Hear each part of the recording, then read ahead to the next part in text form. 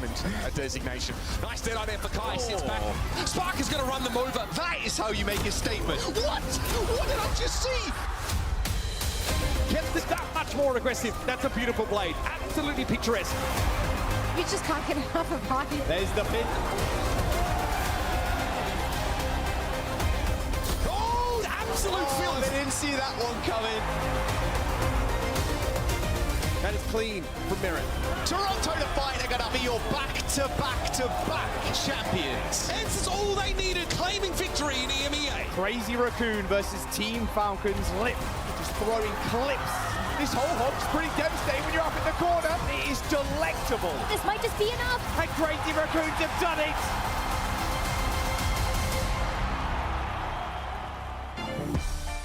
Hello and welcome back to Stage 4 of the 2024 Overwatch Champions Series. My name is Danny Lim. It's time for Week 2 of Groups. Get excited, everybody. We got some great matches coming up, but of course, I'm not doing this alone. It's time to introduce our casters for the EMEA region, and it's none other than we got Jaws and a special guest. It's Costa! Hello. Don't keep me away. I'm back. You're back. He's so back. When was the last time? Last time I think it was me and you joining for like a day for Stage 3, right? Stage 3? Yeah, I think we did a little bit in Stage 3. A few months ago. Throw us a curveball, throw us in there every now and then. Yeah. Then they're like, hey, let's not do that ever again, and then they get rid of us until next stage. And then they forget, and then they're like, oh wait, yeah, you can bring, we can bring these guys back. Wait, well, we're here. Oh yeah, we're here. You guys can never get rid of us. But anyways, good to have you back, Scott, and of course Jack as well. We're gonna have a lot of great matches, everybody. But before we get to that, I know why you guys are all here. Not only for the matches, but there's also something very important that all you guys really, really love, and you guys constantly ask us in chat. The suspension is killing me. Every time. Yep, it's drops, everybody. It's a little different from last week. We got something even better. We got a spray, we got Echo skin, and we also got a cool name card as well. All you guys have to do is connect your Battle.net accounts to your Twitch and start watching the games, and you get all these goodies. That Genji card is sick. Yeah. Looks pretty cool. I like the colors. They updated the little profile thing recently, so the colors are more like popping. Yeah. So yeah, that one's gonna look super cool. Yep. Those, again, could all be yours just by watching, so make sure to link your accounts. And also, make sure to follow all of our wonderful co-streamers that will be following the action all weekend long. This weekend, we got CB-chan and Ski SD tomorrow. For today, after the matches, we will be raiding CB-chan today, so go say hello after the matches, and that's going to be a lot of fun. Nice! Hell yeah. I know you guys all want to be part of the, part of the co-streamer party, I guess. Is it a party? I think it's a party. Yeah. Hey, why not? Yeah, why not? So if you guys want to be a co-streamer, co-streamer, you guys have to just, there's an application you guys have to do. It's on the lower thirds right now. It's bit.ly/OWCS co-stream, and maybe you could be our next co-streamer for our next OWCS season. Yeah. there you go. You can Cool. be like Johnny and popping off. Be like He did a Johnny. quiz. He did quiz. I He did did. a quiz I last did time. see- It was pretty good. Yeah. When pretty he was our featured co-streamer, I was in there, and yeah, he was, I think, wearing the I think a soldier. Oh, it's the barbecue soldier. Barbecue soldier. 76 Oh, skin. the yeah, classic. like the Yeah. grill master. That's it. Yeah, grill master. Grill soldier master. 76. He looked Yeah, good.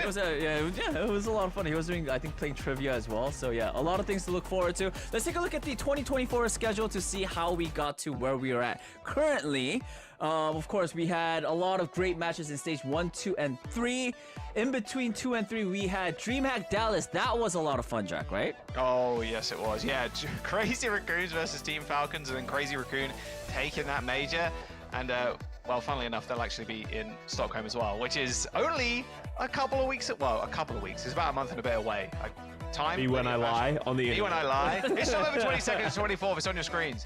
Yeah, but we have got the main event next week as well. Of course, we're in Group 2 at the moment for Stage 4. Yep, that is true. Hey, DreamHack Dallas was a ton of fun, but I can say one thing. We got something even better for you guys in November.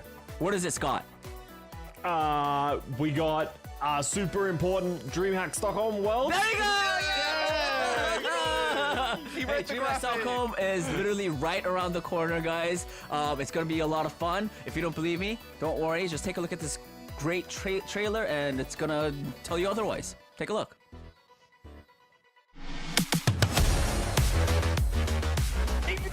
all looked away in disgust.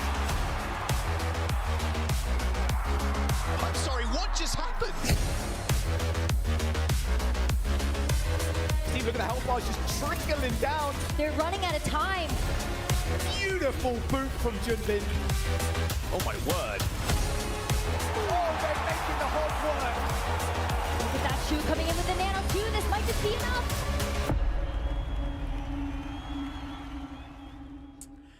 November 22nd to 24 are the dates. Mark your calendars. It's gonna be a lot of fun. Jack's gonna be there. He's gonna have something special for you guys. Yeah. Oh, Yeah, Jack, what are you bringing You're to setting this DreamHack? up? What? What am I bringing?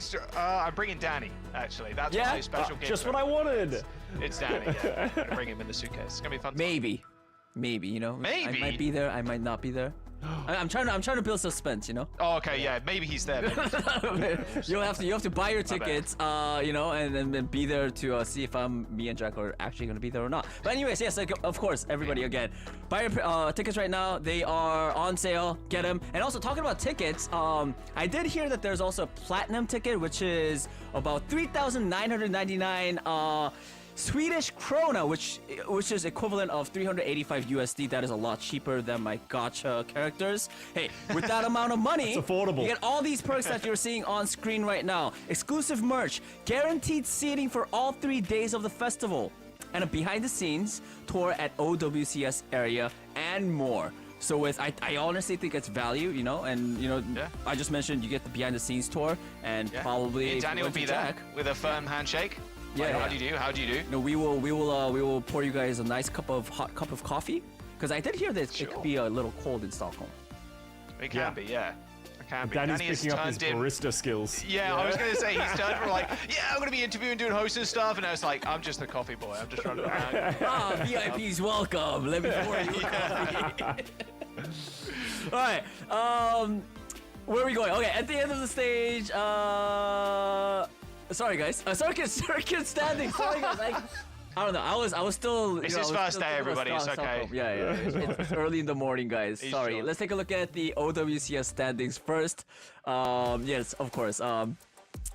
Here's the top teams currently stand on the circuit point leaderboards for EMEA and NA coming out of stage 3. No surprises, you know. Yeah, they're real shocks. I mean, look, Toronto is 1,250 points. And NRG, Yeah. 670. So It's Toronto close. guaranteed their slot. Yeah, it's kind of close. I mean, the middle of the pack, to be fair, in North America is pretty crazy. Yeah. Timeless, TSM, Citrus Nightmare, and Nightmare.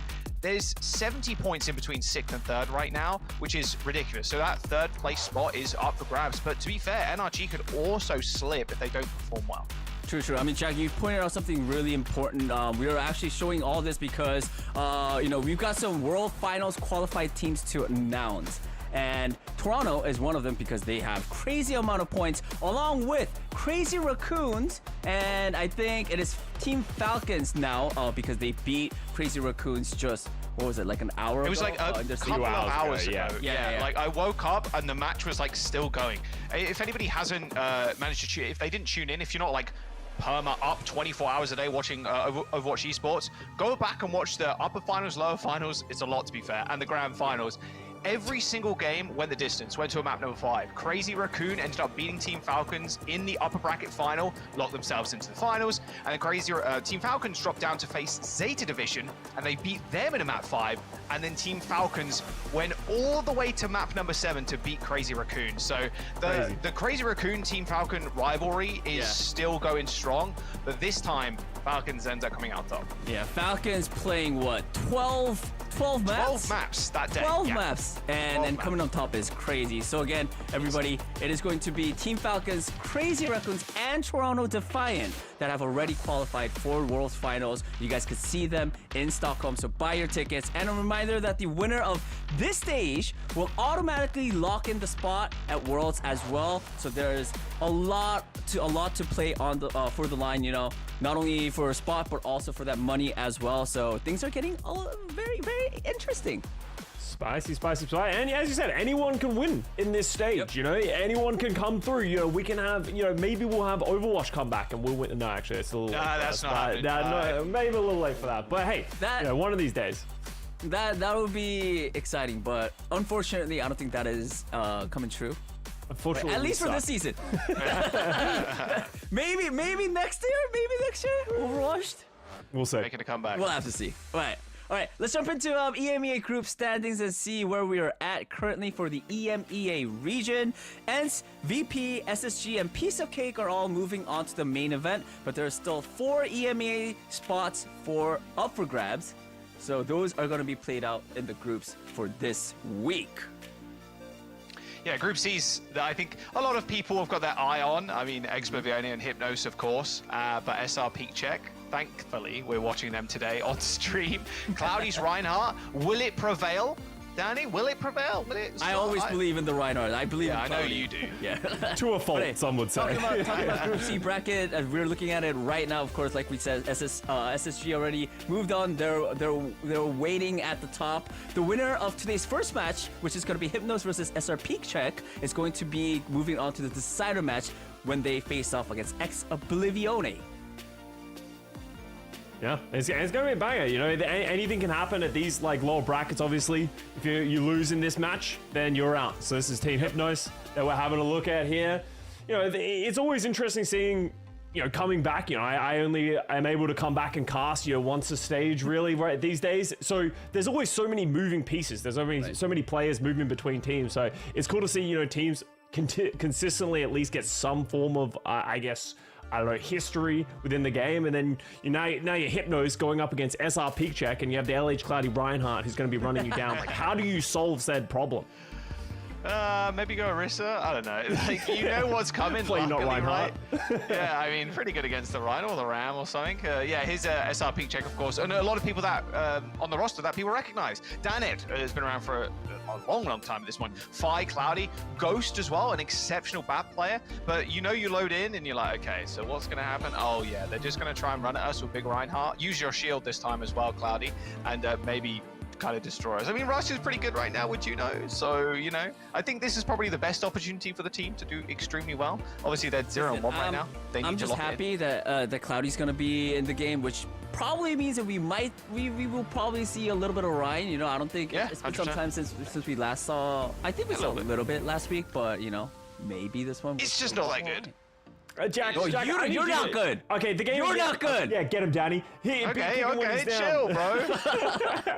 Jeez. Hey, our viewers on my side as well. We got SR Peak Check 67% versus Hypnos 33. I think this is reasonable, right? I mean, SR Peak Check, of course, they have their own style, but they do have, I think, more well-known names, right, in their roster. I think, nonetheless, I think it's going to be a definitely interesting match for this one. Yeah, it is. Yeah, I'm looking forward to it. It's been a while since I've casted Cloudy.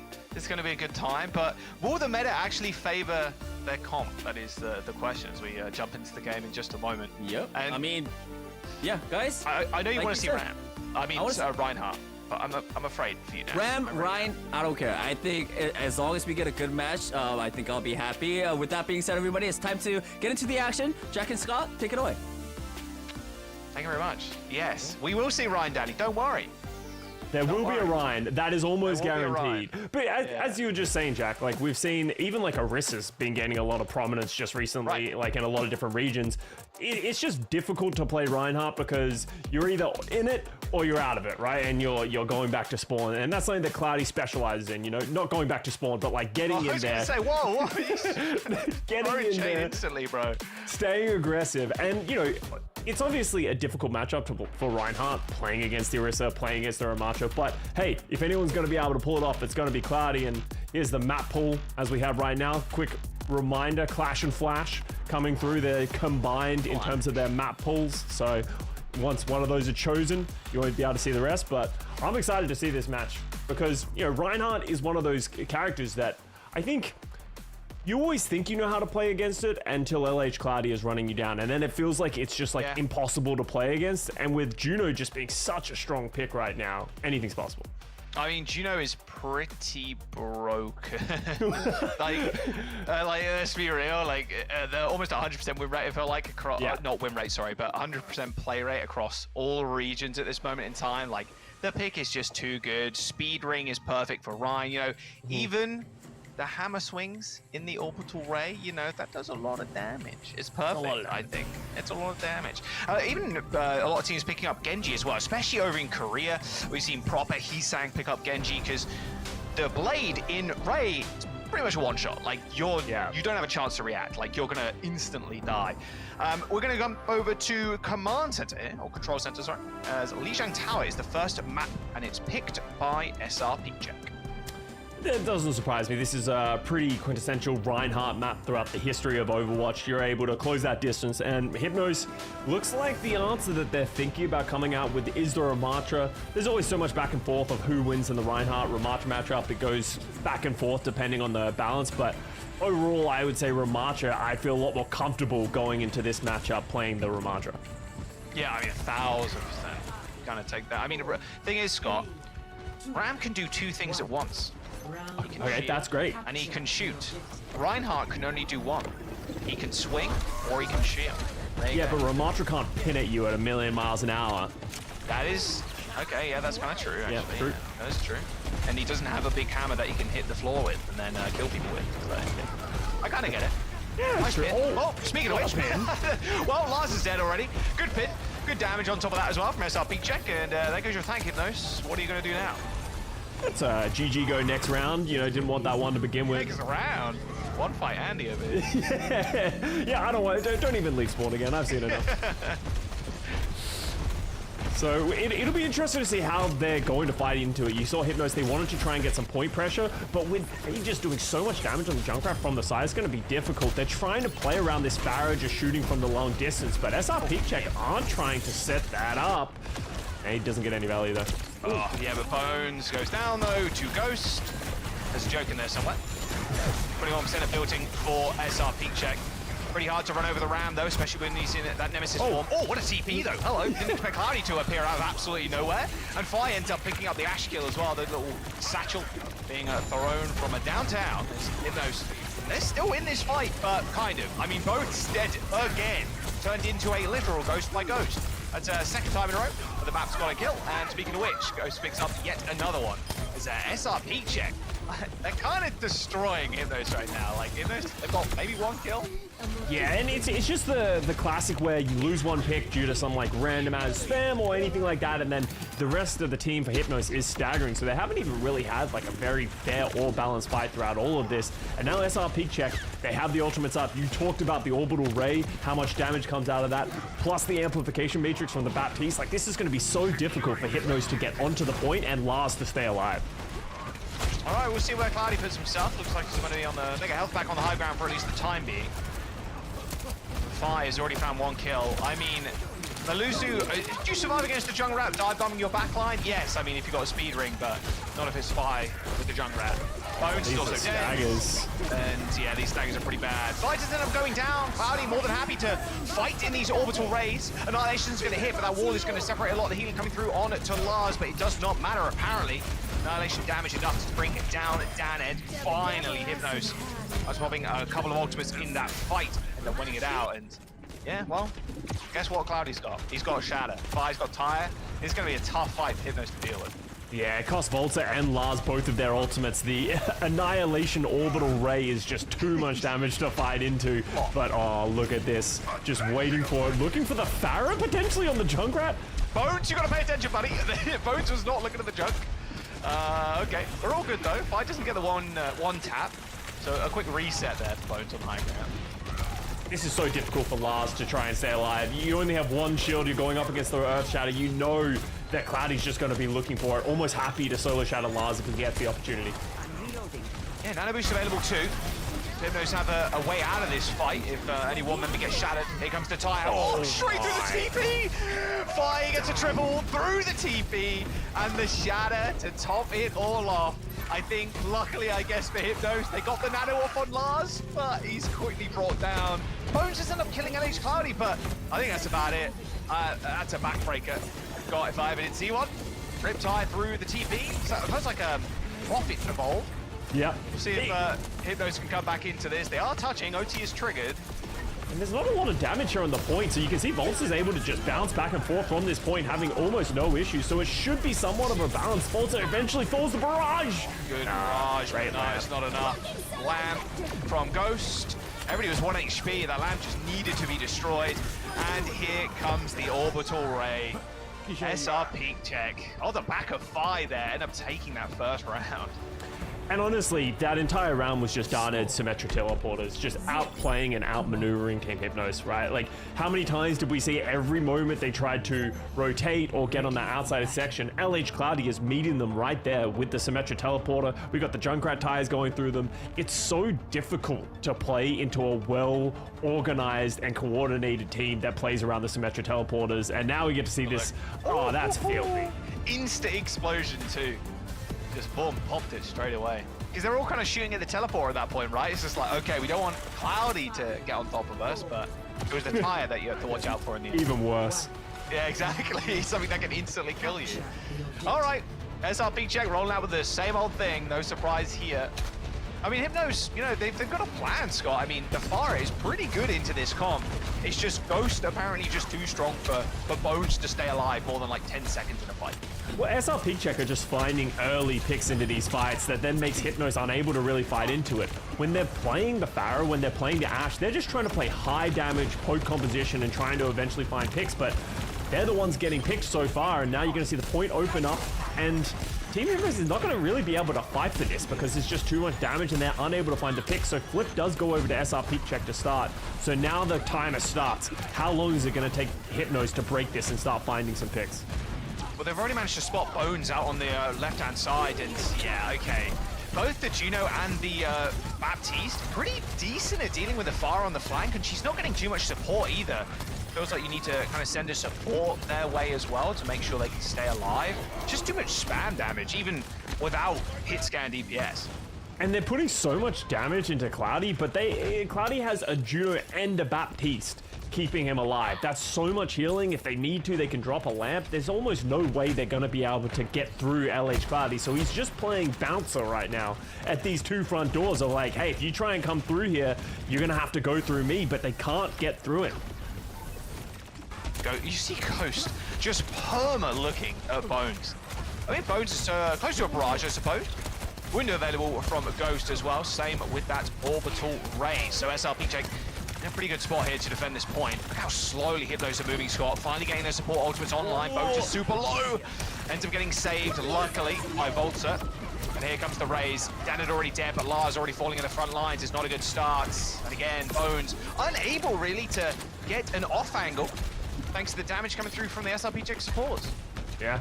And Cloudy, his job here is done. He just stood there with his shield, just trying to block all the rest of the damage. And eventually, all the damage coming out from the back line of SR Peak Check, just able to find the picks. And now, 80% and counting. There hasn't even really been an opportunity for Hypnos to use any of their ultimates. But now they have 5 in the bank heading into this one. Oh, not again. Not again, please. Uh-oh. Yeah, Bones. Okay, Bones found the Junkrat, but it instantly died to Tire. Oh dear. Well, there's an annihilation and a nano boost on top. Lars going to be pretty hardy on at that point, and even that Ray being placed as well by Hypnos. Also staying alive too is going to help keep Lars alive and well, but the problem is Cloudy, he's safe first at this point, just playing Ryan. I mean, good luck getting him off the point. Yeah, Lars instantly falls, and Scott, I think that just might be it. SR Peak Check looking pretty low right now, but their hopes pretty high at winning this series. A 2-0, an extremely clean control as they take the first map. Yeah, very convincing play by SR Peak Check. As we said, quintessential Reinhardt map. They know exactly how to play it. They knew exactly their spots. They got to them, and as soon as they got there, Hypnos almost had no opportunity to break it.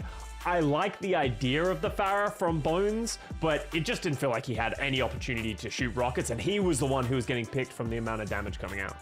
That's the person you look to as well to try and disrupt the backline, punish the shield, punish the fact that you got no hit scan. Well, on the DPS slot anyway, because, you know, the Juno and the Bat were perma looking. I mean, Ghost half the time wasn't even healing the rest of his team. It was like, okay, I'm just going to stand on an off angle. You try and come to me. I shoot you, you have to back off, or I shoot you, you die. It's a real rough look for Hypnos right now. A little 2-0 from SR Peak Check. I mean, now I guess for Hypnos, you get to choose a map, right? You get to go to any game mode as well, so you're probably going to want go to one where Ryan isn't as good. But then, Scott, I'm going to be honest, even with the sim play right now, I think any map is good for Ryan if your sim's good enough. Yeah, I'm thinking like, oh, let's go somewhere with high ground where Reinhardt doesn't really shine. But then if they're, oh, that was a great shot. But if you're gonna just have the Reinhardt being TP'd on the high ground and tires coming through them every now and then as well, it's just gonna be so difficult to fight into. And that's what makes SR Peak Check such a terrifying team to play against, because, you know, very few teams have the coordination ability to play it at this level. And now you add Juno into the mix. This allows Ghost to be able to spend more time just like doing damage as the Baptiste, right? The Juno can focus the healing onto the Reinhardt, can do the speed ring. In the past, when you're playing Lucio with it, Lucio can't heal your tank that effectively, but Juno does a phenomenal job at that. So Baptiste Juno is proven to be a very deadly combination in this brawl and has way more damage than it's ever had in the past. It's just so much healing from the Juno too, and with the BAP as well. BAP obviously pretty well known for the amount of healing you can do to a tank, like an AoE healing at that as well. Adding Juno on top, it feels like healer meta in that way. Like, it's not utility supports, like you're relying on Arna nade, sleeps and stuff. It's all about just like raw healing and then just keeping Cloudy alive in the front line, which you do need to do quite often because the Rhine pretty susceptible to a lot of tank picks in the current meta. Rush is pretty good, Orisa's pretty good, but Cloudy says, I don't care. I got supports. We're all good. Hey, who would win, you know? Okay. All these meta picks or one 9-year veteran of the sport playing Reinhardt who knows every little nook and cranny and every little bit of value to get out, right? Like, we've seen it time and time again, you know, these players who, you know, play Reinhardt throughout the history of time. It doesn't feel like it should work, but it works more often than you would like. And the biggest thing if you're Hypnos is it works until it doesn't, right? Like if you're Hypnos, you just need to find your solution to dealing with it and find a way to make Cloudy feel uncomfortable, because Cloudy's probably not going to be swapped. Let's be honest. Every time you see Cloudy swapped, you know it's going downhill from there. So they just need to find something that's going to work better than what we saw on Lijiang Tao. Yeah, and then going to a map, like you mentioned, that even has high ground, it's pretty hard because Dana can just TP you around. It's it feels good when Cloudy's in the server, when you can see a lot of Reinhardt, because we don't really see Reinhardt too much anymore. Like the character, it does feel a little bit like old Overwatch in a way compared to a lot of the utility and how much, well, damage and like CC and sustain and just everything that a lot of the like updated Orisa RAM, for example, has. Let's have a look at the map pool. Scott, hybrid, clash / flashpoint, push, and escort. Where would you want to go if you were Hypnos right now? Oh, that's always an interesting one. Like, as I said, high grounds is always going to be a nice option. So do you start looking at Watchpoint Gibraltar? Reinhardt can be pretty difficult to play, but we've seen it work in the past. Like, I think if I'm Hypnos, I want to avoid, you know, clash and flash. I think that's where Reinhardt's going to thrive, very similar to the way Control does. So I'm looking to go towards an escort or a hybrid and just play something that I'm comfortable with that I know might be more difficult for the Reinhardt to get value in. Maybe like a Blizzard World as well, very open, difficult to close distance. So there are definitely options here for Hypnos, and they are actually going to go over to the Blizzard World. Okay. I was thinking maybe, yeah, Watchpoint at Gibraltar angle for the Rhine. Like, look, hey, we can hold high ground, we can also play dive as well, but yeah, when you got a bit of a... surprisingly good on Gibraltar. I think that's the reason, because Reinhardt can hold doors like very well, right? And if you use the teleporters correctly, like the Reinhardt can actually get into some pretty dominant positions. So I actually like this decision of going over to Blizzard World by Hypnos. Okay. Well, we'll see if we see any changes up from SR Peak Check as well. Obviously not in the Rhine slot. It's not a tank slot anymore, it's the Rhine slot. Yeah. And Hypnos, what they have to kind of do, because I really do think Orisa especially, incredibly strong right now. We're seeing it a lot in Korea. It's been creeping back in. We've seen kind of the evolution of this meta. First, a lot of people are playing Queen and just kind of rush and just get in your face, kind of brawl style. And then, okay, a little bit of Ram here and there. And then slowly, as most metas do, it just dissolves into Orisa, because Orisa is normally the safest pick out. Hide from it. Orisa comes. Exactly, it's going. Every single meta, I feel like this happens, because Orisa just turns out to be the safest of all picks. If you don't want to get the PS1 Crows. If you don't want to get counterpicked, don't they look like PS1? Like they do very low. Yeah, they look like they should be in like Tomb Raider PS1. I love it. Right in front of Snack Travis. It does feel like every meta kind of devolves into Orisa, because Orisa's just kind of the safest pick out of all the tanks that can't get counter swapped as easily, and the quote unquote counter swap is just, I'm going to go Orisa as well. That we just mirror. So I think SRP will struggle against it if Hypnos can actually get it popping on the Orisa. However, right now they're hovering the monkey.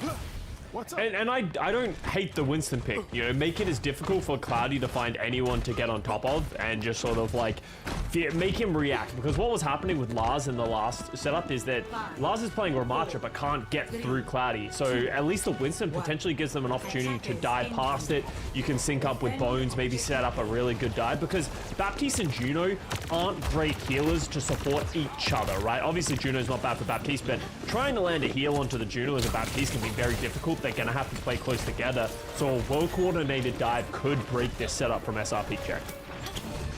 Flying on the Tracer now, no more Junkrat, sadly. You Junkrat enthusiasts out there.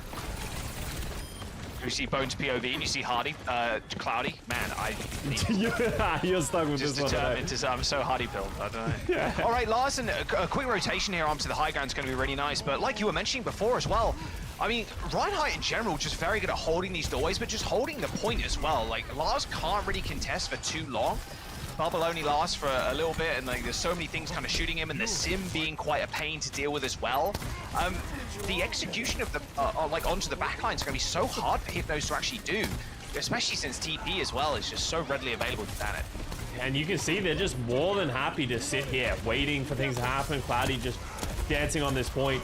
You can see Lars trying to take space, but every time he steps up, Bubble instantly disappears. Too much damage. Takes too much damage. He should stay alive here, but that's just more time off the clock for SRP Check. And as they start to get their support ultimates up, if they get the orbital ray, it's going to be so difficult for Hypnos to set up any form of dive. As soon as anyone goes in, they're going to drop the orbital ray. The healing and the damage is going to be too much for them to deal with. As Lars goes in again, but gets a little too deep. Yeah, way too deep. Oh, 1 HP, manages to survive. Yeah, she's in a decent spot, but a pulse bomb will finish off the Winston eventually.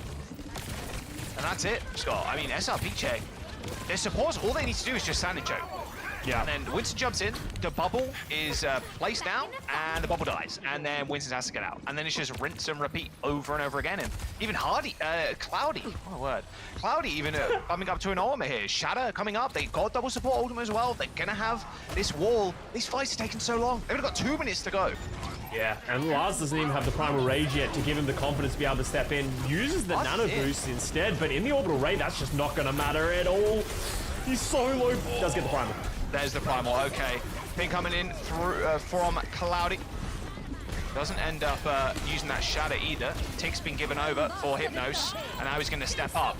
Wall being deployed, same with that Bob, and Bob in the Orbital Ray is a deadly, deadly thing, but it's actually Lars going down to a turret. Cloudy being a little bit more defensive there, was pretty low, but managed to take care of the Bob, the rest of the team, and even that Pulse Bomb kill from Bones is going to be quite good enough to get that third and final tick for Hypnos.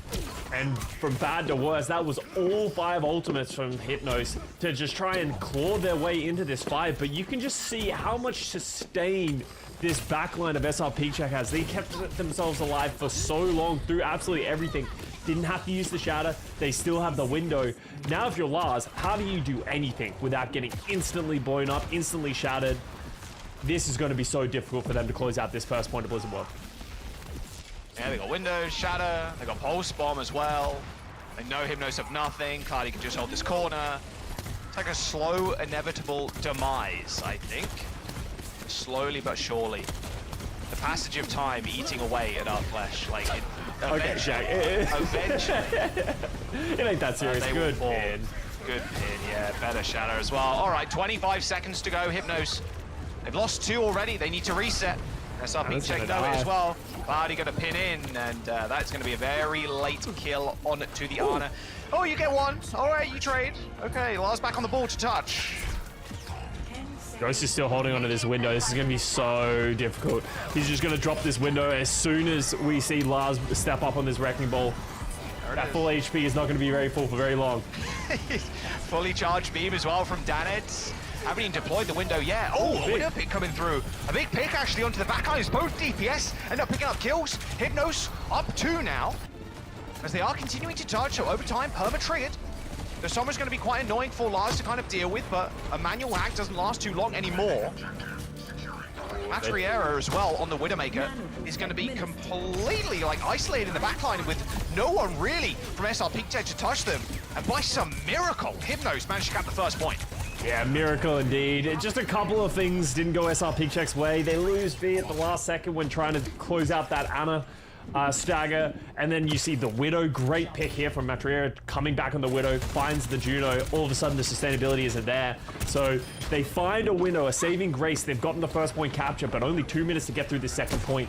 Need more magic from the Widow, but they're all in the backline already. Where do you go? Matriera's like, wait, where'd they all go? And they spotted the teleport. Ah, okay, they made a grand rotation.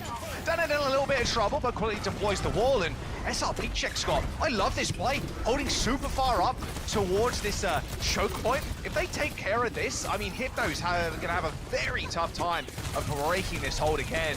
Dana takes on the Widow with a turret. Lars finished up by Cloudy, who appeared out of absolutely nowhere. And SR Peak Check, now they're back to the choke point hold. And it's going to be so difficult to play the Widowmaker here. It does go back to the Ashe. Is the Ashe really... Do you think the Ashe is going to find value here, Jack? I think it's going to be very difficult to find an opportunity to shoot and actually find value with the damage, because as soon as you step up as Ashe, you're going to have Cloudy pinning at you, or you're going to have a TP in your face exactly like that. Speaking of which, through the nade, locked into the animation, so couldn't actually get that sleep dart off. They do end up trading supports, but Lars is so low, just hounded down by 5. Bones? Shouldn't be a guaranteed kill, though, for the Tracer, as Bones, again, opens this up with another kill. Cloudy does end up laying down the Shadow, but he is too low to finish anybody off. And by the skin of their teeth again, Hypnos, they managed to break the choke point hold, but now only have 40 seconds to get into the second point. Yeah, we didn't see it on our screen, but Bones somehow finding a way to take down both backliners pretty much himself. Great stick on the Ghost to close that one out. So now they're going to have the bot moving, but going into final fight territory, they only have the support ultimates to fight with. Early Shatter onto the ball. There's the nano boost, and here comes the orbital ray as well from LP. SRP checking good spot. Oh, a Hail Mary pulse bomb ends up going wide from 5. As Ghost and LP end up going down. SRP check without supports now. And Hypnos, once again, nearing OT. Managed to cap this second point. I think a lot more than they could really have hoped for, Scott. I'm going to be honest, considering how that first point went. There it is, 1 minute and 30 added to the clock. Making it work, honestly. Phenomenal play. Like, it's not... I'm not going to say pretty, but it's just like the game is so chaotic, and that's almost how you have to play against these Symmetra setups, because if you try and play as a team and you're just trying to take it head on, it can be really difficult. So Lars on the Wrecking Ball creating a huge distraction, giving Bones a little bit more space. Now the Ashe is getting some damage to shoot. They've only won 2 team fights, but that's all they need to win. Right.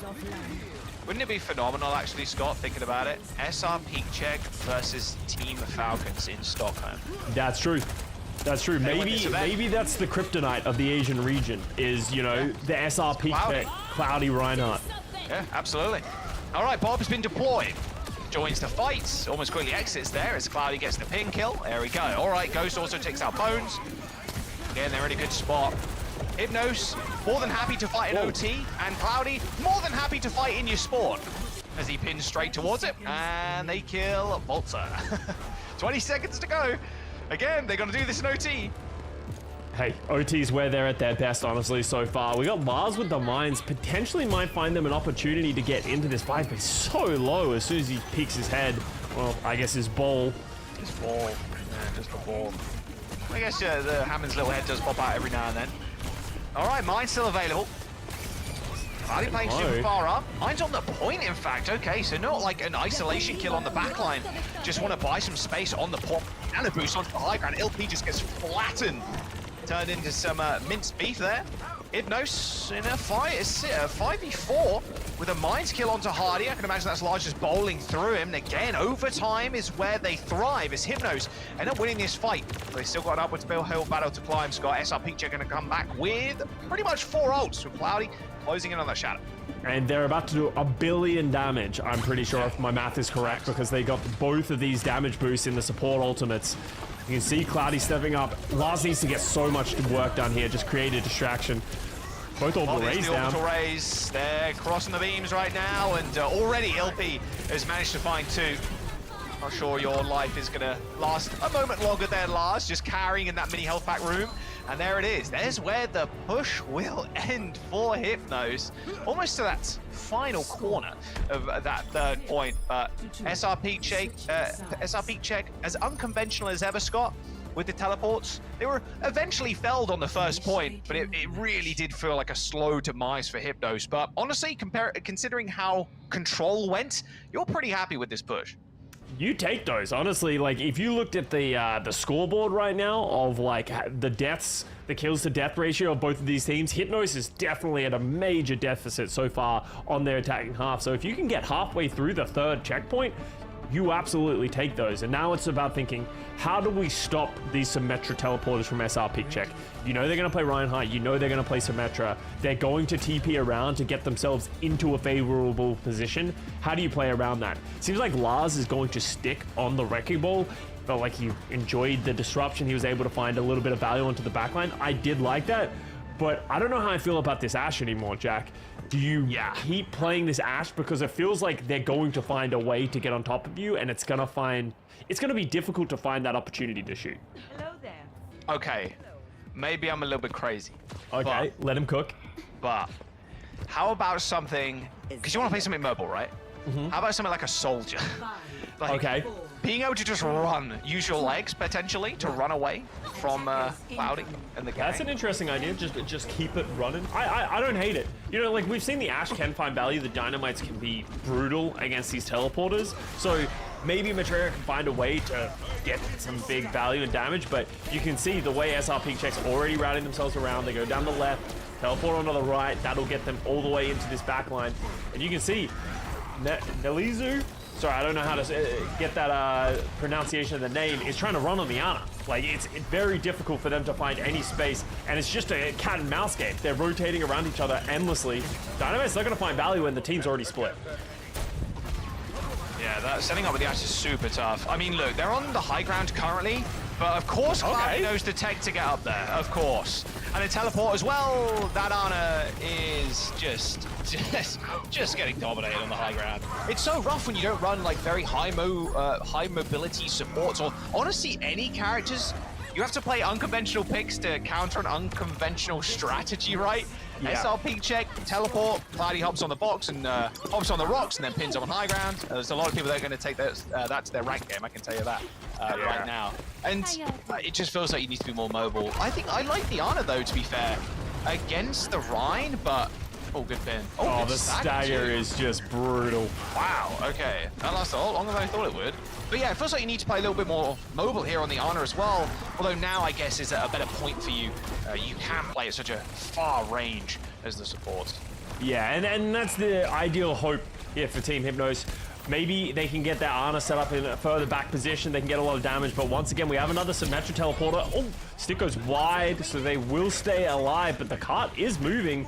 You can see SR Peak Check are like, hey, you're going to have to step up and stop this cart at some point if you're going to want to hold us here on the second point. Also on the hands of Bones. I mean, Lars is already dead, mate. Bones needs to Takes come him up out. fresh. Yeah, well, I mean, Bones has done it once. Can he do it again? Can he rise from the dead? Not sure. Well, there goes your other DPS. That's unfortunate. Matt Riera ends up going down, and that is a shatter on the high ground. An easy kill onto the Ana. And this is SR Peak Check, I think, Scott, running away with this game, to say the very least. It's so frustrating.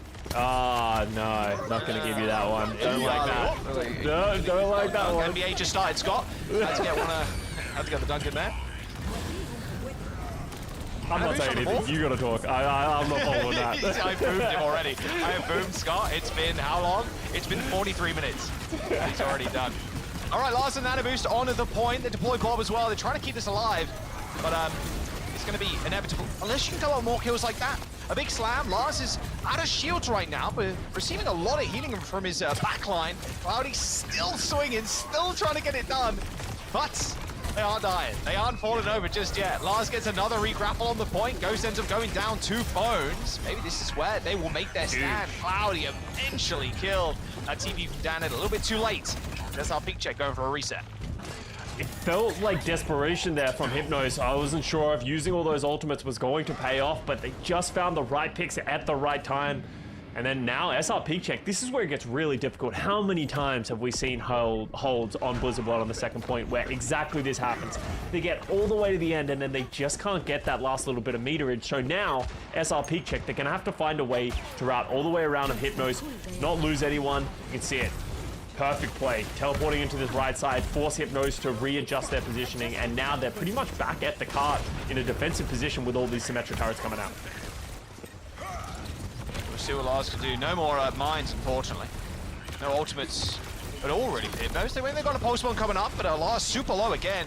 Fully charged being there from Danage, just holding that lamppost angle. There's SR peak check coming up with a couple of ultimates of their own.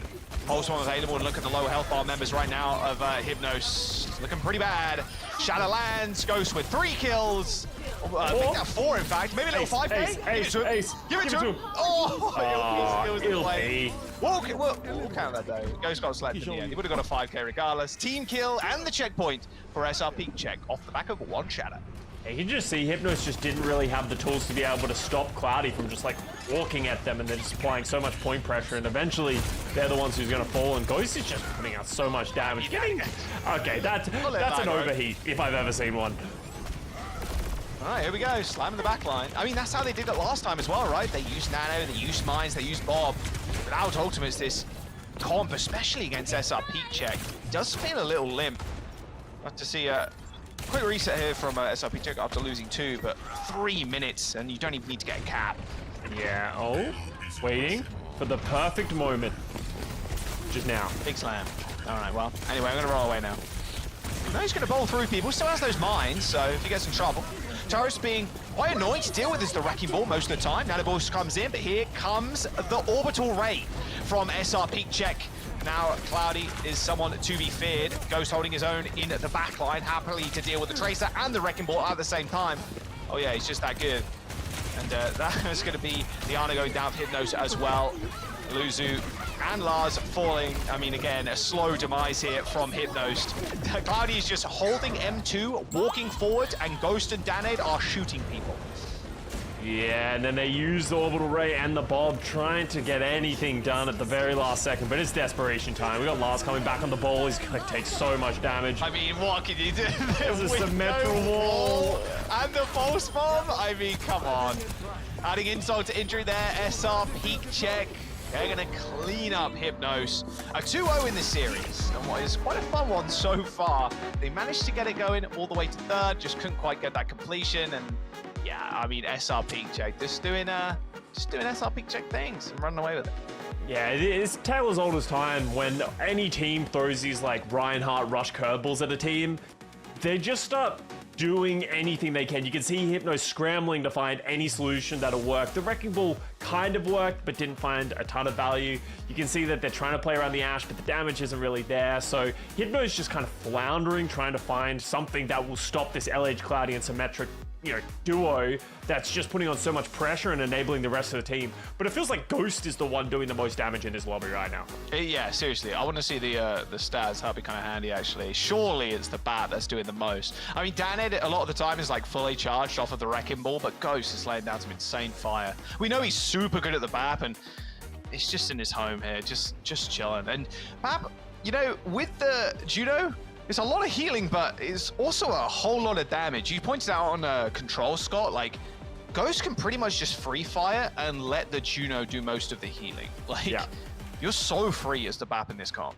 Yeah, I'm sure when Ghost saw Juno come out, they were like, oh yeah, my time is now. Because like this is where DPS Baptiste is going to be at their finest, right? The healing is there if you need it, but you don't have to rely on it. And Baptiste, if you're just able to free fire, you're pretty much a DPS, right? Like the Baptiste gun is very effective and does a lot of damage, and you're seeing it right here. And LH Cardi is really the one who's reaping the benefits of the most. You see him just playing unbelievably aggressive, and as soon as he gets in trouble, puts the shield up. If they overcommit onto him, then the lamp goes down, and then Ghost is able to get a 4K just like that one.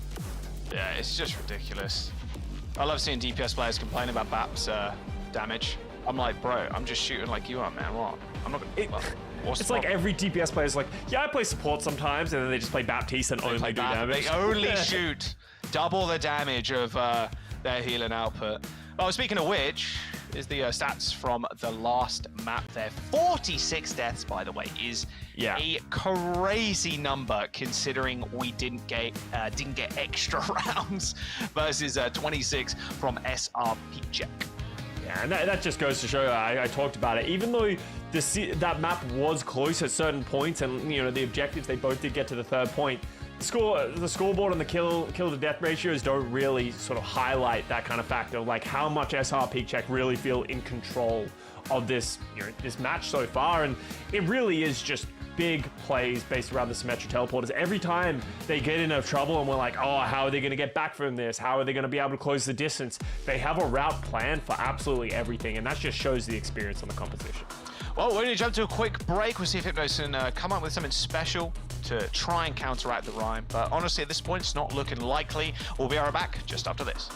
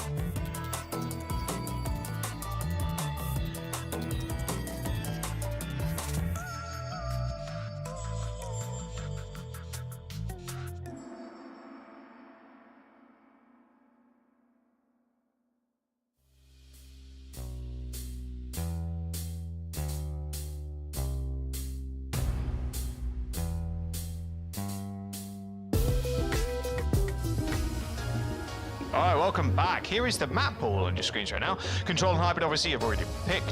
It's up to Hypnos to choose where we go next. Escort push or Clash/Flashpoint. Yeah, and you know, we sort of talked about the map pool last time we had a map selection. It's difficult to find, you know, a solution to the problem because they are so well versed. So maybe at this point, if you're Hypnos, just go to something you like playing. I don't mind the Rialto pick. I think this can have very long sightlines. I think they can make it work, but SRP Check has already shown it's not an issue for them. Yeah, no way. Absolutely no way. I mean, Rialto, how good is the Rhine here? I don't think it matters. Gotta be honest with you. Yeah. Maybe some Widow action actually would be good.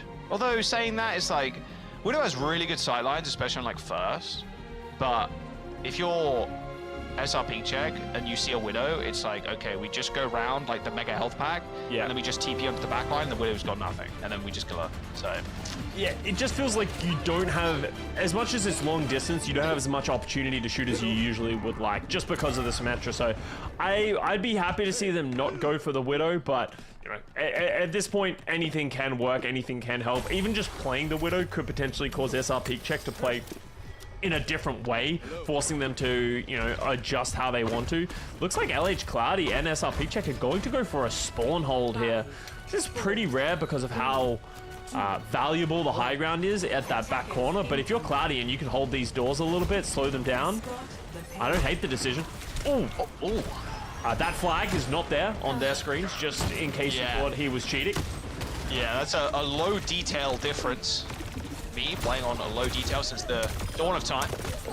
Oh, good kill onto Bones. Oh, yeah, no. Bones is, oh, no, please, No. no. Oh, Okay, okay. nice. Got him. All good. Didn't need to show on the tracer, though, sadly. Ghost picks him up. And you know, that's why some people go for spawn holds here. You know, you can get a little bit of time off the clock. It doesn't really cost you too much because of how quickly you can get back from spawn, but you know, that not a very effective spawn hold, at least so far. Some great shots there from Atreya. Goes over to the Ashe now, recognizing, pretty much agreeing with what we were saying earlier. Difficult to play the Widowmaker in this situation because of how quick they're playing. Like, Dunnett's already back on the cart. Yeah, TP's so good. Speedering, then TP out of spawn, like, it's just so quick. All right, here we go. TP onto the high ground. Nice little sleep there, but instantly woken up. And Cloudy and Dana just giving him the business right now. Still small trades. Backline for SRP check has been dominated, but Cloudy still remains. Cloudy always remains. Run from it, hide from it. Cloudy will always remain playing Reinhardt to this day. And he's just, it's just so frustrating. Honestly, I feel frustrated for Hypnos with all being in games like these where it's just like, how do we solve this problem? You see Lars going back over to the Winston now, trying to, you know, create some backline threat, put some pressure on. But it feels like as soon as the backline for Hypnos steps up, there's a TP in their face and they just can't get any opportunity to just do anything. Pulse bomb goes wide. Yeah, super wide there. Did damage to the teleport, I suppose. You know, you got to take something out of that. Not much, but... Alright, Dana's pretty low. Good nade there. Lucio ends up picking up one. Alright, Dana down, so... Teleporter not available for SRP check. Get an anti boost from Lars as well with this Primal Raise. Should be an easy cleanup in the backline, especially as you're not dealing with Cloudy, who's permanently holding the points. There it is, a little team kill. Or a delayed one. So Dana just spawns, but with a minute and 40, should be enough time for SRP check to re-engage. Yeah, great play by Claudia. Just holds off the cart for a little bit, giving his team more opportunities to respawn, so they should be able to get into this fight. Donut's in pressure, under pressure, sorry, very early, but face switches over to the Widow, instantly takes out the Ashe, and this push is pretty much coming to an end at this point. Is Lars going to try and commit this with the Primal? No, I think's better of it with how far back that backline is playing. Yeah, you have to like commit the double jump instantly. It's a tough ask, I think, for Lars right now. Only a minute to go. He's just sitting there on the Widow. Like, look at how far back he is just holding this long sideline. And Lars is going to try and go the long way. It's going to take so long to get into position. But I mean, Pi sat there with both supports right next to him as well. Yeah. So, early Primal. 1 HP. You know he has Primal, and they're back in spawn. So they just retreat to spawn. Well, here comes the orbital raise on the points. Lars just rejoined the rest of the team. Hammer hits the ground. That's one on their back. Lars ends up getting stunned there, but Cloudy quickly dealt with it by Bones. Bob's going to come in as well as that window as Ghost takes a very aggressive angle, even throws the lamp. Lamp? Oh, not straight on top of himself. Okay, yeah, it was a bait. It was a little bait. All good.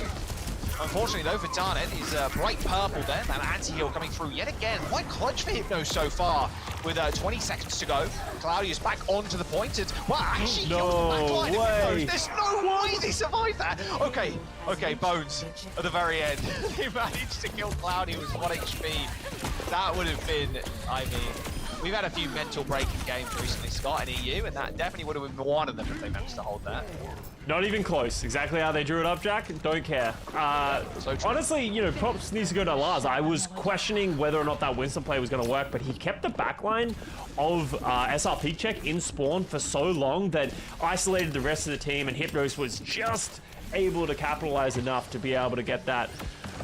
And now, all of a sudden, the car wash is under this archway. As you can see, all the teleporters, all the turrets are set up over here. How Hypnos going to attack into this one? Aren't already down. Ricciardo does return onto the Tracer. Another good pulse bomb from Bones, too. He's really been the standout so far for Hypnos. Landing very, very clutch pulses. Lars going down to the microwave saddle, or the car wash, whatever you want to call it. Minute 45 to go. It's going to be tough ask to push through here, especially as Ghost is frontlining, as Bat just dealing as much damage as Bones is right now. The fight just ends up falling again. Matriera ends up coming up with a big headshot. Okay, 5v4 on the point, but Cloudy is just perma holding this. The bubble does end up coming down, separating Cloudy from the rest of the team. Matriera doesn't end up getting the headshot on to the teleporting Sim, but here comes the nano boost. It's kind of what started the fight off before, but no way Ghost lives. Attempting to get away. No, not quite. Lars ends up securing the kill on the map, and here we go. Matriera once more taking down the enemy Tracer as Hypnos getting it going again. 1 minute to go, however. Yeah, Still Bones. losing people, by the way, to No, Danet's the turret. turrets. They're still losing to Danet's turret. Like, Danet wins these, I think. He's yeah, in a he really does, good 100%. spot. You can just hold this corner. I mean, Oh, never mind, he's dead. No, he's not. Cloudy's back. I mean, that's an absurd hold. Turret's actually doing the heavy lifting there. So unfortunate for Bones to die. Solo shatter. Oh, that's final fight, Scott. There's 40 seconds. There's sights. Oh, Mathieu, like 7k DPI looking around as the winner maker there. Playing on They the gotta be smallest steps careful about possible. staggering. 30 seconds remaining. They know Bones is stuck in this room as well. Yeah, they take out Bones as well. Now, Cloudy says, I'm gonna keep going. Lars has to disengage. Bubble down, and now 19 seconds to get back onto this point. SRP check as well. They're gonna have 4 ultimates to answer this as well. Fortunately for Hypnos, they have a few in the bank. I mean, Peak Checker just coming up clutch, like over and over and over again. Good anti, man deployed. Ghost and Ilpi are chilling. They got support ults. It's such a nice spot to use it as well. Backline for Hypnos here, just trying to stay alive for as long as possible. Another clutch pulse bomb stick there from Bones, but Mathieu will end up falling over. Lars with the primal rage, booping Cloudy around away from the heals, even putting that bubble down as well to secure that kill. The microwave's doing a lot of work here. Danet 2, but the healing coming through from that anti-nade is going to be enough. Again, another OT push for Hypnos. SRP check. Not sure they're going to be able to come back. Both support ultimates and what felt like a guaranteed fight win there from SRP check has been thwarted by Hypnos. Dude, Hypnos in overtime is just a completely different beast. They're so good when their backs are against the wall, and it's primarily Bones, let's be honest. Bones is finding opening picks onto the support line early on into these fights, and now SRP check find themselves on the 3rd point once again, even though it feels like they've been firmly in the lead in this map. Oh, there's the nano boost where they've already lost one. This dive power is cut in half pretty much as Bones has been executed there by a Ghost. Vendetta having to get out and just chase down as soon as that nano wears off. 60 seconds to go, and Cloudy is spinning towards the spawn. Ghost getting picks again. Let's see how close to spawn they want to play. Are they going to try and hold this close corner? Yeah, set up the teleporter here so that if LH Cloudy gets into trouble, he can TP out. Never mind. They're going to think better of it. Just back up a little bit. I have been enjoying the Lars Winston. I think it's difficult. He's kind of dependent on having the nano boost and the primal, but he's able to create so much space and split off the rest of the team. That's enabled Bones to be able to find these picks. All right, Bones is nearing this pulse bomb. Okay, here we go. That's been the win condition a lot of the time, to be fair. But Cloudy's almost got shatter, so that's a miss sleep. Oh, that Ana's dead. As soon as you throw that sleep out, Cloudy hears it, and it's over for you. They are pinning straight towards you. I mean, they're doing a trading backliners here, but with only 5 seconds to go, Fi's just got free reign right now. An SRP check. They're going to hold. Lars couldn't even get that final touch. Just up that little ramp, too. What an awkward place to hold, actually, if Hypnos don't manage to, well, if they end up losing that second point, of course. Very, very strange place for the payload to finish. Yeah, realistically here, if you're Hypnos, you can't let them get the second checkpoint. If they get the second checkpoint, it's going to be very difficult to be able to stop them from getting the cart to this point. So, you know, pretty much the same as Blizzard World. Same thing again, Hypnos really not being in favor throughout the entirety of the map, but able to find a couple of clutch fights in overtimes, and now they have to hold it in the middle of the 3rd. So the question becomes, do you stick with the Winston? Did that work the way you wanted to? I feel like that has to be the best option here, Jack. Play the Winston, keep trying to get Lars in the right positions to be able to do damage and make himself a threat. Yeah, still going with it. I mean, the dives have been super clean, to be fair, especially with Bones' with pulse bombs. The attach rate has been rather high over the last couple of maps. The other thing that I think they need to try and think of here for Hypnos is try and find a way to keep Neliozu alive. Because it feels like Neliozu, every time they step up, or every time they at least reveal their head, you're just getting run at by the Reinhardt, and that's such a difficult fight to win. So if they can find a way to get Neliozu into the right position and stop SRP check from being able to close that distance, that could be a very easy first or second point hold here. Rialto was a infamously very difficult map to capture and get through the first and second checkpoints. Okay, if it couldn't get any more awkward to fight, May. they bring out the May. Yeah, good luck fighting into this if you're Winston Tracer. Like, there's just no way. It's gonna take a miracle. It's just a great adjustment here from SRP Check as well, recognizing if we play the May, like they can't really take down any of us at any point here with the May. And then if you see Lars step in, they will just wall up the Winston every time the Winston steps up. Yeah, Lars kind of relying on dropping on them and then using the lead to get away. Can't make any like crazy proactive engagement. I like this play from him. Whip around. But yeah, Hypnos kind of, they're staying out of their harm's way for the time being, just juggling the payload. Yeah, they have a great contest, and they're going to find picks eventually. Ghost is getting very low. Lamp does fall. But so far, no one's been able to find a pick. SRP Check is so low. The turrets, oh, what a fire strike from Cloudy. Thanks, Garrett2. Everybody was like bundled up in that small corner, and Eliosi was like, please don't let that fire strike hit me. Well, 2 minutes to go. Dude, it's just so tough. Like, what do you do as Hypnos here against this comp? Especially holding a point like this as well. Luck. That was pretty much the best case scenario for them of how they drew out that fight, how they juggled aggro, and they pretty much had it until that final fire strike just got them over the edge. Huge pick from Bolsa. Taking down Ilpi. That should at least put a stop to this push, and that's what they needed in this moment. All right, pulse one from Bones. Hits the floor, but gets the kill anyway. Okay, yeah. Just take care of one of the backlines. It's pretty easy. I guess it's going to be nicer for Matriera as well on the Ash, especially as if they hold back on the bridge. It depends how SRP Check actually kind of assault that, because ideally you just want to teleport on the Ash and insta-killer. And we actually see Fi switching over to the Tracer too, so not happy with the May pick apparently. I feel like with the way the Hypnos are playing this with the Winston, it was very difficult for them to find value of the walls. So I actually really like this Tracer pick, and now they're already on the backline once again. Oh my. Well, there's the pin, there's the kill. Cloudy laying down the hammer of the law on to the backline. However, Hypnos still coming up with trades. Support's dead, yeah, for SRP Check. So with Volta being alive here from Hypnos, should be a fairly easy fight win. Unless they go down. Okay, well, actually, Cloudy ends up forcing an ultimate out of Lars, which they're going to be happy with. A minute and 20 seconds to go. Yeah, and as you said, Primal does get forced out for Lars, which feels bad if you're Hypnos, but you have the nano boost that you can put on Lars again. You have a bug from Matrera. There are the options here for SRP Check to be able to get into this fight. So 1 minute remaining. This pretty much is final fight territory. SRP Check do have the ultimates to be able to fight this, but can Hypnos disrupt them enough? Make them feel uncomfortable so they're not going to be able to get the value that they would usually want. Wall onto the card, give them a little bit of space.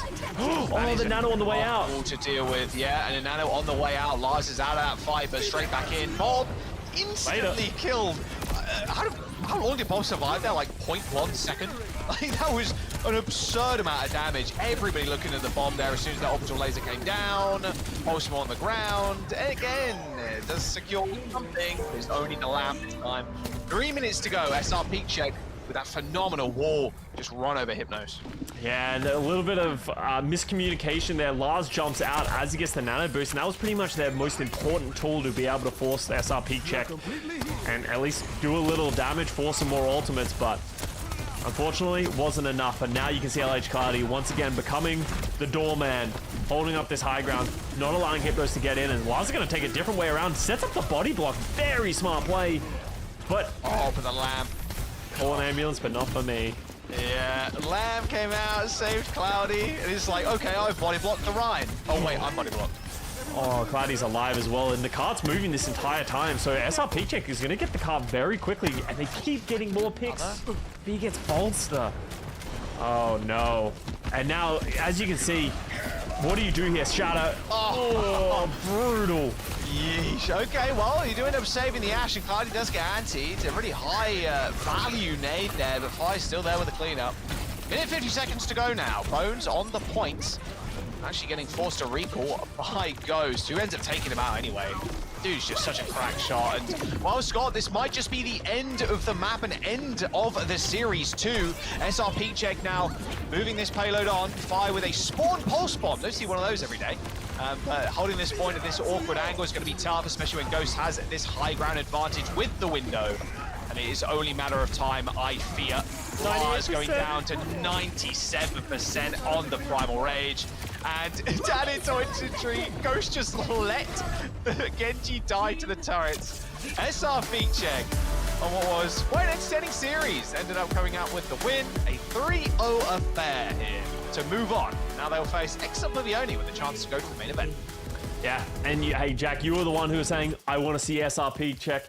I want to see them against Falcons. I want to see the Reinhardt, show the Asian region what's up. But honestly, SRP check, this is a team just classic. Danny's excited. He saw the Reinhardt that he wanted to see, and it worked. Danny's popping off. Let's go. Let's go, Cloudy. Let's go, Cloudy. That's what I'm saying. Jack was like, Ryan's not really that good right now. No, Cloudy proves you wrong. Yeah. Hey, it could happen. Take this L. For now. I will. For now. Moving forward, we'll have to see. But for this one, hey, it was Ryan, Cloudy, and his team. I mean, I think it was a very dominant performance. I do have to say it was very interesting to see how Hypnos every overtime, I think from Blizzard World and then onwards, they're somehow trying to move forward, but it wasn't enough for SRP check. Yeah, they were really clutch, actually, to be fair. I think that's a good thing to call out. Their clutch factors, it is there. It goes pretty crazy. Bones on the Tracer looked really good, but I mean, it's an SRP check world, and it's a LH Cloudy Ryan world that we're living in currently. This is the worst timeline by the sounds of it. But honestly, it's cool to see diversity. That's one of the coolest things about how the OWCS format works. We get to see so many different teams do so many different things, and it's so creative, right? The Junkrat tire through the teleporter, that's like a meme strat that is very difficult to coordinate and get a triple kill, but they just make it look easy, and they did it time and time again. That Tiger was so funny. Bones is like, I found the Junkrat, and the tire's right in front of him. Oh, okay, I'm just dead, I guess. Unlucky. Yeah, and also, I mean, I think this was where, talking about Junkrat, I think he also did a solo ult onto the Pharah as well. That was also very entertaining. So silly, man. I think it's I think this match in overall was really entertaining for me, because we got to see a lot of different looks from both of the teams. But also, it's just, I think it was a 3-0, but at the same time, it was an entertaining 3-0. Yeah, it was an entertaining 3-0. Yeah. Yeah, for sure. I mean, it's not every day you see the Ryan strat like that kind of work out. And when it works, it really works, right? And you can, well, here's Bones actually. Let's change the topic real quick. Bones really was the standout player, I think, for Hypnos. The pulse bombs were just so good. And even though Lars was just getting perma-bullied by the entirety of SRP check, Bones was able to use the small space that Lars created and managed to get really important opening kills. Yeah, and that's what you need from your Tracer player, right? And it did give them the windows. Maybe it's Bones with the overtime buff, but it's so difficult because you need to play so perfectly and so well for such a long period of time, because you saw SRP check, they're putting on so much pressure. You need to get early picks, and it's just there's so much healing, so many lamps that we finally get the damage numbers. Of course, 36 to 25. Yeah, of course. The third DPS player of SRP check. Yeah, actually, that is an insane amount of damage. Oh my god, ridiculous over 3 maps. That's and then the 12K healing done as well. Damage per map on average throughout the entirety of this series. That's an insane amount of damage for a support character, and it's really cool seeing Baptiste really sort of be used in a different way than he's always been used in the Brawl, because in the past he was just used for that healing output, right? These lamps and stuff like that, but now he's really given the freedom to just pump damage, because Juno can be the primary warrior of how the rest of the team is feeling and can sort of fill in that healing needs that Baptiste used to do. I think it goes just being the third DPS player, and his aggressive play style, I think really shined in this match. I think it was well deserved. I think player of the match for Ghost. Yeah, easily. 100%. Yeah, for sure. I mean, Bab's so fun to play as well in these comps. You can just play DPS. I mean, Scott said it as well. Juno, you can just let her heal, bro. Just all good. You can just do that. I'll just do the damage. PSA, you should still heal as a Baptiste. Just letting everyone know, hey, still heal as Baptiste, PSA. Hey, honestly though, if you're Ghost, and if you could just kill people faster, that might work too, right? That's true. You don't need to heal if you're killing people. Just be Ghost. Yeah, just be like Ghost, Try it in your rank games. Don't blame me. Sure, why not? Your teammates might hate you, but hey, if you get the kills, you look like a god. Yeah, you look good. You're like- on the kill feed. I want to ask you guys something. I want to look a little bit forward to the decider match. Of course, now SRP Czech is going to be facing off against Oblivione. How do you feel like, that match is going to be played out? Do you feel like SRP Czech is going to sort of have a disadvantage because now everyone knows that, if they see LH Cloudy and SRP Czech, they are going to be using the Rhine Rush, or do you feel like that's not going to be a problem for SRP Czech? It's like today. I think it's the Reinhardt strategy is always like it's either going to be a problem or it's not. And I know that's a very wishy-washy answer, but no one really knows how you're going to be able to step up against this Reinhardt play, right? Oblivione, maybe they have plans and a strategy that will work really well against the Reinhardt, right? That's why throughout the history of time with SRP Czech, you're going to see varied results because sometimes it's going to work, sometimes it isn't. I don't think they made it out of groups in the last OWCS, if I remember that correctly. And that's probably just because the opponents they played against, maybe they had the answers to the Reinhardt because, when SRP Czech has to adapt, that's really where it feels like they're at their weakest. Yeah. Yeah, I agree. It's really hard. Like going up against more experienced teams, more experienced players like the Cloudy Rhine, it pops off against teams that maybe not as veteran status, but yeah, against Oblivione is going to be a tough match. It's going to be a fun one, but it's going to be tough. Yeah, it'll be fun. I agree. I think it's definitely going to be a fun one. I don't know if the Ryan Rush is going to be working this well, just like how we saw today, but I think definitely it is going to be exciting. Let's take a look at the updated EMEA Group C brackets after our third elimination match has been played. Of course, SRP Czech getting the win against Hypnos, and now we're waiting for their next match, which is going to be, like we talked about, Oblivione versus SRP Czech. Definitely a match to be excited about. 100%, yeah. I mean, this group is obviously always going to be Space Station at the very top, but this next one, they did beat them 3-0 before. It's worth keeping that in mind. However, after what I've seen today, maybe, just maybe, SRP Czech are going to get it again. I mean, hey, come on, at least a couple of maps here. I want to see a map number 5. We had it in Korea, in Asia, the other day, this morning. So, same level here, same level.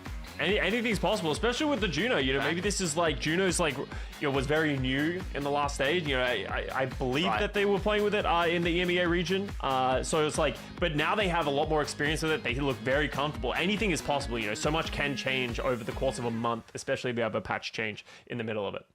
I believe. It's just funny seeing how both Space Station and SRP Czech are both in the same group. They were.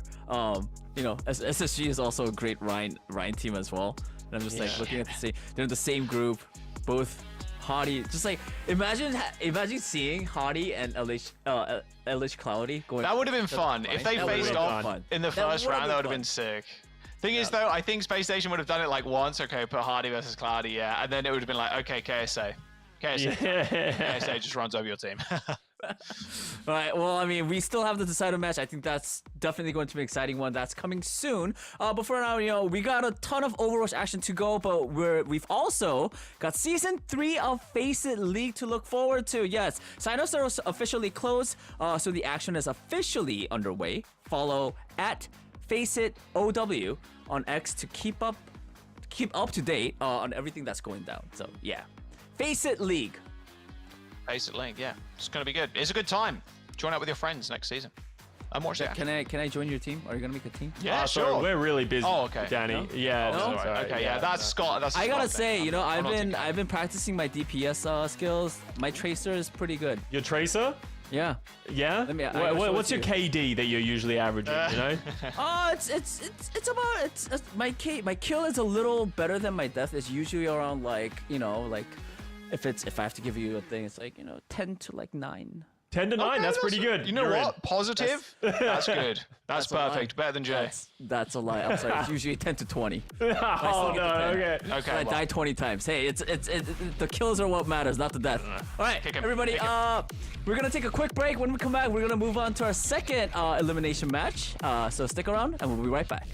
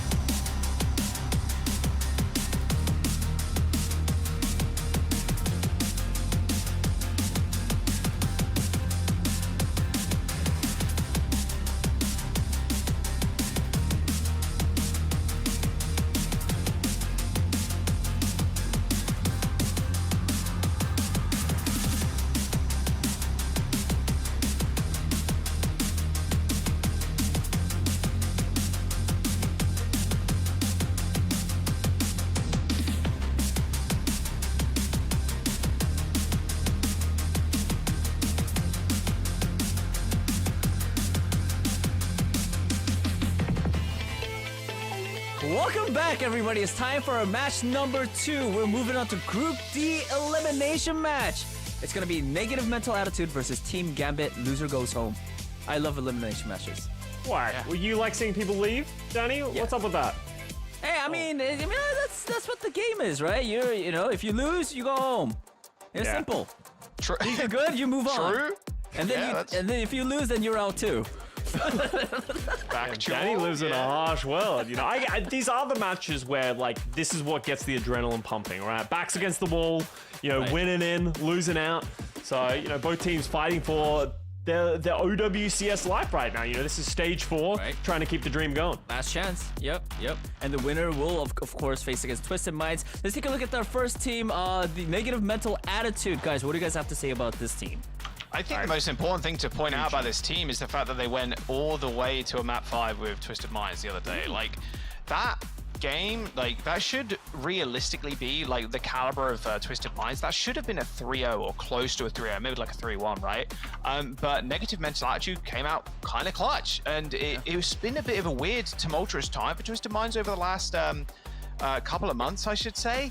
And if Negative Mental Attitude, you know, one thing they can take away with that is a whole heap of confidence that, hey, if you can take a team like Twisted Minds all the way to a map 5, like, anything is possible here.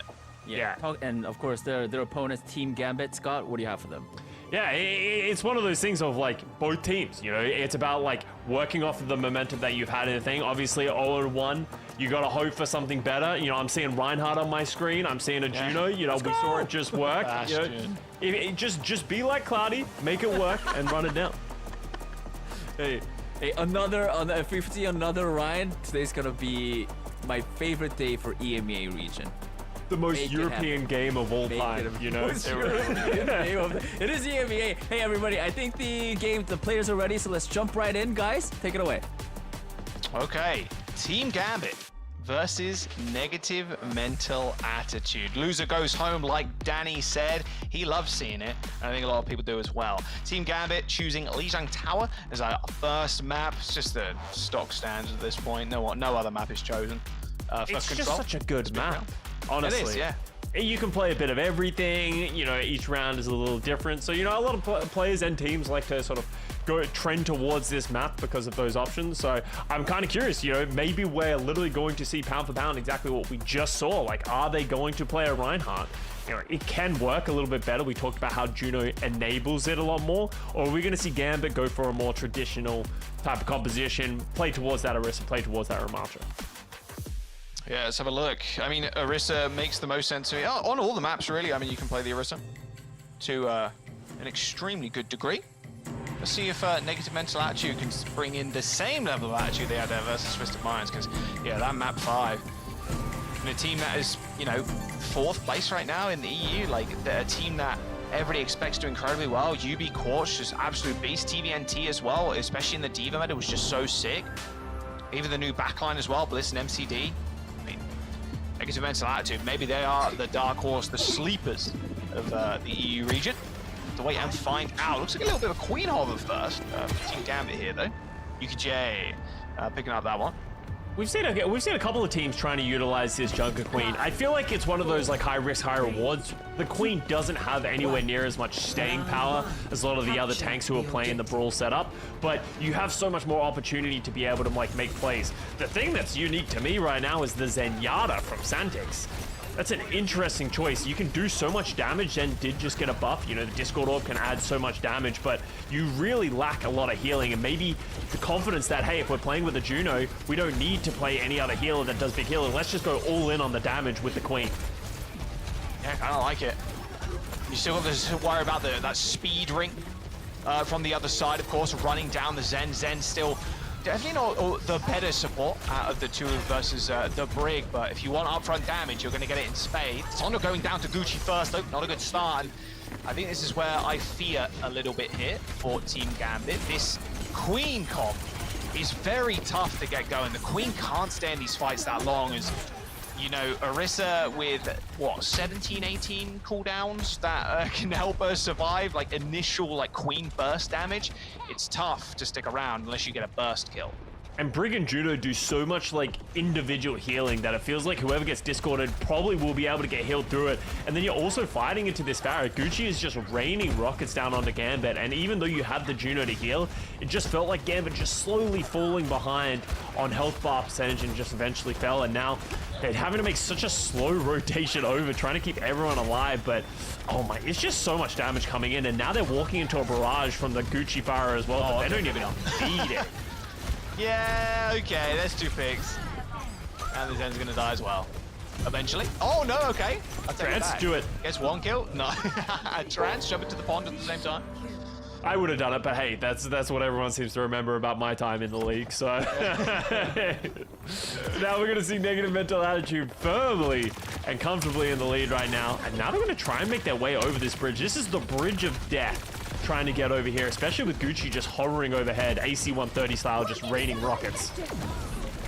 Oh no, oh, the Queen! Oh. Maybe they can clutch something out here with the orbital ray. Team Gambit set up this Transcendence as well, as they do end up trading tanks here, despite having their Queen launched off of the edge by Mesopos. Well, here comes the return ray and the barrage. Team Gambit hoping that they could just win that fight with a couple of ultimates, but Negative Mental Attitude have been stockpiling their own. And they don't let go at that point as the Orisa returns just to kill the ball. And the Queen, I'm pretty sure we haven't seen a Queen ultimate, is at 70% ult charge so far throughout this round. I don't think they've switched either, so that just really goes to show the woes that YFP is having on this Queen right now, because they just can't get into this fight. Every time they step up, as we talked about, just not enough survivability to get in. Wrench hits a really good pulse bomb onto the Ashe, gives them an opportunity. And cleave there coming from YFP. Oh, the bash though cancels the insult to injury. The bash stun into the spear off of the map. I've never seen a more sad Queen in my entire existence, I don't think. Coming up with a couple of kills on the Tracer. A little 1v1 versus the Juno right now. A boot to the face, the recall comes in, but a bob through the window, and that'll be 1 dead Tracer. Negative Mental Attitude. Wow, handling Team Gambit quite easily there. Yeah, you chased it, you have to Orisa at the end. It's like, I don't think the Queen's working, guys. If that wasn't an advocate of don't play Queen in certain situations, I don't know what could be. You could see, like, they're getting in their face, but it's just so hard to fight into the Orisa, who, as you said, has a lot of defensive cooldowns. They have a lot of opportunities to be able to press around and push around the Queen, so looks like YFP might have to blink. They might stick on the Zenyatta, which would be surprising, because how did you feel about the Zenyatta so far in that round, Jack? Do you feel like it was giving the value of the Discord, or do you think it was too much of a glass cannon? Well, ideally you want kind of a longer fight with the Zen. You're just going to win through war of attrition, especially against the Orisa, but yeah, I don't know. The Zen versus the Brig. The Brig is just so good too. Like, the Transcendence only lasts for a short amount of time, of course. Like, you're going to be able to help people survive big ultimates, but the Brig's overheal, it's just absurd. Yeah. It's just your ability to just pack people back and forth, but hey, that's what you need to do. If you're going to commit to the Zen, you need to be finding picks like that. Oh, can they stay alive? There's no way. Yeah, Gucci just a dive bomb kill onto the back line. And that's going to be the other big problem as well. The Zen's ability to deal with someone like a Pharah, it's just not it. With Brig, you could use the shield to block the damage, I suppose, but you're way more survivable than the Zen ever is, especially with the armor as well. Yeah, it's just going to be so difficult. I would like to see a switch coming out here from Sandpix as Sunder falls again. Too much damage walking into. This is kind of what we wanted to see from Hypnos in the last one with the damage from the Pharah. They're just able to stay alive, get picks over and over and over again. And it doesn't feel like there's enough pressure onto Gucci, really causing him problems. We have reverted to Orisa. I told you that. No other pick stands up against it. Good headshots coming through, actually. These right clicks are pretty devastating. Playing an aggressive angle too, somewhat. Tomex really does up using that ray by... Oh, what a right click too. Dude, I mean, the Zen play, actually Giga Chad behavior right now, honestly, on Tantix. But the problem is... Oh my god, another one! Survive too long against the Pharah. Still gets another kill though. I mean, like I said, the Zen is working well in like isolation, but your team is just not getting enough healing, sadly. to survive these fights. Jack with the ranked mentality. I got my 2. I don't know what you guys are doing. I hit my trans. I saved people, kind of, but not really. Not really. You got a solo trans and then entered into the backline, which, hey, I respect, but it's not working right now. And Centix is actually going to stay on this pick even after that reset as well. So now they're in an even worse spot. Miraculous is also caught in a corner and on fire, but is managed to get out from some great team play. Now negative mental attitude, holding on to a lot of ultimates and up to 80%.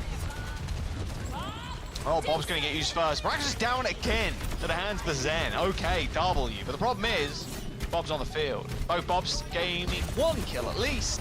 Team Gambit are going to be able to cap the point too with a nice little spear there from Mute J. Forcing the Orisa back.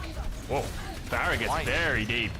Yeah, Alba ends up falling down, and yeah, the Farah play looking good actually from both sides, to be fair. Negative mental attitude, 91% to Team Gambit's 15. Finally able to come in clutch there. Centix finding the opening pick once again. Now negative mental attitude. This is where it gets difficult. You're walking into an Ashe, a Farah, a Zenyatta. There's so much damage coming your way. If you can close this distance, you're in a great spot, but it's about finding windows to get into it there. It looks like they're going to route around the outside. No, the barrage. Oh, the barrage straight on the choke point. They know it's coming. Oh, that was almost a kill. Centix almost picked up 1 there. Unfortunately, it wasn't to be. 4v5 now as now negative mental attitude will make their way towards that point. Speed ring onto it as well. And Alba ends up going down. Far in the high ground, and there's the barrage. That orbital ray is going to be tough to deal with for Gucci, but receiving the healing required to stay alive in the fight. Now just a little 1v1 against the enemy fire. It does end up getting taken down by a stray rocket. There will be negative mental attitude claiming that point. There will be Ryan just sent careening over the edge, and here's the Transcendence from the Zen, just to try and stall out. I've got OT, guys. Now I need you to kill me. Please, team. Dude, Centix is so alpha, it's insane. Alright, unfortunately, no value from that Transcendence again, but you gotta do what you gotta do. Desperation touching the point, but it's not gonna be enough. Ryan's just coming up to a barrage, but there's no chance. There's just no way. Well, the bench is gonna stall out, but I think that's about it. Negative mental attitude. With a 2-0 on Lishang Tower to start us off. Team Gambit, you know, heroics on the Zen Scott. There's nothing compared to what negative mental attitude are bringing to the table.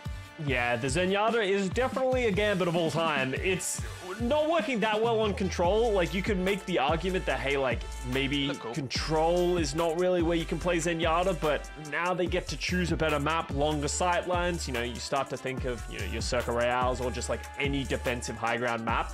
Because it feels like, as you said, in an isolated instance of, if you look at the Zenyatta stats, they're playing well. They're actually playing a very strong Zenyatta game, but it's not helping the rest of his team win the rounds. Right, yeah. I mean, hey, go to a more Zen-favored map, maybe you're feeling a little bit better about your chances, but I still think negative mental attitude coming into this after that 5-game series versus Twisted Minds. I mean, it looks pretty one-sided from my perspective here. Makes the most sense for them to move on. Of course, the winner here does face Twisted Minds, so maybe they do end up winning that series if they do get a rematch. Team Gambit, on the other hand, facing Piece of Cake, they ended up just getting swept, like a clean 0-3. And Piece of Cake, being the splintered version of like Gaming Gladiators, like it was interesting to see how that team was actually going to do coming into this stage, and they kind of performed how I expected them to, and incredibly well, only dropping 1 map in this group. So it normally happens where the top of the group is normally set, but this was definitely the most up in the air one, and I think it's kind of proving that right now. I mean, if negative mental attitude here, Scott, just 3-0 Team Gambit, I rate their chances pretty highly against Twisted Minds, who have been in a bit of a slump. And I just like the way that they're playing as well, right? They're playing a very traditional, what I would consider meta right now. You know, they're playing the Orisa, the Juno with the Brig. Like, they have a very tanky composition. And then they're playing the Ashe for the damage.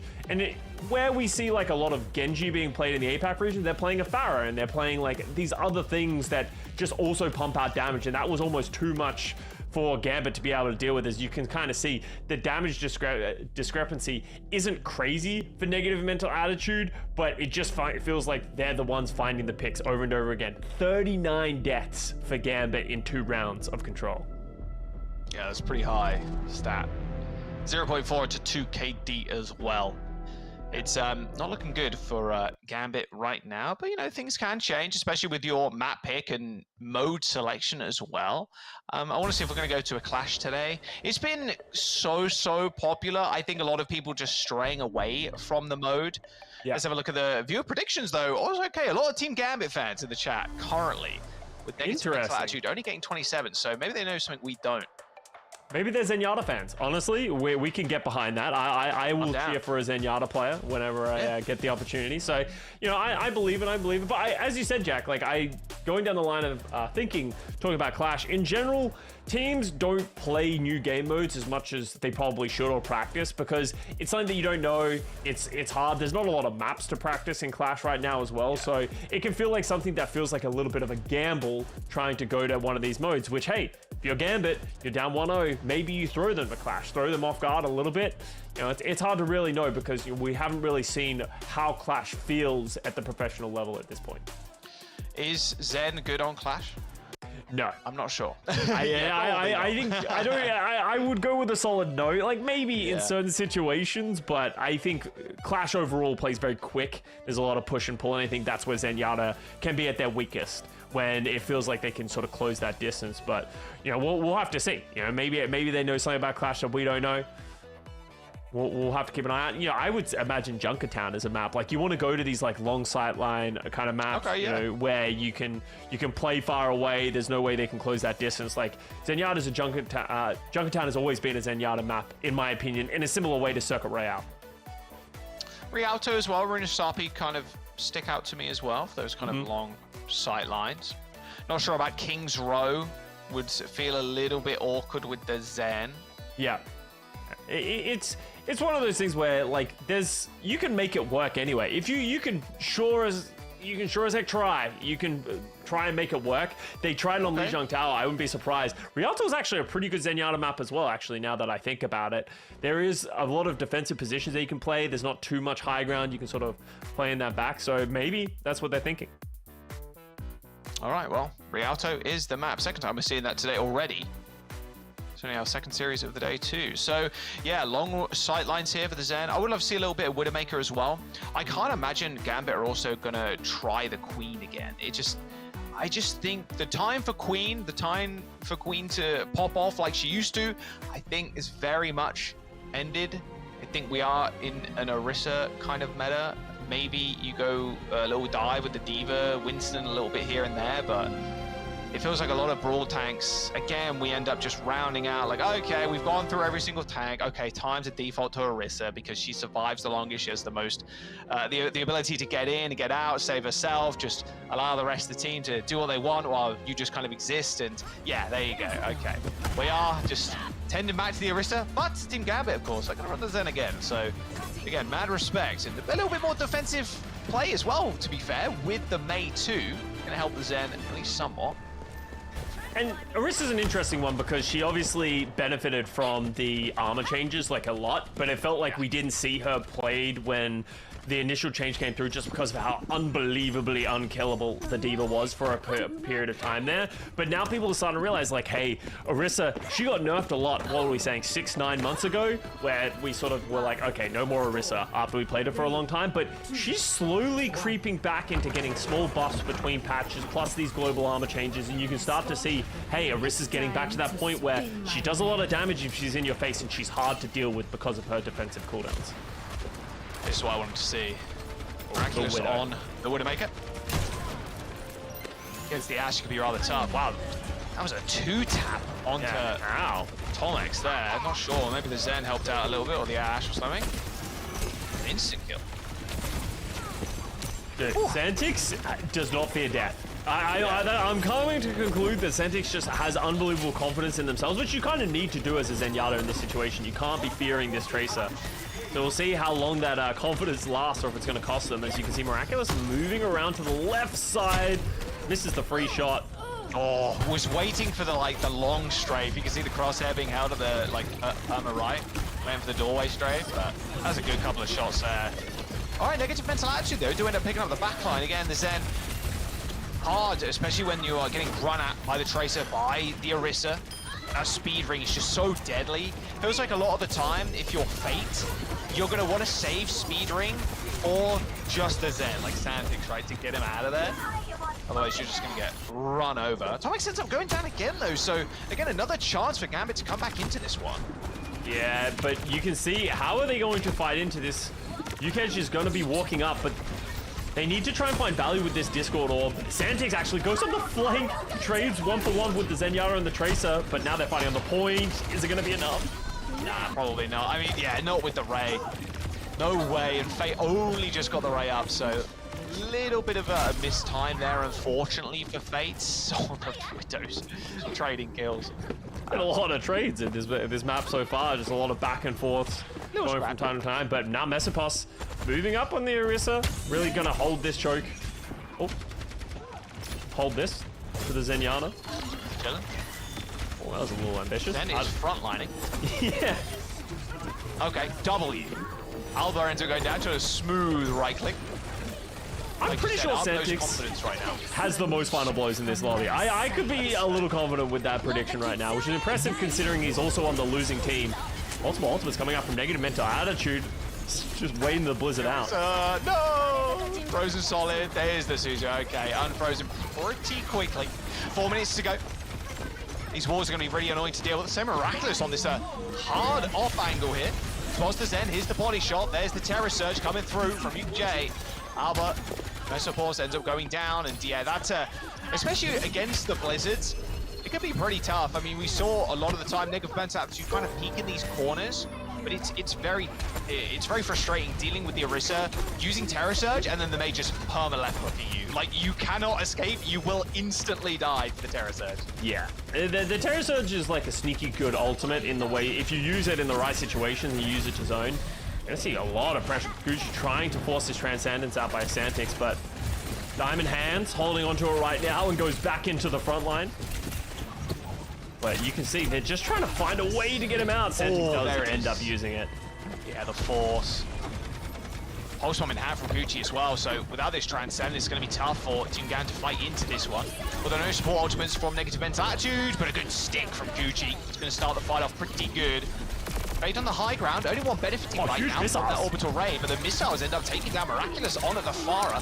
High ground control, and just the sheer amount of damage those missiles do in amongst the ray is just tough to deal with at the best of times. But if you're a Farah who's not really playing around any cover when you're in the sky, you're so susceptible to it. You just saw, like, you saw Fate peek over the ledge, sees 4 players as they're charging up those torpedoes in the orbital ray, just did so much damage. That was definitely going to be a lost fight for Gambit, so big plays by Fate to be able to turn that one around. And now 2 minutes 20 for Negative Mental Attitude. It's their turn with the orbital ray. If they can get into position and drop the ray with a great javelin pushing UKJ down, this could be an opening window here for Negative Mental Attitude, but they need to keep the Farah alive. Yeah, not quite. Those little right-click ice go. Whoa, hello, didn't see you there. What's going on? What's going on back there? All right, 2 minutes to go. One challenge, just quick reset. All good, nothing to worry about. Just the Zen taking over the game, that's all. As it should be. Yeah, true. When are they going to buff Zen, huh? When are they going to turn Zen's shield wait, into they armor? just did buff Zen. What do you? No, but again though. Buff Zen again? Oh, okay, yeah. Again, yeah. You know what? Again. I think we should give Zen 275 HP again. I think so. I think that's good actually. Put the armor under the shield like they used to. Give the kickback. Didn't the kick used to do like 80 damage or something like that? Yeah, why not? Give us a little Zen meta. Oh, he's dead. Well, I've got Solar Barrage. Unfortunate. Dynamite kill does end up killing Miraculous. Nice little Terror Surge there, both of them on top of each other, but the later one should end up winning this one out. Oh, goodbye. Oh, dear. Both Orisas staring at each other. Which one will blink first? Unfortunately, it's the Orisa that used the ult first. Here comes the orbital rate as well from Negative Mental Attitude. I mean, this is just an overwhelming amount of damage as they just tidal wave over Team Gambit right now. The payload is pretty far back, so Team Gambit are going to get a retouch, and they do have time to keep themselves in this fight. Same with a Ray. This rush is going to try and match the Ray, but I take the Ray any day of the week, Scott. How many times can you say Ray in a sentence? I don't know, about 5 or 6. That's Bob doing a lot of work, though. So much damage. Gucci ends up going down, and with his Transcendence, Team Gambit still holding on. Negative Mental Attitude with 35 seconds left to play with. Have to go for a a fast re-engage, struggling to get it work on the second point. Yeah, Gambit just had too many ultimates for negative mental attitude to deal with, and as you said, the card was just a little bit too far back, and now 20 seconds remaining, they're gonna have to potentially switch to fast characters to be able to get this touch. Oh, Miraculous cannot die. Trace is in position and finds Sonder as well. That's a huge pick here from Gucci. That should give negative mental attitude an opportunity to get back into this fight. They don't have ultimates, but with a pick advantage, maybe they can find something. Yeah, they got a touch as well. So overtime will trigger. Can they actually kill this Orisa is the question. Blizzard on the ground. There it is, yeah. An instant kill. So tough. The Orisa to kind of stay around. Another retouch there from the Tracer, but Gucci's going to be realistically the only one there to do anything. Oh, and Juno. That's just torture for the Widowmaker, trying to look upwards. And there's the whole Team Gambit. Holding just before that second point, negative mental attitude, just unable to make things work. I'm not sure if it was just the Zen, but just good play all around, even from Fate too. In a support comp, Scott, that they're still playing aggressive with, despite the lack of a brig on their side. And you really see the Zenyatta shine in that situation where they can hold aggressively and sort of put out a lot of damage as negative mental attitude is trying to come up to the point. But then as soon as negative mental attitude tries to walk out those doors, they don't really have enough space to be able to put the pressure onto the Zenyatta, to be able to deal with the amount of damage that they're facing. So every time it felt like they're walking out of the chokes, they had to use ultimates to be able to sort of get into the fight, but they didn't have enough sustain to really close things out. So great play here from Team Gambit, playing into their win conditions on the back of the Zenyatta. Okay, can negative mental attitude get it popping here? I like the Widow pick. I think permanently running the Widow here is going to be really nice. The Zen very susceptible to the Widowmaker unless the Zen's just a Giga Chad and ends up just two-tapping the Widow from across the map. Can happen. Trust me, I know. Well, the problem I have with the Widowmaker is we did see Miraculous play a little bit at the end of their attack, and it's one of those picks of like, you're either finding value or you're losing the game, right, for your team, right? You need to be finding the picks. If you're going to play the Widowmaker against the Zenyatta, you need to be finding a pick at least once every like minute, or at least applying pressure and applying a threat. Miraculous isn't able to find that value. What's going to happen is that his tank, Mesopos, on the Orisa is going to take so much damage from the Discord Orb, from just the other DPS coming from the range. May has been putting out a ton of damage and finding picks, so Miraculous is the one to keep an eye on to be able to make this hold happen. I mean, a Discord Orb in the Orisa, you have the biggest head hitbox in the game, and then a couple of May right clicks. I mean, what do you do? Like, you have to go gold, you have to pop cooldowns to stay alive. You are looking for the big picks. Nice wraparound. Oh, I mean, you take that body shot straight into Tomek's picking up a kill. Okay, Sonder down. Wait, what? What is Santix doing, bro? What is my guy doing? Well, honestly, more power to you, King. My favorite thing is him on the flank, turns to look, everyone on his team in critical health. Like, everybody is dying. Actual flank Zen moment. But hey, you know, you gotta do, like, if you're gonna play the Zenyatta, you need to go for those aggressive plays, and, you know, they weren't punished for it. There was an opportunity there where they were able to find some picks. Now, once again, I'm asking Miraculous, needs to find some picks, needs to find some value.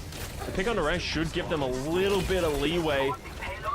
But Gucci is just putting so much pressure onto this backline.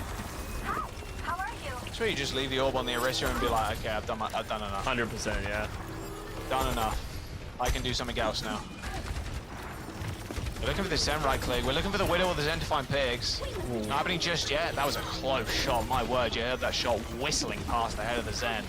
Not sure if Zen's got ears, but if he does, he doesn't have any more. Orbital rate, Terror Surge.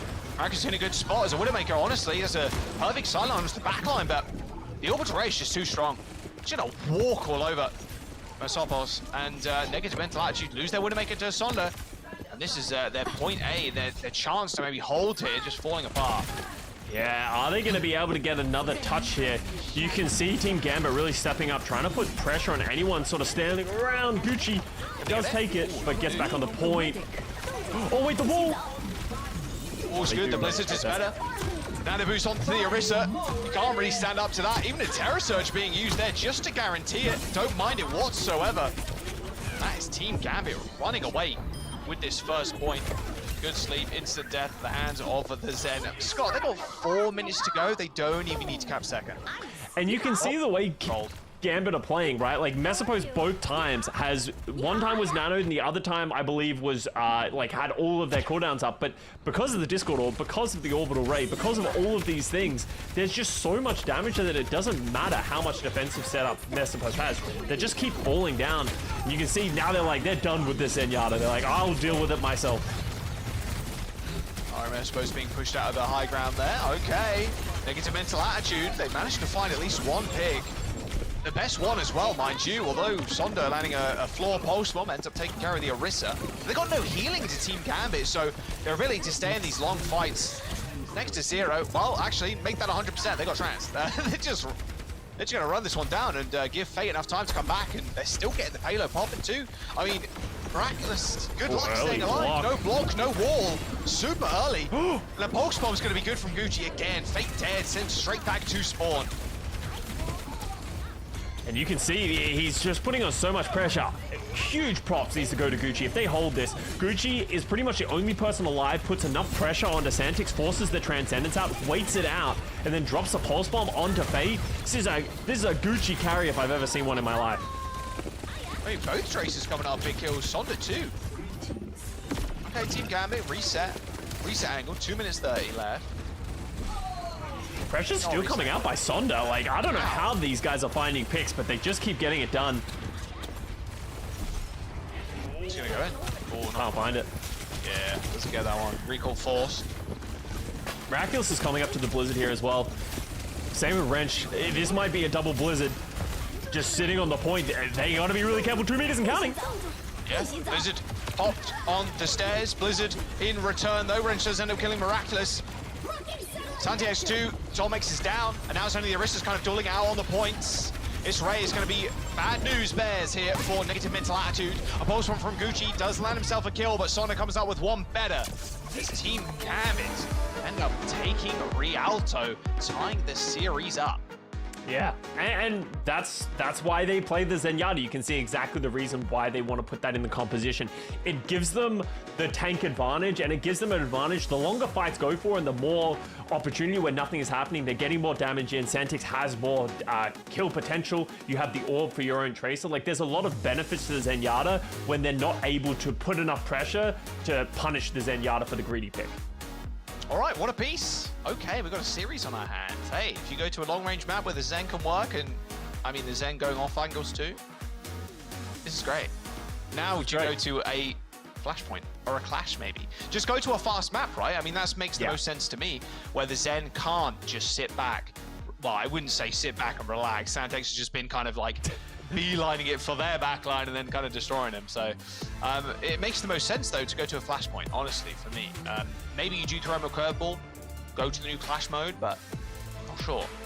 Yeah, it can be hard to really know exactly what to do against this Zenyatta because, as you said, Santix, I don't see Santix really struggling with maps that have a lot of flanks because he seems to be the one utilizing the flanks the most. But anywhere you can put in pressure, when they played the Pharah on Lijiang Tower and they were just putting endless pressure and just punishing Santix for all of his greedy picks, like that's really going to be the situation that you got to look for. Honestly, maybe like open maps. So like I'm thinking like.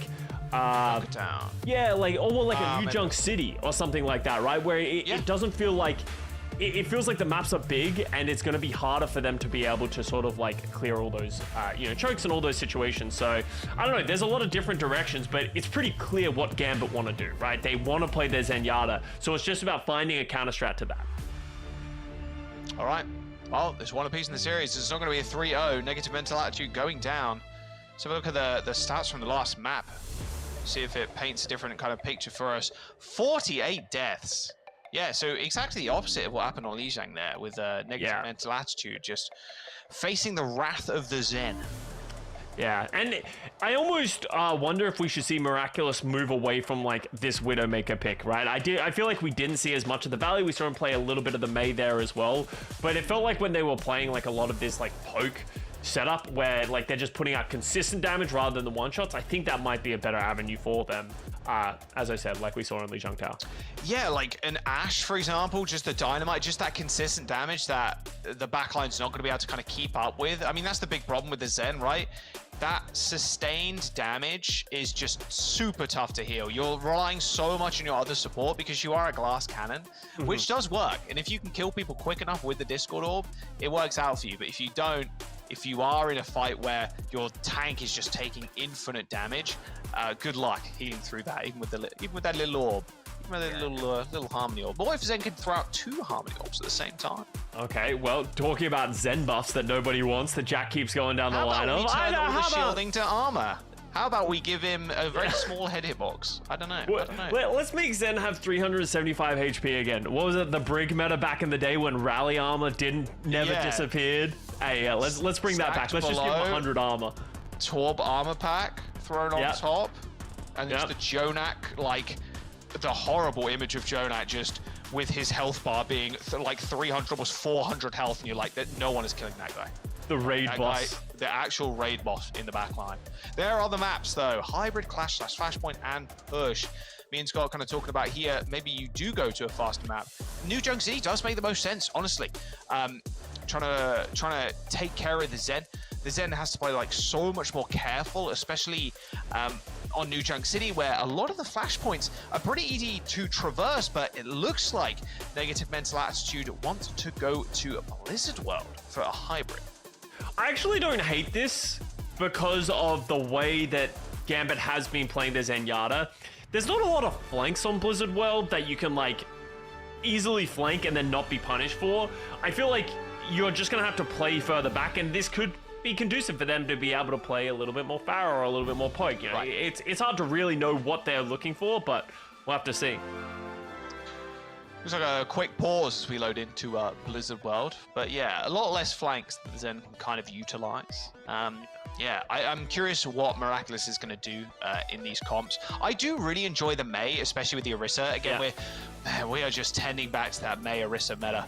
It's slowly, every single meta that like, oh, now we play this with Juno, etc. It's like the tanks. And it's like, okay, ooh, a queen maybe? Oh, we can play really fast. We can kill people pretty quick with the queen. Okay, maybe we do a little bit of ram here, count the queen a little bit, stop her with the vortex. Okay, now we play Orisa, and what counters are it? Oh, we just play more Orisa. Okay, it slowly snowballs back to it. Everything is always Orisa, always. You know what we need? We need an armor shredder. You know, like it's just kind of someone who's just like shreds armor and like punishes tanks like these. I don't know.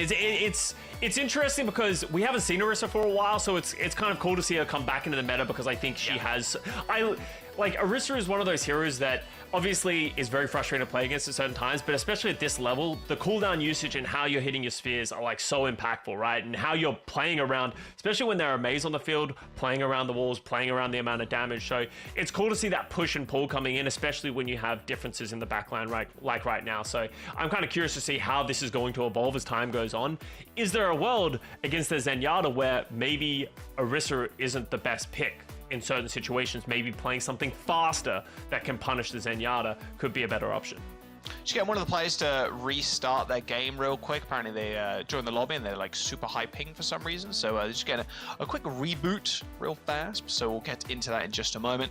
Yeah, Blizzard World, you know, maybe we do need an armor shredder hero, Scott. Maybe some sort of deconstructor hero, I don't know. But Torb, but like he can undo the armor, you know? Like he can, it's like, you know, he repairs stuff, but he also deconstructs things. So when he walks up to the Orisa, hits her leg falls off. Yeah. And then, so that can be the hammer. Like, what happens if it like melts armor? When he hits it, it like melts it and it applies like a dye. Yeah, see, here we go. This is crazy. We're coming up with new ideas on the fly.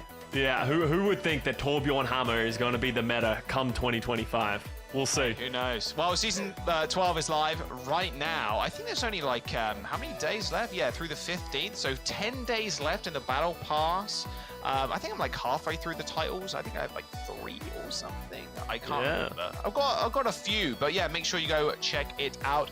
And new season's right around the corner as well. So make sure you go follow the Player Overwatch Twitter for all the latest updates. I think they released a trailer, I think yesterday or something. Cool little witches themed. Yeah, a little spooky theme. Also, Also, before we jump in, drives are happening right now as well over this weekend as well, yeah. which we're worth checking out if you want to get the cool banner. Someone has a drive. Someone playing in this match has a drive. I wanted to call it out. Cool little red logo that you can put on your name. Worth playing for. Yeah, that is, if anybody's wondering what that actually is, yeah, it's the new rank drive. Like incentive, go play ranked, you get some extra competitive points for some more of the emerald weapons and some other bits and pieces as well. So yeah, that's what the little difference is with the little name text. But here we are, Team Gambit on the defense, riding same old, same old. Just run the Zen, I like it. See if a negative mentality come up with something a little bit different here. 5. How do you feel about the Diva? I actually wouldn't mind the Diva here for Mesopos. This is a great pick against the Zenyatta, because if that Zenyatta tries to peek and then there's a Diva in their face, they'll just hit the missiles, fly at you, and the Zenyatta it's going to be impossible for the Zen to live through this. So I like this adaptation here from Negative Mental Attitude based on what Team Gambit have been playing. This dive is so scary. Yeah. But actually getting on the backline might be easier said than done, especially with the Mei. Slowly but surely setting up at this high ground, looking for something. Yeah, as you said, they're sort of waiting for something, but they're taking a lot of damage as they sort of poke and prod. Gucci goes in, maybe trying to spy the Zen, not entirely sure. I suppose now, kind of flanking on the left. This is an extremely slow fight, and yeah, look at that. Santic's already finding Gucci on the Tracer, so that was a whole lot of nothing, what just happened. Yeah. Someone needs to be flanking. Gucci needs to be able to get on the flank. Even just having Mesopos go, but it felt like they're taking damage, so they don't want to go yet, so they're healing everyone up, but then they're not going, so they're taking more damage. So they're in this endless cycle of just sort of being flat-footed from Negative Mental Attitude and just accomplishing absolutely nothing. And now you run into the issue of Reich almost has Blizzard already. So next dive that's going to come through, Reich is just going to drop a Blizzard on your head, and that's going to be hard for Negative Mental Attitude to deal with. Fortunately for them, Tomex is coming up to the Kitsune Rush, which is such a valuable ultimate. Oh man, I mean, Gucci has already been found by the Mei. Oh, and he's dead. Man.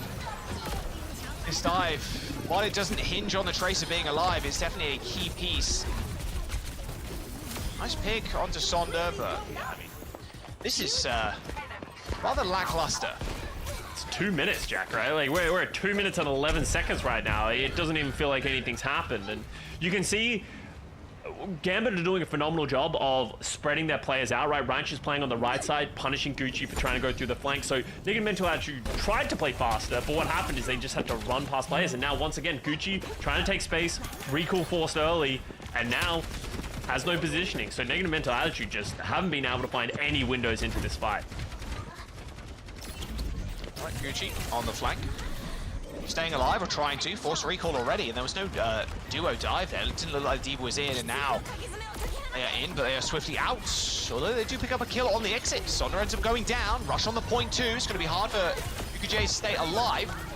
There we go. All right, Negative Mental Attitude. They finally get it done. Zen no longer an issue. And Team Gambit unable to use any ults there for the defense. Look at that. Stacking up almost 5. Didn't pop a single one. Yeah, didn't do a very good job of being prepared for that dive. Like, Negative Mental Attitude did a much better job. They did the right steps, and then they set up an effective dive. But yeah, Gambit just didn't really feel like they were in the position to be able to take the fight. Sonda got isolated, and then they didn't want to commit ultimates to the fight. So, you know, not too bad for Negative Mental Attitude. It did cost them a lot of time, but it didn't cost them many ultimates. Yeah, now you can just hold the choke as well. This is where the Zen's going to be really fun to play, to be honest. Yeah. Just on this choke point. Okay, this is a crazy little off angle. Oh, he has Transcendence. Oh, he used it anyway. Kind of had to use it. Diva's on top of him as well. Wow, Transcendence, the Blizzard, Terror Surge, all used. Bob now deployed, rather defensive, but they killed Ryan's anyway. Same with Santix, also ends up going down to a couple of kunai headshots there from Tomex. It's a double kill, actually. Tomex really finding some big value picks in that fight. And now you can see Gambit are kind of caught in a bad spot here, and they're just going to try and die on the point. That's going to lead to staggers. So now Negative Mental Attitude should be able to take a bunch of space. We need to see Gambit regroup here, and it looks like they will now that Sonda's back down. No, Santix changed. Oh no. We've strayed off the righteous path. We've gone Kiriko. Yeah. The Diva's just too powerful. You see, like, Mesopos is just able to force the Transcendence, force positioning whenever needed. So I wouldn't be surprised to see Mesopos switch as well as soon as they get the opportunity to go back. Okay, well, you can still play on the flank as the Kiriko, that is for certain. Nice heads-up play though, spotting where the Tracer was going. Headshot too, sends the Tracer a little bit back as Tomix on the other side of things ends up getting sniped by the Mei. Both Rays now on the point. Who gets fade? From Archer is just so good on these orbital Rays, but D.Va maybe a little bit better. Oh, dancing around, can he get the remake? He's Oh, alive? this is the headshot. There's no way. D.Va remake in there could have been easily killed, but a small misstep, misplay. Just a swing and a miss with the kunai, and that enables Mesopos to get the remake on the D.Va. Though with a minute and 30 seconds to go, negative mental attitude, they do have high ground, but this defense from Team Gambit right now, looking at very hard to crack. Great decision there to just regroup in this right room. Now they can come back with the Kitsune Rush. Dropping it on the point. It's going to be hard for YFP to be able to stand up to the amount of damage coming through. See, trying to take out the Kiriko, but they're too quick. They're too quick, especially in that rush. Look at the D.Va cannons too. Just being thrown in at Team Gambit. They were so close to ultimates as well. J does end up going down to a pulse bomb. I mean, if Team Gambit just had their Blizzard online there, I think it was like 3% away or something. That's a very different fight. Negative mental attitude just beat them to the punch as they capture second. Yeah, even with the Blizzard though, it's so difficult using a Blizzard into the D.Va. The Matrix just gobbles absolutely everything up, and it's pretty easy to catch, right? Players are so good at catching these kind of ultimates these days, so how is Ranch going to try and find a way to get into this fight? Do you force Matrix? Do you try wait until they get out of mech? You can see them trying to put the pressure onto the D.Va, but it's not enough, as Bob should alleviate a little bit of that. Well, Bob's in a weird spot though. It's tough to actually get the Bob doing damage as Team Gambit make the easiest retreat of their life. They're still alive and well, of course, doing a little bit, but that's about it. Fates, Rice, Dukes all go down at pretty much the same time. Again, no real use to pop anything, especially against the Orbital Ray. Like, that fight is done. Like, if you're that grouped up against the D.Va comp, you are going to instantly fall, especially if the Ashe has got a good sight line on you as well. Yeah, 100%. Now Gambit, minute 30 reminding. Gambit's coming back. UJ does have the Annihilation, but how are you going to find a window to get into this and use it? Holding onto the Orbital Ray as well, so they're just negative mental attitude, giving the opposition a lot of respect, just backing up, poking and prodding. Oh, I don't know if that's where Santix wants to go. Yeah, that's what I was thinking too. I was like, you want to go over there? So you just want to ledge stall for a little bit. Oh, Tomic's dead, okay. No ultimates used either. 1 minute to go, yeah, no ults used. So now if you're Gambit, you have all of these ultimates. UJ can just use this Annihilation for personal survivability. Fate has the Orbital Ray as soon as they step up. This is going to be very difficult for negative mental attitude to deal with. Because D.Va Bomb just really isn't an effective ultimate that's going to get you in the fight. It allows Mesopos to, step in, play aggressive like you see. Early Bob to respond to that D.Va fly-in, but doesn't get anything. Pulse on the ground, that's a lot of damage. Can they actually follow that up with kills though? That's the question. Annihilation still available as well from the Ram. As once again, Team Gambit, they used the Bob, and that's it. Negative mental attitude with 20 seconds to go, and they're running into 4 ultimates from Team Gambit. There's just, it feels like there's no way. I mean, this Ray from Alba is going to have to be huge. Oh, that feels so bad. Mesopos had the bomb, but they had to switch because they didn't have the mech. So now they're only coming in with their support ultimates. Tomex with the Kitsune Rush, Alba with the Orbital Ray. Are they going to be able to get them down? The touch, they're slowing them Gucci? down. The touch is there. They do get it as Gucci ends up just flying themselves off the map. So 2-3 down now as Team Gambit. They end up using that Ray and the Annihilation on the point, only now having to realistically deal with the Bob. Bob's still doing a fair bit though. There's a 2v2, make that a 1v1 now as Bob eventually departs and Tomex chased down as Team Gambit get the hold. Negative mental attitude, making a couple of fumbles there in that final minute and a half. They sort of fell back, almost too much respect for the ultimates that Gambit was going to have, and then just felt like they never really had control of the fight. Team Gambit just going first time and time again, and mental attitude just falling by the wayside. Not a terrible push getting this far into the third point, but we're starting to see a bunch of swaps from both of these teams as they're adapting to what their opponents are doing. Santix moves away from the Zenyatta because of Mesopos going over to the D.Va, but then the D.Va ends up being a bad pick because they're going up against all this other damage. So you can see it's almost like a game of rock, paper, scissors of who's playing what. Oh, this is how Gucci died, I think. See the little mate. Whoa, there we go. Oh my.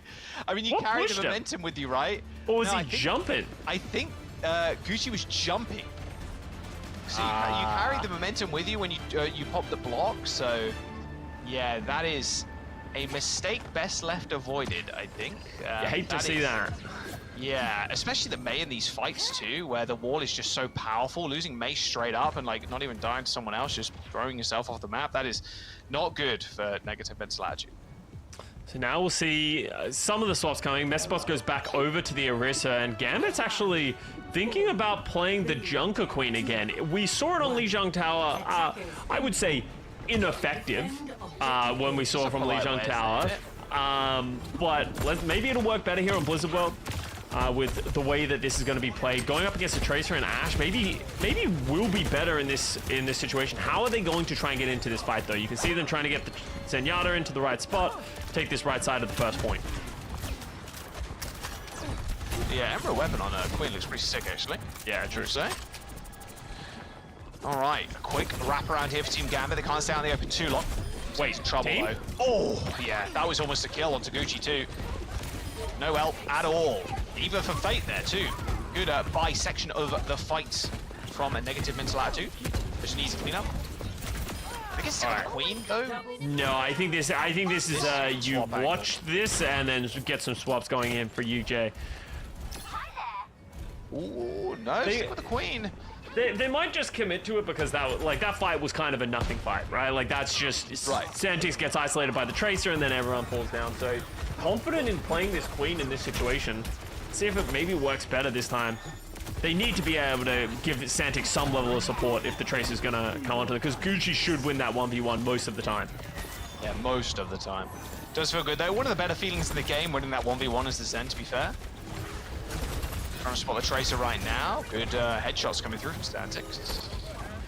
It's charging ultimates up pretty quick. Mesabus already has the Terror Surge. This might catch Team Gambit off guard a little bit. If they maybe step up, UJ maybe gets a little bit more aggressive, not expecting the Terror Surge. Fate falls early though. Yeah, well, with Fate there, so Stantix left, right. There's the Terror Surge. Definitely not expecting it. That's a lot of damage, to be fair. A very quick ult build up for negative mental attitudes.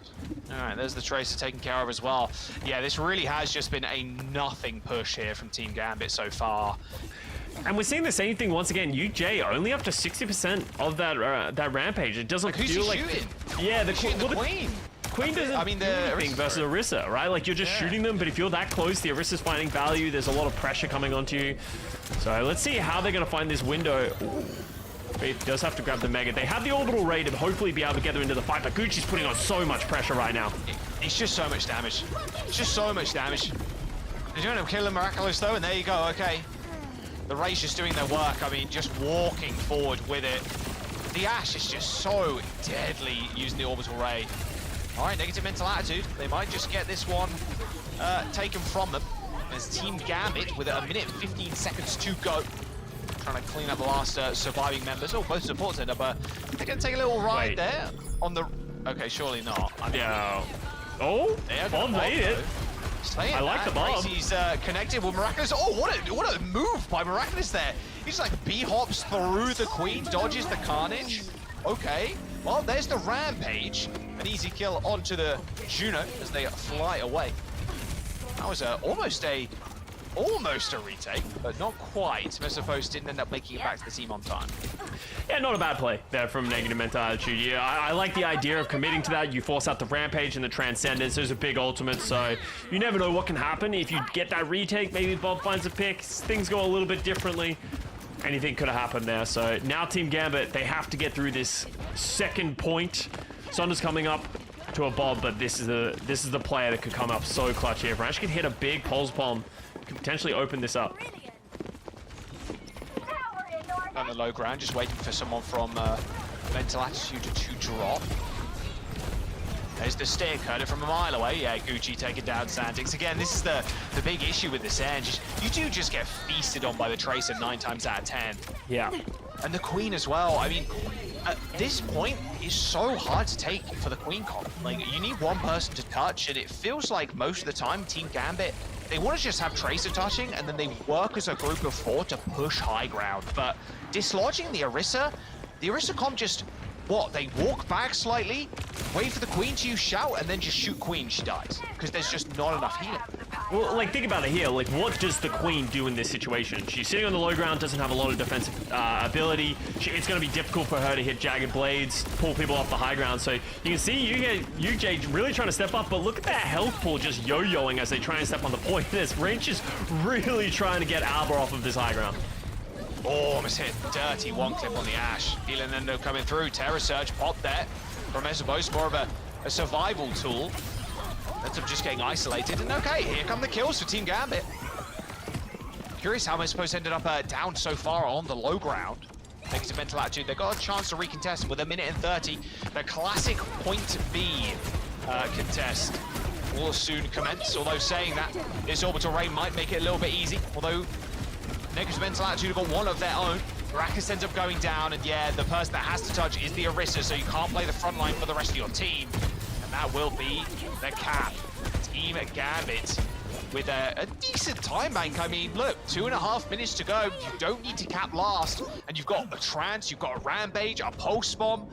Negative mental attitudes. They end up using the Orbital Ray in that fight. It got Kasuna Rush, but that's about it for this next. And I think you're seeing high value coming out of this Zenyatta as well. You would think Mesoboss would have a lot more staying power than they usually would, but the damage from the Zenyatta is just oppressive right now, playing on these off angles, and that's how they were able to break open that second point.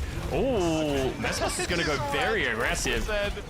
I mean, I like that play a lot. You know the Zen is always playing on an off angle. Miraculous does end up going down, though. Same with Rice, though. I mean, at the end of the day, you end up trading here. It's way better for the defenders. You're looking at Team Gambit claiming a little bit of space, but the Orisa's presence is just so powerful on this corner. It's hard for UJ to really step up. They do end up using the ring to try and push themselves forward, though, as Alba's in trouble. And just on the sidelines, on the Zen. Instantly dealt with, although saying that Sona comes in with the help. Same with the rest of Team Gambit. They're doing a good job so far of protecting the president, that being the Zenyatta.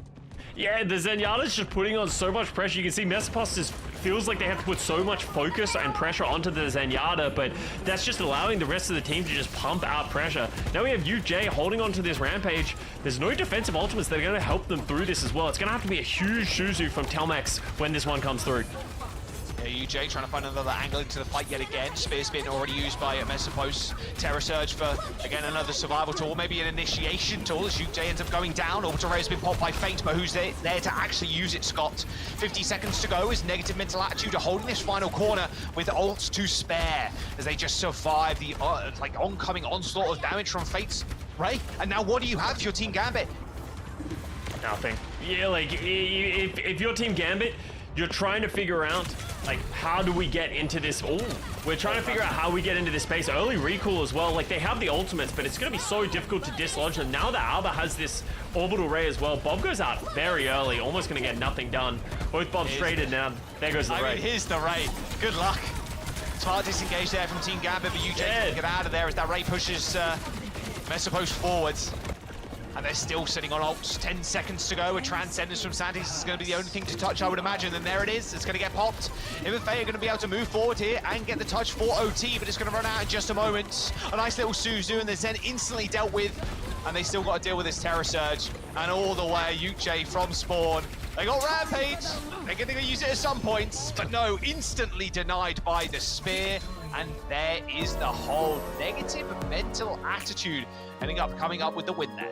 Yeah, very close. On a nice edge. You can really see the weaknesses of the Junker Queen rearing their ugly head on that third point, right? UJ has the Rampage for so long, but how do you find a window to use it? Yeah, there's a Suzu waiting for you if you try and pop it too early, but as soon as UJ steps up, they're just taking so much damage and so much pressure, so it feels like they're unable to find the value that they wanted with the Queen and the Zenyatta, and unfortunately, even with 4 ultimates, can't close out that final fight.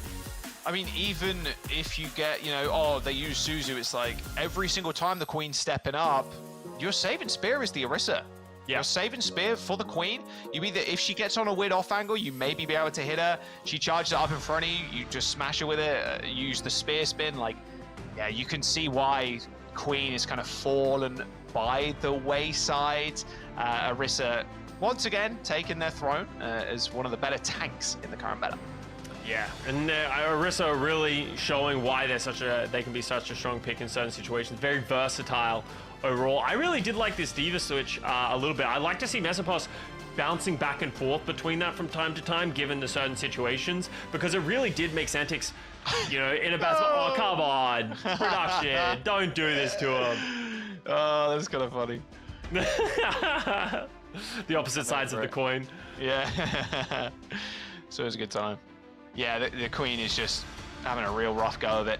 I like the D.Va look, though. I think the D.Va does a lot. And this is where the best situation you can be in was this one right here as well. Like, the Orisa has to go for the touch. The Orisa isolates themselves for the need to touch the payload. And then UJ can, okay, the Queen, very good at dealing with backlines, very good at kind of running people over, running at squishy characters that don't have many ways to get away from a shout and from a speed ring. Here are the stats from the last game, pretty close on the face of it. 0.9 KD, 43 to 44 deaths, like extremely close, but negative mental attitude. As soon as Gambit switched to Queen, they had every single tool to deal with it. Yeah, and that kind of goes to the rock, paper, scissors that we were talking about earlier, right? It felt like at different points of just that map, it felt like one team was like firmly in control. So you love to see that when it feels like the swaps are having impactful choices and how that's forcing the other team to react as well. So that's where it gets really interesting of, well, hey, now what map and mode do we go to? What do we think favors us?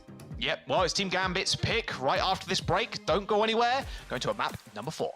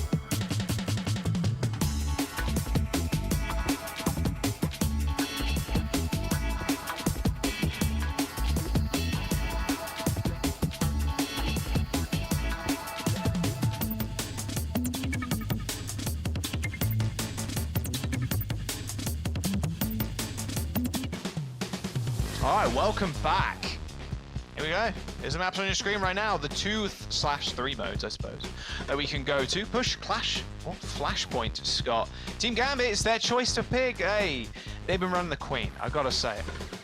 I'm not inspired. by the Queen comp. You know, against the Orisa, not looking too great. I will say, very inspired by the Zen pick. Maybe I play Zen in the ranked games later today. We'll see. Where do you think? Avoid ranked. Got it. Avoid ranked. Okay, buddy. Okay, thanks for that. Throne of Anubis. Okay. Ooh. Here we go. Going to a little clash now. Interesting. Yeah, I agree with you, Jack, with your taking stock of the series so far. I do like the Zenyatta. I think it's thrown a lot of a wrench into Negative Mental Attitude's plans. As you said, Queen, not so much. As we go over to Clash, a part of me thinks that they might go towards the Queen again. I feel like this is a... Queen does excel in this situation. There's a lot of short distances, a lot of corners, a lot of push and pull, where I think Queen is really at their best. But how it's been working so far, I'd rather see them play something else. And now, maybe taking a page out of the SR Peak checkbook. Playing a little bit of the Reinhardt, the Baptiste. Oh, we're getting silly up in here. 3, 2, We're getting a little bit silly. No Queen. We've got the King of Rush in the Rhine May Sim. What could be better, honestly? This couldn't be a more EU comp. Yeah. It's just like, I feel like EU have made a verbal agreement to each other of like, let's just play Reinhardt sometimes, guys. It'll be fun, and everyone just allows it to happen. And you can see Negative Mental Attitude kind of caught off guard by this one. They're going to give up a lot of the space onto the point. Now they're trying to get Miraculous onto the off angle so they can get punished with the Ashe. Look at that damage. So much damage with the Sim. Oh, the Sim. Had to kill the Orisa, there's the thing. And you're not going to get infinite ammo from the left click hit on the Sim as you're not shooting a shield. It's all falling apart for Team Gambit. They just could not kill the Orisa. Actual Orisa moment. Yeah, and that's an absolute masterclass of how you should play Orisa, right, in that situation. Mesopos looked like they were inting, but that's the job as the Orisa. Mesopos steps up, makes themselves a threat, gives more space to Miraculous on the off angle, and then Miraculous hits the shots, and that's how they get it done. So Negative Mental Attitude maneuvering around this Reinhardt very well, but even just like looking at the difference from what we saw of SR Peak Check and Team Gambit, I want to see more Symmetra TPs. I need to see them actively pushing into the Ashe, because if you give Miraculous the space to shoot, they will find picks. Yeah, or even TP onto a Brig. Yeah. TP onto somebody that's a little bit more immobile. All right, there's a speed ring. They've got decent control of this high ground, so denying the space away, but wow, a javelin toss from downtown by the looks of it. Esports does end up coming up with one, and that Sim going down is like, okay, that's free reign right now for Miraculous. Miraculous is chilling. Same with Albert, to be fair, as well. Ray used pretty early from Negative Mental Attitude, but that's going to be good enough for a kill onto the May, and that is going to be second point as well. I don't think there's a chance for Team Gambit to come back in, especially with no solid Blizzard. They're going to try, Scott, but it's going to be a hard-fought ass. I'll tell you that right now, big guy. Yeah, Window and Ray are going to be used. That is going to keep UJ alive. This is a really important fight for Team Gambit to win. They've committed a lot of their ultimates. If they don't get it, they might lose the last point as well. Yep, Santic said, oh, Fate goes down. No support. And the wall. Gambit. Yep, wall deployed. Here comes the rally, and there's no surviving this. No damage being permanent. And that Shatter. I will not speak ill of Ryan's missing Shatter. I refuse. Lucio's Ajaxing, on the other hand. Oh, we will endlessly hilarious. Endlessly hilarious. All right, it's just swapping anyway, Scar. Look at that. He's swapping to Arista. Okay, so now Gambit only have the May Blizzard to be able to hold this last point. Remember, every third is going to be a point in the back pocket of Negative Mental Attitude. So how are they going to approach this one? They have the Bob. They have the Terror Surge as well. But it's so difficult to fight up this ramp at certain times. All right, we'll see what UK can do. Switching over to the Orisa super late, of course, after using that Shatter and it's not doing anything. Nice little spear, and now the Orisa duel can commence. Oh boy. Terror Surge, only a little bit of damage there onto UK. Pulse Momentum coming in, a little bit wide too. Blizzard deployed. Team Gambit do use their one tool to secure this fight. Miraculous still coming out with a kill, but quickly chased down. Tomex? Is it? I mean, surely not. Yeah, okay. Okay. Do you know strong, but not that strong? Yeah. They at least get the team kill and get a checkpoint on the board. They're only one behind at this point. Clash a pretty ping-pongy game mode, as they do have a spawn advantage, being much closer to this second point now. Yeah, Negative Mental Attitude, they committed the Terror Surge, but no crazy ultimates today. You can see they were kind of hesitant to get up there, but just because of how difficult it can be at certain times to be able to take that fight. But now you can see Miraculous on the high ground. They have the Bob. This should be a pretty strong back and forth by both of these teams. Bob's holding down the point, but the fight's not even happening on the point at this point. Oh my god, 3 HP? And it still peaks for the spear, by the way. Just, oh, why not? All right, Gucci ends up falling. Negative mental attitude in a 4v5. We'll see if they want to recontest. They're going to have a big chance to do that. They got the raid. They can just kind of overlay it on the point. Miraculous with a pick onto Sonder.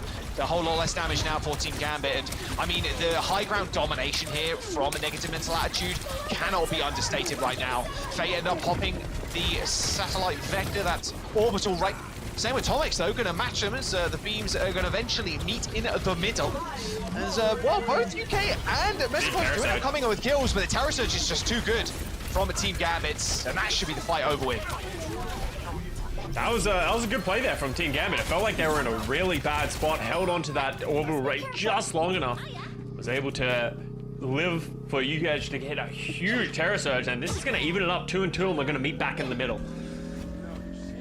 All right, UK using their ult. Now it is time for Mespos to use their Terror Surge. Yep. I wish they would use them at the same time. It's always funny seeing them just spin up with each other. Okay, sneaky. Oh, way wide there. He aimed for New Zealand or something. Did Gucci? Hey, what's wrong with New Zealand, huh? Nothing. You're not a Kiwi, bro. Yeah, I know, but I'm just going to defend them. Shout out Kevin. Yeah, I'm helping Kevin out over here, okay? All right, Fate's dead. Unfortunate. Same with Sonder. Wow, that's a couple of quick kills. But Santek's doing what Santek does best, and that is killing enemy DPS as a support. But, oh, nice whip shot. Wow. Okay, negative mental attitude. They're in a good spot right now to take this point. Scot-free. UK is going to come in, try and get a retouch, but yeah, decides better of it. Ends up using the spear spin to get away before they end up going down. Oh, actually, Gucci finding the kill on the Tracer. That could be quite bad, actually. Negative mental attitude are going to get this high ground pretty easy now, Scott. They've got so many good ults to work with, too. Yeah, Team Gambit has to be careful about staggering here. They need to... Oh. You're almost off the map. You're chilling. I also thought at one point there was a ledge there. There is not, everybody. PSA. Window's good. It's going to give them a little bit of space, but if negative mental attitude can live to fight this, Albert can come back with the rally, and that's going to be so much help. Bob does end up on the point. Unfortunately, it's not capping, though. Wow, it's like a couple of pixels off. That's a little unlucky from Miraculous. There's the rally popped on the point too. Here comes the Ray as well, and this is the chance to really pin down this Brig. Good counter spear there onto UK. That was perfect. This helps Albert survive, but it is all Sonder apparently. All Sonder. Apparently, like the Ray pretty good with the Ash and the Bob as well. The Bob does an unbelievable amount of damage in Ray, let alone the Ash. Okay, Sonder ties this one up, and Team Gambit 3 points apiece now. Negative mental attitude, despite on pushing Team Gambit all the way to last. Classic Clash game mode at this moment in time. A team that looks like they're behind has managed to catch all the way back up as the mid-fight once again commences. Hey, it's the back and forth that you hope to see whenever you get to play Clash. Pulse Bomb does go wide. You can see both teams jostling for position, and Orissa's trying to sort of throw out their cooldowns as much as possible. This orbital rate is going to have to force Team Gambit back. Can they keep UK alive? Looks like it. Terror Surge is going to get pumped as well to force a block, force a fortify, sorry, out of Mesopos. Terror Surge available for negative mental attitude as well, so holding this front line should be pretty easy. There's the Terror Surge, doesn't drag UK in though, is already in that fortified form, and with Miraculous going down, a whole lot less damage really for them to work with as well. No ultimates, but a window on the point for Team Gambit, and a clutch lamp to save UK. Look at the healing coming out. Not only does Santix do damage, also does a whole lot of healing too. Although the UK dead, Santix is going to get run over by Mesopos as Fate lets out a desperation cry, uses that Ray across the point, trying to lock down Alba, who's been caught off guard. As Team Gambit are going to hold on. A rather scrappy affair, a dogfight, if you will. As negative mental attitude, their health bars are dwindling now, as eventually they're going to get cleaned up. And you got to give credit to Sonder. Sonder's been doing a phenomenal job this entire time of just staying alive and being a threat, like just pumping out damage time and time again. And that's just going to help them flip it eventually. See Ryan sort of waiting to see if there's going to be a recontest, but it doesn't look like it's going to be, and that's going to put them up to map point. for Team Gambit. Negative mental attitude's gonna have to hold that on their side of the map for the first time. Otherwise, they're gonna lose the map. Pulse bomb in the hands of the Tracer. Looking for somebody, maybe the break perhaps. Gets the stick on the shield. Oh dear, actually got eaten there. Shield dropped it and then immediately eaten by the spear spit. All right, okay. Quick reset. Getting this high ground is going to be important here for both Ashe players, but with a Bob from Miraculous, it could be really what negative mental attitude need, and they're already capping as well, so Team Gambit going to be fighting into this ult. They have both support ultimates as well. If you're Team Gambit, you really want to force ultimates out of here. You cannot let this point go for free. All right, there's the orbital ray on the point, and Santic's already falling over. I mean, it's just too powerful of an ult. You just can't win. I would love to see the win percentage, in fact, of using Ray versus a team that doesn't have one, and how likely you are to win that team fight, because it almost feels like 100%. As here we go, the final mid-fight, Scott. It's all come down to this. Negative mental attitude, 1 point away from claiming the series, or can Team Gambit send us to a map number 5? Team Gambit did a really good job on that point, recognizing, hey, let's not use our ultimates. We force out both support ultimates for negative mental attitude. So if they can get up to the Baptiste window, orbital ray of their own, it's going to be so difficult to fight into it. Early fight, Bob's so many colors going everywhere. Bob's out, but Alba's the a one lot on of the visual ball. clutter, but Alba will end up falling over first. Here comes the Terror Surge. Pulse bomb kill as well into Santix on the back line. There's a Ray on the point right now, and all focus from Team Gambit looking straight at the Orisa. A spear into Fate, but it's completely fine. Orbital Ray does a whole lot of healing as well. As Team Gambit, they're going to be cleaning up Fates. A couple of trays here and there, and actually a Lucio swap here from Alba, thinking maybe they need to get back to the fight ASAP, and Gucci just going absolutely nuclear on the Tracer. A cab coming through soon as Adiva approaches the fight too. Negative mental attitude in this final few moments as Sonder also ends up falling. Yuka J's already popped gold. Have they got the spear spin to stay alive? No, they do not. Negative mental attitude are going to do it unless Santix comes up big on the Kiriko, but looking quite unlikely. They managed to escape, but not for a brief moment, as Mesopos chase them down, and Gucci finds what? They're like 10th kill in that fight as negative mental attitude close out the series. Wow, just phenomenal play by Gucci there. Just running rings around the opposition, just able to stay alive, able to put up pressure, and both teams just switching to any faster they could at the final moments. But negative mental attitude are finally able to topple the Zenyatta and the amount of damage that's been coming out throughout this entire series. I'm just happy. I saw Ryan. I saw Ryan being played once, like I wished. Hey, good match. Good match. Danny, I don't think it worked. It didn't work. But hey, at least they played it. They tried it. I was just wishing to see at least one more Ryan, and it happened. So thank you. Valiant effort. Great job. But I mean, negative mental attitude. The 3-1 victory, I think it was very well deserved. I think despite it being 3-1, I think it was very close, especially that last clash match. It was like very back and forth. Yeah, that was a just tried and true dogfight. Like, there were so many random picks. Like, they were like, okay, we're going to set up for a team fight, but as soon as the team fights, they start, look, not even slowly. They just quickly break down. It's just like random picks from Gucci, from Sonder, like randomly taken off even Miraculous on the other side too. Both Tracers, the Ashes were just finding these random picks on each other. And yeah, I mean, I couldn't ask for anything more, honestly. Classic EU gameplay. We did see a lot of Rhine and a lot of Rush as well. I mean, it would have been cool if the Rhine worked. It was a little bit of a pity, I'd say, to see the Mei and the Sim comp not work out on that map. But I mean, also this first map too. Oh yeah, it was a real bad time. I thought the series was over from here. I'm gonna be honest with you, but yeah, UK really struggling to get this Junker Queen online pretty much throughout the entirety of this series. Just like the amount of damage that was coming out, they just weren't able to handle. And you started to see like why they're playing this composition with the Zenyatta on Rialto, right? This is where you started to see them getting the most value. Xenix is getting picks, getting high value transcendences, and just able to really sort of take control of the map. But as time went on, it really saw a little bit of adaptation from negative mental attitude, really punishing them for the pick. And then as soon as they had to move away from it, just weren't able to have the same level of success. I gotta give a quick shout out to Santix for playing that Zen. And yeah, beast mode. For a long time, it did work. When was the last time we've seen Zen being played so long? Properly? Oh, not for a long time. Yeah. It's been a while. It feels like it. I don't want to say like, is it been like over a year since Zen has been like a mainstay? Yeah. Yeah, well, I think with Kiriko being so strong, like throughout the last year, and Zenyatta only just recently getting damage buffs as well, right? Like the developers were like, hey, let's go even more damage for Zenyatta. It becomes a greedier and greedier pick, almost like Reinhardt in a way, where as you're seeing him on your screen, it's like if you can figure out a way to make it work, it's really oppressive, but it's just difficult because as soon as teams start adapting against you, you start to see the weaknesses of the heroes. And like you guys mentioned, I think it was at first. I think it was Team Gambit sort of,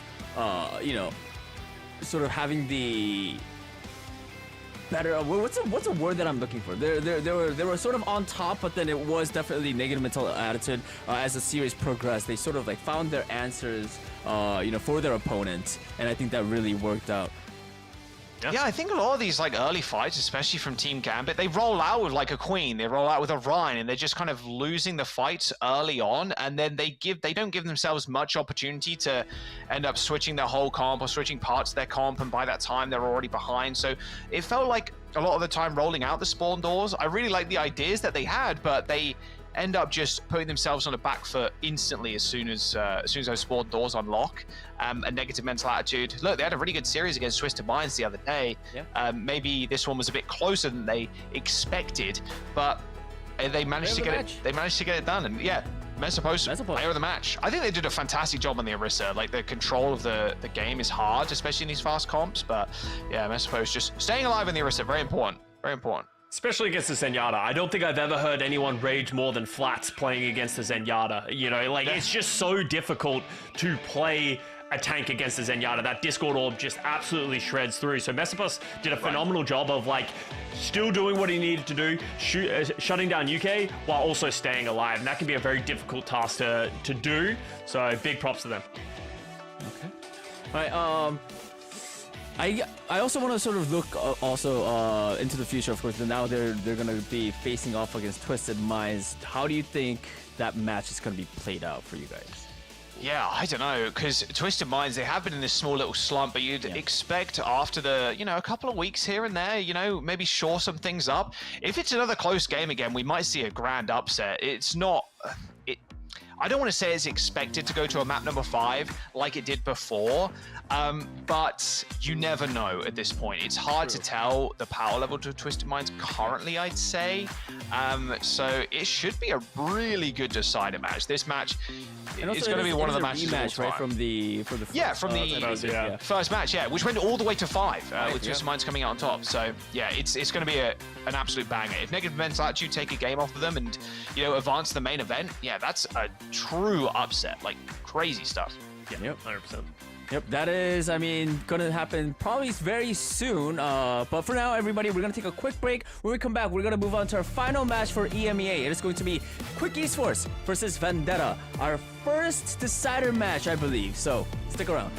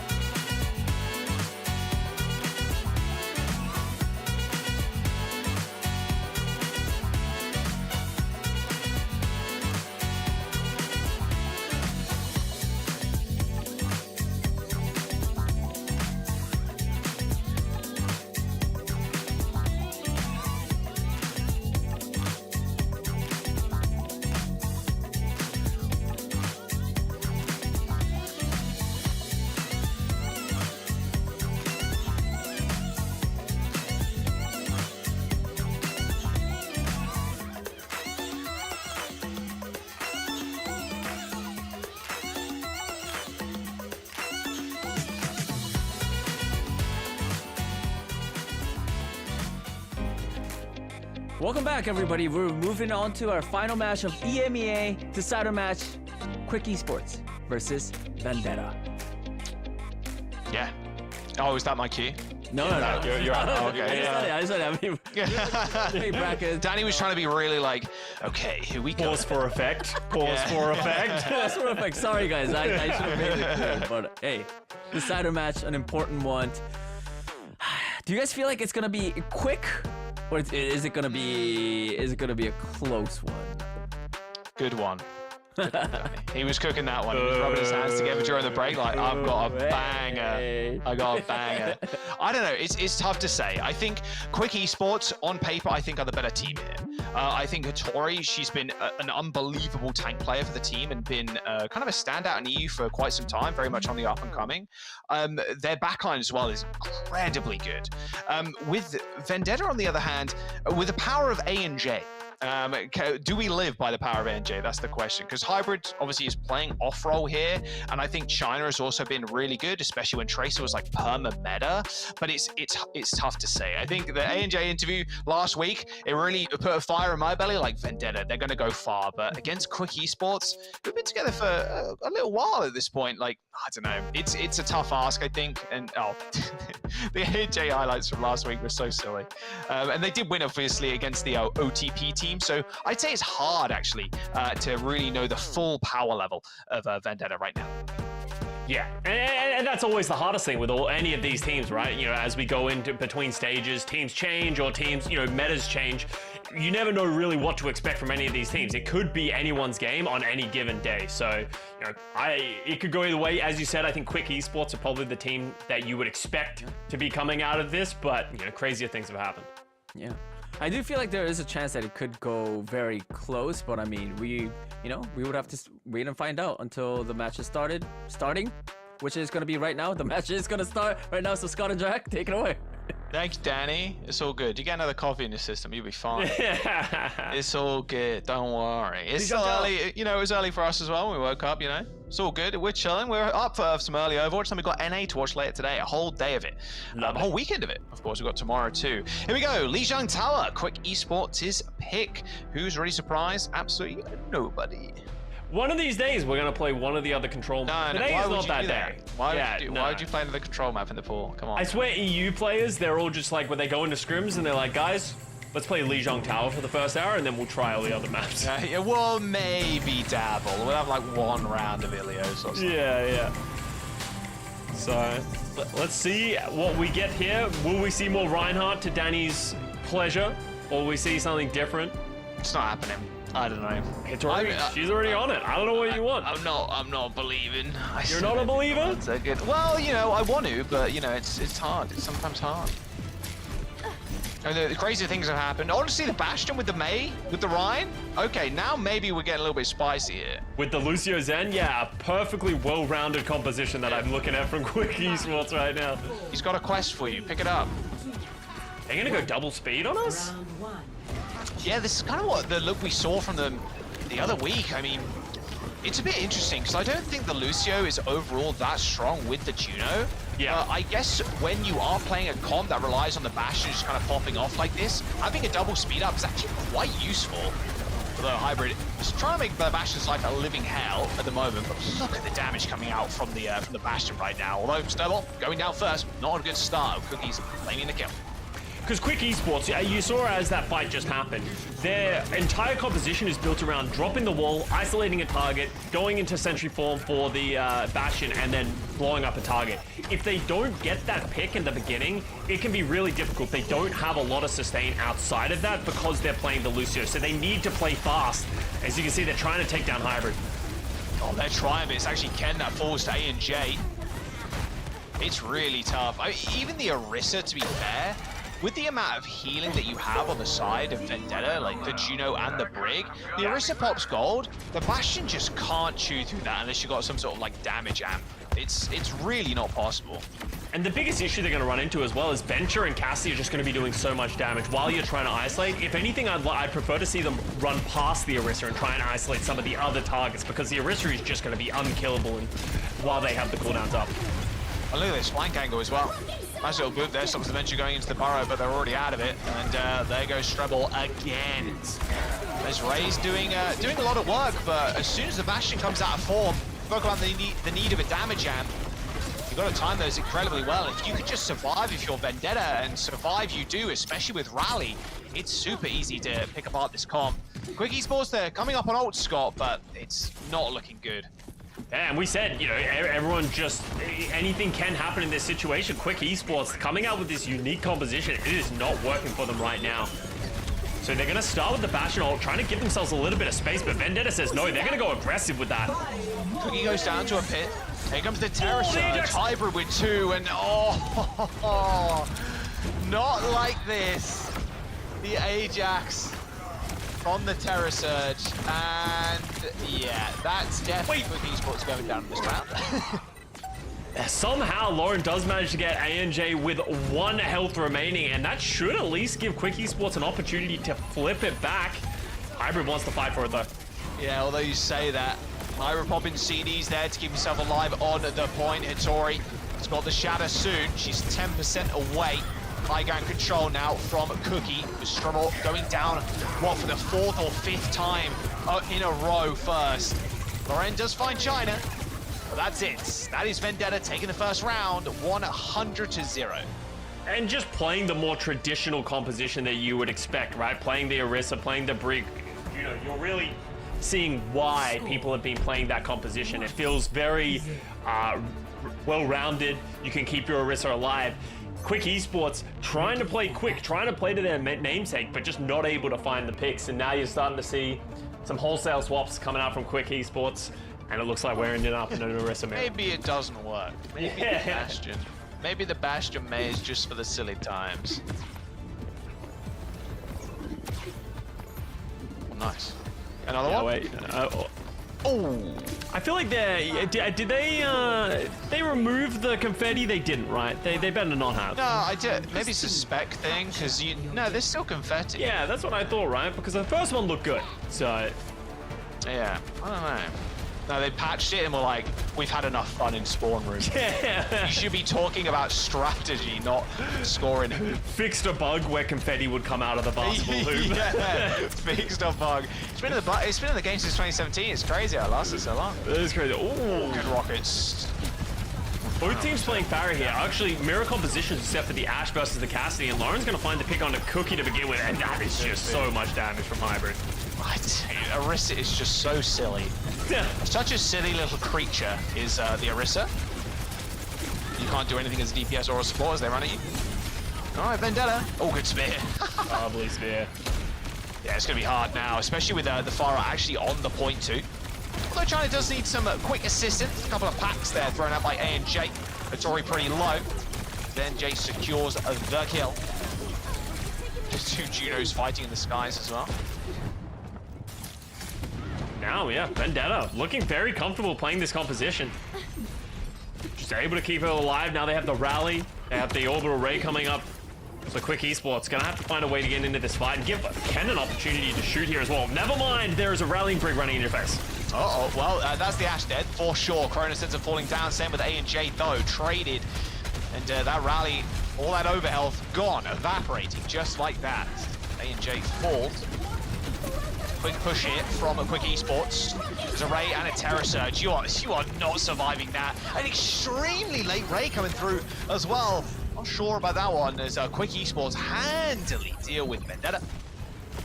And that all goes back to A&J overextending just a little bit. Like, I love the fast rally push that they've decided to do, but just a little overzealous, took too much damage. And once they got that 1-for-1 trade, Quick Esports are just able to use their own ultimates to be able to turn that around. So now it's on Vendetta to find their window into the fight. Both Farahs having barrage. Actually, China's lagging behind a little bit, but should get that one pretty soon. How do you find a window to barrage? It's such a difficult ultimate to use, especially against these heroes. Really hard. Terror Surge available from Hybrid, looking at the back line right now, but here comes the rally from Strebel. Already China dead. Yeah, no need to use anything here. The one rally will do it. Loren holding on to the barrage. And that's textbook rally push right there from Quick Esports. Bait them in, go aggressive, able to punish anyone who is just a little bit too far ahead. So It's not the worst of your Vendetta, just a little bit of percentage. Teamfight lost, reset, go on to the next one. Same thing once again. Walking through the mega health pack, trying to take some space, but you can see Quick Esports, because they have the Pharah and the Ashe just sitting so far on the back of the point, it can be so difficult to dislodge. But he's gonna go peeking around the side on their own. Can be very isolating. Air Surge comes in, hits 2. Very quick one. That was like, what, like 10% or something? China around coming up with kills as that barrage hits the backline. A&J didn't stand a chance. That bomb coming up with kills though as China receives a direct rocket from Loren. It's just a very scrappy fight on the point, but Hybrid just locking it down. Loren's still alive, and Quick Esports still controlling the point too. China takes one rocket, quickly dashes to the left as Loren has to dash back to that mega health pack. The clip is coming in, and there it is. Vendetta do end up controlling.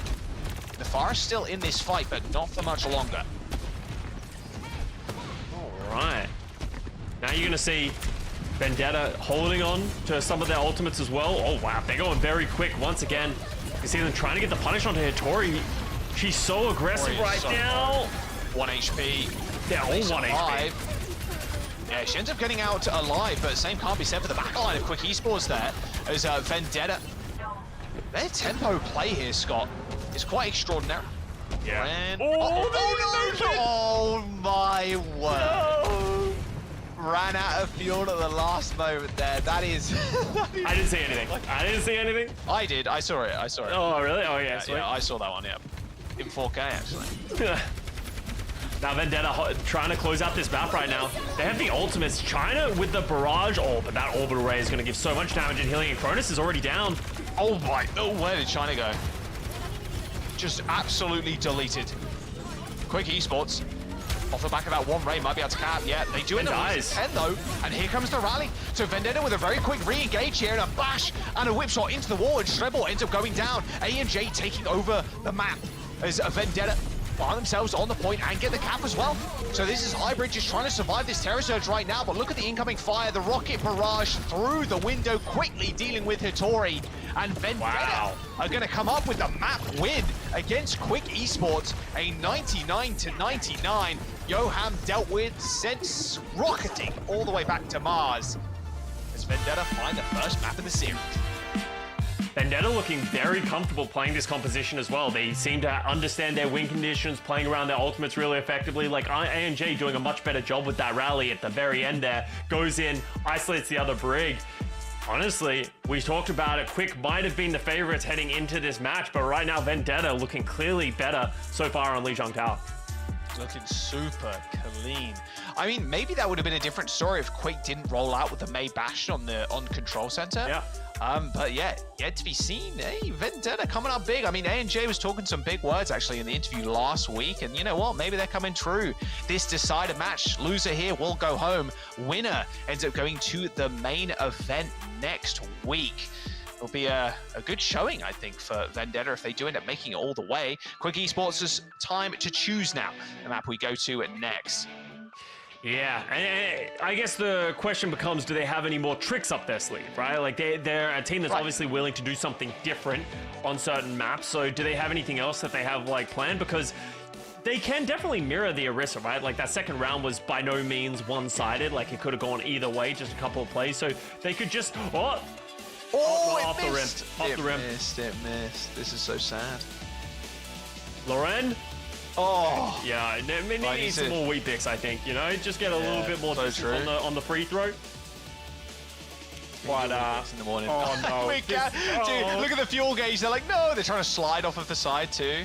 Could they hold up? Can you get verticality with a little bit of verticality with the Kong?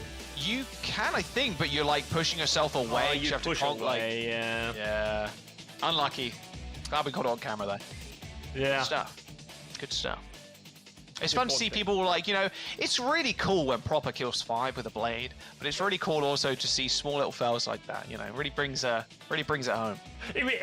Without these fails, you know, you don't appreciate the 5K. So you really need both, right? You need both ends of the spectrum to really appreciate both. You need the Ajaxes, and then you need the proper 5K blades, or the lip killing 17 people with Widowmaker in a round. Like, you need it all. You need it all. And thankfully, we brought it here today in EU.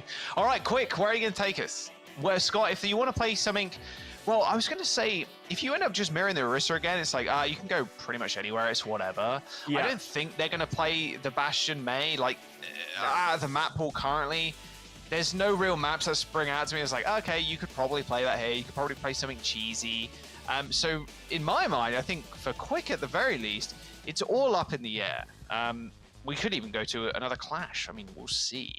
Yeah, anything's possible. If I'm Quick, I'm like, hey, that Reinhardt strategy, we've talked about a lot because we're commentating EU, where the Reinhardt either works or it doesn't. And I feel like Vendetta showed that they have a very clear understanding of how they want to play against it. They dealt with a lot of the threats while playing the Orisa very well. So if I'm Quick, I'm like, okay, let's throw that one out for this match. Like, it can catch them off guard. It definitely didn't. I would personally go towards a more standard way of playing the game. Go to a map that you feel comfortable on, that you know you can play maybe the Orisa, and just match up evenly. Because if you are Quick, I feel like you should feel comfortable that you can go toe-to-toe with Vendetta. They just made a bunch of mistakes. As we saw an Ajax, we saw a Pharah fall off the map, we saw them miss 2 free throws. Pretty much everything that could have gone wrong in that map went wrong. To be fair to Quick as well, like even their match up against Wasp the other day, they lost Lead Zone Tower. I mean, maybe it's just a quick moment. We're just not very good on control. And then they ended up just kind of sweeping Wasp after that.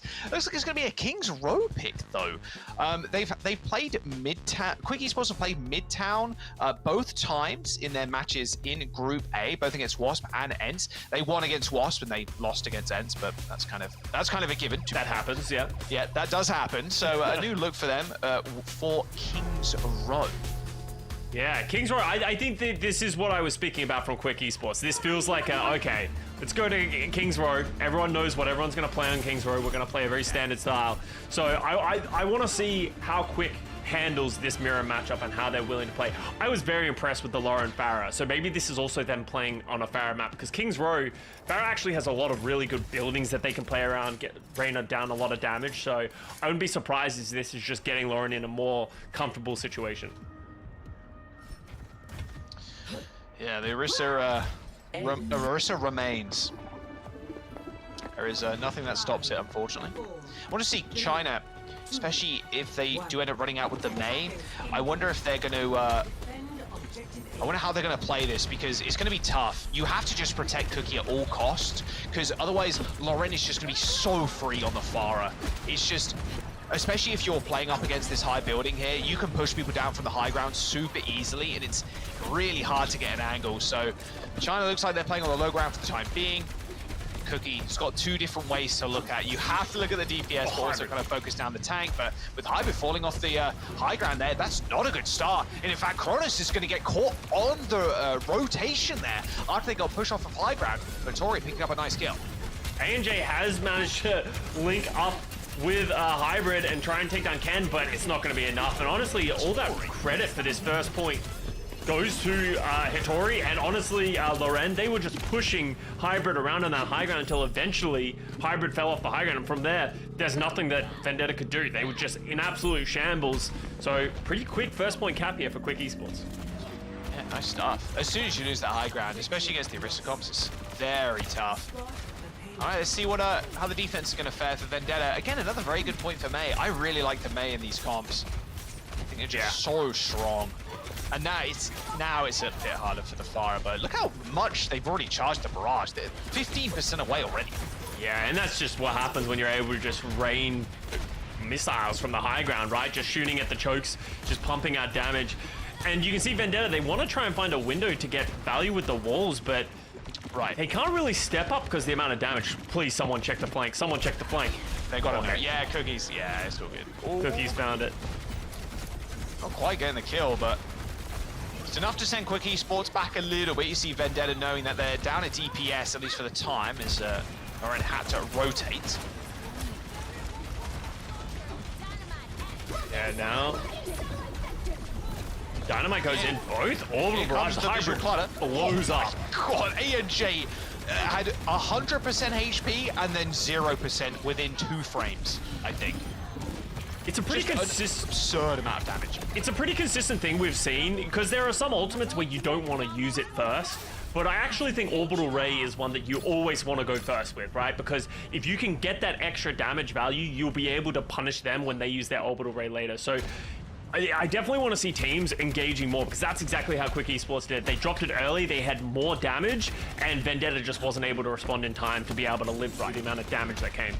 It just feels like a better Kitsune Rush, like straight up. because you're doing additional damage rather than just additional rate of fire. It's just so much better, because you can just one-tap somebody and then you can't respond. Yeah. Nice little flank here from Ken, manages to get out of there too, and look who was waiting in that doorway.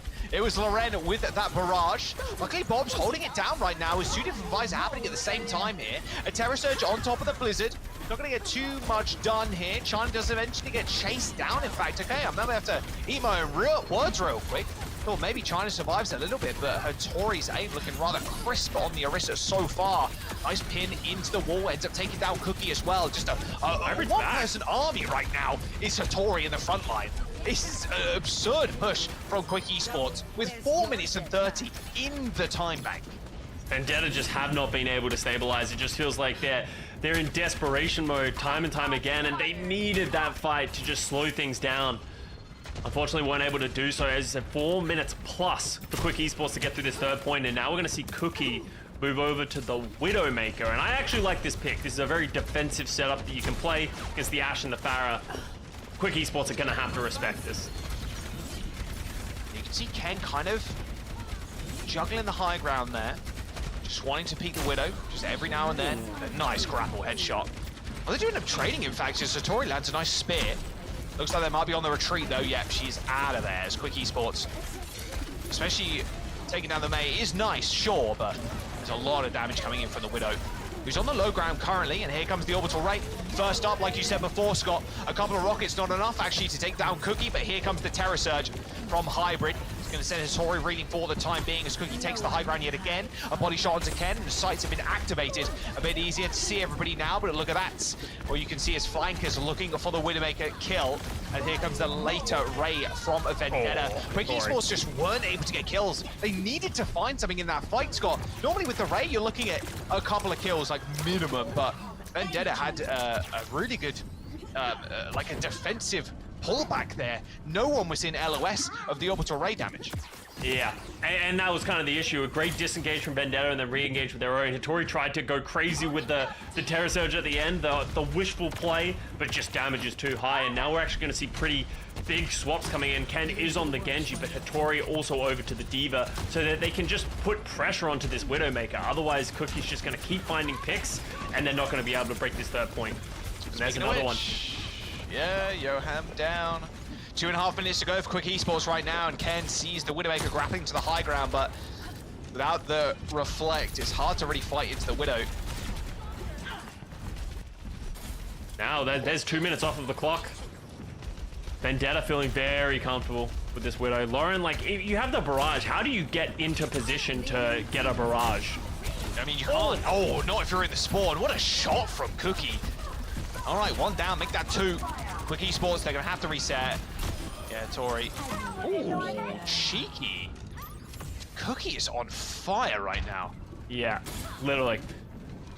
But the big thing as well is, like, Quick Esports, they have to just keep going fast. They're going to have to expose themselves at some point to the Widowmaker. And you just have to hope that Cookie isn't going to hit those shots. But now, how do you find these windows in? Cookie is just going to play so defensively that as soon as they step up, he's going to run. And then the rest of the team can just punish him. I heard the reflect out. Yeah. Wall's out, yeah, it's gonna buy 15 seconds or so. Doesn't want to peek, yeah, you can't. Especially with the Widowmakers on a heater like this, you just don't. It's not worth fighting into. Just wait it out. Give yourself a chance. Alright, it's down, as soon as it's down. Oh, reflect kill, that's what you want to see if you can. Perfect start to the fight right there. Widowmaker already dead, and Rally coming through as well to make sure everybody's healthy in the front line. Terror Surge driving everybody in. Hattori Hybrid super low in the front line. Ends up popping the Terror Surge to try and stay alive, but everybody from Quick Esports was looking at him. Oh, that was close. Yeah, that deflect kill was such a huge opening fight for them. Now Vendetta coming out with their support ultimates, but they're fighting into a Blade and an Orbital Ray. You've talked about, Jack, how deadly this combo can be. You're swinging for so much damage with endless healing if you're the Genji. Yeah, Orbital Blade, that's the Work in progress title. Look at that. I mean, that is just an unbelievable amount of damage, slashing through people and insta-killing A&J. That rally is just absolutely nothing. You are paper in front of the Genji with that orbital ray, and that'll be it. Quick Esports, push on in. It's just, you can't survive. Like, what ultimate or what ability can you use there to stop an orbital ray, boosted blade and barrage from getting a team wipe? Like, there's nothing you can do. Especially if you have to fight into them, right? Like, usually those ultimates, the best thing you can do is kite it away, run away from it, right? But that's something that people have been learning more about Juno, right? When Juno first came out, everyone's like, her ultimate's too slow, it's hard to get value of, but as people have played more with her, they've understood how the best way to utilize it is. It's not really the healing that's the valuable thing, it's the damage and how you combo that with other things. And people are just getting better and better and better at it. And that's why we were talking, if you have orbital ray, you want to be the one going first, because if you get caught on the back foot, you're not even going to get the chance to use your own. Yeah, I remember seeing at the very beginning of Juno being played, people were like, oh, maybe the orbital ray should kind of follow you or like push in front of you and then you can kind of guide it or whatever. And then people realized its full potential and it was like, okay, so maybe it just needs a nerf. Like a straight nerf at this point. Because your reaction to it, and I like what you brought up, was you just use it first. You just use your first to try and get an insta-kill because the enemy Juno has to use the orbital ray as well. And then you have to make sure that you get a kill first. And it happens in such a quick time frame that no one is really there. No one can really protect you. Even, you know, double Zarya bubble, like anything, right? Like throw it on, good luck. It's just not gonna happen because the amount of damage that the characters you're running can deal. Now we're going over to the Hanzo, which is an interesting choice. Hanzo has just recently gotten buffed back to the one-shot headshots from far away, but it's just so inconsistent to hit some of these shots at times. Feels like an interesting choice to go over to the Hanzo. Oh, Cookie's going to fall. Wow, they do actually trade for Yoham, so China coming back in a big way. Cookie dead. And now you can just hold this high ground. Wow, that's Vendetta. This is an easy point cap here. I mean, Hattori is still alive, same as Strawberry and Ken, but I'm not sure they get too much time on this point. Hattori is on this side of the map, however, so there will be a chance to touch, but is she even going to attempt it? I mean, she's just going to get perma-booped away. And look at the health of the mech already half. Any other touches? Yeah, China's dead. Okay, Cookie ends up taking down Ken, though, so a small trade there. DPS for DPS. Hybrid just planted himself in a small corner. Attempting to stay alive, but there's the point. There's the cap. Vendetta getting it right underneath the noses of Quick Esports. Yeah, I feel like Hattori, she tries to go aggressive to try and punish the other players, which you kind of need to do, but no one else was able to stand on the point. It might have gone either way, regardless of the little bit of a C9 there. But 5 minutes remaining, Vendetta in a great spot right now as China switches over to the Mei as well. Doesn't fancy playing the Pharah into this setup. Greetings. Everybody knows. And do a spamming for this angle. Do not peek challenge.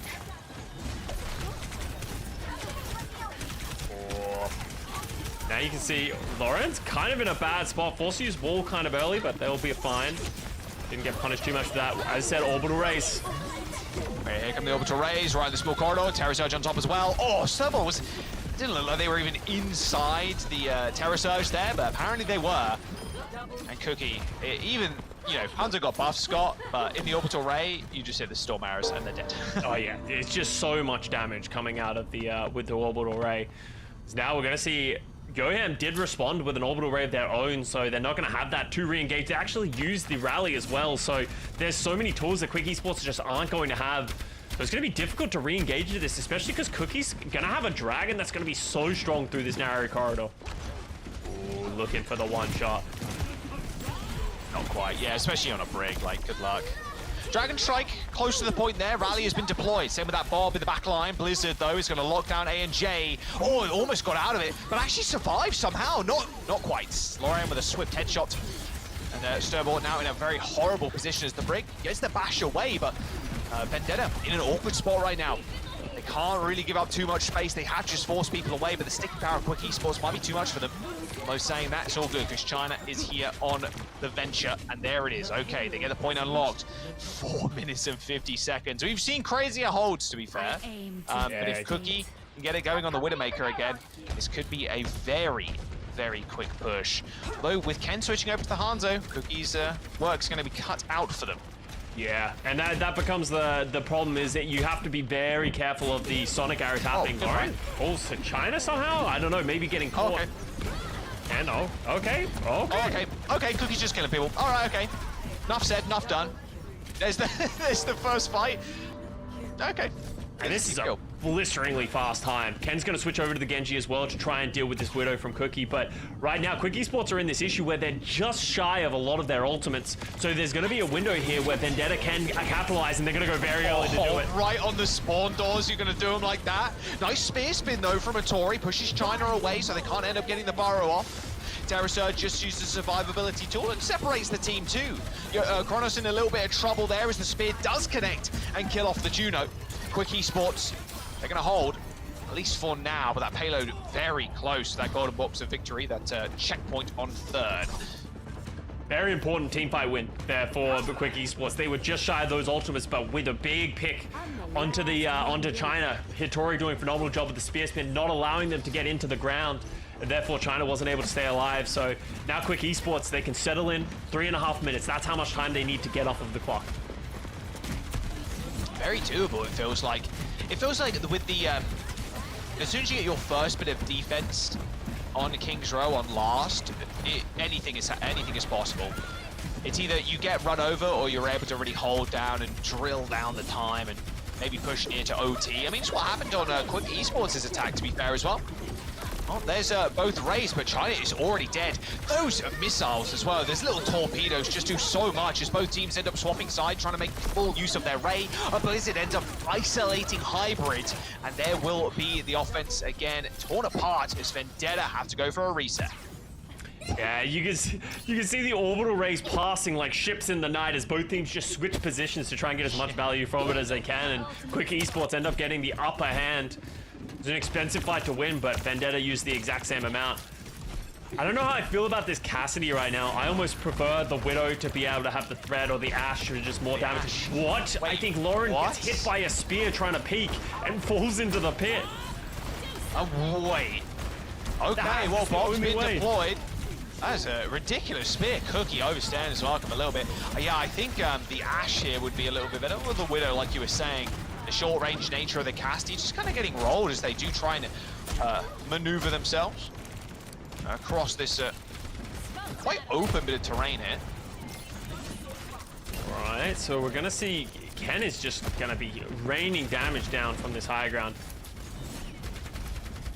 Needs to be careful about getting a little, is overstaying their welcome a little bit. I knew. Okay, here comes the orbital ray. Oh, straight over the wall too. And they get the shots off. A little bit of damage, and Hitori, yeah, it takes almost the full brunt of the high noon. A minute and 30 seconds to go, Scott. So nice, pretty close to the time bank over Quick Esports. Sherlock does end up going down as Johan, very, very tricky target to hit. I mean, went through the speed ring, and you are, what, the speed of light almost, so not too much of a surprise there. Hitori jumps onto the Reinhardt just for some extra stall, and in fact a TP through the wall too. Kiriko using that Suzu, buying some additional time, but the rally and the ultimate from the Venture. A tectonic shock of the rally is enough to complete a minute and 30 in the time bank for Vendetta. That's a single minute from Quick Esports. That almost 5 minutes from Vendetta really just boiling down. Again, I think as soon as you get one bit of defense, Scott, going, it's very easy to just push closer and closer to that OT, and Vendetta very much feeling the wrath of Quick Esports. As with hybrid maps, kind of, it was true for the old 2CP maps as well. Because of how close the defensive spawn doors are, you need to have a very decisive team fight win to be able to actually close out the point. So it took Vendetta a little longer than I'm sure they would have hoped to be able to get through there, but at least they did cross that line at the very end. And now, with only a minute remaining for both sides, do you start throwing curveballs here? Do you throw something that hey, I know what they're going to play. They're going to play the Orisa Brick Juno. Should we do something different, or do you stick to what's been working so far? By the look of it right now, it feels like Vendetta's more than happy to go back to that Mei, try and isolate targets, but Loren on the Pharah, we've seen how Pharahs can just open up the fights so quickly. Yeah, let's have a little look. Yeah, with only a minute, you're looking for a rather explosive first up. I mean, we'll see if the same thing can kind of be repeated here as well, with Hattori pushing Hybrid off of high ground. 5, 4, 3, 2, Oh, what a spray. 1. It's a cute spray. A little cute spray, yeah. Incoming. Yeah. I think it is called cute spray as well. Yeah, true. All right, so we are going to see Loren coming out on the Pharah. Remember what happened last time? Hybrid got pushed off of the high ground, and that really opened everything else. So Hybrid's got to play a little bit careful. Hattori might be coming up, yeah, coming up from the backside, throwing javelins at each other. Yeah, Hybrid's not pushed down to the low ground this time around. It's not going to fall for the same trick twice. We're only going to get one fight here, and it doesn't look like we're going to get ultimate. Oh, well, a little switcheroo there. It's already falling down. Hybrid stayed up on high ground. Okay, putting pressure on point, though, is going to be good for Quick Esports. Forcing a tick, potentially. As Vendetta forced to use that block. Hattori's putting down a lot of pressure. This is a tick guaranteed, yeah. The spear, the shots onto the main, forcing the block, as well as that spear spin onto Hybrid, just forcing him out. Both of us just looking at each other right now as Ken and Loren coming up with large kills. And Hattori, yeah, staying alive. There's no chance really for Vendetta to stay in this. No! There's no way. 3. They won that fight. Switching sides. You gotta be kidding me. Oh my god. Initiating match. There's so many people who could be touching that That point. is unforgivable. Wow. Unforgivable, C9. Okay, let's take a look at this. So Hattori, look, Vendetta lost both supports. Hattori's off. Strobor is taking damage, but they just complete. They have 3 seconds as well, so they don't even. They didn't realize they didn't have overtime because no one was on it sub 3 seconds, I believe it is. Yeah. So therefore it doesn't trigger overtime if you're not on the point. My, that is, that might cost them the map. 100%. Like straight up. And that could cost them the series, right? Like that's the kind of thing of you go from being in a 1-1 series where if Vendetta cap this out, now they go up 2-0. That's a very difficult task to come back from. Not to mention the psychological damage that you just took from C9ing so badly. So if you're Quick Esports, forget about it. You know, it happens to all of us sometimes. Forget about it. Wait, Jack, this is a motivational speech. Don't hurt them even more. Forget about it. Focus I on. didn't hear any motivational music going. Oh, okay. Shake it off. It's all good. We go again. Cookie, just kill 3, and we're good to win this map. All right, so now they're gambling on the Cookie Widow here. So Cookie Widow, China Pharah. Last time China was the one who picked up a lot of the picks. So because they're playing the Widow and the Pharah here as well, it's going to create just so much space. You can see how much Quick Esports has to respect the opposition, and they're just going to run down the Ren. Ken down as well. Yeah, and then Cookie can set up on this high ground, and you're going to be so free as the Widowmaker. Scott, that's just it. Strobor and Hattori are dead. They're so boomed. They are so boomed. I have never seen a team potentially boom harder than what I've just seen right now. Vendetta have done it. A 2-0 in this series after Quick Esports fumble the bag. Deadbro isn't with us, but the spirit of Rose remains. Wow. C9s. It's one of the worst ones I've seen in a hot minute. Especially in overtime, in moments like that. Like, because they were in such a good spot. They would have capped the first point. I think they had a pretty huge advantage with ultimates because it was a clean first point cap as well. That at least gets you through halfway through second. Like, there's so... Vendetta had no supports. They had no tanks. No tanks, no supports. What more can be said? You got off the point. And that is tricky too, because you said it. That 3-second window that you need to touch to get OT, they very much thought they had that. And they're like, okay, we end up chasing down, and then you see the slow-mo collapse of everybody trying to touch. My favorite thing when those moments happen is the game starts slowing down, and you have that like moment of like, did we win? Or because you know you're so far ahead, and then you're like, no. That means we lost, and then you just you go through all the scenarios in your head. I'm sure that's hard because, like, as I said, Hattori was doing the right thing, chasing down the targets. You know, the Strobor has to back up. They're taking damage, but you know, obviously, if they knew that they needed to be on the point, they would have been there. But man, this is back-to-back. Heartbreaker. Quick Esports are on the verge of winning both of these last maps, but they're just fumbling a little bit at the wrong times. Oh, that was a great kill. What a reflect, man. That was crazy. Huge deflect kill. Yeah. Here's the inspirational music for you, by the way. You know? Dun, dun. This is Vendetta. Yeah, this is Vendetta playing this. Dude, A&J was, yeah. A&J's interview last week, pretty sick, honestly. Oh, yeah? I was running his mouth a little bit. Yeah, it was pretty nice. I like it. And now... I love a good bad boy, you know? Yeah, exactly. The bad boy of EU, they call him, I think. I don't know if that's true. Probably not. Oh. But, look. Tori was so close as well. I know, yeah. It's like the pixels. They're so... and then they just get run over here on the, on the defense. Just great. That's really good recognition from Vendetta here. Because you know that they're going to be playing out of sight because of the Pharah and the Widow, they just run through Hotel quickly and just run over the DPS, and everyone else wasn't in the position to help them. And yeah, the rest of the tower falls after that, and brutal. Still in shock, I'm going to be honest. Oh, look at that diff. The damage diff is insane from Quick. 60k to 41.6. Like, a 20k diff in damage. They just weren't getting the kills. That's an interesting look of like how much damage the difference is, because it wasn't even like the healing disparity was so huge there as well. So just an insane difference, and you can just see. Okay, actually, I'm pull back. Quick Esports, it's time to reset, okay? It's time to forget about what just happened, okay? Don't listen to Jaws, he's a doomer, okay? What? Think about the good times, and think about the times that you've been popping off and stepping up. That's what they need to focus on, because they have been the better team at certain points of this series. It's just about stringing it together and being able to actually start winning points and closing out maps. It's Quick, but not in the way they want it. Quick Esports, they're almost down and out. Vendetta, they might be able to just link this one. A 3-0, we'll see after this.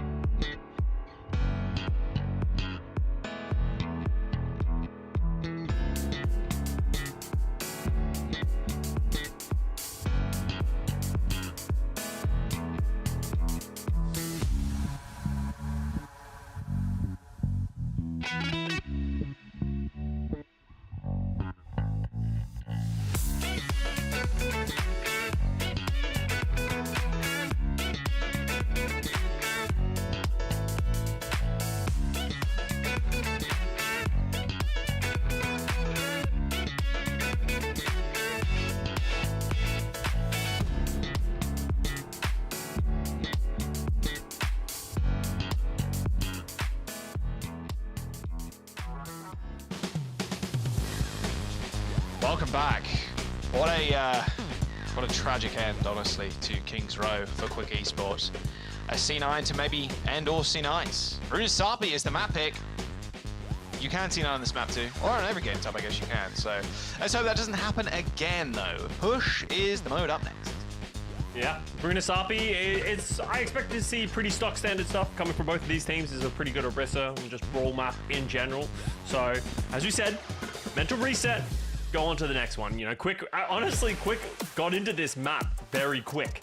And it feels like we're, right back into it. Hopefully, they've been able to reset and be able to lock in. Because, as I said earlier, like, it really feels like Vendetta haven't been that far ahead in this series. Just a couple of little things going by the wayside and costing them everything.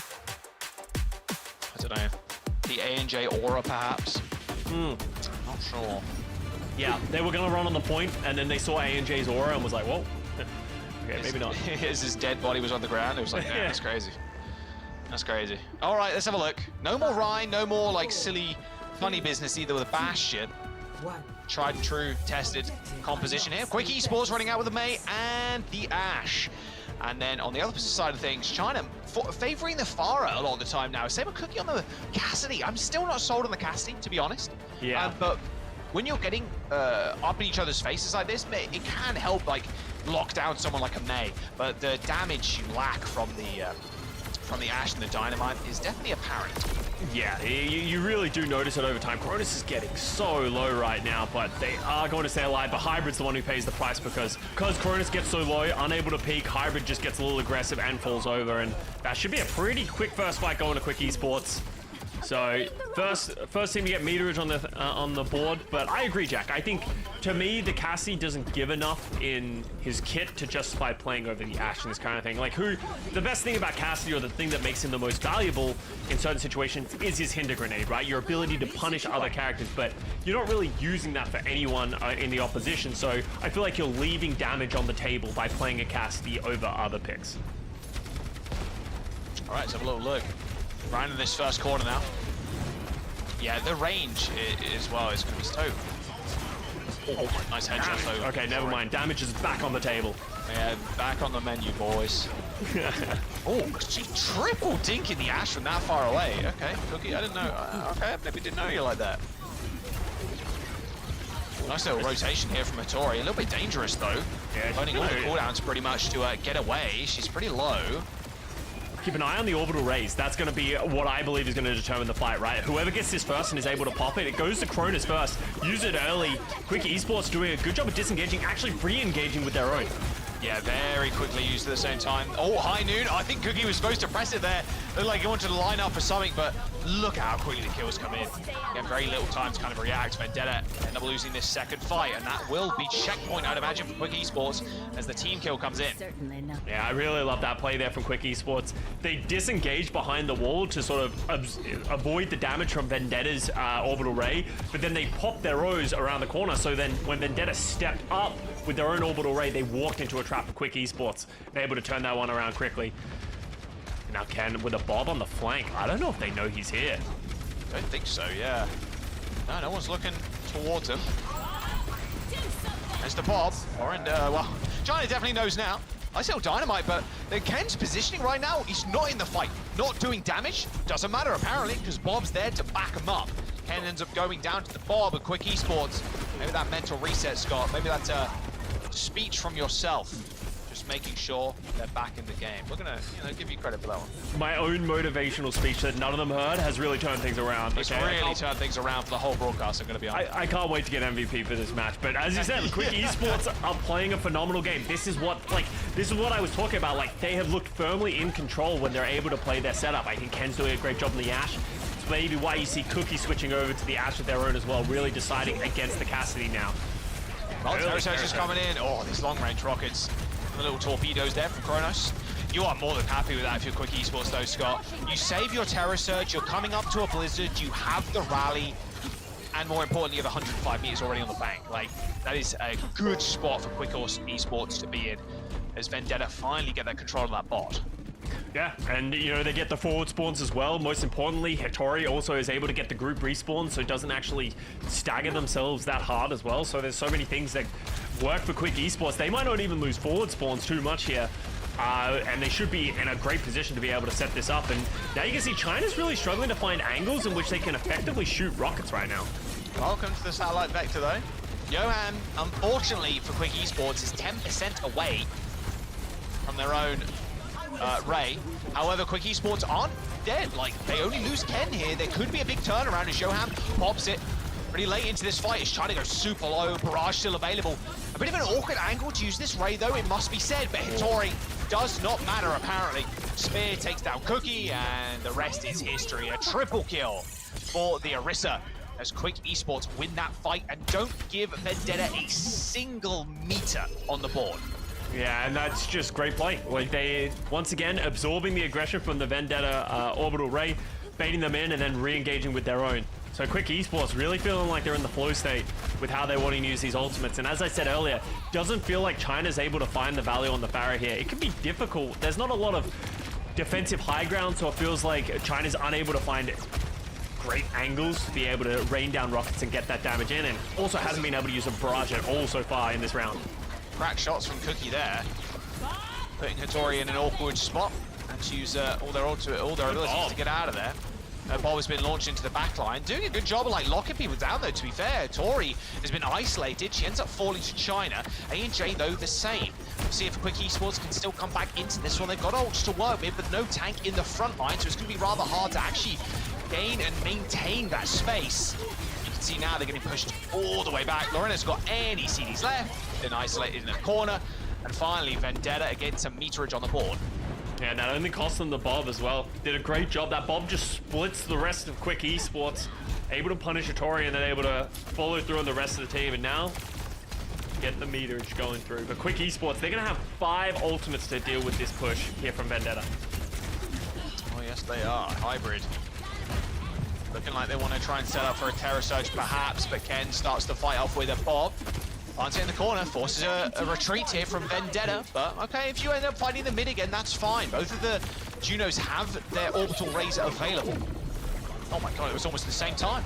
Pretty much, yeah, and there comes the kills instantly. Blizzard ends up hitting Terror Surge on the point, same with the Barrage. China from high in the sky. That Terror Surge coming in from Hattori. I guess just trying to keep the fight going, but yeah, it seemed a little bit over eager as Quick Esports are sent packing. I was surprised to see the Terror Surge come out so late in that fight. It felt like they're trying to overcommit to a fight that was probably already lost, and this is how you go from having a 107-meter lead to then losing it. And now they're going to go for a late contest here on this checkpoint. Hattori's going to have to use pretty much all of their cooldowns to be able to get the pressure walls a little off as well. So now, Quick Esports, they're starting to fumble a little bit. Terror Surge sends out, oh, Hybrid with a double kill. And there is the checkpoint for Vendetta. Surely not Quick. Surely not. Scott? Motivational speech, quick. Don't C9 again. Is pretty much all I got going for them, because now they're walking into a rally, they're walking into a Bob. We know how effective Cookie has been with them so far. Something Quick Esports needs to deal with is it feels like Cookie is getting these free flank angles. You see where Cookie is right now? Cookie's getting in there for free and able to do so much damage, and no one's dealing with that threat. On the high ground as well. Nice little headshot. Bob gets launched out. The coach gun to try and get away. Eventually ends up going down to the burn from the Dynamites. 95 meters though, Scott, and look at the ultimates from the Junos. They're so close. Bob is doing a lot of work right now, but it looks like Vendetta just want to play back, knowing that Cronus has got this Juno ultimate in 5%, but Yoham is not too far behind. Forward spawns should be coming out for Cookie, so they're going to be able to re-engage. As you said, Cronus having the advantage, not anymore. Who's going to go first with the orbital ray? Yeah, that's going to be the big question here. A&J can also start this fight with the rally as well. Scott, here comes the orbital ray from Kronos. It's been launched in. Those little torpedoes are hitting Yoham, but the multiple ray is also being used by Quick Esports right now.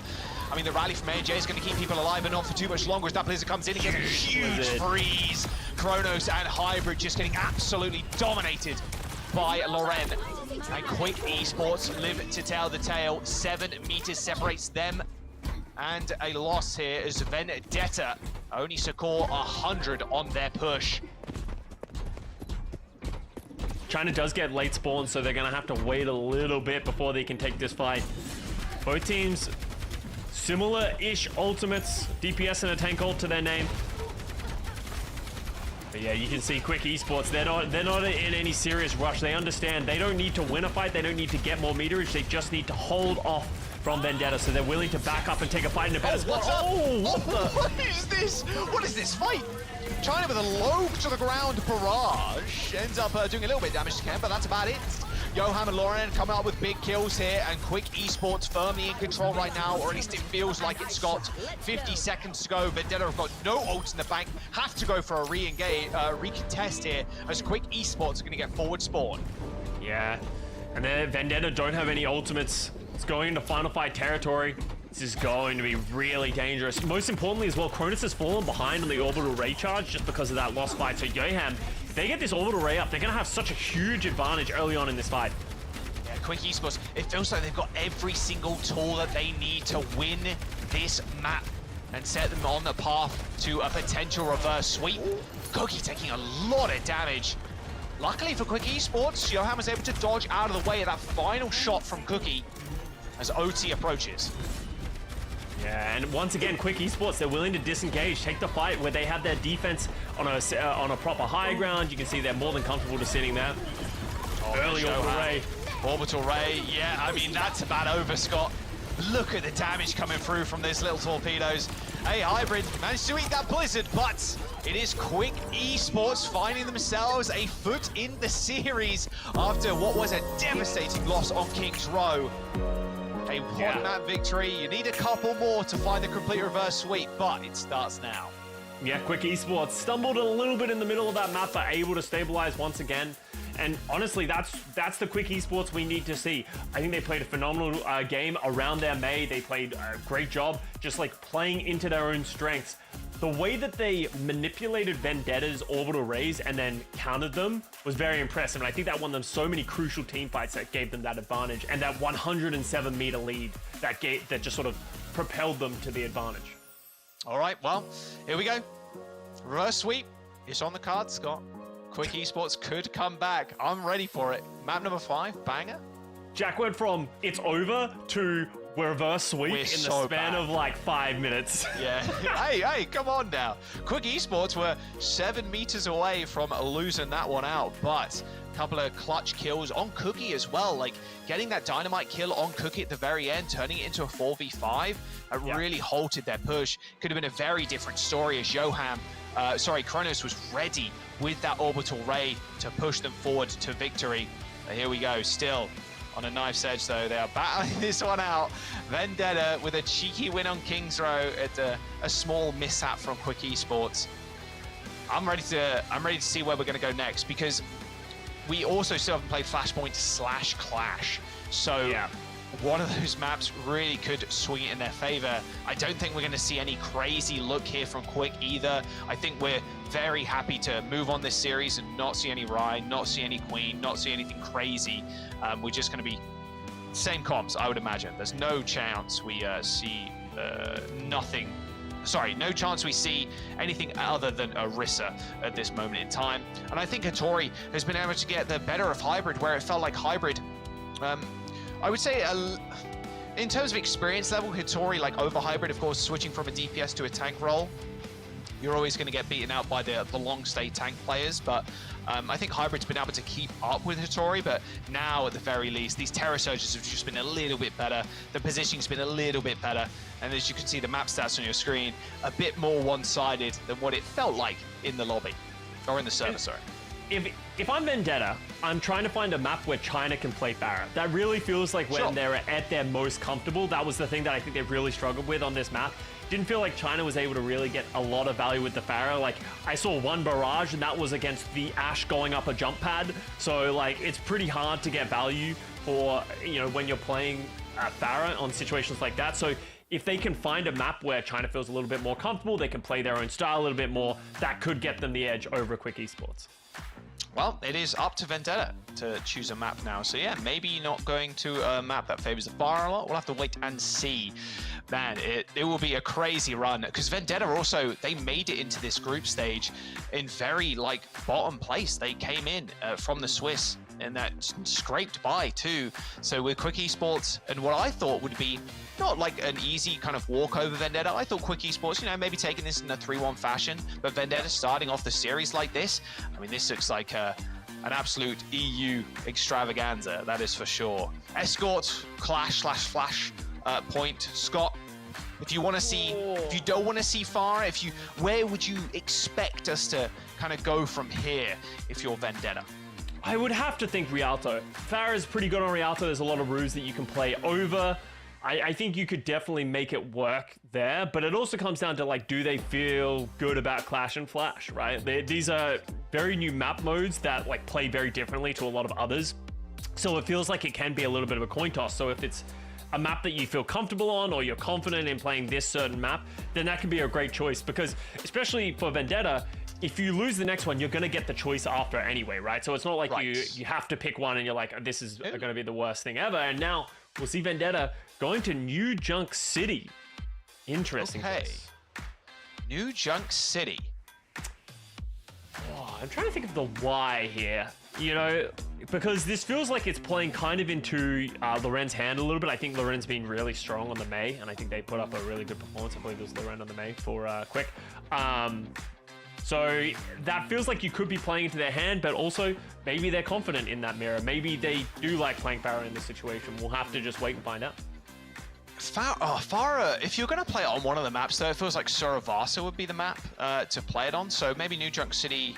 Although, to be fair, I don't think Farah's that good on Flashpoint at all. No, like, I don't think so either. up. So, and this could be them playing into what I was talking about, right? Where it's like, hey, we can always go to Rialto later and play the Farah if we need to. Yeah. Maybe it's like, let's pick a map that we think, you know, we could do something. As I said, we've seen interesting things, like maybe Quick Esports try the Reinhardt again. Maybe Vendetta have a unique thing. Oh, there's no way. Flashpoint is like the map where everyone's going to play some form of brawl or rush or something like that, right? It's just kind of what shade of that are we expecting? Yeah, we want to go fast.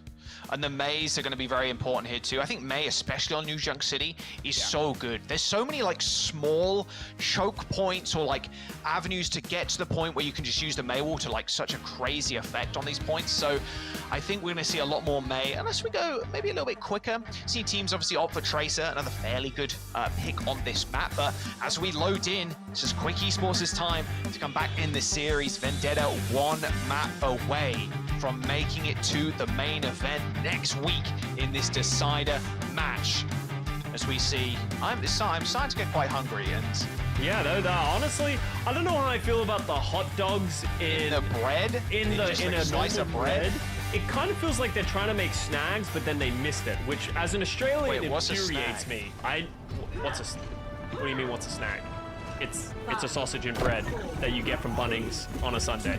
Oh, okay, my bad. Come on, I've lived in Australia most of my life. My bad. Jack, get it together, okay? Bunnings. Let's all go down to the local Bunnings later. Exactly. Sunday, we go get Bunnings and we're gonna get a snag. And now, how about this? You pick me up after this, and we'll go to a Bunnings. We'll try. Let's do it. I'll see you at Bunnings. I'll pick you up. All right, Loren on the May, Ken on the Casty versus China Venture, and then Cookie on the Cass here, as we see a small rotation from Vendetta trying to catch Quick Esports. Well, they don't want any of that smoke, apparently. Loren going pretty low, forced to use that Ice Block fairly early on that burrow on the Venture. Wow, there's a very aggressive push from Tori there, really trying to force Hybrid to use as many cooldowns as possible.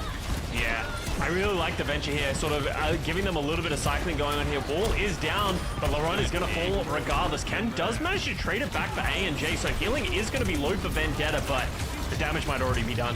Yeah, Ken's aim is looking crispy, I will say, but the Orisa, I will say, as some of the biggest BM an Orisa player can do, they stand in front of you, don't move, hit gold, and just shoot you. Yeah, like, just shoot you. I can't do it. Why do I even try? Good first fight, though, for Team Vendetta. Yeah, 100%. I actually really like the Venture. You know, we're talking about the different shades that we could see Vendetta do. Venture's very strong on this map. Your ability to play corners, play flanks, find windows of opportunity to really punish backliners is really strong here. And you can see exactly this, right? China stepping up, going in for an early dig, which is actually surprising. Straight behind that wall, though. I mean, can you win this fight? Absolutely not. There is no way. A little orbital ray, and especially on a map, or like even a game type, to be fair, like Flashpoint, those big AoE ults, they just get so much extra value because you're fighting around one centralized location and you're forced into these small choke points. It's GG so fast. Yeah, 100%. But now they have the advantage, they get to come in with their own. Early wall, early high noon. Small can get killed. Johan strafing with the well, had to strafe away, to be fair. I think they were going to get killed by China regardless. I mean, that's Quick Esports losing their orbital ray. They got no chance in this fight. That's going to be first point to Vendetta. They didn't use the orbital ray, but they are going to lose the first checkpoint, which is that hurts when it doesn't cost Vendetta really anything. The silver lining is that they have all of their ultimates as they head over to the next point. So we'll have to keep an eye on it. It looks like it's over towards Junkyard. gonna call a bomb blast. I knew that wasn't right. Oh, look at Vendetta, sneaky beaky, I like this play. yeah. Sneaky. Arisa crouched down. Yeah, your head's making over, bro. Oh, they're gonna force the race super early. Okay, Vendetta, chill with that. Okay, we're vibing. We can just back all the way up. That's your ult gone. And look at Chronos, Scott. 70% towards a ray of their own. Wow, that's a quick charge. If they can get this advantage back, rallies go up from both sides. Free as well. Rally popped. Ken, High Noon on the high ground. No fear of the bash here as A&J is on lower. Those shots do end up coming out, absorbed, I think, by the Arisa's large hulking body. Loren ends up going down first to Hybrid, though. A nice little flashbang does land onto A&J, but the kills are going in favor of Vendetta right now as China and Cookie end up cleaning up. Cookie just applying themselves firmly on the point, and Quick Esports, Scott, their hopes of staying in this series quickly slipping through their fingers. That early aggression from Vendetta forcing that Ray has cost Quick big time. Yeah, and that Tectonic Shock, it's not very good, you know? It's an ultimate that's very difficult to use at a very high level because people have a lot of mobility, people know how to avoid it, so you'll trade that out for the Orbital Ray, and now we're gonna get a very early High Noon, bit of zoning, almost a little too early, I think, from Vendetta. But more time on the board. High Noon is a difficult ultimate to get value from, but they're walking into a Orbital Ray from Cronus on Vendetta, and that's gonna be hard to fight into. Yeah, I mean, you just don't win this fight. Terra Surge drags everybody in. Blizzard's gonna come out as well from Loren. Strebel's already dead. A&J caught out by the Blizzard, but just, again, the overwhelming amount of damage is too much. Hattori does pick up a couple of kills, but she's alone, has to back off. It looks like Quick Esports, they're gonna have to go up this point again, it feels like, Scott. Ken switching over to the Ashe, maybe they've got a touch, but apart from the speed ring, there's no one that is speedy on the side of Quick Esports to get that final little touch here without getting disrupted by the Orisa, and they're just gonna give it up, Scott. That feels real bad. I felt like there might have been a window there. Vendetta didn't have any supports to speak of, but Quick Esports just not willing to gamble on a potential retake. If that went poorly, it would have just been potentially the entire map and the series over. So thinking better of it, getting the positioning as we head over to the next point, and now they should at least be able to get the first cap, and they have ultimates online. Okay, let's have a look how Quick Esports end up approaching this offense from Vendetta. No ults on the side of Vendetta right now, at least China 10% away. They have got Terra Surge to kind of lock the fort down, and Ken's also in a good spot as well. I think you're right, it was a very smart heads-up play. Obviously, you're going to go down a point, but you do get a better position for a defense. Oh, they know. Smart, actually. They heard China from a mile away. Tectonic Shock is going to come out, though, just rippling through the backline, and already Ken is just isolated and killed. Huge kills from Vendetta, and that is going to be the point you've got to imagine, even with Hattori. Once again, coming up with kills, but it doesn't matter. Team wipe coming through. Quick Esports ejected from the point. This is all Vendetta's game, Scott. It feels they're playing at such a fast tempo that Quick Esports cannot match. Well, the China venture is really throwing a wrench in the way Quick Esports wants to play. They like sort of playing from front to back, but right now it feels like the venture's just creating a distraction. Think of that last fight in particular, right? China goes in, doesn't really accomplish anything, but forces so many people to turn around and look at them that all of a sudden they're able to come back and get in. Now Lawrence had to use a block early, Orbital Ray, but nothing's coming from it. Yeah, High Noon's actually just dissuading them to push. Headshot onto Yoham, sends him recoiling, has to play around this corner, receives a pack just in time to stay alive. Ring onto Hybrids, he pushes on forwards, and that's unbelievable. Terror Surge. The ring puts you in position, and the Orbital Ray on top of the Terror Surge. No one is surviving that. And Hattori's getting staggered as well to the end of the earth. This is final fight territory right now as Quick Esports try and go fast heroes to come back. Yeah, they go over to the Sombra, Loren with it, but is that even going to be enough? Loren's going to be able to touch, but instantly going to die. Yeah, goodbye. And Strabo's there as well. Doesn't end up getting the retouch either. Bob's not even on the point, and there it is. Vendetta absolutely crush Quick Esports on Flashpoint as they take the series 3-1. Yeah, Vendetta felt like they were just very comfortable, very confident playing their style, and Quick Esports had their moments, but honestly, I think this is a match that they're going to want to forget. Quick made a couple of mistakes. Obviously, the C9 was the most brutal one, but it just didn't really feel like it was the quality that we expect from them. I mean, after that C9, you know, it looked like Quick Esports was going to make a comeback, but then the last map, it was just Vendetta all over. Dominant performance from Vendetta, getting the win against Quick Esports. 3-1 victory, and they move up. I mean, that King's Row, you know, you ended up coming back on Runasapi, of course, but after that, it does feel like the series is over in some way. And the C9 in that fashion too, when you've clearly won the fight and you just didn't trigger OT, it's got to be mental breaking. We've seen a lot of mental breaking games, I think, in EU over the last couple of months, it feels like, and this was definitely one of them. A shame too, because I think Quick Esports have a lot to give in this meta. I think Hattori is a fantastic tank player. I think she's exceptional on a lot of tanks, both off and main, and seeing them go down in a fashion like this, is a little rough. But hey, Vendetta, they come in, sneak in through Swiss into group stages in last place, and then taking Quick Esports down and go to the main event. And this is a team on the up and up. I mean, hey, if it's not ANJ, it's China on the mate as well. And here it is.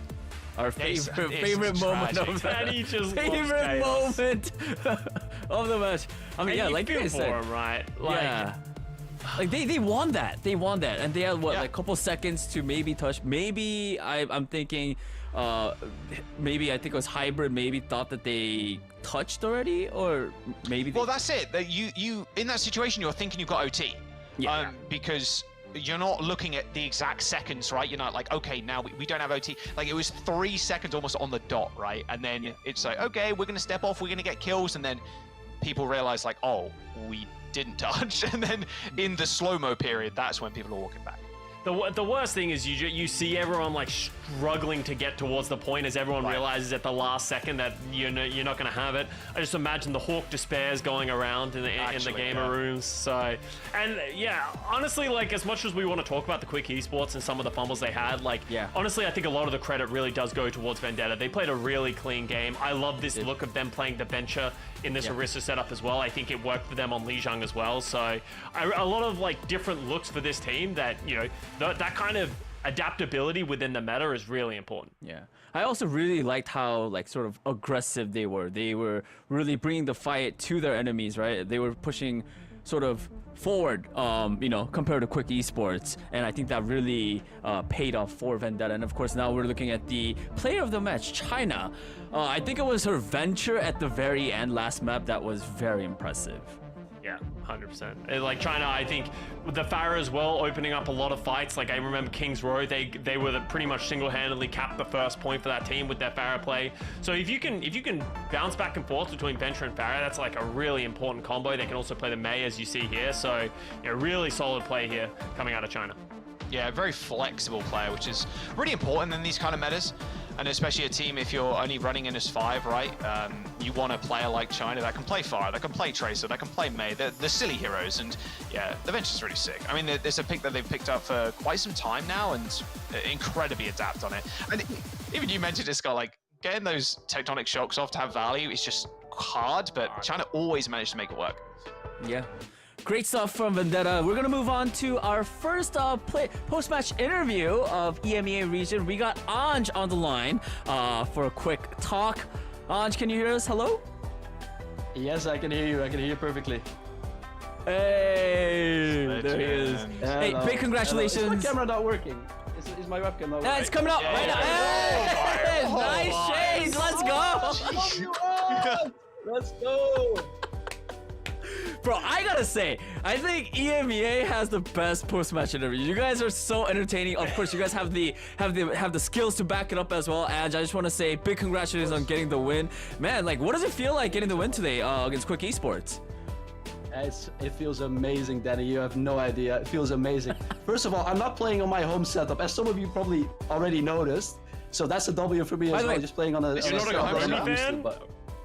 Oh, okay. Sorry? You have a really nice setup. Your room looks amazing. It is sick. Thank you. Thank you. You should just stay there forever. This should be your setup. I will. I definitely. I mean, I'm just gonna live here at this point. Like, come on. How did you feel off that C9 on King's Row? Because that was tragic, man. You guys must have been crazy in comms. Yeah, it was okay. So first of all, we were already thinking about like the next fight, right? Okay, guys, reset. Let's go back into on the drawing board, and then we just look at the screen and we're like, wait, hold on a second. They forgot something, I think. But yeah, okay, but yeah, I mean that happens. It happens, you know. But it turned out in our favor. Hey, how did you feel? You go into Lijiang Tower, they came out on Reinhardt, Bastion, they were throwing everything they could at your tanks. Like, how did you feel about it? Were you confident going into that? You know what's crazy? We actually talked about it before the map started. We talked with each other about, okay, we can expect this comp because we've done some scouting beforehand. And we were already like, okay, if they play Bastion, we're just gonna like wait the form out. We're gonna guide the form, and then as soon as the form is over, guys, we go in, okay? Like, we talked about it before, and we were not as surprised as they probably thought that we were going to be. So yeah. Yeah, all right. You've easily dealt with the Rhine and the Bastion and whatnot. It's kind of sick. I want to ask you one last question real quick. Going into the main event, like, who do you think your biggest competitor is? Is there any team that you really want to take down and like show them who's boss? I really want to take down ENCE. No particular reason at all, but I really think that ENCE right now has one of the strongest rosters there is. Also, Space Station is going to be like a top competitor. If we could somehow find a way to win against Space Station or ENCE either, that would be amazing. Honestly, that would be amazing. Shooting high, I love it. I believe in you, Anj. I believe in Vendetta. Hey, always shoot high. Always shoot high. You know that. Exactly. True that. Exactly. You gotta aim high. True that. All right, and we're gonna let you go. I think that was the last question. Thank you so much for your time, and again, big congratulations on getting the win. And yeah, hope to hear from you again soon. Wait! You know what's gonna happen? Yeah. Just like last time, everybody in the chat spam WAnch right now. I want to see the entire chat. WAnch. Come on, guys. Give it to him. Guys, we need support. We need support. All right, Anj, thank you so much. Thank you again. Thank you so much. Thank you. WAnch. Thank you. Dumb Anj. W's in chat. Hey, that's how they're getting the wins. The support just makes his power level stronger, grows. Hey, maybe they'll take down ENCE if you spam it enough. Yeah, true. Oh, yeah, and the shades and the room looking beautiful, man. EMEA is just so fun. I think EMEA has a lot of interesting players. Yeah, NA's interview room game needs to get stepped up. They had the light. Come on, NA, you can do better. Posters and stuff. We see NA interviews, it's just like a blank wall. Put summon All right, that was our final match. Before we head into the highlights, let's take a look at the updated EMEA Group A brackets. Of course, we had ENCE winning it, and they were waiting at the top, and we just finished our decider match. Everyone, I think a lot of people thought that it was going to be Quick Esports getting the win, but it was Vendetta. They came out strong. They came in ready, and they beat Quick Esports, and they move up. Hey, also, you see that Vendetta actually lost to ENCE as well. So ANJ, they want the spicy rematch going into the bracket stage. They're prepared. I believe in them to take down ENCE. I got it. WAnch. After that interview, I am rooting for Vendetta hard. Oh yeah.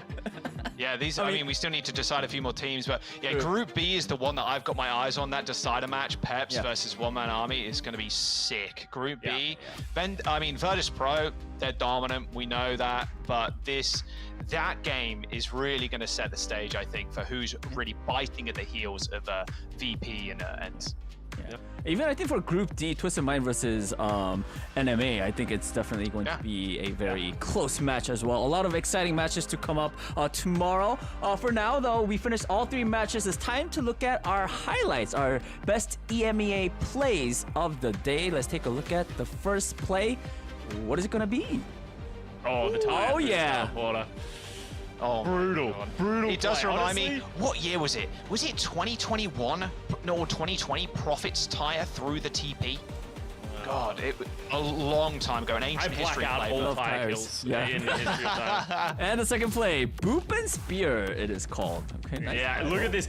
Dude, I felt so bad for UK. Yeah. Like, if this happened and then they Yeah. also get got again, like, directly after, so they get, like, triple booped to end up off the map. It's brutal. Yep. And last one. Oh, yeah, my favorite. Yeah. That deflect.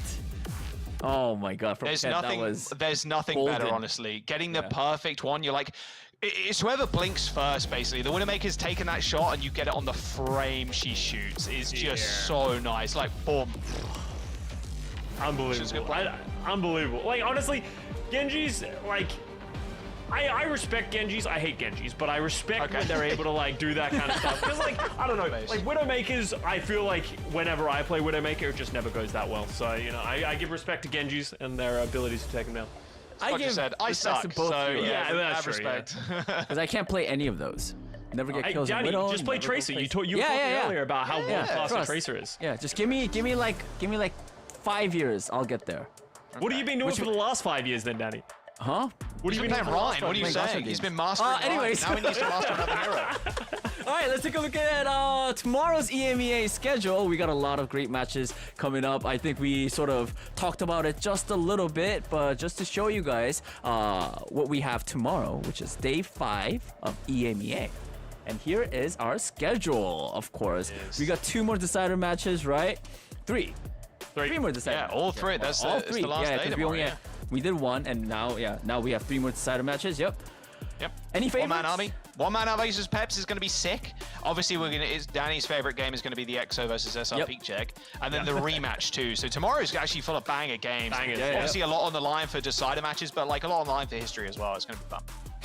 For the history books, you the know, we history gotta books. fill those out. Yeah, I mean, look, Peps just had a completely after gaming Gladiators, their team split in half, piece of cake, 6-1 in the groups. Like they went crazy with it, only lost a single map, and now Peps, like the other half of that team, is like, can they match the same success piece of cake had? And one-man army with Top Dragon, like dude, that guys every week. I'm like, yo, Top Dragon. EMEA I think has a lot of great matches, and things are like really panning out to be really interesting because heating up. everyone's everyone's so close to each other. That's why I think I really enjoy watching EMEA games. All right, we're gonna wrap up here, guys. Before we go, any final words? No? Be here tomorrow, or else. See you tomorrow. Yeah, there you go. Or else. 3 decider matches. Let's go. Right, all right. Thank you guys so much. We're gonna take a quick break. When we come back, NA. It's NA time, so stick around. Anytime. In Ray, it's pretty much a one shot. Like you don't have a chance to react. Like you're gonna instantly die. We're gonna come over to Command Center here, or Control Center, sorry. As Lijiang Tower is the first map, and it's picked by SR Peak Check. It doesn't surprise me. This is a pretty quintessential Reinhardt map throughout the history of Overwatch. You're able to close that distance, and Hypnos looks like the answer that they're thinking about coming out with is the Ramatra. There's always so much back and forth of who wins in the Reinhardt-Ramatra matchup. It goes back and forth depending on the balance, but overall, I would say Ramatra, I feel a lot more comfortable going into this matchup playing the Ramatra. Yeah, I mean, 1000%. Kind of take that. I mean, thing is, Scott, Ram can do 2 things at once. He can Okay, shield, that's great. and he can shoot. Reinhardt can only do 1. He can swing, or he can shield. There you Yeah, go. but Ramatra can't pin at you at 1,000,000 miles an hour. That is... Okay, yeah, that's kind of true, actually. Yeah, true. That is true. And he doesn't have a big hammer that he can hit the floor with and then kill people with. So, I kind of get it. Yeah, Nice true. pin. Oh, speaking of which, well, Lars is dead already. Good pin. Good damage on top of that as well from SR Peak Check. And there goes your thank, Hypnos. What are you going to do now? It's GG go next round. You know, didn't want that one to begin with. Next round. One fight Andy over here. Yeah, I don't want. Don't even leave spawn again. I've seen enough. So it'll be interesting to see how they're going to fight into it. You saw Hypnos, they wanted to try and get some point pressure, but with they just doing so much damage on the Junkrat from the side, it's going to be difficult. They're trying to play around this Pharaoh, just shooting from the long distance, but SR Peak Check aren't trying to set that up. And he doesn't get any value though. Oh, yeah, but Bones goes down though to Ghost. There's a joke in there somewhere. 21% of building for SR Peak Check.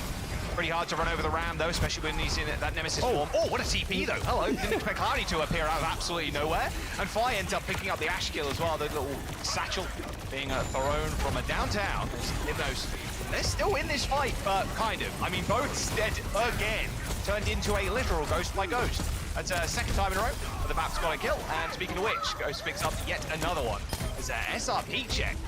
They're kind of destroying Hypnos right now. Like, Hypnos, they've got maybe one kill. Yeah, and it's just the classic where you lose one pick due to some like random ass spam or anything like that, and then the rest of the team for Hypnos is staggering. So they haven't even really had like a very fair or balanced fight throughout all of this. And now SR peak check, they have the ultimates up. You talked about the orbital ray, how much damage comes out of that, plus the amplification matrix from the Baptiste. Like, this is going to be so difficult for Hypnos to get onto the point and Lars to stay alive.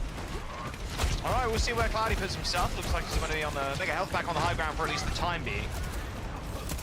Fi has already found one kill. I mean, Malusu, did you survive against the Junkrat dive bombing your backline? Yes, I mean, if you got a speed ring, but not if it's Fi with the Junkrat. Bones is also dead. And yeah, these staggers are pretty bad. Fighters end up going down. Cloudy more than happy to fight in these orbital rays. Annihilation's going to hit, but that wall is going to separate a lot of the healing coming through on to Lars, but it does not matter apparently. Annihilation damage enough to bring it down at Dan Ed. Finally, Hypnos was popping a couple of ultimates in that fight, end up winning it out. And yeah, well, guess what Cloudy's got? He's got Shatter. Fi's got Tire. It's going to be a tough fight for Hypnos to deal with. Yeah, it costs Volta and Lars both of their ultimates. The Annihilation Orbital Ray is just too much damage to fight into. But oh, look at this. Just waiting for it. Looking for the Pharah potentially on the Junkrat. Bones, you got to pay attention, buddy. Bones was not looking at the junk. Okay, we're all good though. Fi doesn't get the one tap. So a quick reset there for Bones on the high ground. This is so difficult for Lars to try and stay alive. You only have one shield, you're going up against the Earth Shatter. You know that Cloudy's just going to be looking for it. Almost happy to solo shatter Lars if he gets the opportunity. Yeah, Nano Boost available too. Hypnos have a way out of this fight if any one member gets shattered. Here comes the Tire. Oh, straight through the TP! Fi gets a triple through the TP and the shatter to top it all off. I think, luckily, I guess, for Hypnos, they got the nano off on Lars, but he's quickly brought down. Bones just end up killing LH Cloudy, but I think that's about it. That's a backbreaker. God, if I ever did see one. Riptide through the TP. So it feels like a profit evolved. Yep. We'll see if Hypnos can come back into this. They are touching. OT is triggered. And there's not a lot of damage here on the point, so you can see Volts is able to just bounce back and forth from this point, having almost no issues. So it should be somewhat of a balance. Volta eventually falls the barrage. Good barrage, right? No, it's not enough. Lamp from Ghost. Everybody was 1 HP. That lamp just needed to be destroyed. And here comes the orbital ray. SR peak check. Oh, the back of Fi there. End up taking that first round. And honestly, that entire round was just Darned's Symmetra teleporters, just outplaying and outmaneuvering Team Hypnos, right? Like, how many times did we see every moment they tried to rotate or get on that outside section, LH Cloudy is meeting them right there with the Symmetra teleporter. We got the Junkrat tires going through them. It's so difficult to play into a well-organized and coordinated team that plays around the Symmetra teleporters. And now we get to see this. Oh, that's filthy. Instant explosion too. Just boom, popped it straight away. Because they're all kind of shooting at the teleporter at that point, right? It's just like, okay, we don't want Cloudy to get on top of us, but it was the tire that you have to watch out for in the end. Even worse. Yeah, exactly. Something that can instantly kill you. All right, SR peak check rolling out with the same old thing. No surprise here. I mean, Hypnos, you know, they've got a plan, Scott. I mean, the Pharah is pretty good into this comp. It's just Ghost apparently just too strong for Bones to stay alive more than like 10 seconds in a fight. Well, SR Peak Check are just finding early picks into these fights that then makes Hypnos unable to really fight into it. When they're playing the Pharah, when they're playing the Ashe, they're just trying to play high damage, poke composition, and trying to eventually find picks, but they're the ones getting picked so far, and now you're going to see the point open up, and Team Hypnos is not going to really be able to fight for this because it's just too much damage and they're unable to find the pick. So Flip does go over to SR Peak Check to start. So now the timer starts. How long is it going to take Hypnos to break this and start finding some picks? Well, they've already managed to spot Bones out on the left-hand side, and yeah, okay. Both the Juno and the Baptiste, pretty decent at dealing with the Pharah on the flank, and she's not getting too much support either. Feels like you need to kind of send a support their way as well to make sure they can stay alive. Just too much spam damage, even without hit scan DPS. And they're putting so much damage into Cloudy, but Cloudy has a Juno and a Baptiste keeping him alive. That's so much healing. If they need to, they can drop a lamp. There's almost no way they're going to be able to get through LH Cloudy. So he's just playing bouncer right now at these two front doors of like, hey, if you try and come through here, you're going to have to go through me, but they can't get through him. You see Ghost just perma looking at Bones.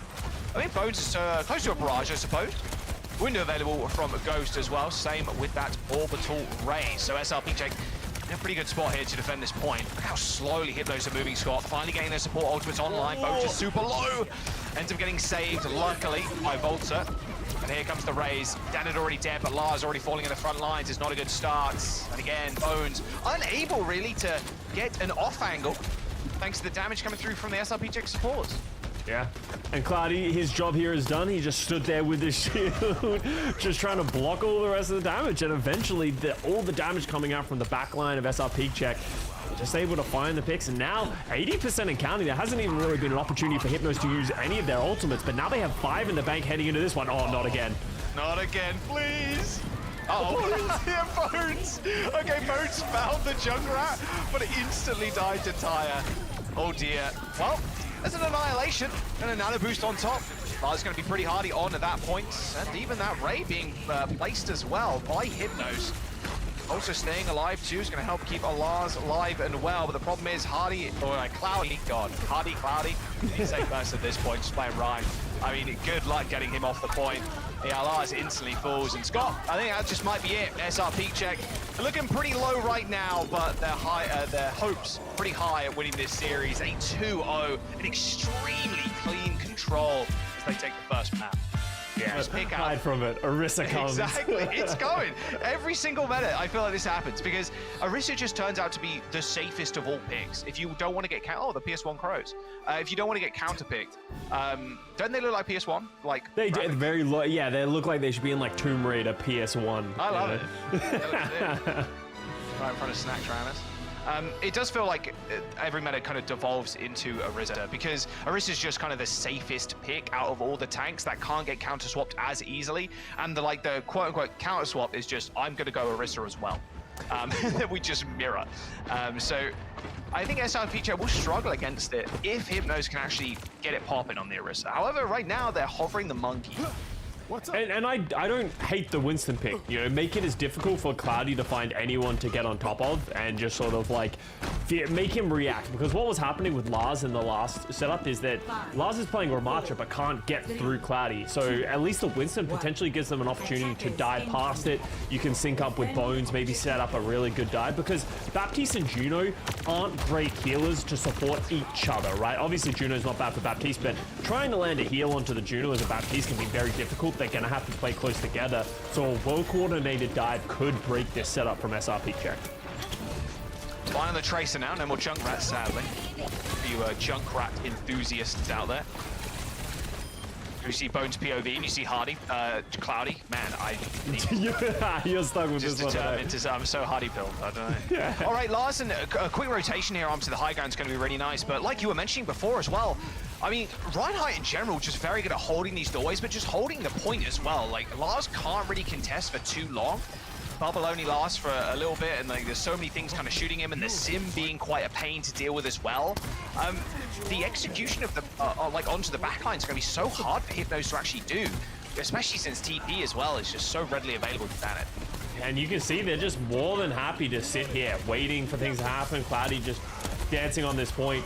You can see Lars trying to take space, but every time he steps up, Bubble instantly disappears. It's just too much damage. Takes too much damage. He should stay alive here, but that's just more time off the clock for SR Peak Check.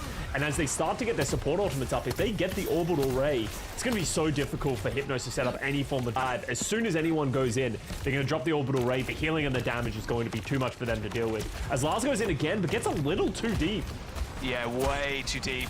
Oh, 1 HP, manages to survive.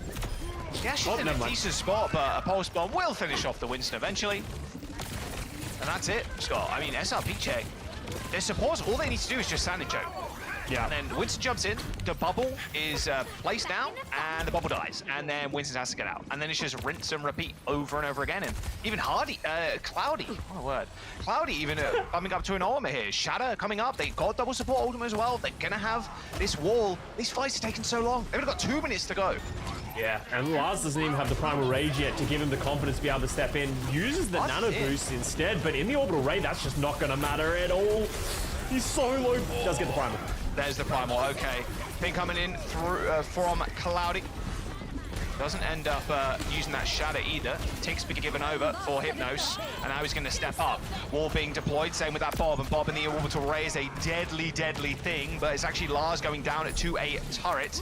Cloudy being a little bit more defensive there, was pretty low, but managed to take care of the Bob, the rest of the team, and even that Pulse Bomb kill from Bones is going to be quite good enough to get that third and final tick for Hypnos.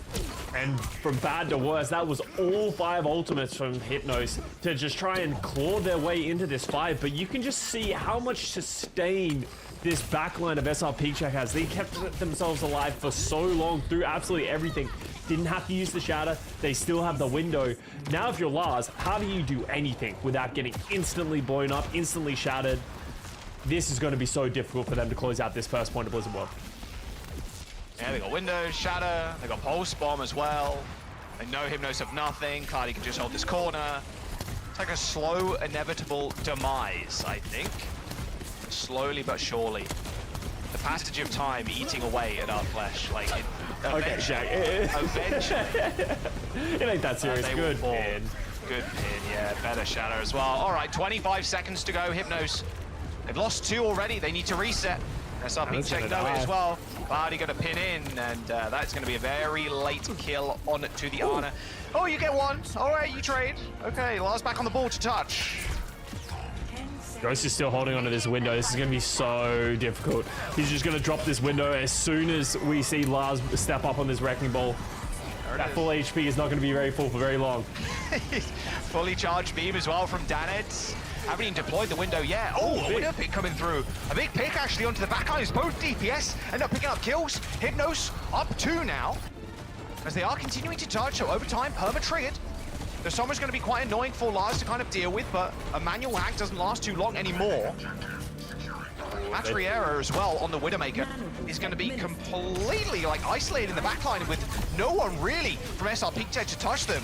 And by some miracle, Hypnos managed to cap the first point. Yeah, miracle indeed. Just a couple of things didn't go SR Peakcheck's way. They lose V at the last second when trying to close out that Ana stagger, and then you see the Widow. Great pick here from Matriera, coming back on the Widow, finds the Juno. All of a sudden the sustainability isn't there, so they find a window, a saving grace. They've gotten the first point capture, but only 2 minutes to get through this second point. Need more magic from the Widow, but they're all in the backline already. Where do you go? Matriera was like, wait, where'd they all go? And they spotted the teleport. Ah, okay, they made a grand rotation. Done it in a little bit of trouble, but quickly deploys the wall, and SR Peakcheck, Scott. I love this play, holding super far up towards this choke point. If they take care of this, I mean, Hypnos are gonna have a very tough time of breaking this hold again. Danet takes on the Widow with a turret. Lars finished up by Cloudy, who appeared out of absolutely nowhere. And SR Peakcheck, now they're back to the choke point hold. And it's going to be so difficult to play the Widowmaker here. It does go back to the Ashe.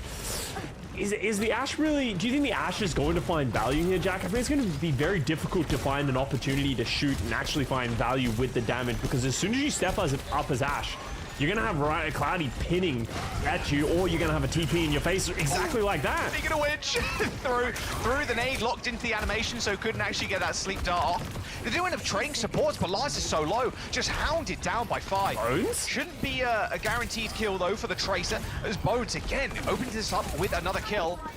Cloudy does end up laying down the Shatter, but he is too low to finish anybody off.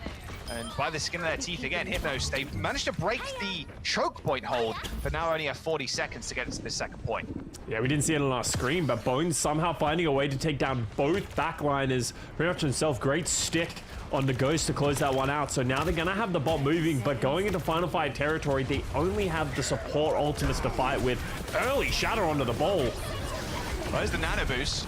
And here comes the orbital ray as well from LP. SR Peakcheck in a good spot. Oh, a Hail Mary pulse bomb ends up going wide from 5. As Ghost and LP end up going down. SR Peakcheck without supports now. And Hypnos, once again, nearing OT, managed to get this second point. I think a lot more than they could really have hoped for, Scott. I'm going to be honest, considering how that first point went. There it is, 1:30 added to the clock. Making it work, honestly. Phenomenal play. Like, it's not, I'm not gonna say pretty, but it's just like the game is so chaotic, and that's almost how you have to play against these Symmetra setups, because if you try and play as a team and you're just trying to take it head on, it can be really difficult. So Lars on the Wrecking Ball creating a huge distraction, giving Bones a little bit more space. Now the Ashe is getting some damage to shoot. They've only won 2 team fights, but that's all they need to win. Right.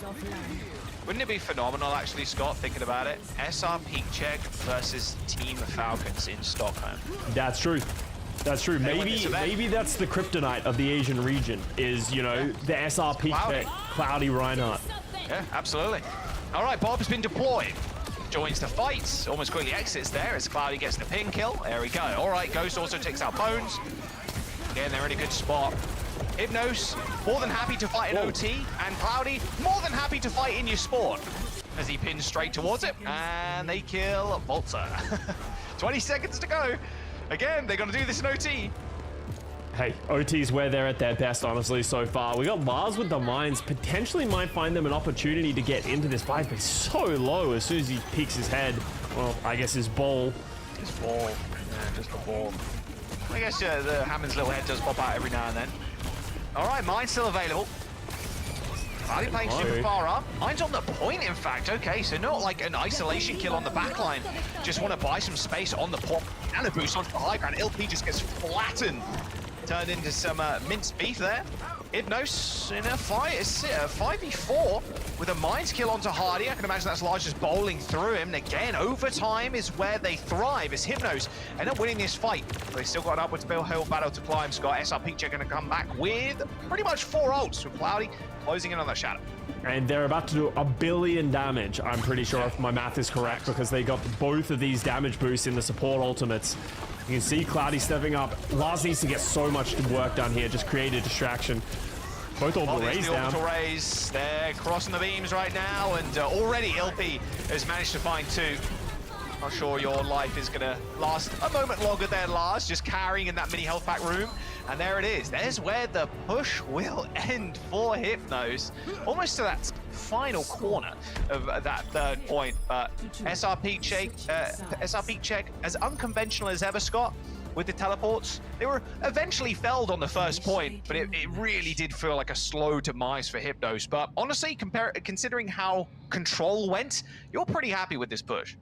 You take those, honestly. Like, if you looked at the scoreboard right now of like the deaths, the kills to death ratio of both of these teams, Hypnos is definitely at a major deficit so far on their attacking half. So if you can get halfway through the 3rd checkpoint, you absolutely take those. And now it's about thinking, how do we stop these Symmetra teleporters from SR Peak Check?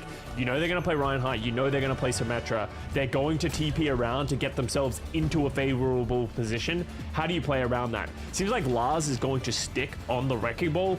Felt like he enjoyed the disruption. He was able to find a little bit of value onto the backline. I did like that. But I don't know how I feel about this Ashe anymore, Jack. Do you keep playing this Ashe? Because it feels like they're going to find a way to get on top of you, and it's going to be difficult to find that opportunity to shoot. Hello there. Okay, maybe I'm a little bit crazy. Okay, let him cook. But how about something, because you want to play something mobile, right? How about something like a soldier? Like, being able to just run, use your legs potentially to run away from Cloudy and the gang. That's an interesting idea. Just keep it running. I don't hate it. You know, like we've seen the Ashe can find value. The Dynamites can be brutal against these teleporters. So maybe Maitreya can find a way to get some big value and damage. But you can see the way SR Peak Check's already routing themselves around. They go down the left, teleport onto the right. That'll get them all the way into this back line. And you can see Nelizu, sorry, I don't know how to get that pronunciation of the name, is trying to run on the Ana. Like, it's very difficult for them to find any space, and it's just a cat and mouse game. They're rotating around each other endlessly. Dynamite's not going to find value, and then the team's already split.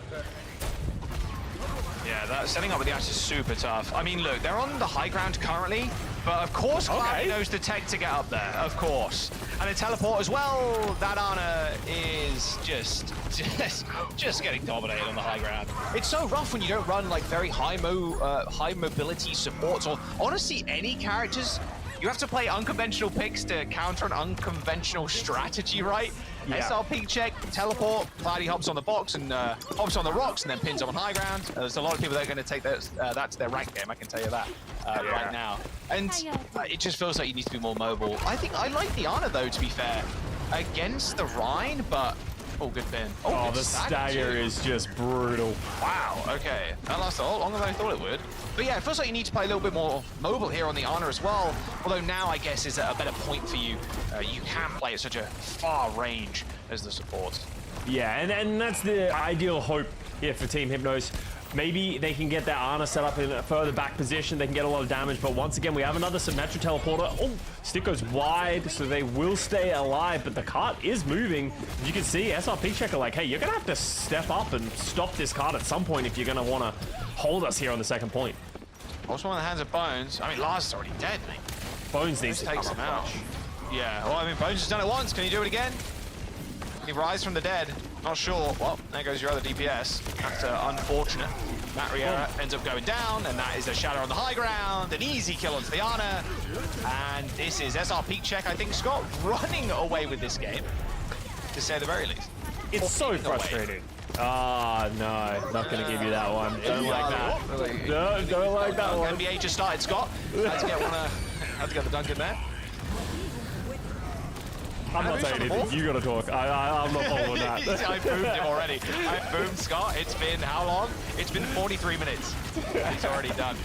All right, Lars and Nano Boost on the point. They deploy Bob as well. They're trying to keep this alive, but it's going to be inevitable unless you can go on more kills like that.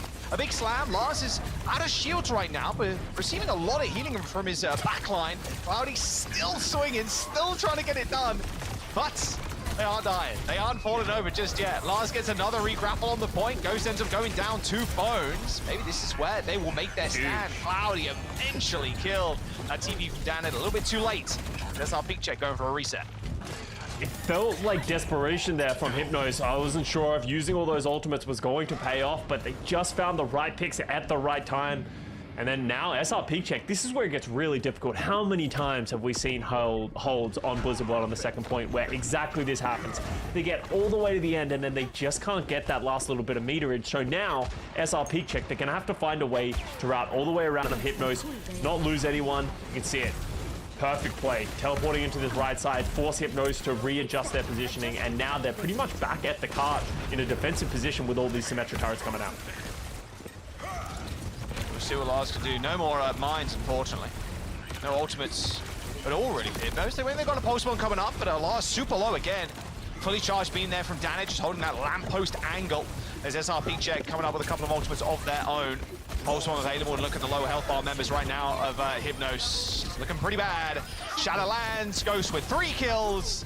I think that 4, in fact. Maybe a little 5K. Ace. Give it to him. Oh, it was the play. We'll count that though. Ghost got slept in the end. He would have got a 5K regardless. Team kill and the checkpoint for SR peek check off the back of 1 Shadow.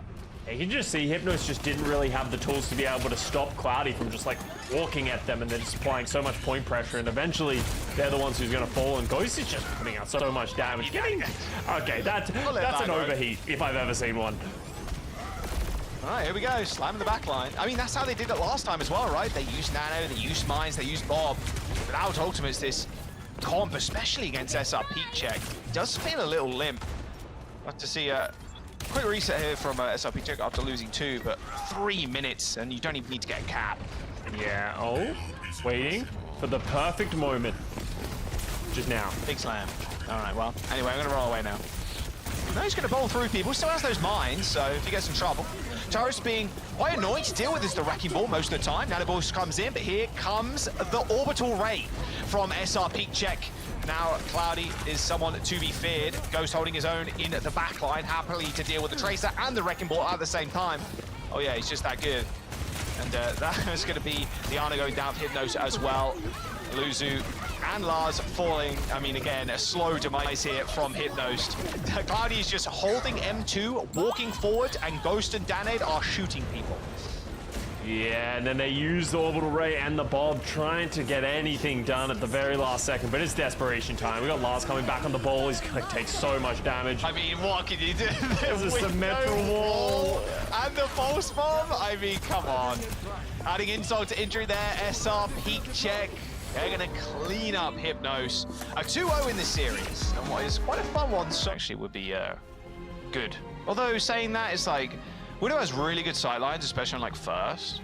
But if you're SR peak check and you see a Widow, it's like, okay, we just go round like the mega health pack, and then we just TP onto the back line, and the Widow's got nothing, and then we just kill her. So yeah, it just feels like you don't have, as much as it's long distance, you don't have as much opportunity to shoot as you usually would like, just because of the Symmetra. So I'd be happy to see them not go for the Widow, but you know, at this point, anything can work, anything can help. Even just playing the Widow could potentially cause SR peak check to play in a different way, forcing them to, you know, adjust how they want to. Looks like LH Cloudy and SR peak check are going to go for a spawn hold here. This is pretty rare because of how valuable the high ground is at that back corner, but if you're Cloudy and you can hold these doors a little bit, slow them down, I don't hate the decision. That flag is not there on their screens, just in case you thought he was cheating. Yeah, that's a low detail difference. Me playing on a low detail since the dawn of time. Oh, good kill onto Bones. Oh, yeah, no. Bones is, oh, no, please, No. no. Oh, okay. Got him. All good. Didn't need to show on the tracer, though, sadly. Ghost picks him up.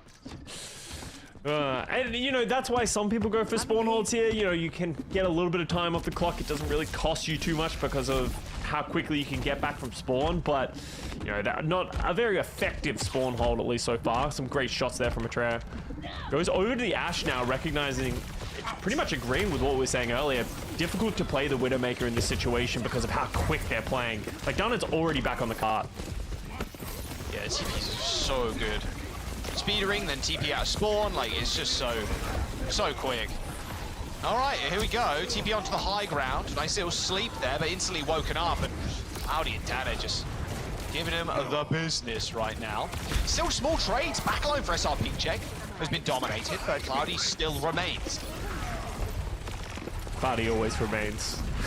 Run from it, hide from it. Cloudy will always remain playing Reinhardt to this day.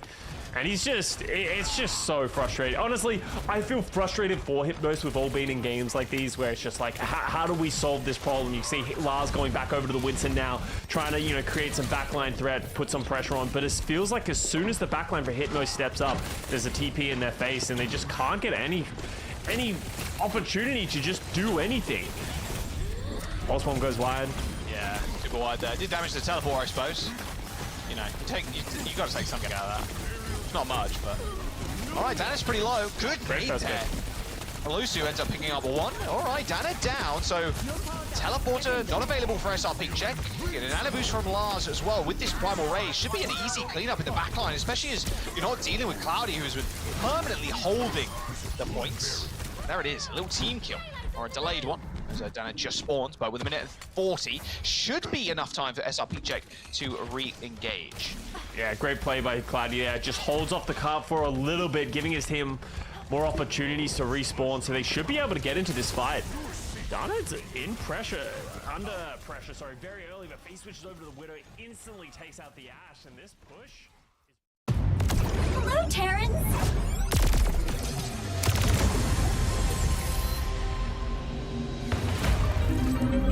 I am Juno. It is nice to meet you. My new life on Earth has been so exciting. We have much to discuss. I have seen pictures, but Earth is so much more beautiful in person. Watch and learn. Oh, the sand here reminds me of home. It looks like it is made of gold. Line and sinker. There are some people I have been advised to avoid. Mother said all dogs were cute. Perhaps she was mistaken? I will reap your soul.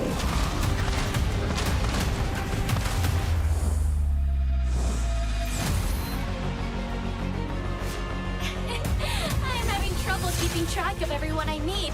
They keep changing their appearance. Alright. That one is Mercy. That one is Diva. I'm so bad with names.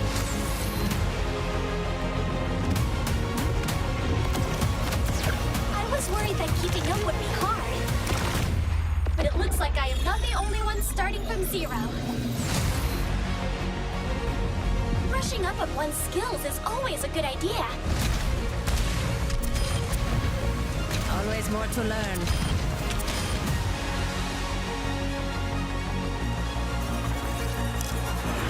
As the Terrans say, it is party time!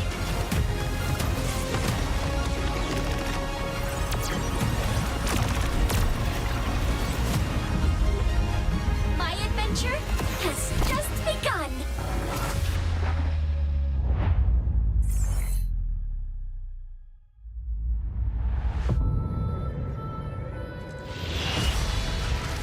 Wait, what was that?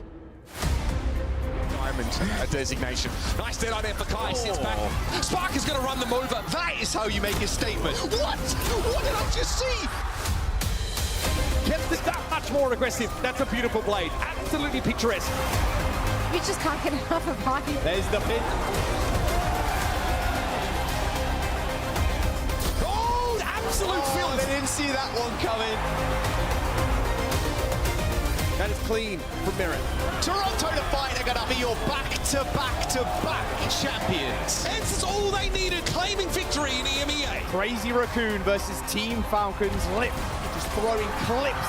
This whole hog's pretty devastating when you're up in the corner. It is delectable. This might just be enough. And Crazy Raccoons have done it.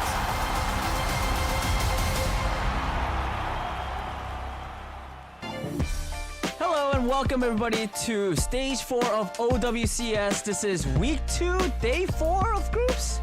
Right? Right guys? Mitch and Matt? Why are you like looking in the sky confused? I'm thinking. I'm thinking. It's day 4 Yes. of groups in NA, baby. Yes. It's happening. Nice. NA. Of course, we got Mitch and Matt. Sup? Chill. Honestly, Yeah. chill. How are you? Yeah. No. I'm great. good. I'm Did great. you watch, did you watch Asia overnight? Did you catch any of those games? I did not, NA are unfortunately. doomed, bro. We are so No? doomed. We are doomed, man. Oh, Yeah. it was great. Go back and watch those games if you can. I mean, yeah, it's gonna be rich No, I believe. sacrifice when we head off. I to, believe in Stockholm. Toronto Defiant. Toronto, you could beat them. Maybe Now's they your can. chance. Maybe they can, honestly. But I've got to say, the depth that we're seeing out of Asia is wild. That's what we're hoping to see That's more of in true, too. NA, Danny. That's Yeah. why we're here, to see just how deep That is the true. well goes, or if it's just a That is puddle, something you step in and mud comes out of. You don't want that. You want something deep. You want something with potable water, drinkable, Yeah, free of any. Mud, water, particulate either matter. way, both have Yeah. both have H2O. Anyways, before we talk about matches in water and mud more, let's talk about something that's even more important. Yes, I know you guys all love drops. We have drops this week as well, just like last week. We got even more drops. We had two stuff for you guys last week. This week we have 3: spray, skin, and name card. All you guys have to do is link your Twitch account to your Battle.net and start watching. Listen to Mitch and Matt cast. Yeah. You heard Yeah. Danny. This is more important than water. I thought we were gonna throw an ad up about oxygen because that would probably be one of the only things probably more important than water. But I Yeah, think that's drops- the 8 hour. That's the 8 hour one. You get an oxygen tank. Yeah. Yeah, you'd probably put drops up there though.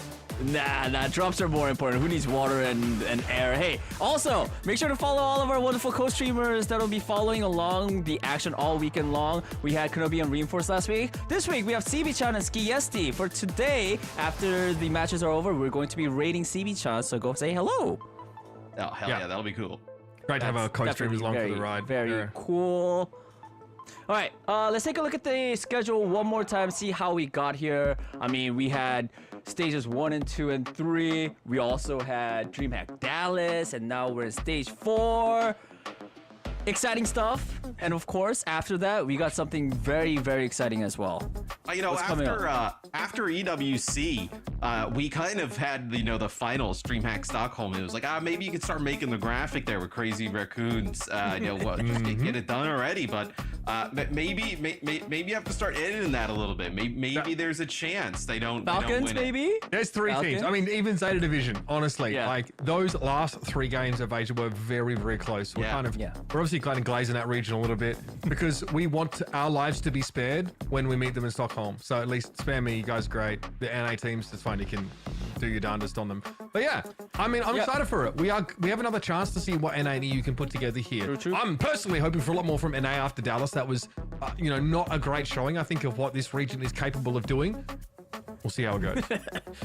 But after that, I think NA sort of came back for EWC. They looked a little better than they did in Dallas. Hopefully they're on the come up. Maybe for Stockholm, they'll get the win from either Crazy Raccoons or Falcons. You'll have to wait and see. Buy your tickets, be there to watch all that happen. And also talking about tickets, there's a platinum ticket for Stockholm as well, which is roughly about $385. That gets you a ton of perks, including the exclusive merch, guaranteed seating for all 3 days of the festival, and a behind-the-scenes tour at the OWCS arena. Yeah, I mean the hoodie is sick, right? I know as a hoodie enthusiast, that's a good one. Yeah, a little moose on the back there, and then the coin, right? I know coins. I mean, I was talking about earlier. Yeah, there was a coin that in 2013 sold for $10 million.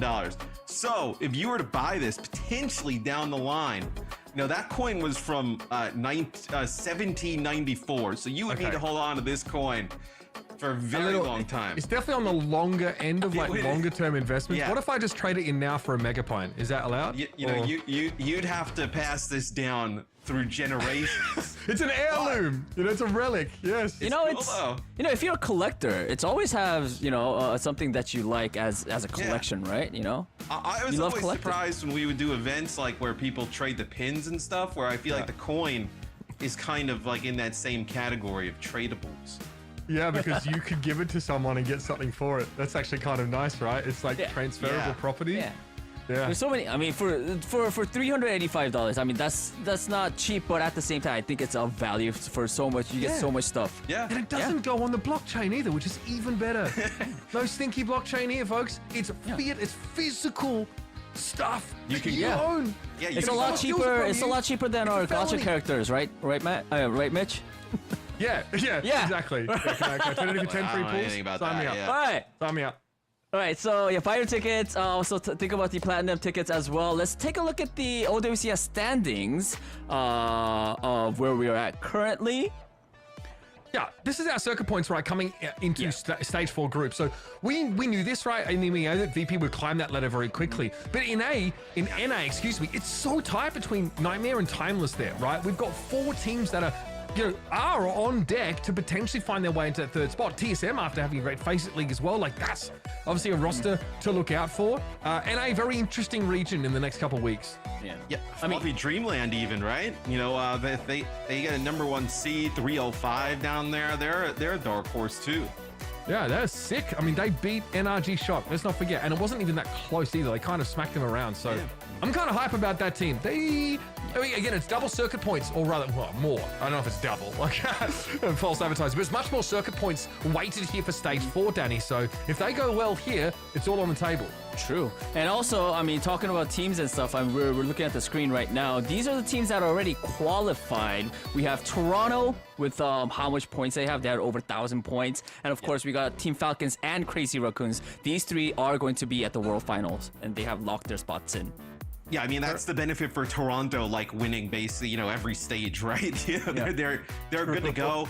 EMEA still, it's crazy to see that like nobody's qualified already from that region. And then outside of Zeta Division, right? I don't think anybody is too surprised that these are the 2 teams coming from APAC.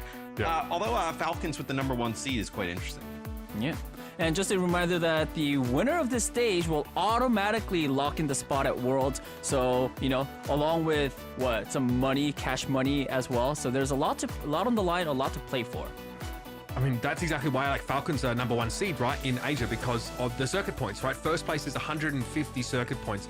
That's enough to break a deadlock in any league. That's enough to, you know, send, I think, like anyone from Timeless and above into that top 3. So it matters a huge amount. This stage is the most important of the year. True. I agree. All right, I mean, we just looked at the NA and EMEA group standings. Let's take a look at the NA group standings and focus a little more on the North America region. Yeah, I mean, so here's your circuit points, right, for North America.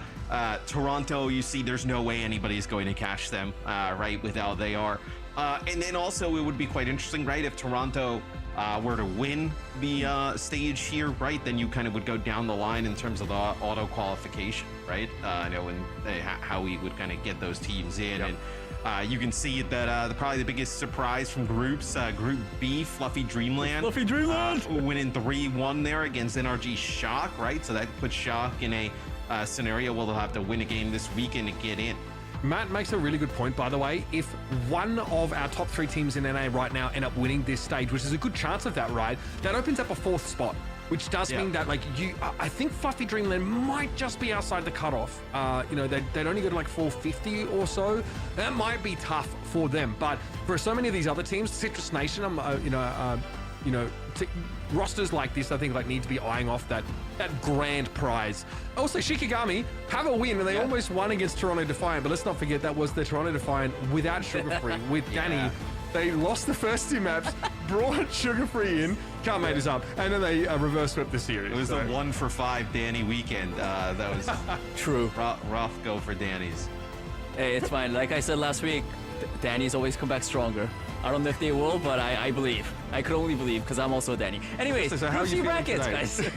Group C brackets, yeah, Nightmare beating Macho Punch. They were already at the top. They're waiting. Now we're going to go into our first match, which is Rad X Avidity versus O3 Splash.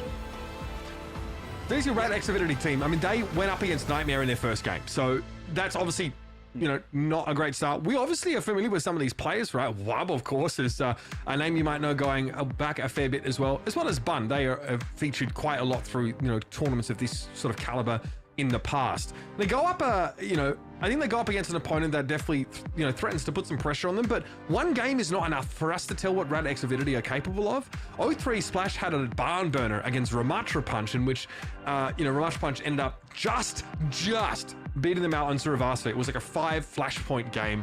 So expecting good things from this squad, expecting them to, be really vying to avoid elimination here.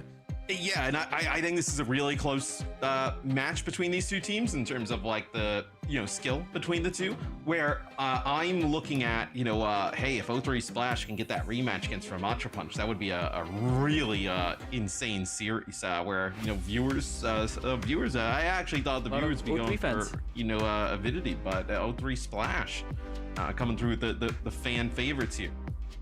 Yeah. I have to say, O3 Splash logo is pretty cool. Do you like What's that? cool about it? It's like a watermark with eyes. Yeah, it's a drop of water with eyes. Yeah. I guess, I suppose it's supposed. My problem is that like O3 is ozone. Like was O2 Blast. I think that was kind of like what this is, you know, like. Oh, is it right? really? Yeah, but like. Danny, stop that right now. There's no way you didn't put those two together. Yeah, my issue was like, what's O3? You know what I mean? Ozone. Okay, that's cool. We could use some more of that, especially down in Australia. I'm not really sure. This is also this team. O3 is better than O2. You know, is it has one more number. Yeah. Yeah, but I would rather breathe oxygen than ozone, Danny. Personally, that for me just hits a little different. Well, Danny thinks that drops are better than oxygen, so maybe he's really not. He's not too high on oxygen, I think. Maybe Danny just hold your breath. Just hold your breath. You know, who needs oxygen? All right, enough yapping, guys. The match is ready. So, Mitch and Matt, take it away. Thank you. Let's get into this one here. O3 Splash, a team that's been around for a while with a lot of different looking rosters. I think even Crimzo was on this squad at one point here. So often shuffles up a fair bit from stage to stage. A veritable revolving door of individuals, including Infected. Pummy Boat was also on this team. I mean, there's been a long list of players that have played for O3 Splash, right? Throughout org's kind of like entirety. I know in Overwatch Esports, where coming in today, man, this match is going to be really close. I feel like, because I was going to say, I was like, oh, I would have liked, you know, Avidity, but then how good that 0-3 splash looked against Ramatra Punch. Like, you know, Ramatra Punch looked pretty decent. I believe it was their game against Nightmares. Like, maybe kind of look at that and it transfers over, but I don't really know. This one feels like it's going to be tough to pick. Yeah, I also think, like I said, because we just saw Radix Avidity go up against that Nightmare team and weren't able to show us too much here. Maybe, you know, we've seen 0-3 Splash already play a pretty close game. This group actually, you know, from second through fourth might end up being really tight. So still on the table for both of these teams. Win here gets them into the Group C decider match. So they still have a shot at making the main event. But before we get there, we're off to Lijiang Tower first. It's time for Garden. And it will, of course, be a Kiriko combined here with the Juno for 0-3 Splash. They've got the Pharah in the mix as well. Yeah, I mean, we see a lot of Orisa, right, in terms of the tank, and then Juno seems to be a mainstay. It's like, what do you want to kind of combo that Juno with? For 0-3 Splash, it's the Kiri, because you also have that Pharah in the mix. There'll be a first kill here for Avidity. They're going to back up 0-3 Splash after taking down Romani, and then for Avidity, it seems like maybe you kind of even have an idea that this is going to come out on the other side, right? Because Wub is playing the Cassidy, and you've got the Brig there to help protect. On the Cassidy now has pretty comfortable sightlines to work with, whereas Elva really has to skirt around the edge of the map. You see them there at the top of your screen. Going to be using that central pavilion to block some line of sight if possible. Sugureru, that's a fun one. In on to the point already, starting to put some pressure down, and Bunny's trying to stave them off, but there's a couple rockets coming in through those windows as well. Good deflex here to keep the Tracer honest. Romani's come back off spawn now as well to fight for that neutral space. Yeah, Bun's done a tremendous job just kind of keeping the point contested, right? 2 players here for 0-3 Splash, and just using your Genji here for Avidity to kind of keep it going. That's really good for them, as it's going to be the orbital array here first for Avidity. Now, we're going to be saying that a lot today, folks, so strap yourselves in. It's going to be Wub actually ends up, finds Sugureru there with the Mount Grenade of all things there, so they get caught. Well, of course, was amped. So the Cassidy hitting extremely hard, and, you know, a hero that definitely can benefit from playing within close proximity, not only to the Brig, but also that orbital ray. Yeah, for Avidity, right, when this big support ultimate comes through from 0-3 Splash, I mean, you do have the rally to be able to fight inside of it, as we got a little bit of a pause, and then you also have the Terror Surge as well, right? So if they try and, like, you know, push on in, you have the opportunity. I was like, what is Mitch doing there? It's like a little thumbs up, but... Thumbs up for an early pause. You know, you have some things to potentially fight through that orbital array, right? When it comes on down, so... That's one thing we see teams really know even last week, right? A lot of differentiation between, like, do we run the Brig, do we run the Kiriko? I think some teams still kind of decided on that. Yeah, definitely. You know, we also have Pharah in the mix here, which is someone that does want to punish teams for grouping up, obviously. So there is some counterplay. It's just the fact that there's this raw damage amplification that tends to, for example, if you have 2 orbital rays, right, the damage amp of both teams tends to completely supersede the healing that you gain over time from orbital ray, even if it is very significant. Like, it's better than, like, Tree of Life level healing, because that pulses, whereas orbital ray is constant. So, you know, with Tree of Life, at least there's windows where you can put pressure down. It's better than Tree of Life. I mean, but just about everything is better than Tree of Life. It's one of the, I mean, you know, saying it's better than Tree of Life, I mean, that's like, you know, you're underselling it a little bit. Does it need a buff? I mean, it's like, what? Does Lifeweaver need a buff, Matt?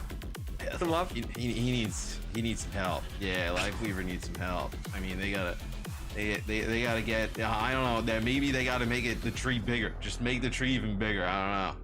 I remember when the embargo first dropped and you were explaining to me what Lifeweaver did, because back then you were still employed by Blizzard, so the embargo dropped and you could tell us about it, and you were so excited about it. You're like, bros, he just comes in and bam, it's a big tree, dude. And then every time you casted Lifeweaver, you would just yell big tree every time. Because in you know, WoW, I used to be able to turn into a big tree when you played Resto Druid, so you would just shout big tree. So I was like, oh, this is you know, there's not many games you have an opportunity to shout big tree. Wasn't it you that macroed it into raid chat whenever you went tree mode, and it just spammed big tree in raid chat?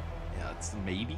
I think I mean, that sounds like something I'd potentially do. Yeah, but it's good because then I couldn't see Jack complaining and explaining to us why he died on our 47th run of Mythic Zanesh.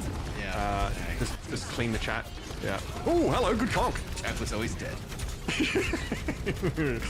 Yeah, Monk Gaming, folks. All right, orbital right here for 0-3 Splash. They don't end up really needing to get too much use out of it. I think the conk there sending Wub off the map was enough to get Rad X Avidity to pull on out. Yeah, and Avidity, they don't have the rally at that time to kind of stay inside and fight through the orbital right. They end up backing out, trying to like kite away, and you just get hit with a conch there over on the bridge. I mean, nothing really one can do about that. That's the spot that you kind of kite to. Just it comes on through that conch, and it's really well placed. So I'll have O3 Splash taking control of the point, but ooh, look at this, Deadeye comes on through. Yeah, Elva's trying to avoid that. Mob doesn't quite have a full channel, not enough to clip the wings of the Pharah at least, but they're going to wrap around the point here. In the meantime, though, O3 Splash have gone forward, maybe even sensing there might be some pressure coming at them. Elva, it looked like that might have been a Javelin that caught them out there, but it's going to be Sugu falling first, and a Terror Surge to get rid of the Juno, who's going to put Radx Avidity back in a comfortable spot here. I like how you said they're sensing the pressure coming towards them. It's the rally with an orbital ray. I would say, I would say that's a lot of pressure coming at them. Clinking as he just goes around the outside. Yeah, I mean, there's nothing you could do, right? In terms of like having to fight on the point with the other team having those two ultimates. Terror Surge just to group players up, just to add insult to injury. And now you have Bun with the Blade, right? This is an opportunity for Avidity to take this first round. It will be an unassisted Dragon Blade though, especially with no support ultimates on the side of Radx Avidity. O3 Splash might be able to build towards an orbital ray here, which, again, a decent answer to the Dragon Blade if you get it in time, but Sugu's already gone down. Switching to the Cassidy, that's been no good. And very quickly, 12's just kill steals. But now we're going with the Blade. It would have been an easy one to deal with a Juno, but they'll settle at least for the Ana. And Radx Avidity can settle into this one comfortably. A great opening here on Leisure. Yeah, and I think we've seen it in the past, right, where teams that kind of play the Pharah, if you can kind of get control of the point first, right, and then as the other team's moving through the chokes, be able to just put down that damage with the Pharah, you're able to see success. It's when you're trying to like take the point back, I think that's when the Pharah hurts a little bit. It's a little bit harder to do. So O3 Splash opportunity here to make some changes. Looks like I'm going to be hovering a Echo comp.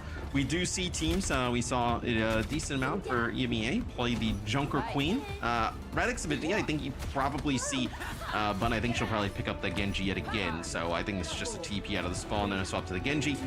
Brig also now in the mix for KHD, and O3 Splash is, do we see, okay, so I was going to say maybe do you see like Echo Tracer? They play Echo Cassidy here. Right. With the Queen, of course, in the mix here for Romani, a pick I've seen from them before.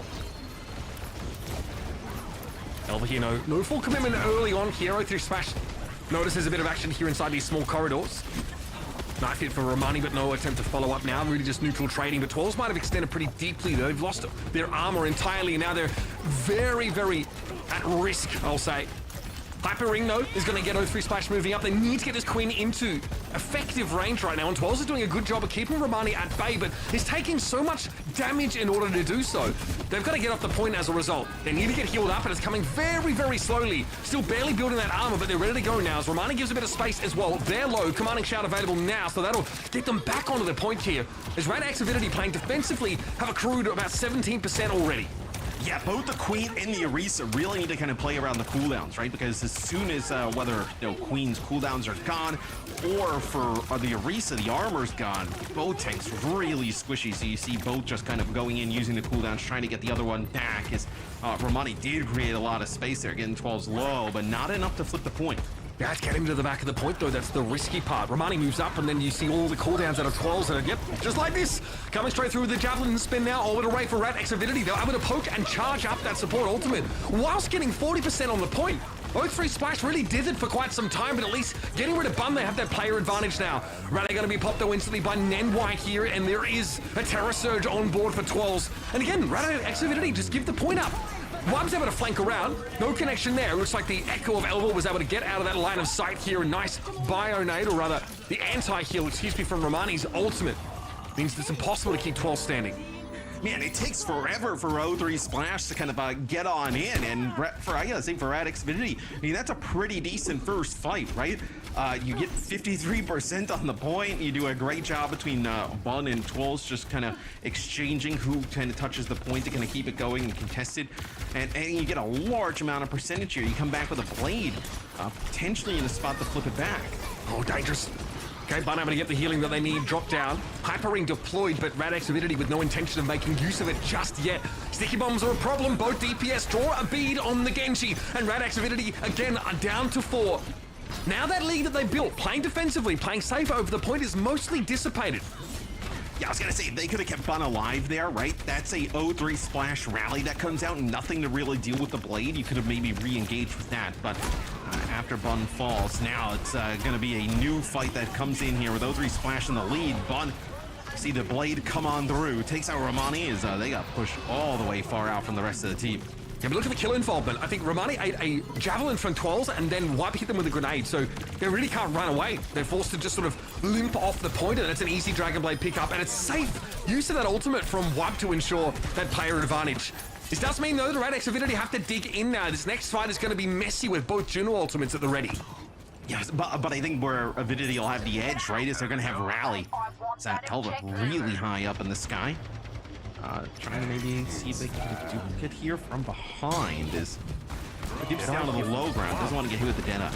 So they're pushing up in a spot. Oh my goodness, this is aggressive. The orbital ray, but Sugareru takes him down. They come from the off angle. And that's one ultimate that Orbital Ray doesn't help you with at all. What a massive misstep here for Radx Avidity.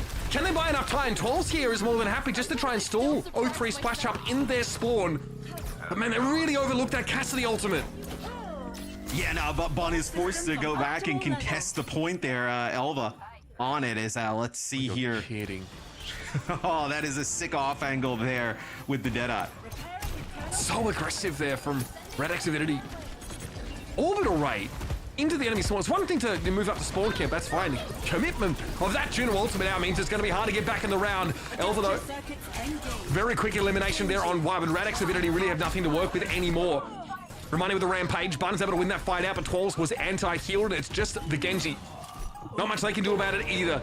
Still overtime triggered by Bun as they were able to touch the point, but we're going to go to a third round here on Lijiang. Nick called him out. This one promises to be a close series. Yeah, very back and forth round here as now we move in to our final round here on Lijiang Tower.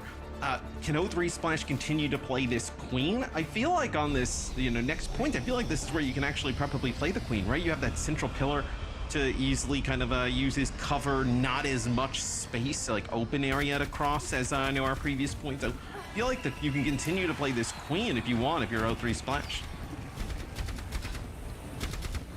I'm fine with it. The plan is really the same as what we saw earlier from 0-3 Splash. I do think that they want to try and cross the divide a little bit. If Radx Avidity want to poke them down with this Orisa comp, which you really want to do against the Junker Queen, they need to find a way to get into them and get a good engagement without like ultimates to set them up, right? I think that's they're gonna have to do it without. Yeah, I think this is quite interesting, right? Because we see an Ana here from KHD, which typically we see the Ana reserved for like Winston-based compositions. But you're gonna play the Ana here with a Queen. It's a healing throughput consideration, I think. I think they just want more heal per second over onto Romani, combining with the Juno. The Brig doesn't obviously give you that. If you're playing a poker or a long-range game, the Brig just doesn't give you really any healing at all outside of those repair packs. KHC goes down though, so that's that vulnerability, lack of mobility that Ana has, maybe getting exploited to some degree there. And now 0-3 Splasher in the thick of the 5 map, but missing a lot of their key pieces. Yeah, they're in the thick of a fight that they're gonna lose. Where, that's, I think, the worry there is, KHD lose right off the rip. Not a lot of area to like kind of hide, take an off angle with the Ana here. It's very easy to dive, and Bunchy realized that right away and just goes right on top of the Ana. Takes them out really easily.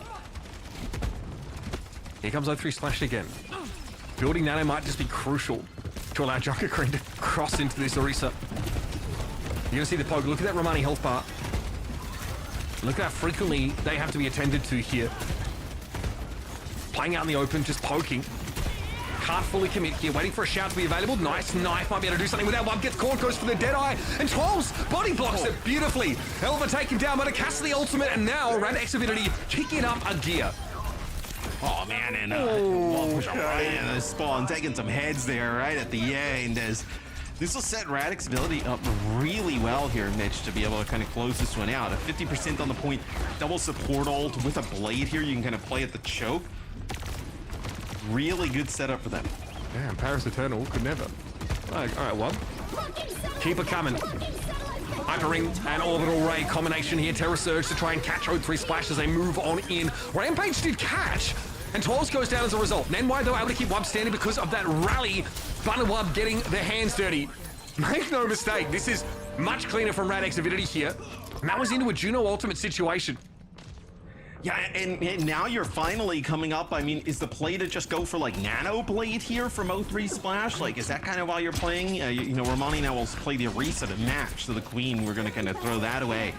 Feels like you're looking around like a Nano Blade here, potentially. Like, I don't know if you would have wanted to play Diana the entire round just for, you know, this possibility. I've got caught by a Javelin there, if I'm not mistaken. Oh, Elva's into the backline. Quick hitter and throw from the Grenade, and now Elva finds himself on the back foot. They've got to back up. Nice Javelin spin there for Romani to give them a safe space, but Bun comes up, and Elva couldn't quite get back around the corner. And that one elimination might just be enough here. O3 Splash were able to flip the point because of the disengagement from blue side. But now Bun's going to push up with the rest of Radx Avidity. That Bionade there from KHT is all well and good, but there's no follow-up to speak of. And there you have it, folks. Lee Chung Tower wrapped up as Radx Avidity get it done. Yeah, I mean, you play around that Nano with the Blade there towards the end. It doesn't result in anything there. Radx Avidity, they kite it perfectly. Bun, she gets one with the Blade, and you just come back and take the point. They had a Deadeye, I believe, there for Wub as well. Like, if they would have tried to, you know, come on in for O3 Splash, where Avidity looks really good there on map number 1. Yeah, I mean, again, it was pretty hard fought. We saw the Junker Queen composition find some success for O3 Splash, especially on Night Market, right? But Radx Avidity's game plan is pretty clear. Just poke, use that space, don't allow the Junker Queen to move up for free. So much so that, like, O3 Splash are picking up an Ana and saying, we need Nano, we need a lot of healing, we need our Junker Queen to get in there. It's playing the game on hard mode a little bit, and since Orisa, you know, recently got a little bit of a buff, just bringing her back in line with some of the rest of the tanks, she's just a great option here when you want to set someone like Wub up for success. And you, of course, always have that Brig rally option if things get a bit dicey. It just feels like the Ana is such an easy target when there's no Brig or, you know, something like that to support, right? When you're playing Juno with the Ana, it feels like the Ana's just all alone. Really easy for the Genji, especially on the other side, to be able to dive. And yeah, like you mentioned, they just kind of poke down this Queen, right? Don't let the Queen get up, take space. And you see once the Queen doesn't have any cooldowns there, right? no Shroud, no Axe, really easily falls. Yeah, I mean, you make a great point. You talk about how both these tanks are really, they're really predicated on that cooldown rotation. So we get these like pauses, these moments where both tanks like break line of sight, try and get out of the fight in general. Here's this kiting of the Blade here is beautiful. I love the peel here from Twirls. It's sometimes hard to be aware of this when you're, you know, fighting an Orisa mirror in the front line, but being able to come back through there and, you know, be able to keep your backline alive is huge. I would suggest that Radx Avidity take this 2-0 if they don't get absolutely trolled by the double kill, the Cassidy Deadeye as they push into O3 Splash and Spawn. But you know what? Yeah. That's not a hit all there, really. Yeah, I mean, everything heavily favoring, you know, Radx Avidity, right? I think goes to show how good they were kind of throughout the map. And yeah, I mean, look, they tried to make an aggressive play into O3 Splash to Spawn. Doesn't exactly work out. But you know, the idea was there, right? I know that it was a good play. It's just a little, I mean, it's an even better one from O3 Splash. I mean, no, it's fun. They thought they had like 3 or 4 players caught. Yeah. That's because the Cassidy was on the off angle. They just had the Cassidy on the other side. Yeah. Really hard to answer that as well. You know, like you might have a Genji in that situation that can turn around and deflect, but it's marginal. Very, very hard to get out of it. And just a small thing, but it was already a pretty close and hotly contested round anyway. Well, I believe Bun isn't there at the time because she's back on the point contesting it because Elva had, like, we were on board with Elva and they were. Well, she ain't deflecting. Ain't no one deflected. The javelins deflected with their bodies. They just didn't. They just absorbed the damage with their bodies, which unfortunately resulted in them going back to the spawn. That's what. That verb might be the exact opposite of deflect, but I do see where you're going with that. Yeah, they got hit pretty hard. But in general, like Radx Avidity's comps, nothing too crazy. It looks like it's Orisa based, and they are sticking with the Brigitte Juno composition. That seems to do a lot for them. Wub looks extremely clean on the Cassidy as well. And it's interesting because if you're O3 Splash and you want to play Queen, like what map is Queen more effective than Orisa, right? like in a lot of scenarios, you'd probably play them in the same spot. We do see, I believe the week that we casted, we did see some Queen play on New Junk City. That was quite good. So maybe that's a possibility. But you look across some of the other maps, right? I mean, maybe Esperanza or like Runasapi, you could kind of get away with the Queen. Honestly, maybe make an argument, but I don't know, could man. play that brawl style on some of these Clash maps too. I'm just throwing it out there. You can little throne of Anubis. I don't think we've seen Hanaoka, at least in NA. But we've seen Throne of Anubis. So in week 1 of our groups, we saw a lot more of it in Europe. Yeah, we did see Hanaoka and Throne of Anubis. I think both of those maps there. Look, you want to play a brawl style, then obviously Midtown is probably the most desirable of your hybrid options here. Yeah, and you know, we can have a conversation about playing it on push, but I think Esperanza is probably the best opportunity for that Queen. You can also play it on Runasapi. I just think if you're expecting to run into Orisa, much like Romani did in that last round, you may have to mid-rate it. It's just okay. New job. I was gonna say, or you just just rush off the table and play like Gibraltar, right? And just say, all right, screw it, we're just gonna play, Winston or Diva base comps, right?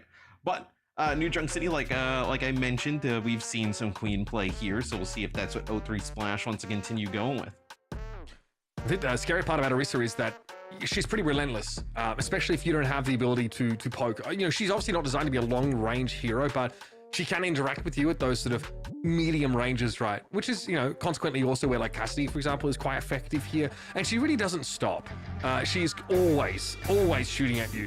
Don't worry about the overheating. That never really happens. I've seen Orisas in poke games like literally fortify to stop the overheat just so they can keep holding M1 down for the team. So yeah, I think a different strategy may be required. You might consider, I'm fine with the Juno. I'm fine with the Hyper Ring to try and give you the engagements. It doesn't look like it might be quite as consistent as O3 require it. And it's not something you can just turn on and off at a whim like Lucio can. So once you've used that cooldown, you have to go, or you have to wait now for your Junker Queen and your Juno cooldown to be back up in order to engage. So I like this for O3.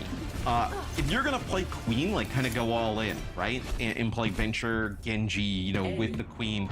Just go hyper aggressive with it, right? Trying to play the Cassidy and or like a Tracer, Cassidy, Genji, right? With the Queen, it feels like you're kind of stuck in the middle. Where here, at least, like, hey, we're just gonna go all out with aggression. I just think it's dangerous for Otis having to play against Cassidy, who will really punish them if they get too floaty with it. And this is like a clash of two styles. Orisa wants to hold you at arm's length and keep you in mid-range. Junker Queen wants to clamber all over you and make sure that you're extremely irrevocably dead. So we'll see what the play is going to be for O3. Okay, so they want to pick first, but chasing a Genji Bun, she's pretty slippery. Not an easy pick to find.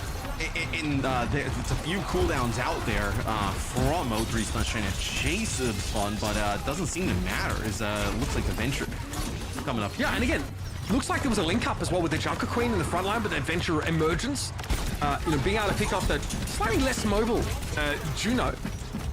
That is beautiful. That's exactly what we're looking for. That's why we see the Venture switch up here for O3 Splash. And now that Radix Avidity have to push into this Queen comp, you feel a bit more favored as O3 Splash now if you can play corners. Yeah, it's also really threatening, right? Because as soon as 12's armor is gone, there's a lot of ability to kind of close the gap from O3 Splash. I can put that pressure on, whether it be, a burrow and a drill on in, or whether it's a dash. So a lot of different ways to put pressure on the Orisa. But this is the range that Orisa wants to play at. This is right here. This is her optimal range. And you notice the Junker Queen is like trying to get them and eventually opts out of trying to deal with the enemy front line and tries to dive, at least getting wiped here, but that's a huge commitment that causes Sugu as well to get picked off here. And Radix Avidity are to play around the rally on the point here. There's not much chance for O3 to get back in. The upside is that they've stalled it pretty well. So O3 getting it north of 70%, meaning just one more fight win required here. Yes, Elva looking for maybe a kill there on the exit, but extended it for probably about like 8%. Like kept it going there. I believe KHD towards the end as well. Jumps onto the point. So pretty good start with this really aggressive style of play from O3 Splash. And I think, like you mentioned, like it's going to be really, there's going to be the Rampage really early. That actually connects with 3 players, Mitch. That's a Wob, Twirls, and Ninway all hit by that Rampage. So those players for Radix Avidity pushed up a little bit too far, and the Queen just ran right on in. I mean, we talk about the anti-heal from Rampage all the time, but we don't actually talk about the gap close ability of it. You know, instead of having to walk up under commanding shout, you can just ult and be in their face. And Sugu also, I think, comes out with like 2 or 3 kills there, just emerging where the queen is. I guess it's a spin on like the Malga Venture comps that O3 Splash look really comfortable working with, and now Rad have to give that close fight to O3 Splash. They have to fight in an uncomfortable close range. And it's not going well for them. Romani is able to get, value out of the axe swing of all things. That's when you know the queen is having the time of her life. Great work here for O3 Splash. They get a good 70%, Matt, and then they come in with a Rampage. Yeah, and it's both support ultimates for both teams used there towards the end of that first flashpoint that O3 Splash wins. When now you kind of look across the board, right? Bun, she's got this blade, but you have a lot of ways to just avoid it on the other side, right? I know the Venture ultimate could be huge, right? Just the damage and then knockback there from Shigurero, and then also Elva with a blade of their own. So this fight is pretty huge. You see O3 Splash pushing right up, trying to control the choke. Yeah, and they want to play this close choke, not the wider one on the right-hand side here. Tolzo is isolated Romani here and gets them back towards that mid-range, but here comes Bun with the blade. She's looking now to break this fight right open, and KHD succumbs pretty quickly. Sugureri, they were able to deal with Bun, emerging there, taking her down during blade, and that Tectonic Shock is online. Orisa on the point is a bit of an issue. Sugureri is going to need some help here. I don't know if they can really 1v1 that at all, but Romani has returned to the fray. Can't connect the knife onto the airborne Juno here, and Wub goes down, though. Still not enough for Romani. Do you feel good about this, though, if your O3 Splash is, and then when he ends up using the rally towards the end, when Romani ends up using the Rampage, it takes out the ward. So you kind of trade the Rampage there for the rally on the other side, scuffed ahead of Otters in terms of building towards that orbital rate, but you're going to have that extra rally here for O3 Splash. And you can force a fight here too, Matt. There's a Romani using the barricades to move up on the point, contest that directly. Terra Surge! Sugureri is able to at least burrow away, but Otter's already got picked off. That's what I mentioned earlier. It's dangerous for Juno up against Cassidy here. And the damage was already done long before Wub got picked off there by the Venture. Yeah, that's the Tectonic Shock used there. By Shigurero is this a nice stagger here on a KHD. This one's going to be tough to bounce back from. So you do get that rally a bit earlier, like I mentioned, but you may not even really be able to use it here. You may end up having it for the start of the fight on the next point, as we're already up to 85% here. Matt, Rad are probably going to let them contest just because they want to play out in that open area. We'll see if they get a touch. 12's might as well just try and go in with a javelin spin, but they'll have overtime here. Suki thought about turning up there, but no, they opt away from it. Scuffed here to try to help Wumbu with a big Deadeye, and Romani and KHC both go down. That is going to be it for this flashpoint. No bouncing back, not with an orbital ray in the mix either. And devastatingly, O3 Splash used theirs as well. Another huge Deadeye there that we've seen in this game. One from Shigurero, now this time from Wub. But yeah, both orbital rays used. O3 Splash still has that advantage in terms of rally here for this next fight. But Radix Avidity look much better fighting that type of area here as we move on to the next flashpoint. It'll be Avidity who gets to the point first. They do have the randomness of the flashpoint break fairly well for them. Once again, try and play long ranges here. Romani, just the knife is not going to be enough to bring Radix Avidity to him. Again, no real pick opportunities now, but a chance to move in and take space. You can hear that constant healing going the way of the Queen. Romani building up to another Rampage here, so a good fight for O3 Splash and then start the next one. At least, with that Junker Queen ultimate could be the ticket. But here's a rally from KHD early. Gets him up close. Romani's still respecting this pressure though, despite being at fairly full health now.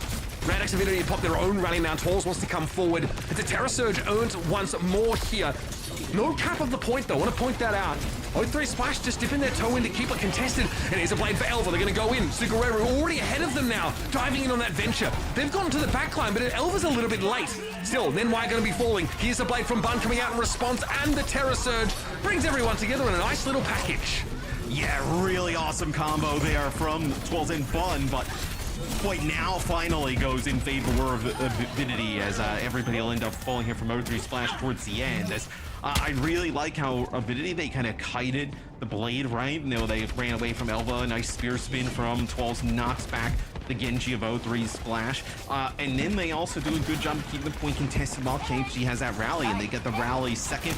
Romani ends up using the Rampage, gets a kill or two off the back of it, but the Terror Surge plus the Blade there from Avidity too strong to fight through. This Tectonic Shock has to be used carefully. You cannot just int here as Sugareru, because obviously while they're channeling that ultimate, they are above ground entirely. Makes them pretty susceptible to someone like Cassidy as White try to go for the Deadeye there. He's the orbital ray. Sugareru emerges and gets blasted instantly. Just slightly drew it up, folks. Dill trying to dive in there past one, but they're mostly ignored here as Bun had eyes for KHD. And now without the brig in play, O3 Splash are out of options at least. That Tech Shock has been held onto. But there's no big ultimates to combine it with for one last fight, and there's not even really time for that. No, and even then, like, what would you combine it with, right? Like, for Avidity, you have the Terror Surge, right? You know, you can use Terror Surge with, like, a Tectonic Shock, you use a Blade. I mean, there's a lot of different things you can kind of combo. That's why Malgo was so good. Yeah, we know that's why Malgo was good, but we don't need Malgo to be there. No, we're okay with Did I mention he who shall not be named? Yeah, we're okay with Malgo, you know, staying where he's at for now. Point is, O3 Splash don't have anything to draw all of Radek's ability together. So Sugareru does some gardening instead, just tilling the soil, getting some oxygen in there. I love to see that. Gonna be very fertile the next time we come around to this map. O3 Splash here getting hammered in the front line.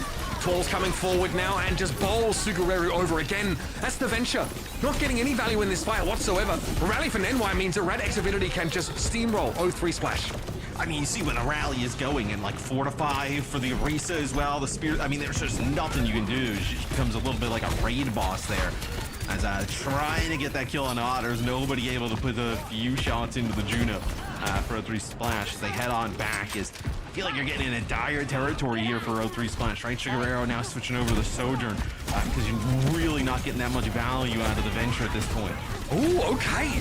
So head shot there. Railgun connected on the Wub after they got hit by the knife. Here's the Rampage. That is bloody beautiful. Order Ray, though, pretty powerful ability. The anti-heal, though, should hit harder. Still, and then we're able to benefit from a little bit more of that Juno ultimate, but the fight is already over. And this is a hard point to get Rampage value on. Frankly, you have to take the fight high and hope everyone stands around and lets you slap him. I mean, O3 Splash needed something huge to happen there, and I mean, Sugareru coming up with the first pickoff, but then Romani with a Rampage through the orbital strikes, so you're able to pick up some kills. I mean, that is the type of play you needed from both those players, and really, O3 Splash to make this one close, right? Because it looked like Radek's Avidity kind of running away with it at the moment. Sugareru here. Now, all of a sudden, a little happier to play at that medium range that Orisa wants to set up. Can't say the same for the rest of O3 Splash, though. In they come. Sugareru going to slide on forward now. Deadeye for Wub catches out Otters again. Juno a little susceptible to that hit scan pressure. The Wub has to give up his life for that kill. How do you go on with this? They move up, take that high ground, and get the Sojourn. Yeah, this is an advantage for Avidity, right? You still end up having your Juno in the mix, right? A large source of healing. You're going to have a Blade here as well. Bun ends up popping it really weak. Romani with the vertical shotgun blast. Catches out Bun, but she'd done enough. Twirl's able to move up on that low ground here and stay of execution for Otters. And they're going to be able to get out alive, but only just. Otters the escape artist, right? It feels like 0 HP every single fight, you know, trying to lead towards the end. This is going to be brutal though for O3 Splash Mitch, walking into double support ult on the other side in a final fight scenario with really not much to work with. Doesn't feel particularly winnable, Matt. Feels really rough. Overclock here for Sugareru at the very least, even. Oh, it's messy! Here comes the javelin spin. Bun already found Sugareru, took them down, and both those support ultimates get laid, virtually rendering Radek's Avidity unkillable. Bun, no surprise to maybe see the only casualty be that Genji. But outside of that, O3 Splash don't have much to work with. Point is going to get flipped back momentarily. Elva had to bow out of the fight in order to set this up. But there's no one to take advantage of it here, and that will be New Junk City tied up. Radek's Avidity make it their second map. Yes, they take this one 3-1 there on New Junk City. They just look so strong. I think now you really got a question for O3 Splash. Like, can you continue to try and force this Queen into the mix? Like, if, you know, Lijiang Tower and then this one are probably two of the maps that you think it's probably the most effective on. So now that you've lost both of those back to back, what do you do here, right? I know you got push still. No, I mean, yeah, you still got push in the mix. you know, you could go like to one of the escorts, like you mentioned, some of the hybrids, not exactly great. I feel like it's a rough scenario to be in. I think you've really burned through your best maps here to make the Junker Queen work well. Control can definitely do it, and New Junk City, definitely the kind of map we think it's looking good. Great start for O3 Splash, I would say. I mean, they get a lot of that early map control. They force that fight where Sugareru just sort of dives in and Romani is there. And this is when they return after eventually giving up the point with a rampage that lets them close the gap instantly. But it feels like so much needs to go right for this Junker Queen composition. And while it does happen at the start of the map, those opportunities, those sort of fortuitous events don't really occur for the rest of the map, not at least nearly often enough. Yeah, and I think early on you were seeing them have more success with this, you know, aggressive style of play, right? With Venture and Genji with the Queen. And then I think on the other side for Avidity, they did a great job of like, okay, we don't need to panic. We don't need to change a lot of things up. We're just going to change our play style up a little bit, right? I know, just better positioning and whatnot. To end up fighting this. And I think once they did, I mean, this is a great rampage, but once they did, they were able to kind of you know, battle back, take it from O3 Splash rather convincingly. I mean, this was that other sort of stars aligning moment, I think, for this O3 Splash composition. Yeah, look at this Orisa. I mean, what do you do? It's Rally and Orbit Array, and you're actually playing so beautifully within the confines of that Orbit Array. Like, you absolutely don't care. Nothing matters at that point. It's just sturdy at 650 HP with all that armor. I mean, there's really not much you can do. This scoreboard looks very similar to map number 1. Starting to see a trend here between these two teams is of, you know, the fans at the beginning, you know, they went with O3 Splash. I thought the series would be really close. I think the first 2 maps, they have been close, right? But Avidity still comes out on top in the end. I mean, with O3 Splash's comp, they need to have a lot more healing than Radix Avidity do, because they're obviously using a Junker Queen who doesn't actually have any forms of active damage mitigation outside of the overshield she gains from Commanding Shout. This is why we saw them in the past opt to bring the Ana in, but you're not playing Ana against like this. You eat one javelin and you are dead to Cassidy across the map. Like, it is just so hard to play right. I understand the Brig, but yeah, it's hard to get Inspire uptime with this comp. You see it every single fight. The Brig is like, okay, I need to be somewhere. I can whip shot, and that's about it. We got another map coming at least. We'll see if O3 Splash can bounce back. Maybe they can make this Queen composition work on the map that they're choosing. Don't go too far. This is OWCS NA Groups. It is our decider in Group C.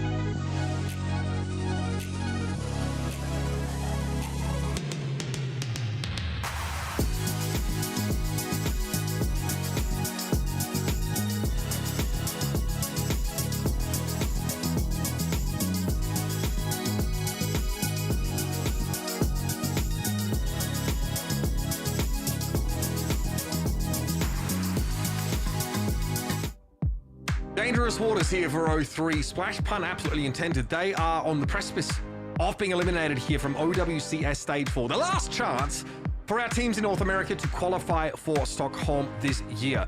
New Junk City was a map pick of theirs, and it did not go well for them. They played that Junker Queen we saw in map number 1, and it still struggled, even when paired up with that extra venture pressure, that all-in potential that we saw about twice on that map, and it looked so good. Outside of that, though, they were cannon fodder for this Orisa Cassidy comp. Yeah, I mean, now it feels like they're in a little bit of trouble, like you mentioned. What do you do here on King's Row? Do you have anything kind of up your sleeve? This is actually one of the maps that they ended up winning against Ramatra Punch. So just to throw that out there, maybe they got something a little bit different here planned for King's Row, because the way it's gone so far, it's not been good here for 03 Splash. Pretty close in a lot of these maps, but still it feels like you just kind of lose the war of attrition there towards the end. Definitely. I'd say, yeah, early on New Junk City, we really like what we saw from 03 Splash. And they might still want to come in with a Junker Queen-based composition here. So much of our discussion over this series about sort of, the optimal range and really where these two teams want to be playing. It's definitely going to benefit Radix Avidity as defenders who can fall back to a couple of locations on this map. Also be really annoying from high ground with their Cassidy setup. 03 Splash combined with this might just be some cheeky shots here off spawn, and then we'll see the real composition. But again, it will be Juno and Brig for 03. Well, and typically on offense, right? Like you could see the Orisa here, or you would play something that's a little bit more dive centric to kind of access some of that high ground, where the Queen, I mean, there's no way you do that, right? Double sniper here at the rip, probably just see if they can find one. There's maybe we continue here. Nope. We're gonna continue to say the Widowmaker. So this is good in the sense of like you can outrange the Cassidy on the other side, right? Even if there's an Ashe, you can still do that as well. Just Ashe can play a little bit more aggressively, but this should force Wald into some difficult spots. But Radix Avidity immediately have the correct protocol for playing against Widow on this map. Play inside the hotel and also like trying to find a way to pressure her off those sightlines or dive her. Sugaru definitely starting to feel the pinch a little bit here. As Radix Avidity have circled around, but Suga's able to find that pick on the Juno. And now will be a little bit hard to dig out of this position. The cap has begun for 03, and Radix Avidity only have the healing off this Brig to rely on right now. Not ideal for staying in a longer fight here. Sugaru, with that one pick, has really opened this up. Yeah, Bun just trying to chase around Sugaru across the map. Really difficult to close in on that Widowmaker, and just that early pick off there on the Scuffed. That's going to open up the points here. So 03 Splash, they take first point. Can you continue to do this, though? So we'll take a look here. This from Sugaru's POV is a really nice shot falling down there. That'll be some vertical correction. A lot of Widow headshot lobbies under Sugaru's belt, no doubt. Okay, so that opens up the map here, and once again, Radix Avidity can't play on the straightaway here, which is a little annoying because Orisa does want to get some poke value, start to put some heal pressure down on 03 Splash. Yes, Brig is there. Position is noted, and this is Bun's job. She has to go after Sugaru over and over again, but looks like she's up for the challenge. Yeah, that's a much easier position, right, for Bun to attack. It's a casual little 3K here. Make it 4. Go. Come on, give it to her. Yeah, that's dirty. That's sick. All right, I'm here for all of that. That right there, yes, I'm here for all of that. Beautifully done. Okay, so Blade almost built up here for Bun, and now Radix Avidity get to play a little closer here, a little bit more oppressive towards the sport of 03 Splash. But this obviously is where Junker Queen can thrive. It's just frustrating having to push out of this choke to different angles here being held. Well, let's see, without the space and without the Widowmaker headshots and, the pickoffs, if you can actually break out of this. That's going to be the Rampage in rally use here, like basically in the spawn for 03 Splash. Oh, you've got to be happy with that. Also, Radix Avidity want to commit their orbital rate here. 03 Splashes may come a little late, but they're in position to benefit from it more than Radix Avidity are. So we're going to throw all of our support ultimates in here, and Radix Avidity are probably not too fast because they forced these out early. They have a Dragon Blade for this next fight. Both their DPS ultimates up, in fact. So eyes are on the Genjis in this next engagement. And the card's not even at the first corner, right? The card is still in the choke. So for Radix Avidity, like you mentioned, you come back, you fight this around Bun's Blade. You don't have anything to do with Elvis on the other side of things, though, so that could be a bit scary, but you feel like you're going to buy yourself some time here. You win this next fight if you're Radix Avidity. Pickaxes shouldered once more. Up to the battlefront is Twirls. Okay, Hyper Ring going to be used here. Clearly, Radix Avidity want to get connection off this Deadeye. I think the cat's well and truly out of the bag now, but Elvis split themselves off in order to avoid instant death to Cassidy. And ultimately they get caught. And that's really nice from Bun and Scuff being able to chase down the Genji on the other side. This puts O3 Splash in a really odd spot, right? They're stuck in the middle of nowhere here. Yeah, I mean, and again, you see what Romani's trying to do. He's like, okay, I can get a full engage here. This was fine. But instantly, Twals breaks O3 Splash up. And like we mentioned, Otters eats one Javelin, and they're dead to basically anything. Yeah, and then when I builds up basically towards a rally there in that fight, and same with Scuff getting very close to an orbital race. So we're gonna have these support ultimates that everybody expend that previous fight back early. I think Elle would probably be a little bit surprised if they go with the Blade if there's a rally on the other side. I mean, you're dead right. That's actually going to be so frustrating for Elva to run into, but they have to have assumed that this is available. I don't know what the tracking's like for Radx Avidity right now.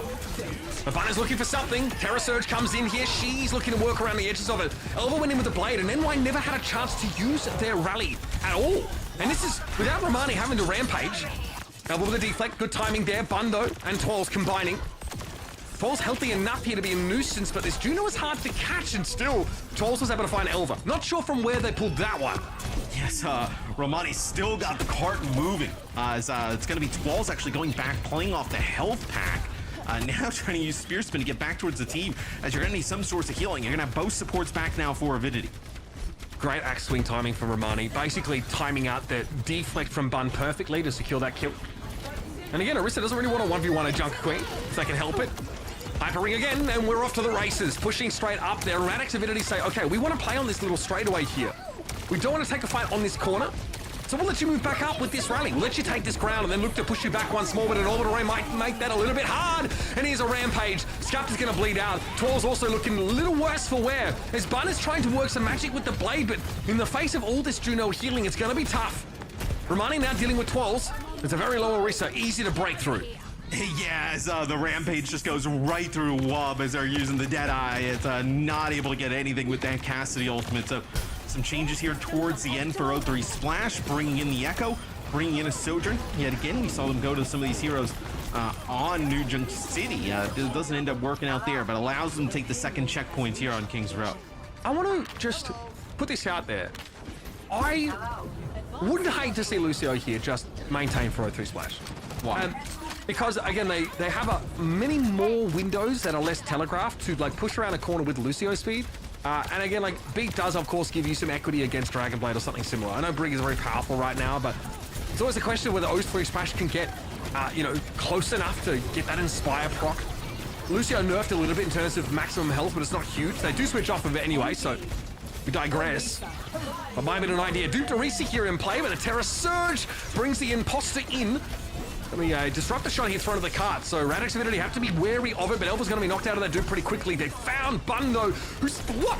Sorry? How did she survive that? Yeah, I was like, Bun is for sure dead, but ends up surviving it. Some nice help there from the supports. I mean, she's rolling grease before that fight, there's no doubt about it. I don't know how she slipped through. Either way, good escape, but eventually she's brought down by the railgun of Sugareru. And now Radx Avidity going to back up in with the rally in play. They're a little bit scared of this overclock, as they should be. Now, then White takes a big hit from that one, and eventually Sugareru is able to finish the job. There's a Brig out of the mix now. There's going to be a commitment of both orbital rays, but the anti-heal from the Rampage is perfect for Romani. The Rampage has been really good into the orbital ray there for O3 Splash. It's definitely been like one of their win conditions. Really kind of the thing that's kind of led them to win a lot of their fights. Is that Radx Avidity, they'll come out, they'll try and get a touch here, as there'll be a Deadeye from Wub. Taking an off angle. Romani nowhere to go except inside that small room. I respect this though, she's scary when cornered. 12 gives her a bit of space here. Here's a Terra Surge, able to bring that in now. And yes, KHD caught out low inside that one, no chance to get away. Nenway again punished. The Sojourn pressure against the Brig has been good for O3 Splash, but it's not going to get him a map completion just yet. Yeah, Romani gets forced in a really tough position. I mean, almost impossible for the Queen to play out of. Quite frankly, surprised. They lived as long as they did, right? With the Deadeye kind of forced them into that position, especially playing out against the Orisa. See if Romani can get back towards the cart. Nobody can make it there for O3 Splash, so that's where their offense will land. Almost a map completion, but I just want to point out that this is O3 Splash finding a miracle pick on a Juno at the start of the attacking round to kind of get them going. I feel like you can afford to make far less mistakes playing the Junker Queen composition against what Radx Avidity are bringing in here. Orisa just seems a little bit more robust, a little bit more forgiving. And how do you play the queen on defense, right? Like so much open area to have to fight from. You probably have to play like really close to the choke, or you have to play around that first pillar. I mean, you lose any of those fights, there goes first point, right? Gonna be see if they decide to end up playing the queen on defense. Like this would be at least first point would be one where you would think they could potentially change. So looking like they're hovering the diva. Okay, something a little different. Diva had reductions to her max health and max armor recently. Again, it was really just a small tone down. She's still very good at doing what she's always done. Against the Orisa here, I feel like that's fine. Orisa, again, can't interact with Diva once she's able to use high ground effectively. I mean, I'm sure Twirls will try and garner Romani's attention, but it'll be good, at least some form of dive pressure now on Radix's Avidity. Sit down. Yeah, I like this composition for O3 Splash on defense. I think the Ashe is really strong here. You can continue to run the Ashe a little bit later into the map as well. And then the Diva makes way more sense, right, than trying to play a Queen in this type of scenario. So Wub connects to the shot there. Not good enough for a kill. We'll see Wub go to the Cassidy. So do not want to play the Ashe in this type of situation here. They want to play a little bit more close quarters with that Cassidy. Slower and steadier here for Radix's Avidity. Poke down game, but they've already got themselves the high ground, something that Romani just gives up and looks to maybe put pressure on individuals. Wub, can she slip away again? Rather Bun, excuse me. She has the deflect there to get back from Romani, and okay. We'll call a pause, that's fine. You know, it's been like 40 minutes since our last one, so Tactical timeout. What it looked like they were trying to do there is Bun moving through the hotel and then getting the Orisa up on that high ground on the opposite side, and then just kind of collapsing on Shigurero on the Ashe. If you can push the Ashe out of that window back towards the choke, right?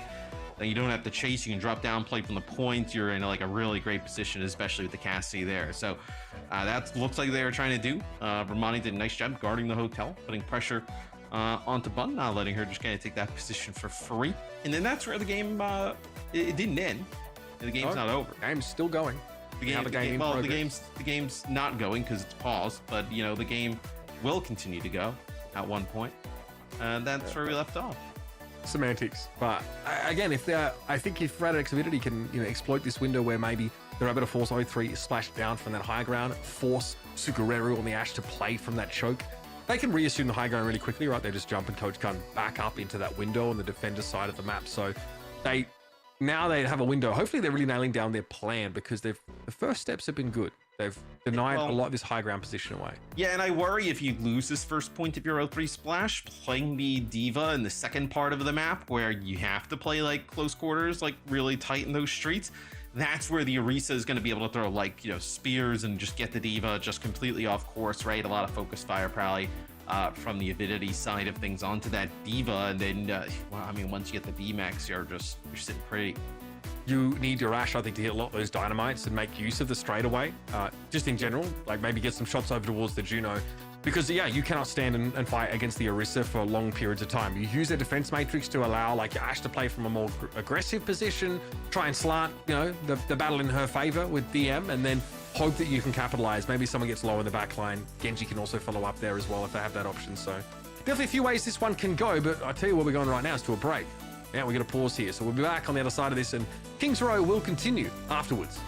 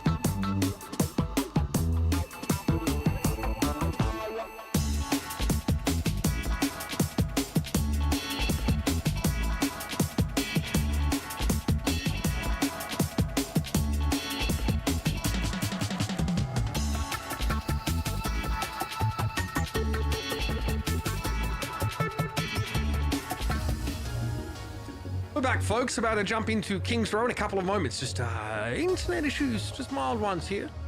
We're back into the fray already. And remember, this is Rat Avidity having just taken that high ground, looking to convert that into some point pressure. Yeah, as Bun will step up on the point, and like I talked about, you have the Sarisa Brig set up on the high ground here, right? Pushes that Ashe into a really tough position as Wub actually changes here to the Widowmaker, right? So Wub was on the Cassidy, so now gonna have that range to match this Ashe. Okay, I think... Oh, okay, that was quick. I was gonna say, Romani's gonna cotton onto this pretty quickly, but Elva's already gone down. Romani's forced to play out in essentially no man's land to contest the point, which means for Wub it's all too easy. There's not a lot of pressure either on the Wub. Who's gonna go after them? There's no Genji for 0-3 splash. There's some long-range Arna pressure, maybe. Now, Wub is doing their job just by firing shots up into that top window. Nano Boost here, though, is a great time buy to get Elva back into the fight. The one hero that could pressure a Widow down if they could cross the gap. But Wub now is still adopting the same high ground position. Not a lot of targets to work with, but here it is. Elva is back, and Wub is back to spawn. Yeah, you're gonna get a D-Mech here, though, but the orbital array that comes through from Scuff, not gonna be able to get back in mech, and now you're in a really difficult position because you're already given up 80+% here on the point. Elva's options so limited there, really nothing they could have done already so far forward after trying to get rid of Wub. So the Widowmaker works out for both teams. Nice, we're going back to some brass tacks here.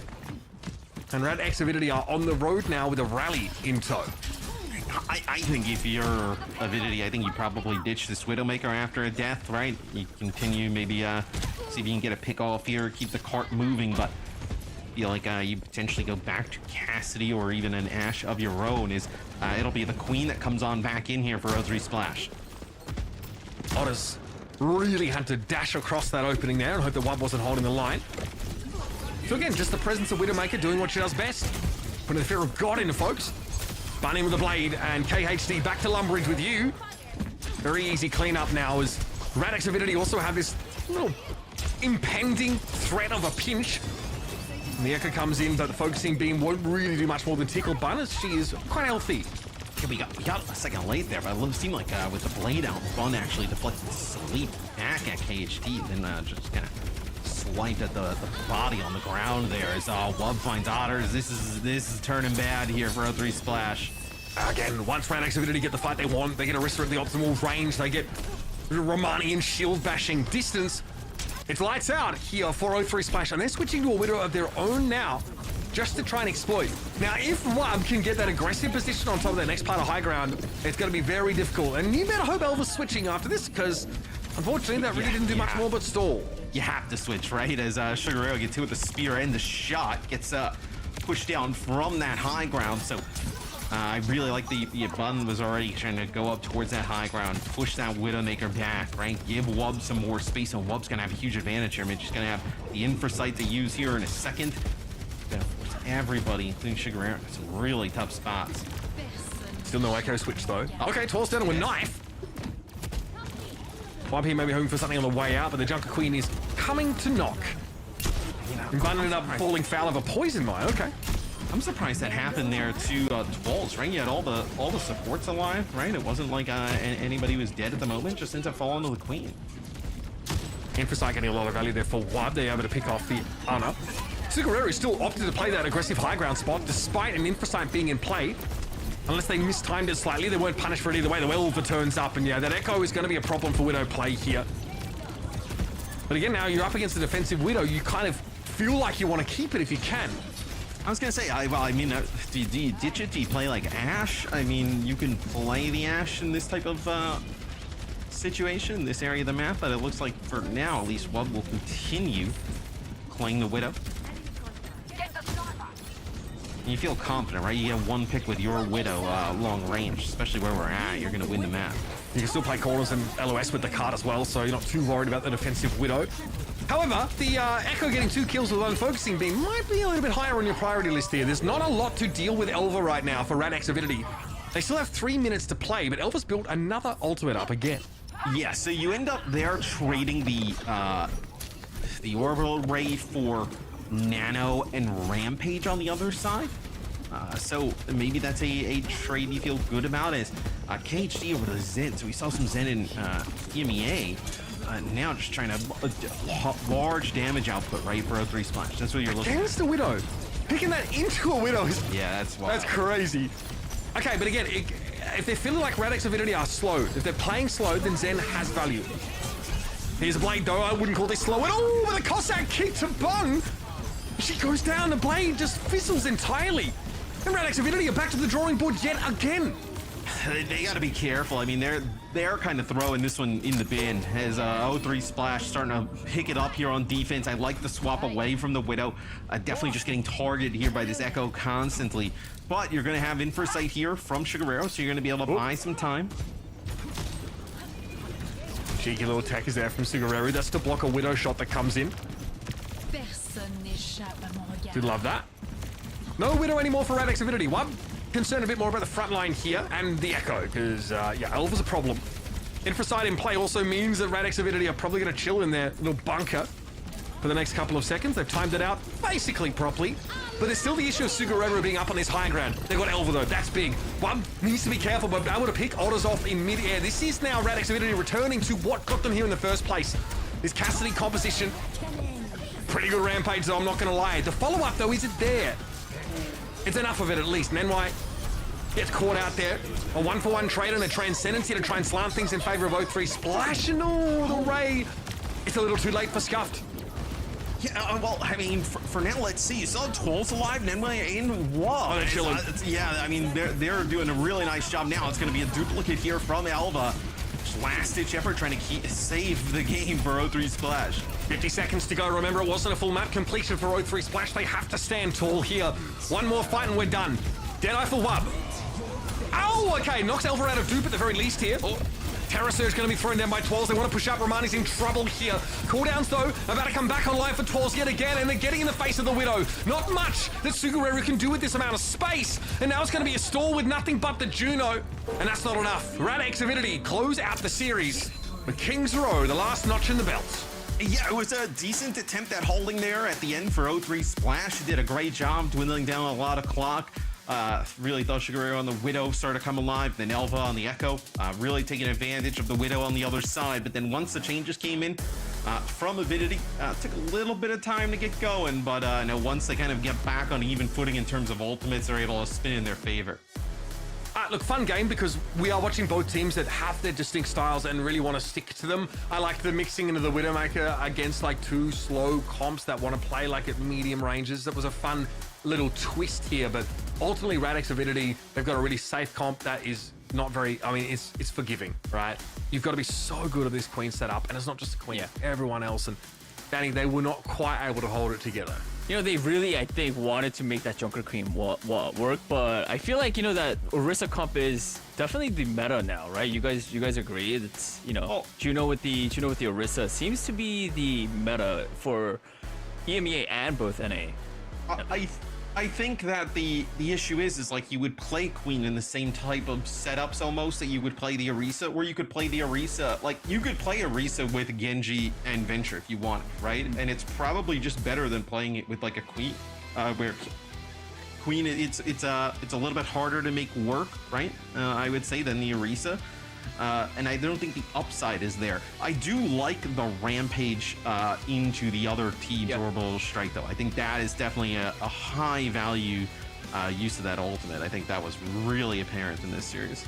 I think like Orisa's much less awkward to use now as well, because obviously she used to get slowed a fair bit during Fortifier, right? The kind of the downside to like that ability, but now the slow is only like 10%. So it's not a whole lot. Like you feel like you can cover more of the map and be more aggressive with Fortify up, as opposed to, you know, being at risk of outmaneuvering against a lot of those sort of faster compositions. I think with the Junker Queen comp, like you could play, I guess, the similar shell, but like I think she wants to play more like those Malga comps did, that really wanted to get in, that really wanted to like use Baptiste, that wanted to use Venture, Immortality Field, stuff that lets you like play in a dangerous position for as long as possible to get the most out of Junker Queen's kit. Like she just has to expose herself to far too many variables here in this setup, and when you go down a DPS, like you know, like it's very pick oriented, I think, in the start of those fights, which is maybe why we start to see the Widow come out, you know, especially on that attack side with that Junker Queen. can run rush shot if your enemy doesn't quite have the healing to stay in the fight with you. That means they have to just disengage over and over again and give you that space. Yeah, I mean, OWCS definitely was trying to really be creative with that Junker Queen, but I do really agree with you guys saying that, you know, Orisa is definitely not only the meta, but probably the safer pick, I guess, as for tanks go. And also, they really proved that they were the better team. Obviously, they got the win 3-0, right, against O3. So great looks from Avidity. Yeah. And I mean, Bun, she had an awesome Genji game. She had some insane moments. I liked we saw the Zen switch there. I think the idea with switching to Zen is to try and give yourself like a little bit more parity in like a poke setup, even if you're playing Junker Queen. All of a sudden, the Orisa can't quite just stand out in the open as much. But yeah, Bun, definitely what we're talking about here for Radix Avidity. Really clean. She's also playing a lot on her own on the Genji, right? Like when you look on the other side and you're playing this a little bit more of aggressive style of play, you have players going in there, whether it be like a Venture or somebody with a Genji, where Bun, I'm sure we're going to see a lot of these highlights, right? Just solo assassinations, making solo plays. I mean, this 5K was nutty. Yeah, I mean, and this is like unassisted, no blade. There's also no Ana. Like you often see Genjis have like these great moments when, you know, they're getting nano boosted pretty frequently, but this is a situation where Bun has to play fairly like low econ and pick her spots like really effectively. Some like outplay moments there. There's a deflect here on the sleep. This is what sets up this kill. So Matt alludes to this sort of after the fact as the game is going. So yeah, very, very good. When you've got an individual like this on a Genji that can actually be so self-sufficient, God, it frees up so many resources for your front line. Genji. I feel like we're gonna see more of Genji from other teams as well. But didn't Falcons beat Crazy Raccoons with Genji as well proper? I think that's what they did in Asia. Yeah. Don't quote me on that. But I think I saw a little bit. With a lot of things, yeah. But I think like right now, especially given the people call Juno mobile, and I sort of see why because of her jump cooldowns. But outside of those, she feels a little susceptible.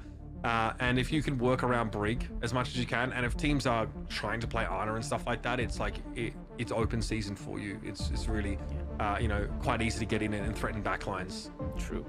All right, well, we're gonna hear it from the winning team. We got a post-match interview with Wob from Avidity. Wob, hello. Hello, hello. Hello, hello. Hey, congratulations on getting the win. How are you feeling? Thank you. Feeling pretty good.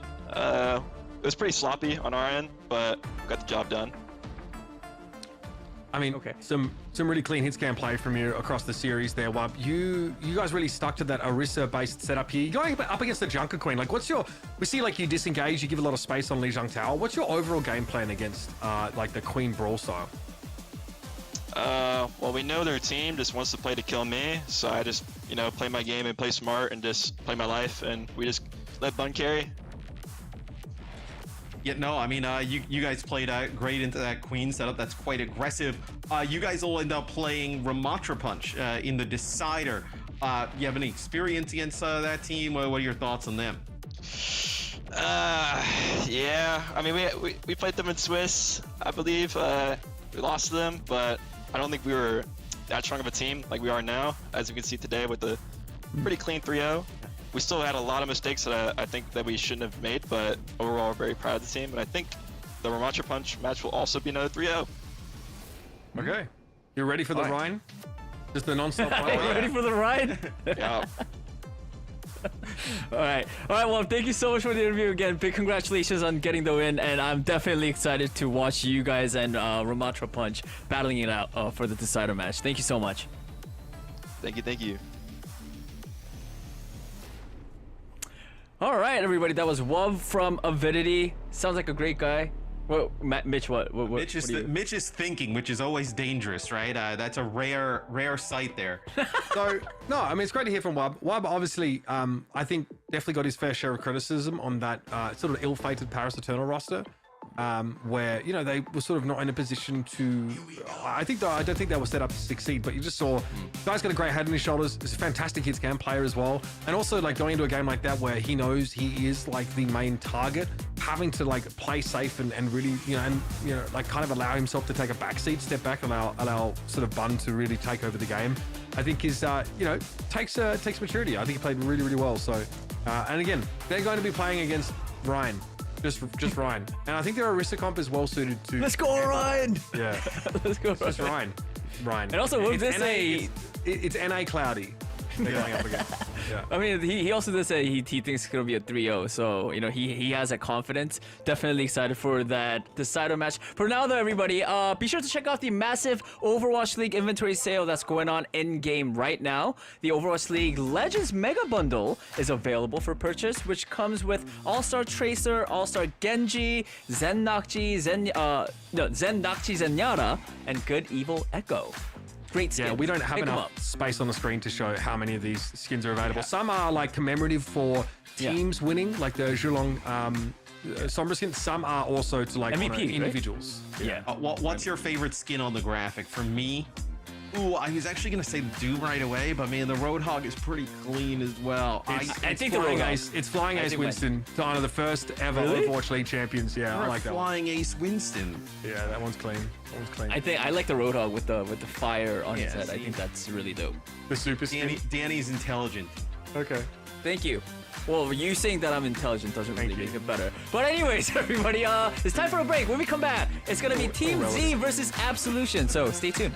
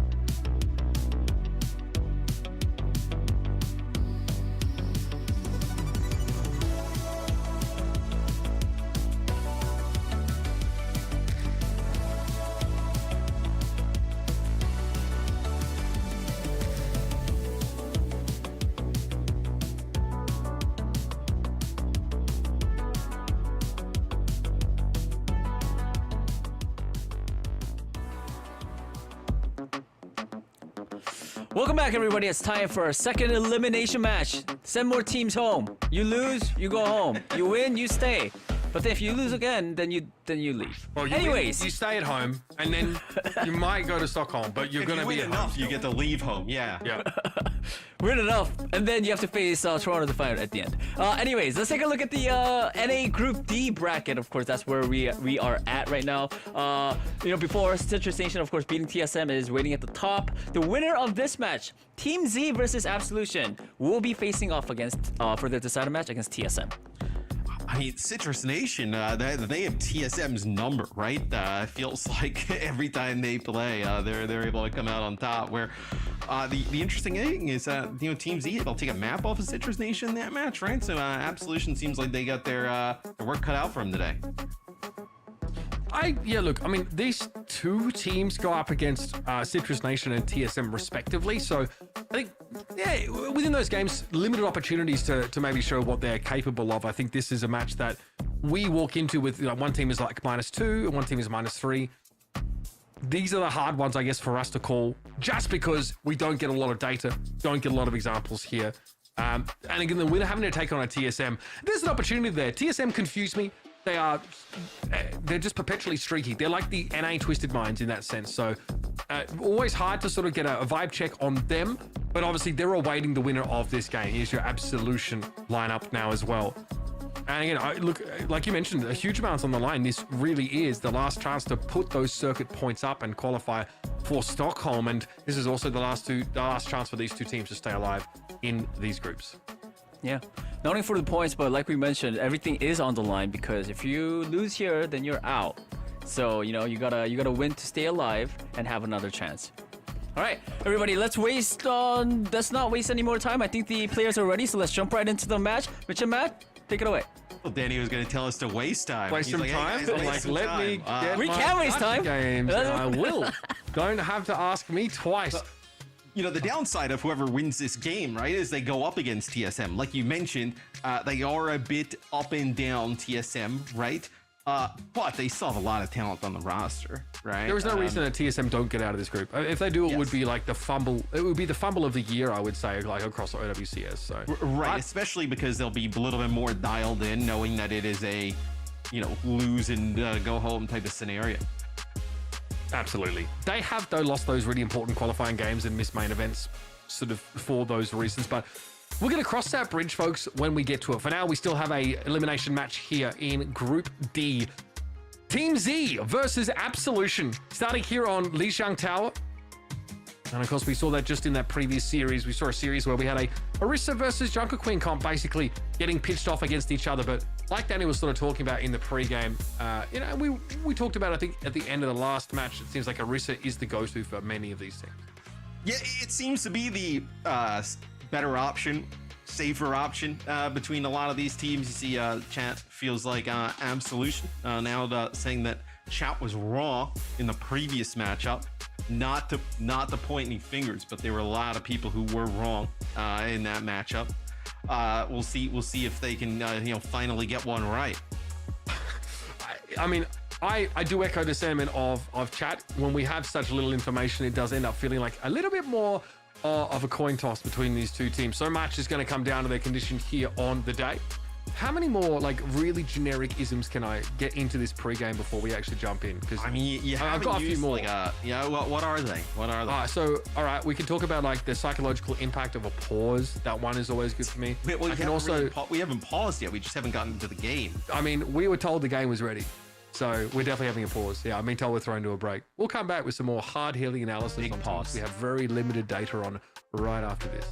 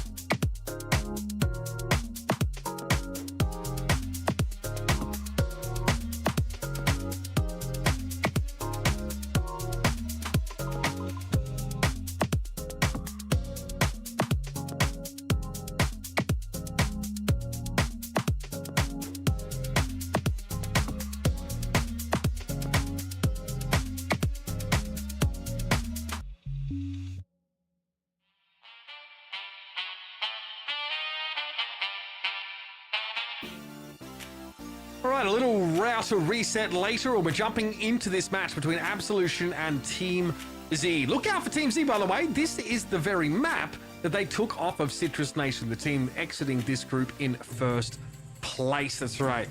It was a tight one, 2-1 to them on Lijiang when they played. That's what I got for you, folks. That's that hard work and research coming at you.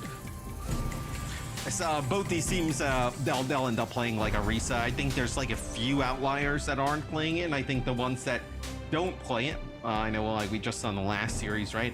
I mean, a lot of the ones that don't play it, they actually do play a reset a decent amount of time, but they just want to go to Winston on certain situations, right? So we'll see like Gibraltar and other types of maps come through, but if you're going to play, this a recess style, this seems to be the go-to. It'll be Velvet going to the Lucio here, just give a little bit of extra speed off the brake, so try and get control over that platform. Very much. Mirror compositions outside of that. Big early hits there taken by the front line of Absolution. And Peace already wants to try and move up. Look, they're trying to get around Monkey Happy here. A little dangerous. They try and trade back, though. Push up with that Fortify. Peace is in a position to backstab with some of these shurikens and still gets out with some health, whereas X10 claims that first elimination of the series. Yeah, that's huge, right? You get rid of the Genji on the other side. Melophobia can't exactly get out with their life there, so that'll be taken here by Team Z right off the rip. So they get control over this platform rather early, and they just they get really aggressive, like you mentioned. And I know Painkiller, especially, just right into the mix, forces Absolution back. Very simple, just a huge pick that opens this game right up here. Peace has got to respect Amadian's damage here at range. Team Z, though, send Painkiller forward to go forth and decimate. It's going to be an orbital ray build up pretty quickly by Absolution. Very, very fast. And that is more than enough to get them onto the point themselves here. Just the one pick so far in this engagement, but it was the most important one. Painkiller just coming off spawn now. You can't fight inside the orbital ray, especially with your reset down, and you get it so fast there from Kiwi, because they're just taking so much damage early on, right? They just lost Melophobia, and then they just backed up, took some poke damage, but they all healed up by that Juno. Where Team Z, you might end up with both support ultimates here in this next fight. It'll be Deadeye here from Xcent trying to push them off the point. Okay, looks like almost a deflect there for Melophobia. The timing was good. Deadeye from the off angle from Amadian. All of Team Z able to disengage, but they disengage away from that orbital ray they were hoping to make use of, and Len gets caught out. No Juno now to play with for Team Z. This will be Absolution getting a flip back in just a moment, but now a rally comes down. Hanbei throws that over Team Z. A Painkiller gets caught in the blender. Terror Surge takes down the enemy Orisa. And Absolution should have this under their control in no time. But yeah, they end up using the rally there and Orbital Strike. Like I mentioned, they were going to have both those ultimates to get to 50%, but that might not be good enough, Mitch. I mean, for Absolution, you know you're going to have a huge advantage in terms of support ultimates here. Coming in, when Peace ends up using this blade, you have the rally to be able to stun fight it. You're in a pretty good spot now for your Absolution. I mean, that Deadeye from Amadian could not have been better. Denying any value off of that orbital ray for Team Z. They're going to struggle to find their way back into this game as a result. In fairness, they have a buffer, but that was brutal. I mean, the Orisa with the orbital ray just, Dome's a player with a spear, just got charging on in. I mean, impossible to deal with. So now you win a pretty cheap fight if you're Absolution, right? Just using your orbital ray doesn't allow Team Z to really build it up to much anything. So we do get through that support element advantage that Absolution had. We knew they'd make use of it, but they still have a rally left over after they win a fight with the orbital ray. It's going to be the last fight of the round at this rate. In we go. Deadeye from behind. That javelin spin forces Team C to disengage again. They use the hyper ring to get back, and somehow Painkiller gets caught. That is a mistake that you are going to regret. Heavily punished Team Z for the Orisa lingering a little too close to that Cassidy. Yeah, Painkiller actually goes in with Terror Surge, but it looks like knocked back a little bit and has to cancel it straight away because just like left in the middle of the point. Just doing absolutely nothing. This is the blade into the rally. That's how that turns out, as it's going to be Peace falling. So it'll be Absolution taking our first round. That round is decided by Deadeye. All the big fights really come down to that, and it's not about the orbital ray because they were out of sync for both these teams. It's Absolution to build theirs first because they struggle at the start of the round. But on two separate occasions, Amadian denies all that orbital ray value and then gets a pick on the Orisa for what seems like it's for free. Team Z, like, you are fighting an uphill battle at that point, and they're rolling big old stones down and at you too. Yes, we'll see now what Absolution decides to run on this map. Looks like potentially we saw this in our last series. The Pharah Tracer here. Don't exactly think you would drop. Yeah, you're not going to drop the Juno here. So it'll be maybe Amadine actually going to play. Okay, so Cassidy with the Pharah. So we know when Pharah got the rework ages ago, we talked about how she can be a little bit more aggro towards the opposing team's backline. This has always been a fantastic Pharah point. This you see just the rockets make it difficult to get across the bridge. I mean, having lateral mobility without having to like take splash damage from your own rockets is a huge quality of life increase for Pharah in general. Right now, you can see Melaphobia keeping apparently X10 just pinned back in that left corner of the map. But Amadian is the first casualty here. Peace was able to pick them off with a bit of a dive, and this will force Absolution right on back here. And now again, you really want to take the point first as far. You really want to be oppressive, fight towards the bridge and throw conks out. Now you're going to try and find a way to get here in past these sightlines of Cassidy. Yeah, well, I think that's the hardest part with the Pharah, right? Is if the other team can kind of battle through that Pharah damage, like push on through, then you're at a pretty sizable disadvantage. And as we've seen throughout really the days and the weeks, it's difficult to retake with the Pharah. So we'll see how Absolution, how long they stay on if it doesn't work. Okay, slow and steady for Melaphobia, but it is an orbital ray to deal with, and there's Amadian getting picked off first. Again, X10's having a fantastic round now. 3 for the Cass. But why use your orbital ray if you're Absolution? I mean, you're down like 3 players already. Kiwi does a nice job in the last round, right? Builds up to it really fast. They use it to take that first point. This time you've already lost, Melaphobia, you're down another player, and then you end up popping your orbital ray. See here, this is his Cassidy picks. You'll look away there for X10. That is dead at this time. And the problem is it forces you as Juno to play inside your own orbital ray, and you probably have to be off the ground, which means Cassidy can just shoot you. You don't have enough healing to survive that. Oh, Melaphobia! Okay, there it is, that lateral mobility. Does a lot, but Velvet, well, ends up falling off the map from whatever mechanic. Team Z again abusing the bridge, and this is something Absolution are going to need to fight their way through. It feels like they should have got off the Pharah already, but I mean, you have the barrage. I guess you're just kind of all in on at this point. May as well kind of see what it does. But you haven't been able to get over the bridge. I mean, this has been quite brutal. All right, see Melaphobia has gotten across at least. They'll start poking from the point, but it's going to be a rally played. So much to work with here for Team Z. They want to lock this round up now. And behind those 2 kills apiece, you'd better believe it's essentially a foregone conclusion. I think Melaphobia snuck in there and got the flip, but that'll be rectified very quickly. I believe that was the barrage for Melaphobia as well there towards the end as Monkey heavy over to the Doom just to try and get a touch. As this round has been all Team Z. I mean, this has been an absolute drubbing. Yeah, it's just a couple of big errors for Absolution, throwing away those good ultimates. Kiwi might not have a chance to build another orbital ray in this round. Good pick from Amadian, at least Absolution getting past the bridge, but that Terror Surge is going to take him right back to square one. Do not pass go, do not collect $200.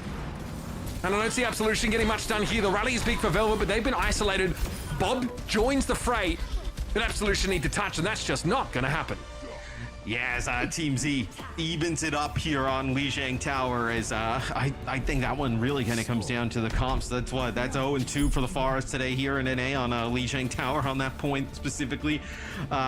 We'll see if teams go back to yet again for Team Z potentially hovering over a Pharah of their own here.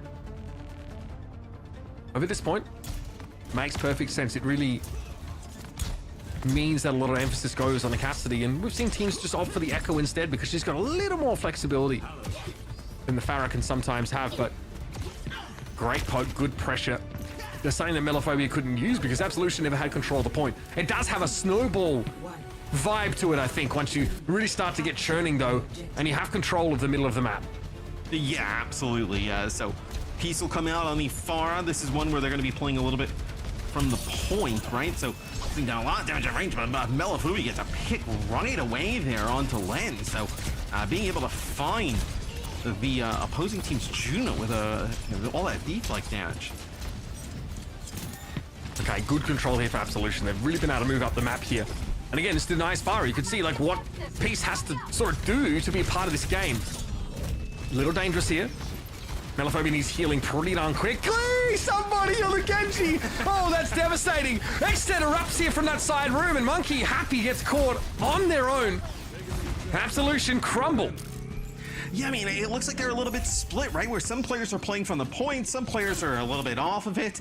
And at that moment, you know, you just kind of walk on in if you're Team Z. This is, you know, quite a good start for them yet again, right? You know, Absolution playing for the point, playing for that percentage. They get 7%. You know, big deal, right? I mean, doesn't necessarily matter here. Extend cops the javelin there, but comfortably behind cover as that ability resolves. There was Peace getting caught out. Yeah, so again, Farah, even with some map control here, still at great risk of being punished by Cassidy if they are not aware. Now it's the Absolution fold back over to the point now with the player advantage. Deadeye might look to rectify that. And well, didn't quite go the way that Extend would have liked it to. Really pushing for a little too much there. And so Absolution get a foothold here on Night Market. Yeah, they end up having to use their orbital ray to do so. So for Team Z, you can come back, right, with your orbital ray. I mean, you have orbital ray and rally, plus your terror surge, right? So in a position here, they can force a fight, no close quarter, where they can have a huge advantage in terms of supports. But Velaphobia will end up having a blade, right? I don't really think there's a discussion, right? Blade is going to be way more impactful than like a barrage. Armadian interrupted there midway through Deadeye. Great connection with that javelin from Painkiller. Point flips. Terror Surge catches Vel, but they couldn't quite get away. Could say the same for Len, though. X10 did roll out of that ability. Very low Orisa, but still looks like they were in no position, X10, to deal with them. This is a very scrappy round here, folks. Velaphobia going for a blade instead of wind here. He's opting not to get involved. Yes, who's still here for Team Z? It looks like you have Painkiller who's going to get on the point, try and get a touch. If Hanbei coming back, and yeah, also you're going to use both support ults here. They're going to fight this. Okay, they are digging deep now. Team Z still in control of the point. Painkiller with about every ultimate that you could ask for in a situation like this. Big investments for Team Z. And now pushing up ahead of this, maybe looking for some stagger. Makes perfect sense considering what they just spent to get into such a position. Yeah. I mean, absolutely right. Trying to push up, get another kill.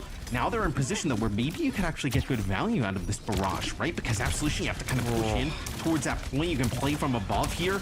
The barrage can actually be impactful from this position. It's got to be risky either way. You need some mass. Sustain for the Farah. They go for it. A 1-for-1 is actually pretty acceptable if it's an Orisa that you find. But meanwhile, Hanbei went down to Melaphobia. Rally here for Velvet. So Absolution definitely have the answers. And that Gambit from Team Z to try and end the round early falls flat. Yeah, they end up using that barrage just to kind of take out Monkey Happy on the other side, but they've already lost 2 players at that moment. So, 1-for-1 in that trade, but still, there's 2 other players dead on the other side of the map. So Absolution give themselves a chance to fight back into this orbital ray here to potentially use. Team Z wants to get aggressive. For Team Z, you probably have to take a fight, a little bit of a junk fight, right, and then get another good attempt to flip the point. Yeah, I mean, anything that you can do to sort of get this orbital ray out of Absolution. See, yeah, okay, Kiwi just wants to get rid of it anyway. Look to take a good fight here. Not use Blade at the very least, so Absolution will have some tools, but it's a big one to spend. Deadeye cancelled there for X10. Free reload, Pog. They're going to back away. Well, I mean, you also end up using your Terror Surge there, so Absolution decides, hey, this is the opportunity to push into the spawn. They end up picking up X10 here late. They'll wait to get a respawn here, but this is starting to look good for Absolution. This next fight, though, right? They have to come away with some ultimates here. They still hold on to some of them, actually, but for Team Z, it's going so slow, man. This is probably last fight here. Now, Absolution, a great spot. Looking that way. There it is, Monkey Happy. Beautifully done. Absolution push up in the spawn to find the picks. That was what Team Z were looking for earlier in the round. Where they end up overspending those support ultimates and opening the door for Absolution here. It's up to Peace to try and stall things out. But without Painkiller, that means there's no cavalry coming to this brigade. And so Absolution, in a very scrappy Lijiang Tower, take it away. Yeah, I mean, that is a brawly Lijiang Tower, right? Back and forth between these 2 teams.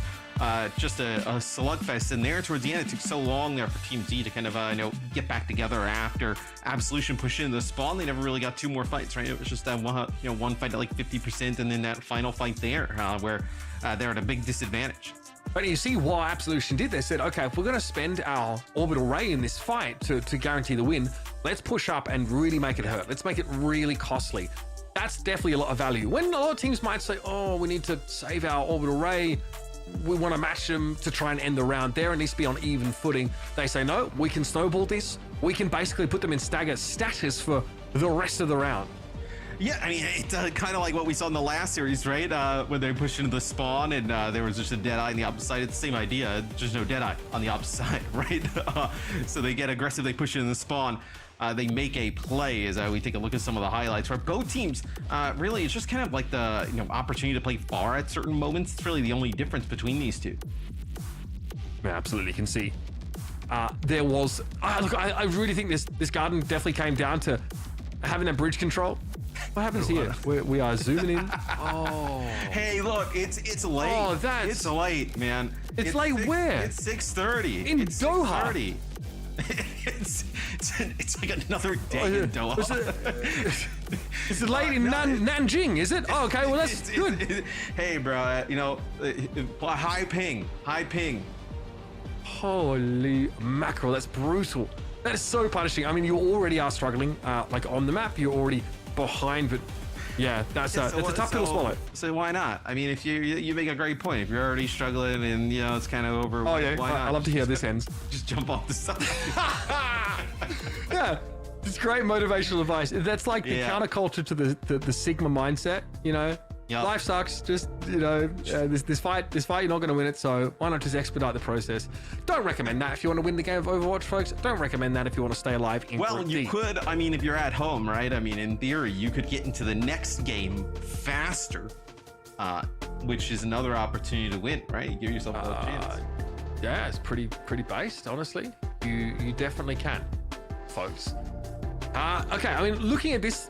Pretty close game. You can see just how scrappy it was. Both teams want to play those Orisa styles. They're very powerful. The Faras got mixed in by both sides. We're looking at two pretty similar styled teams. I mean, in these Orisa style matchups, in these head-to-heads, the stats are going to be pretty comparable, unless it's an absolute blow-up, right? I know with a game like this, it's like back and forth. The same heroes pretty much on both sides the entire time.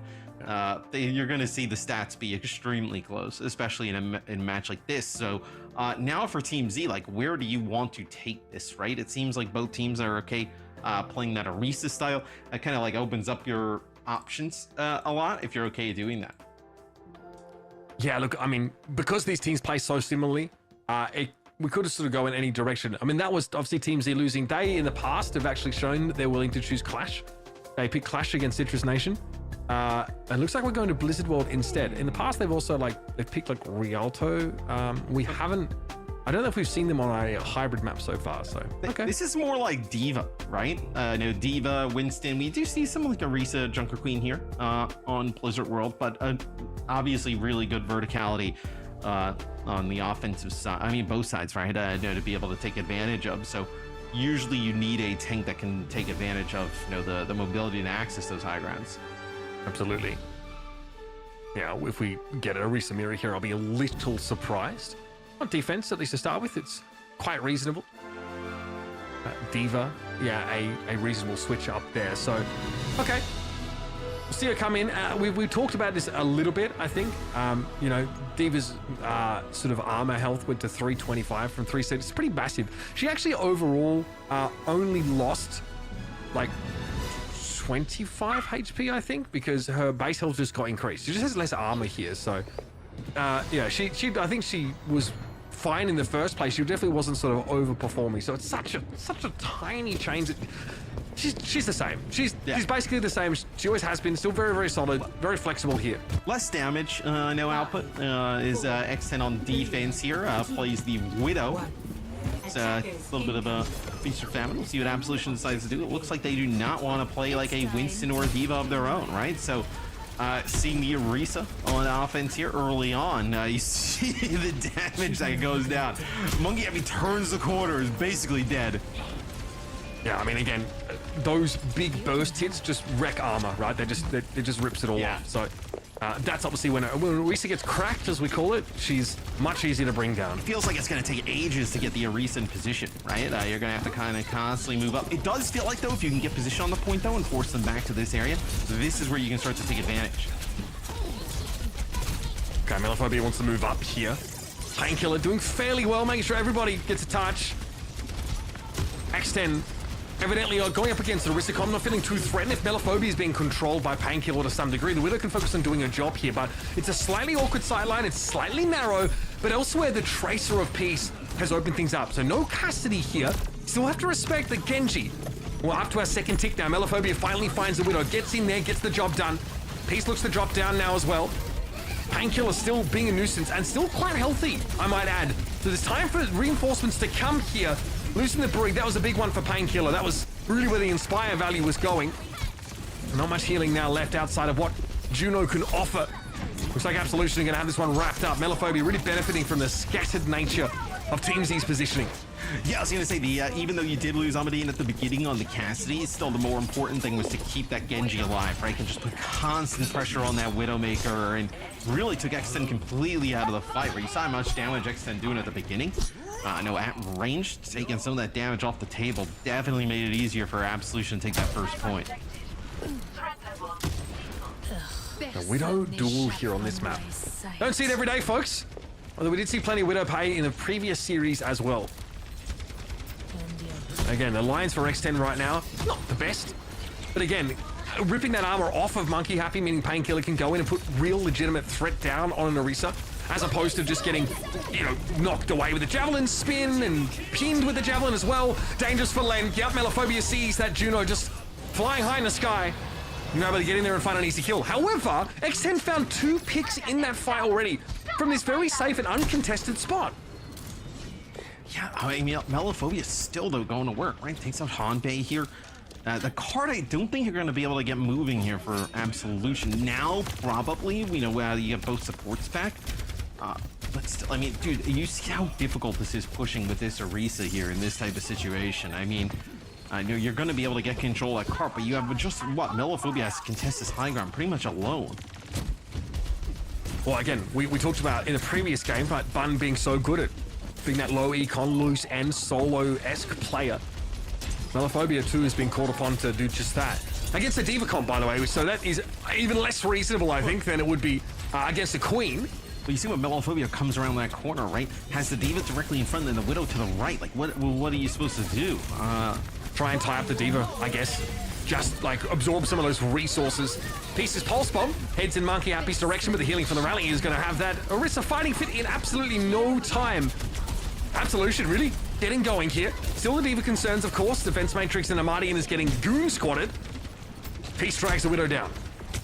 Yes, I know now the Widow shot's coming in here for free here from X10 at range as Melophobia now goes over to Tracer, so a little bit of easier access to the backline, but I feel like you gotta, I mean, maybe this is the reason you go here, right? Because Absolution does not want to end up switching away from the Orisa, wants to continue to play that. But yeah, I like this decision though. I feel like you needed to play the D.Va or even a Winston in this type of scenario. Now you think that the high ground's going to be a little bit easier to fight off of.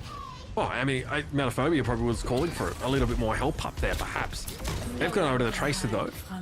And here's the infra side. So X10 does not have that available now. Martin would like to be shooting things not named D.Va, though. They don't really have a clear shot at all because their location is noted here. And here comes Tracer. Oh, gets the Mega just in time. Now this gets a little dicey. Now, Peace a little bit too clean with it. Team Z putting a couple of stops together in these fights. Can't get a little bit close to the next checkpoint, but we're in that 2-minute danger zone here. And Absolution might have to lean on this orbital ray here. Now with D.Va, it's harder to get like max value from that. And you can't ask for much more than that from Peace. Beautiful pulse bomb whilst X10 continues to go to work on the Widow.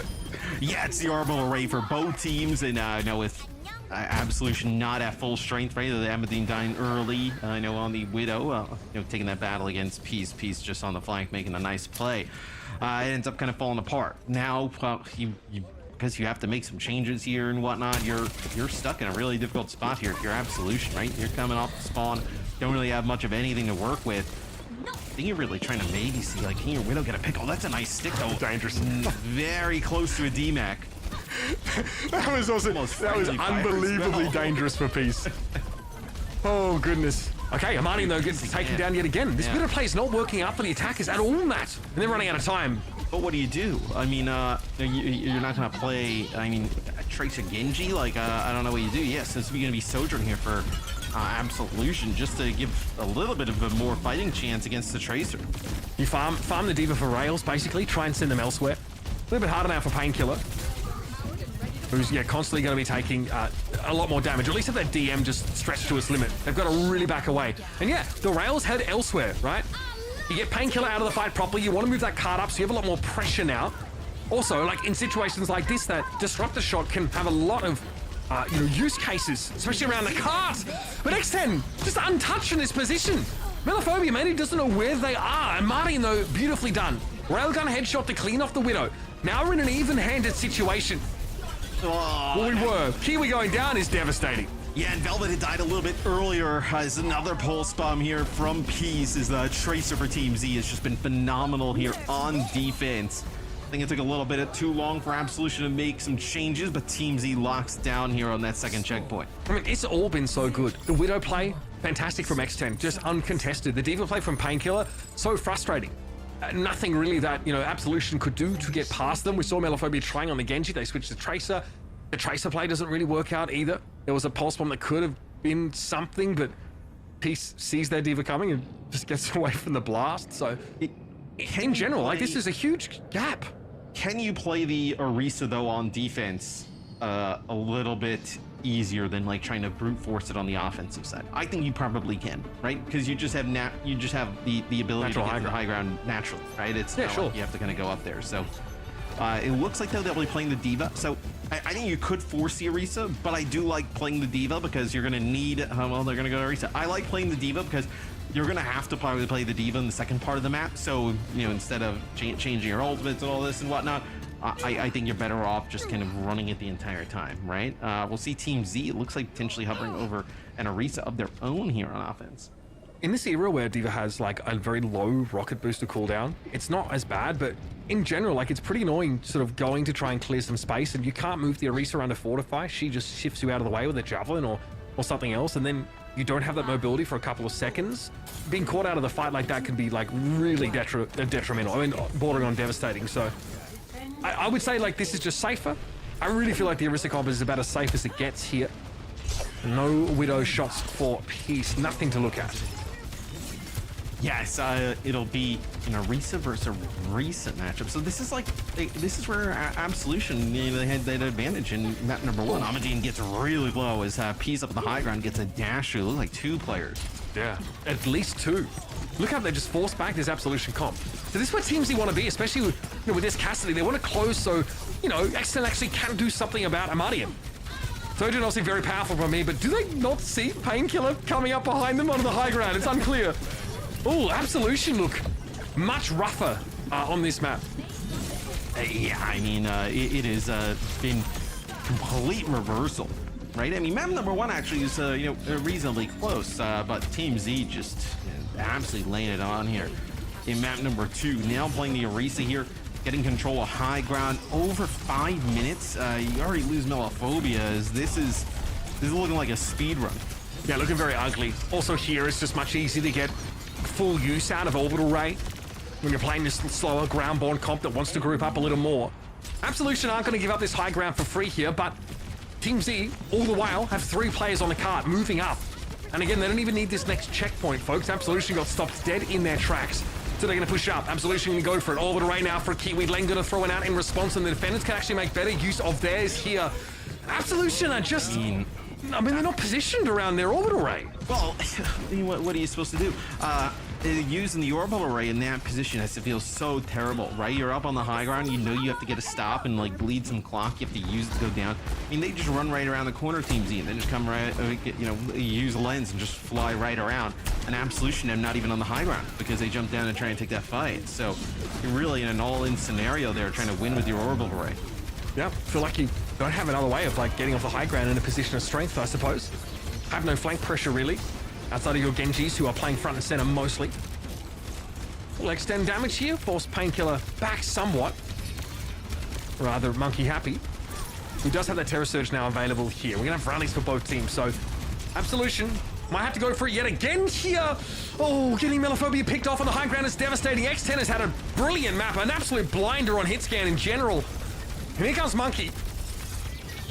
Again, Terror Surge is there, but playing it on the back foot. Amadian already got caught in a surge of Painkiller. Blade here for Peace, happy just to attract some attention here as the cart gets over the line, and quick as that, Team Z make a very short affair of Blizzard World. Now, that was just dominant there from Team Z. Able to play that Diva, looked quite good there. And then also able to flex over to the Orisa like we saw in map number 1. So really strong stuff there from Team Z, where it looked like, Absolution potential to kind of, go up 2-0, run away with this series. I mean, they got blown out there on Blizzard World. It's so funny looking at it. I really think there's such a distinct contrast between the Team Z we saw over the first couple of maps in this series. It was unbearably scrappy on control. But here they are very, very well drilled, and they're also able to really exploit Absolution, punishing them, like playing this Widow, uncontested, just shot after shot. It's been perfect. Yeah, I can't wait to see the stats from this one. I mean, this one, there's going to be some, just with the eye test, a big disparity between these two teams. As we can take a look at some of the highlights. For Team Z, that got off to a decent start on the defensive side, right? Making the changeover, playing that. The Orisa was in play there for Absolution at the start, right? And then just kind of forces them off it. Yeah, I mean, I was fine with it. I do feel like eventually when it came to actually like controlling or working the map, like Team Z were not really there. Like again, X10 here, this is like the lowest pressure situation you could imagine being in. Monkey Happy can't get there. They're getting demeched at that very moment. Painkiller is everywhere. Crucially also denying Melophobia on Genji they were to start with from being able to play the high ground at all. There's just layers of peel here that, we haven't sort of seen yet today, I think, for, Genjis or hit scan players that perch up there. I mean, you were able to get nothing out of your damage dealers for Absolution because, Amadim is just getting pressured down by Peace all of the time. And then you're asking Melophobia to go up to the high ground and fight, 4 or 5 players up there, right? So you're never really able to get anything going there. On with your damage dealers, as we take a look at the stats, and yeah, I mean, this is a totally expected to look like this, as only 10 deaths there for Team Z the entire map. Jeez. Yeah, definitely a blowout, and I'm not surprised to see so much of that originate from damage, because even that first clip, Melophobia's in with the blade, they're like doing stuff. Yeah, both their supports getting killed off screen by a Widow. Both to headshots, instantly just dominated there. And we see when teams attack that second phase of the map, right, they group up around the Orisa, especially if Orbit Array is active. The Genjis aren't playing flank, they're not playing loose ends, they're playing inside that, conclave of players because they want to benefit from that ultimate. That's where someone like Widow could do so much, because even in Orbit Array, you still die to a headshot. You still die. So there's no flank pressure because everyone needs to group up or feels the need to group up, and that's where that little mix up is happening. And it's in these Orisa comps that teams, or against them at least, that teams feel like they can take that risk. Saw it from WAV in the previous series, seeing it a fair bit now already. Now, as we're tied up here after Blizzard World. And for Absolution, right now, it's your map selection. Do you pick a map that you don't have any option to play like Diva or anything along those lines, right? Do you want to just kind of only play Orisa? You're looking at potentially like a New Junk City type of thing, right? Maybe we see Clash come into the mix. But also you think of that, right? That opens up like Escort potentially be picked, right? Where they could take you to Gibraltar if you end up winning it. So we'll see where they decide to go. It'll be Runasapi here for Absolution. So this is another, Orisa versus Orisa 24/7 type of map. Oh yeah, we are looking at a good, honest Orisa map right here, folks. Again, Orisa really sort of taking the mantle back from Atra, who was really utilized heavily in these compositions, at least over in the Faceit League EU finals, where we had pretty early on, in the game. That comp proved to be really oppressive, but since then, saw it in Asia as well. Moving over towards that Orisa, who just tends to be a little bit more robust, and again, a tank who's almost always a force to be reckoned with in the front line. It doesn't require those Nemesis cooldowns to have impact. Also posters as well as your boy Ramatra on many occasions. When we see that Terror Surge put to good use on multiple instances, setting up big Dragon Blades, or getting at least a pick for your troubles. Yeah, so it looks like both teams actually going to play the mirror matchup, so pretty much just kind of like Lijiang Tower, right? First fight's going to be so important. We've seen the last few days of OWCS, we've seen some massive leads on push, off of first getting the bot first. We've seen last week I think Lemon I had 135-0 right off the rip. So these first fights even becoming more impactful. And as we expected, mirrored compositions to the team. on both these sides. Peace and X10 are really dominating in the DPS department on Blizzard World though. Let's see if that was more than just a flash in the pan. Pretty clean play, and again, it's a good time for Cassidy players because the range that Orisa wants to play in is the range that Cassidy wants to as well. But Melophobia gets inside that distance, takes X10 out early and gets themselves a mega health pack for their troubles. I would say it definitely felt like a little bit of a gap, right, with X10 in Peace for somebody in Melophobia in that last map. I would also say, though, that Absolution was asking those damage dealers to do, like, a ridiculous thing, right? I know Amadine was playing the Widowmaker one-on-one against a Tracer on, like, the opposite side of the map. Had no help trying to get, control over any of the areas. And then Melophobia was up on the high ground, 1v3, 1v4 every single time, right? So don't know if it's like, I would say that's like an accurate representation, in terms of the damage dealers, but we did see X10 and Peace really turn off on that second map. A little lead here for Absolution off that first engagement. Nothing yet to write home about though. This next fight is going to be the checkpoint on the line for Absolution if they can get it. An orbital ray build up for both sides. Hyper Ring coming through here. Painkiller wants to go forward, and the orbital ray set up here just to cover the street. And so Absolution just duck into the side group. You notice nobody benefiting from that orbital ray on the blue side. It gets ahead of them now, so a little awkward. Absolution had a good disengage there. Can they turn that now into a fight win? They've got to be favored going forward, and Melophobia make sure work of them. Yeah, really nice disengage. They were able to just dip around the corner like you mentioned in Team Z. When you use that orbital ray and then you push up on into it and you don't get anything for it, and then the orbital ray's on the other side. I mean, you're in a lot of trouble because you're using cooldowns to close that gap. You're pushing on forward, then you have absolutely nothing, especially when the other team has that orbital ray. They come right around the corner, and Absolution getting off to a great start. Like I mentioned, we saw a lot of big early push leads last weekend. This could end up being one of them. This is the start they're looking for. It hasn't blown out quite as bad as some Runesapi games that we've seen. But again, there's less defenders' inherent advantage on this map. And there are some of our other push ones, which is what gives the snowball at times. Good ultimates build up here for Absolution. Deadeye now. This one is Amardian getting interrupted there instantly. Oh man, a body block would have been great there from Monkey Happy, but they weren't in position in order to do so. Terra Surge is respected by Melophobia, but they still step into the range of Cassidy, who takes their head clean off. Blade now here for Peace.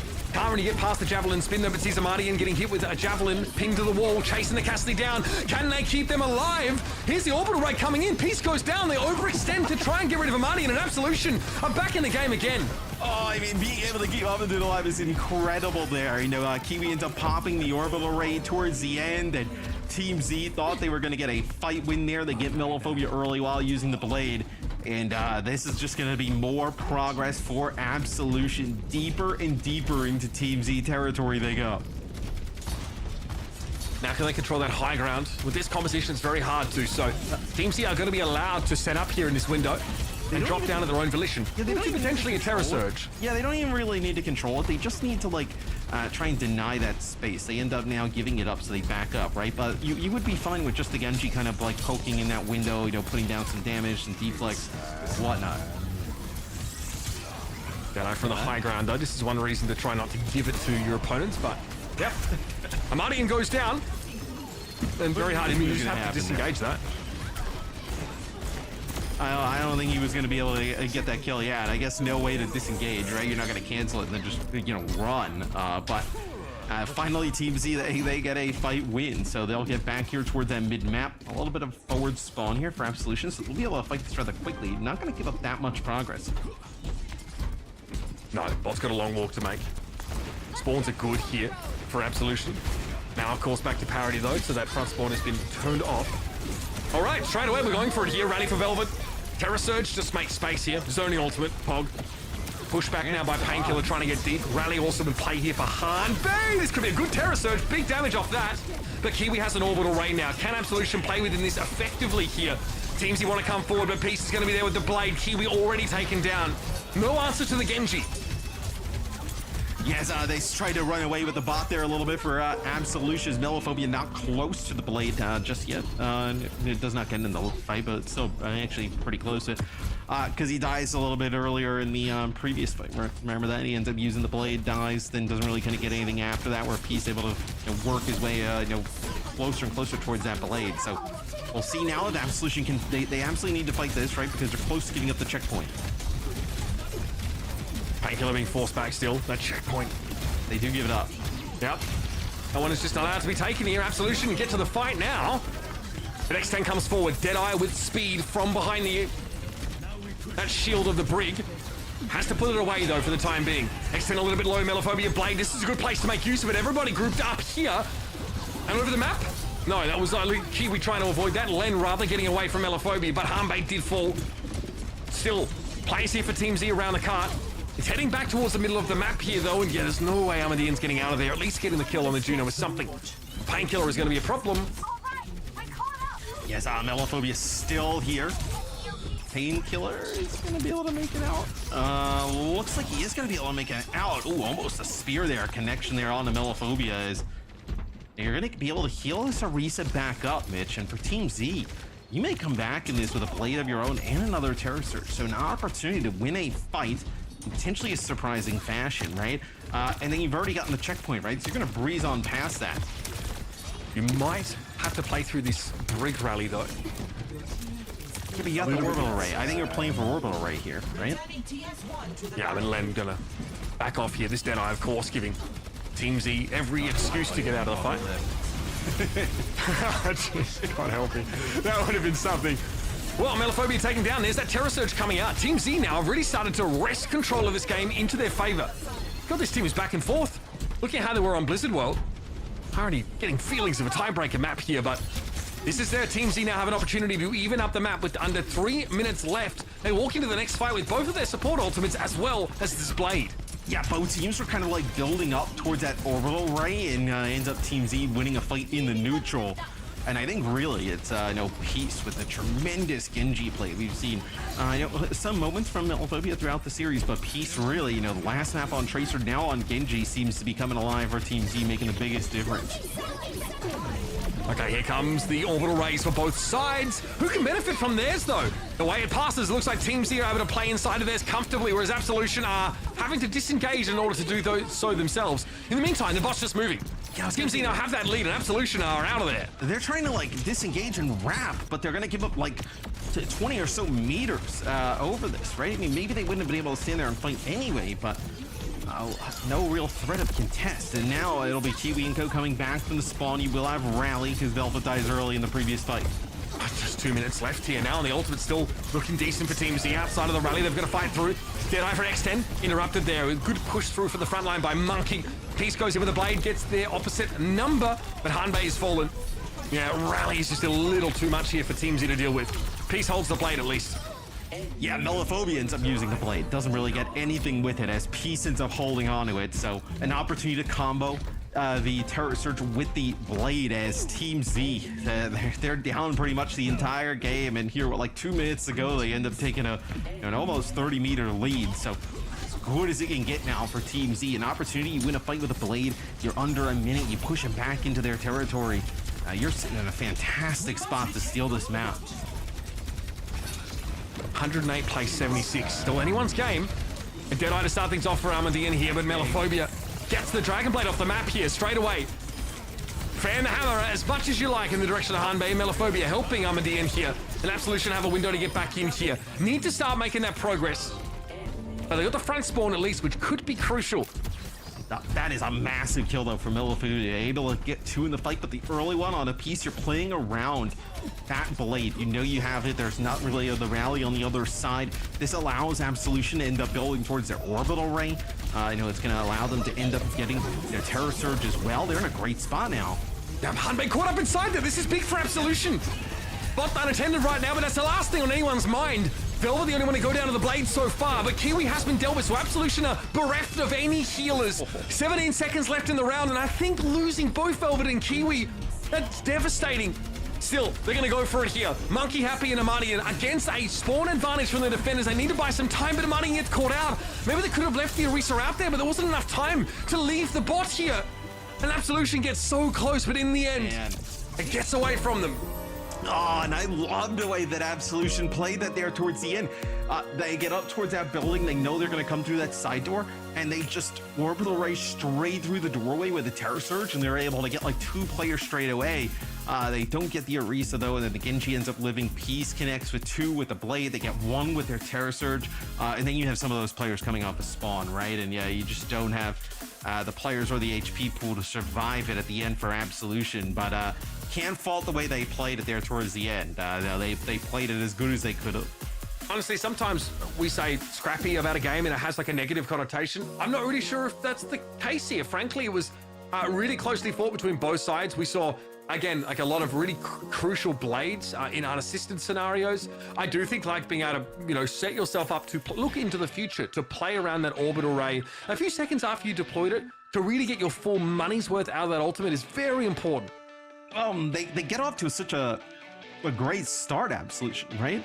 Coming off of the previous map, they start to bounce back a little bit. They get headed big. It's like a 78 meter lead, pretty much, right? And then they just fall a little bit short at the end. For me, it was just the ability to capitalize on those Dragon Blades, from Peace, right, and constantly putting pressure onto the opposing team. Probably feels like a little bit of the difference there. Absolutely. Again, game of interest though, genuinely, especially between these 2 mirrored compositions.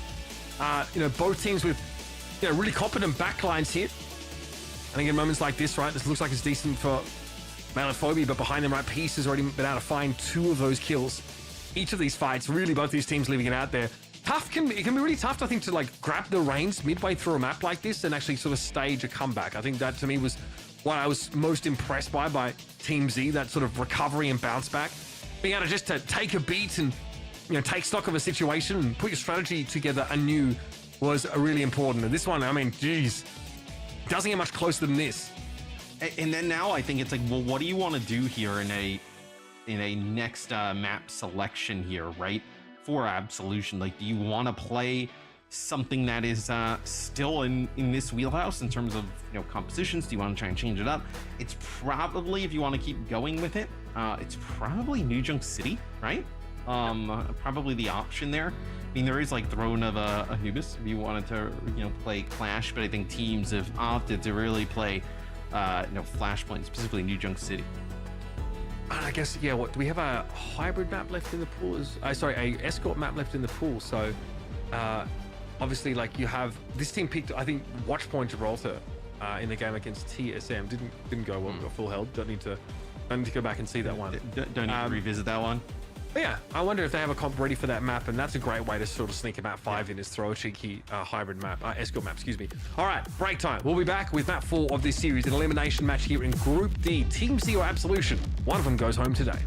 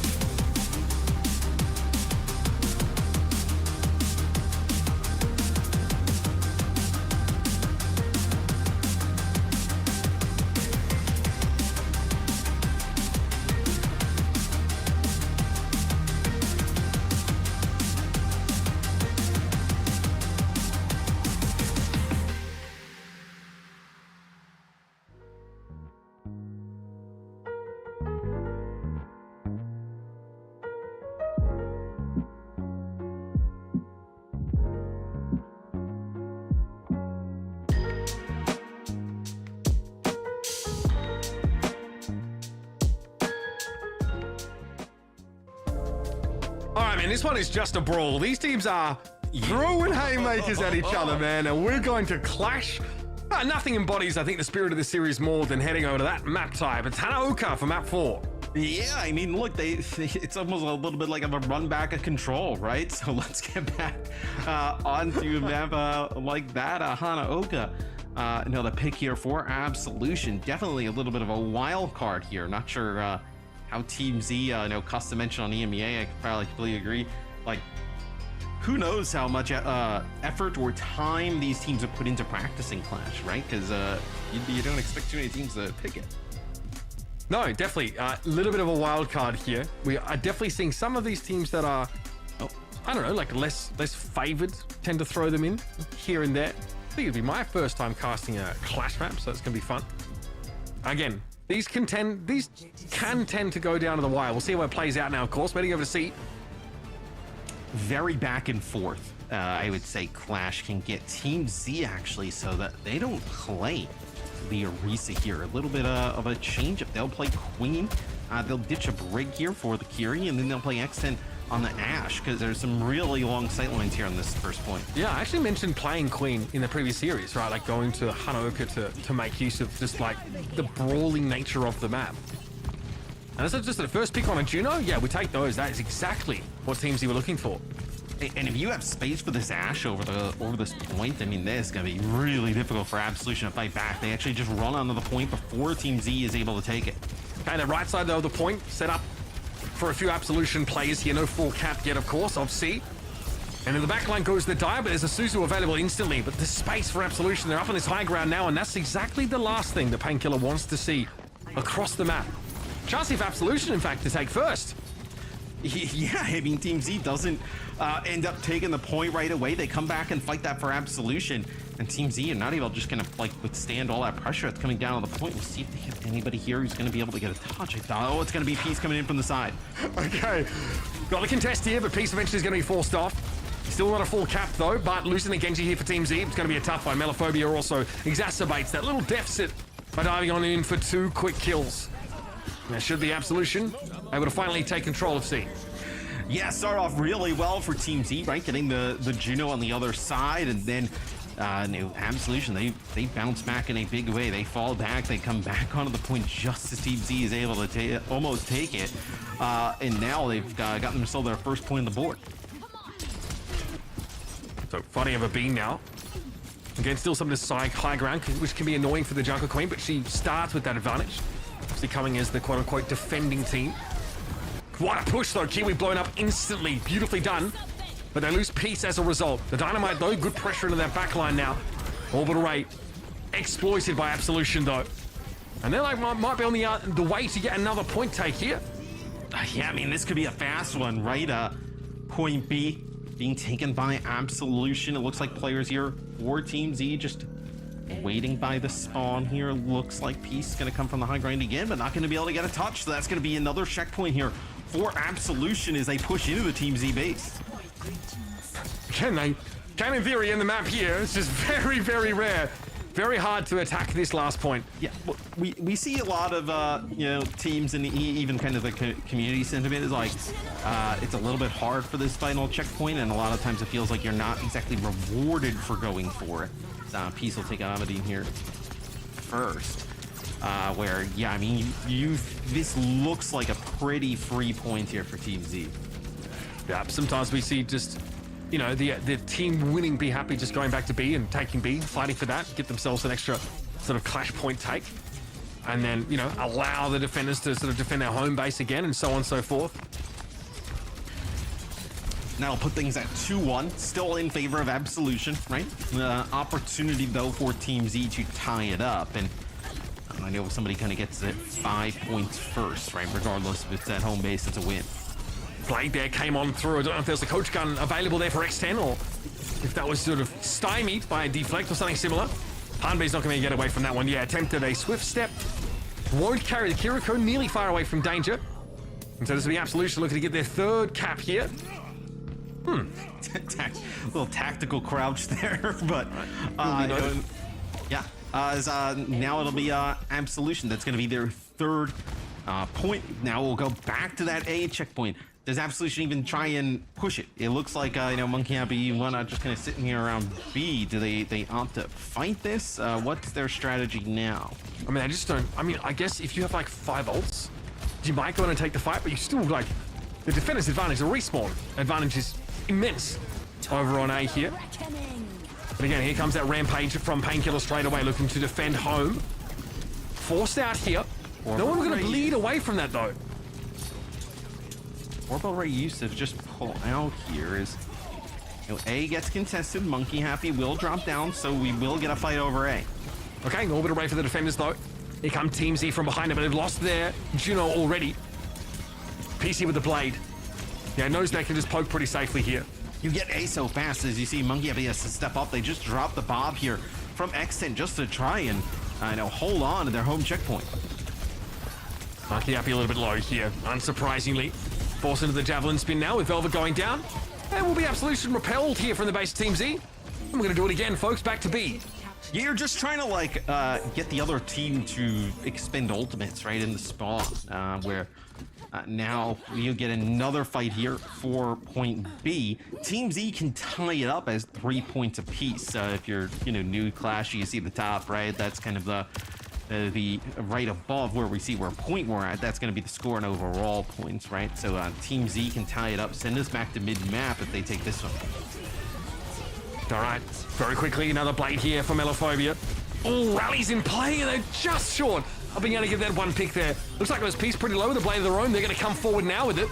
This is looking all right for Team Z, looking to even up the game here. And we're fighting back over C with both teams holding 3 points.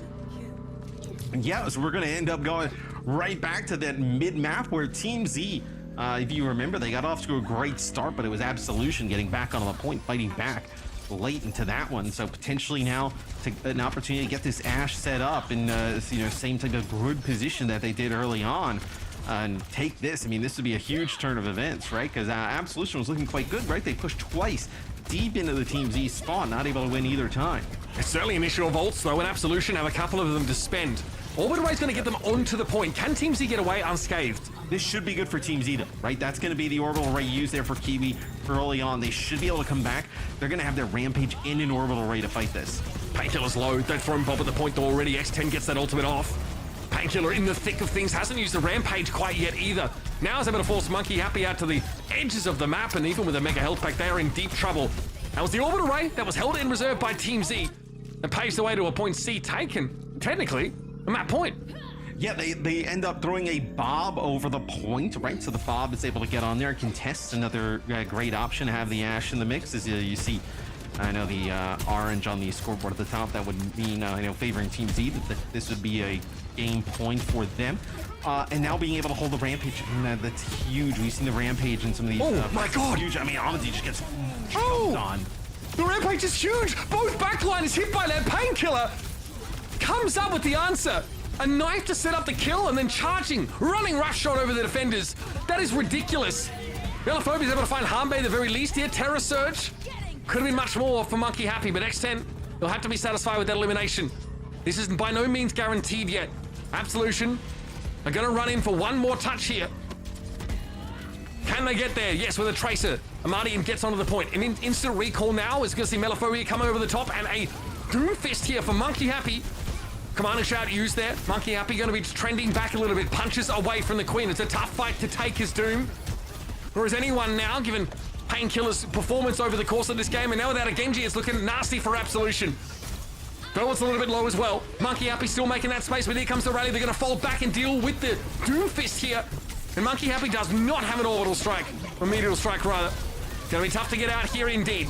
Piece with the blade now, going to get that speed boost, going to be able to avoid the punch as well from Monkey Happy. Orbital Ray thrown down by Absolution. Is it going to be enough to keep them in this game? Melophobia sure seems to think so. Blade there at the ready, finds value. Back to the point entity with Hanbei, but Kiwi's down. Okay, so Juno's a problem here for Absolution, i.e. the lack of it. This Genji's been hard to catch. Melophobia doing everything they can to keep the team in this. Now it's down to Monkey Happy to stall. Yeah, Len uses the Orbital Ray. It looked like potentially, Absolution would have been able to turn that as they get a kill on a Hanbei as he's going to use the rally, but Team Z behind that Orbital Ray. We'll see if there's going to be another touch here for Absolution. It's going to be Amity again on the point. Once more, we're going to cycle this through. Armadian is able to get a touch. They will fall. It's Melophobia, in fact, that goes down first on the venture. Up into the sky goes Kiwi. They're in trouble. Peace is chasing them down. This should be it now. Team Z have hit a critical mass, and the ultimates are coming up at just the right time. Bob and Rampage to seal the deal. And there it is, folks. Series and map to Team Z.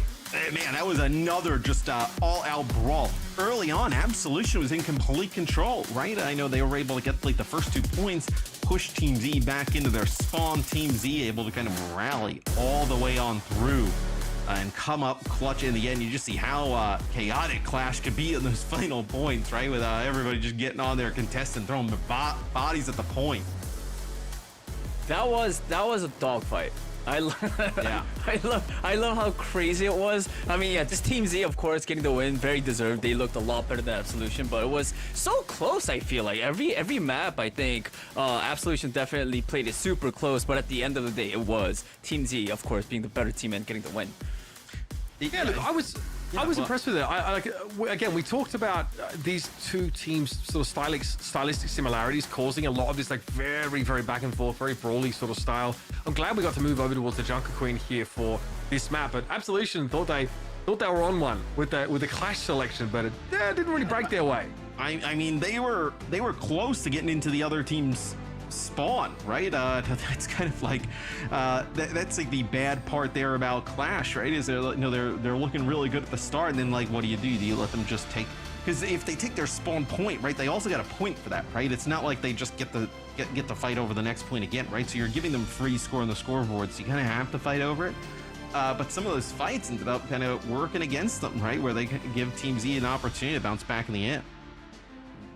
I want to talk about moving forward. They will be now Team Z, of course, moving up and fighting TSM. How do you guys think that match is going to be like? Look, I think if it's close, then I've got a real problem with TSM, and I have a bone to pick with them. I don't look, especially after having seen that game. I'm glad to see that. Like, I think the level overall in this region is definitely increasing. Yeah, but I don't know if you can just pedal out your Orisa comp here and hope to sort of beat TSM at their own game there. They made really short work of Absolution. Do you think it'll be close, Mitch? No. You don't. It shouldn't be, but I feel like it can be. See, that's like where I land. It's like I want to say no, it's not going to be close, but then I'm like, well, it seems like they're always close. Look, it's like Genji Cassidy meta. You have Vision and King on your team. Like, there's no reason that like you should sort of struggle there. I feel. And if TSM like want to be like making a case for themselves at like main events and in the future, like in Stockholm potentially, like it has to be nothing more than a stepping stone for that game. Yeah. I mean, he said there's no reason. He didn't say there's no chance. I did say that. Yeah. There's no like. It would not be reasonable if TSM struggled in that game. Yes. True. I mean, they do have big names on that team. So yeah, it would be, I think, TSM. I mean, it's definitely not going to be an easy fight for them. I feel that's what I want to say for Team Z versus TSM. But look at the player of the match. This guy, X10. Oh my God, this guy's good. Yeah, sick on the hit scan. I know for most of the match, I know some really good Widow play as well as I know. I feel like him and Peace definitely were a pretty sick combo today. Yeah, the Widow play as well on Blizzard World I think sticks out the most to me. Just a really great like audible to call when the enemy team is playing like a comp that doesn't flank well, or they want to play their Genji with the rest of their roster. And the Cassidy play as well when X10 did play within orbital ray radius. I thought it looked excellent. So consistency over the course of the series, you need that from your Cassidy player if you're going to have any hope of like putting pressure down on the enemy Orisa, because you need to be headshot generator to knock that armor to make it possible for your frontliner to run over theirs. Is that going to be enough for TSM though? That's a question. No, we'll find out tomorrow. No, it's just yeah. We'll find we out don't have tomorrow. to wait much longer, right? I mean, we're gonna find out. I will actually be rabidly frothing at the mouth if TSM lose that game. Oh, dude, I would just kind of want Team Z to win now. Just want to see Mitch actually. Dude, listen, Danny, picking the underdog is not a substitute for personality. Look, they could be. They both took a map off of Citrus Nightmare, right? So potentially. We're here. Have we arrived at the transitive property already? That was quick, honestly. Yeah. I had my watch set for at least another half an hour of yapping before we got there. Nah, me and Danny go straight for it. We waste no time. Always. Always. And then, I know you go for the low-hanging fruit on virtue of having no choice, given your stature. I really would have thought Danny. Low-hanging fruit? I love low-hanging fruit. Because I'm short. Yeah, the only one that TSM won against Citrus Nightmare was a Throne of Anubis. So tells you how that one was going. Hey, the Clash map is not going to work on them, Danny. All right, they already won that one. We'll find out. We'll find out soon enough. It is going to be our decider match tomorrow. But guys, we have so many great teams that are coming to Stockholm for DreamHack Stockholm. So I just want to say, just remind you guys, tickets are available for purchase right now. So get yours today. And also, if you're feeling, if you have a little bit more money to spend, some spending money, buy that a platinum ticket, and you get all those goodies, and you get to come backstage and talk to Matt. Hopefully. Yeah, absolutely. We have awesome teams coming to Stockholm. Bring your team to Stockholm, right? You get a pre-worn hoodie by Matt as well. Yeah, look, if you want me to wear that hoodie before you get it, I can do that. I'll wear it on my flight over. I don't know why you would want that. I don't know why I just said I would do that. We should all wear it. Somebody all wear it. There, I'll do it. Promotion. Swampy, brother. All right. Well, guys, that was our second match. We're moving on to our third match right after this break. It's Shikigami versus YFP Gaming. Stick around. They have venture. They have nothing then. They have nothing. Stay point. Trey. Jump on.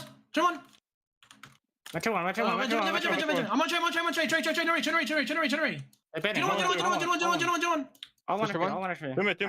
I can bot point. Doing. Nice. I want to be a striker. I do.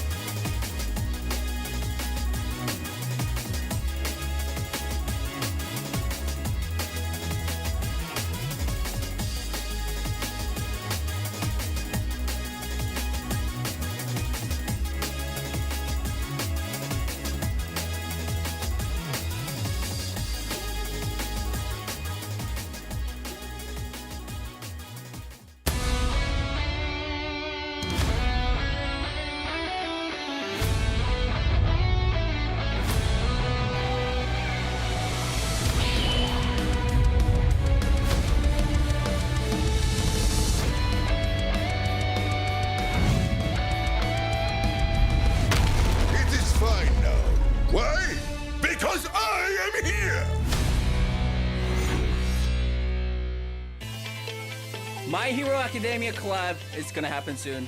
Be excited. Those skins are nice. Dude, they look amazing. There are also some amazing fan submissions as well. I've seen art-wise. There's like a Nagant, like a Lady Nagant Widowmaker skin, which I was just like, oh my god. I hope there's more of these. The last episode. Shut up! You haven't seen it. You just heard. Dude, tell us about it. What happens in the last episode? You know, there's like a lot of deep stories and fighting going on. If you have kids, it's gonna wreck you. That's all I'm gonna say. There's some back and forth, going on. Some really intense scenes. Oh. All right, hey. I mean, hey, anime is good, but the skin is looking nice as well, guys. Yeah, guys, look out for that. I have them on, but I'll buy them. Buy them all. Buy them all. Let's all buy them all. Support and also. I see my DNR. I have to. Game. I have no choice. I literally there's like an unknown force just grabbing my hand and swiping the card. Like I literally I can't even think about this one. All right, let's take a look at our match number 3.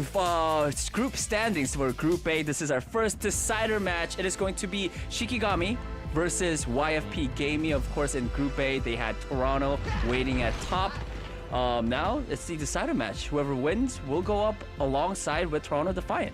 Yeah, both of these teams were sacrificed to Toronto Defiant a little bit earlier in the group. But no, Shikigami, that 3-2, right? That's with Danny playing for Toronto for the first 2. And then once they get back to full strength, it's kind of all Toronto Defiant. But that doesn't really kind of say anything negative about Shikigami. They looked pretty good. Everybody kind of falls to Toronto Defiant in the end. Yeah, I appreciate as well that they're upholding the time-honored strategy of get more Koreans if they want to find some success here in this region. Obviously, they have to quote-unquote import slots to work with, and they brought Fleta in as a coach, right? That's been talked about a fair bit. Obviously, getting reverse swept by Lenny time is not really the way you want things to go, but it's fair, right? That Toronto Defiant team, once they had their full roster, they're so experienced. They have got literal years under their belt as this team. I still felt Toronto, being no matter who they are, that's fine. But I do think that that Shikigami team means business, and it's about time to get started. Might be too late though in terms of making a huge dent and getting it in towards Stockholm. But hey, I'm here for it anyway. And here's your YFP Gaming team again, a team who sort of battled through this bracket, and there's a couple of interesting prospects on this team. I think Ade is someone who I'm keeping my eyes on purpose. I think they were on Sin Prisa at one point. So again, I want to see what they're capable of doing. I do feel, I don't know about you guys, but I feel like Shikigami here, have got a structure. They brought in the coaching staff. They're really serious about winning, and I don't think that exiting this group is remotely acceptable to them. They're trying to take it at a little bit different level, I feel than they have in the past, right? Potentially, I would say for Shikigami. But YFP Gaming, we watched them last weekend. 3-0 Tanuki, right? That was a Nepal Junkertown Kings Row game. That was Mitch. You were the Junkertown. We saw them play May they picked May, and Junkertown just played May the entire time. It was one of the more odd things we've seen. Okay. You know what? That's fine. We saw teams in Asia playing May in the Diva comps on Circuit Royal. So I'm alright with a little bit of that. I just don't know about on first, but hey, May's been played everywhere at this point. It's fine. Yeah. I'm actually surprised how much Shikigami is favored compared to YFP. I felt like it was gonna be pretty even, but it doesn't look like it. Who did the people take in the last game? Didn't they take Absolution, right? They did. That Absolution 52-48. Oh, really? I mean, yeah. They lost. I mean, if you combine the score of Danny's and the viewers, just in the last few days, I mean, it's stonks are down. But I feel though, Shikigami does have the upper hand in this one. This one, I would side with the people. I would side with the people here. All right, let's find out. This question, Danny, if they took on Toronto with Lenny from the start, it was probably going to be a 3-0, and we'd be sitting here well, it's kind of hard to get a read on this team. I don't really know, because they've not shown a whole bunch, but yeah. But it's Toronto, right? Well, yeah. I mean, now I feel like it's more of an even field. But hey, let's find out. The players are ready. It's time to start the match. Mission Matt, take it away. I wouldn't hold it against anybody getting 3-0'd by Toronto. I mean, it happens to literally just about everybody. I mean, those maps that they lost to Shikigami were the first 2 maps they lost in groups in all 4 stages.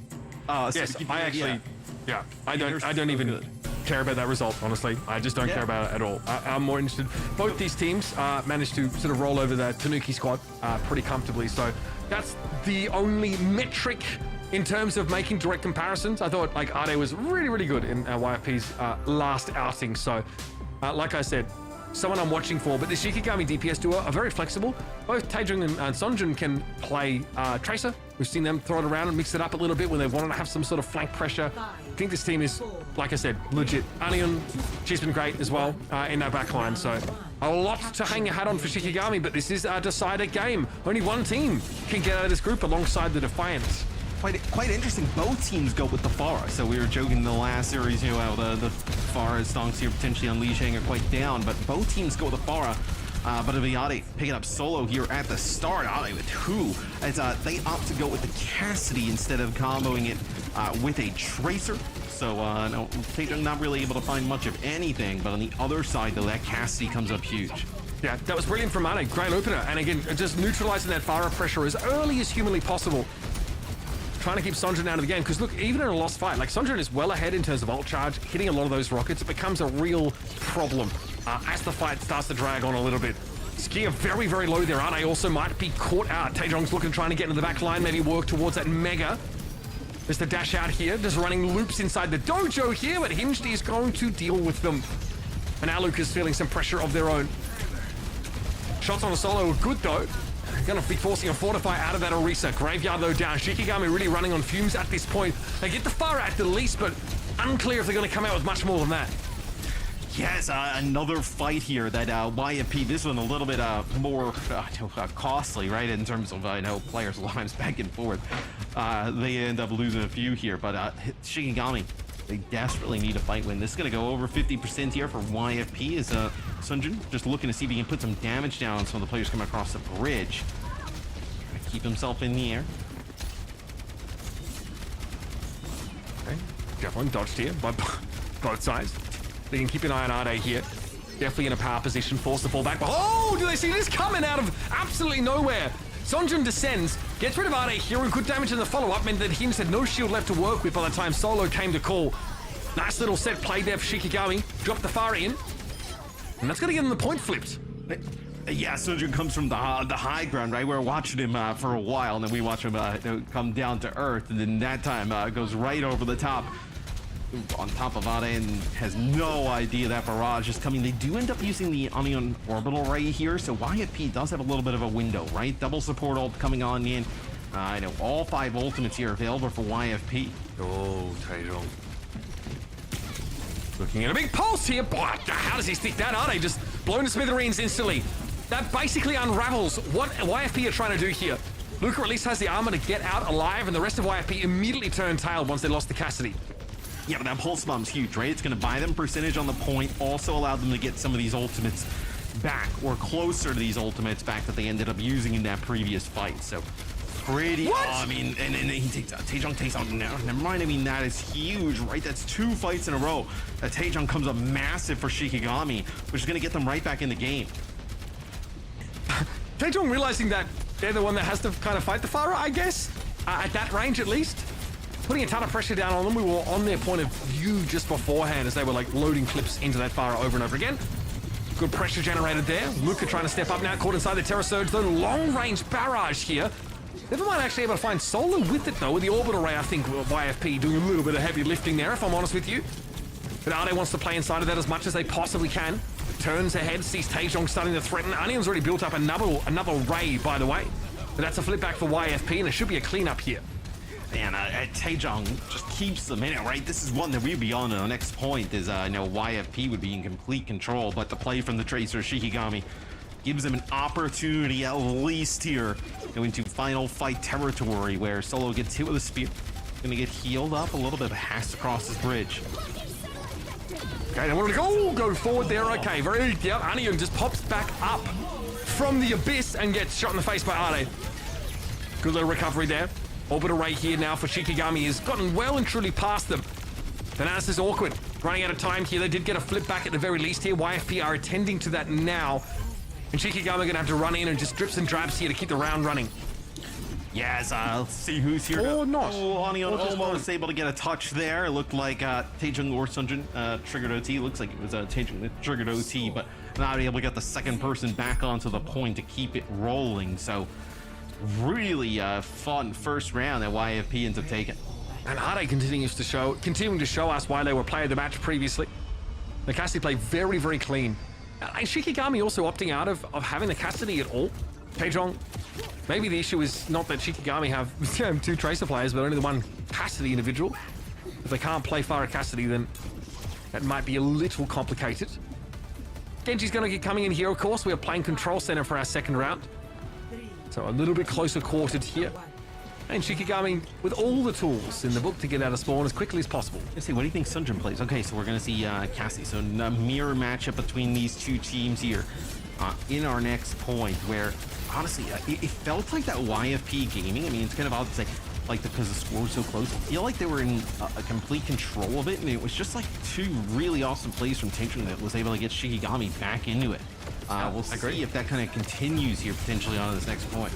Just Tracer heroics, really. Sonjin's well out of position here. Trying to roll back, and great response to Solo to get in between his Cassidy and the rest of YFP. Luca goes very low now, so YFP are fighting on the back foot for a moment. And that's going to allow Shikigami to take some space. That's exactly what Taejong is looking to do here. That shield very, very low for Hinged, and they just hung around too long. Happens to Bree sometimes. She tries to peel, get defensive, and ends up being the one caught out instead. Yeah, the start here much better for Shikigami. I think Sunjin just putting down so much damage. Where YFP, they were forced to back up. Luca constantly, without that armor. That's why Hinge was so close, right? Trying to protect the Orisa, knows that they lose that Orisa. There's no way they can fight over the point. This will be a Deadeye here. They just escort him out, and that's going to be a kill. Yeah, it's going to buy them a bit of extra time. Shikigami the first to take the point there after an elongated early engagement. Ski, though, has built up that orbit array. Both sides, obviously, with that in tow here. Just the Deadeye, really, the only big difference in ult charge between these two, but Sonjin got his value for it. And here's Nevermind now being a nuisance. Again, that mid-range poking with the shurikens to build that blade. Dash in, force that armor off of the Orisa, but inside the orbital array, that's going to be recovered pretty quickly. Deadeye for Ade, though. This will force awkward positioning now out for the blue side. Lets it go.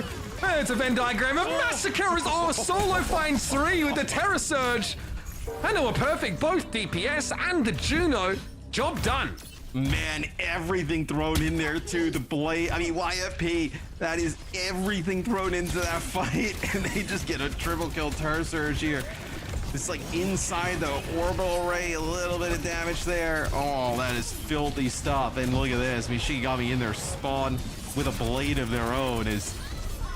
Man, this has been a tough one for YFP.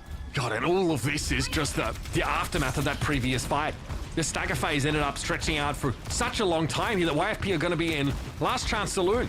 And Shikigami might opt to go for another Deadeye just to stagger out the defenders, but playing from this long straightaway, it's much less guaranteed than if they fell back to the point and used it there. They're really looking to force someone from YFP out of position and get a freebie. 92 and counting. Good timing on this for Sonjin. Not much choice for YFP without to come forward. We've been off a bit more than you could chew there. Are they able to catch Sonjin out? Looking for a third here. Graveyard, not able to dodge that. What a comeback. YFP are in this game still. You know, sometimes you're like, you're going fast. It's like, I want to go faster. I want to go. And you just ramp up the speed and you're out of control right there. I mean, it worked the last time, right? Where you were able to get Sunjin into the other team's spawn door, right? And you get that eye off. That time, maybe a little bit too far there as Ade makes him pay for it. Okay, a foothold established in the game. Sonjin's Deadeye goes for nothing. Fight was lost ultimately by Shikigami. Obviously the more preferable positioning priority here for YFP. Set up in the middle of the map. Ade does get a tickle by one of those javelins, and here comes Shikigami pushing up now with that speed boost, but it's the Deadeye from Ade. It's going to very quickly make them reconsider. Taejong couldn't get out, didn't have a deflect available, and Ade collects himself another couple quick kills in this fight. Solo's Fortify is about to expire, and so should their life force if they hang around for too long, but the orbital rate came at a good time. Taejong and Sonjin getting back into the fray here, but Shikigami don't have a lot else to work with. Yeah, so you end up using Onion's orbital ray there, and it gets rally out on the other side. And I guess for Shikigami, Graveyard does have to rally to deal with the blade. Never mind, so we'll see how this ends up playing out, but you also do have the blade inside of the orbital ray. That could be a nasty combo. That's going to be the rally here a little early from Graveyard. Yeah, Nevermind still plays the blade into it though, but takes a beat, finds a deflect to start the fight, and then gets in when the dash is ready to be used. Solo with no armor means they're dead. Now YFP now get themselves in last fight territory. Poised to take the map away after such a slow start to this round. Yeah, you do have the orbital ray there from Skier, so you're using kind of the tail end of that with the blade to end up taking that fight. And Shikigami, they played much better this round, but still an opportunity to just kind of squander it away. Yeah, that's, again, something we see with some of these more newly formed teams, Matt. Doesn't always come together when it has to. Sancho gets the speed there from the hyper loop. That's what I'm calling it from now. Patent pending. It's not copyrighted, don't worry about it. Skier goes very low, yet Taedron able to get in there with the blade. Beautiful hinge dealt with comfortably, and that's both backliners out of it. Shikigami might have found their way back into this game. And not a moment too soon, might I add. Keeping Lijiang Tower competitive for those at home that are enjoying it. And YFP are going to have to take it to a third round to close.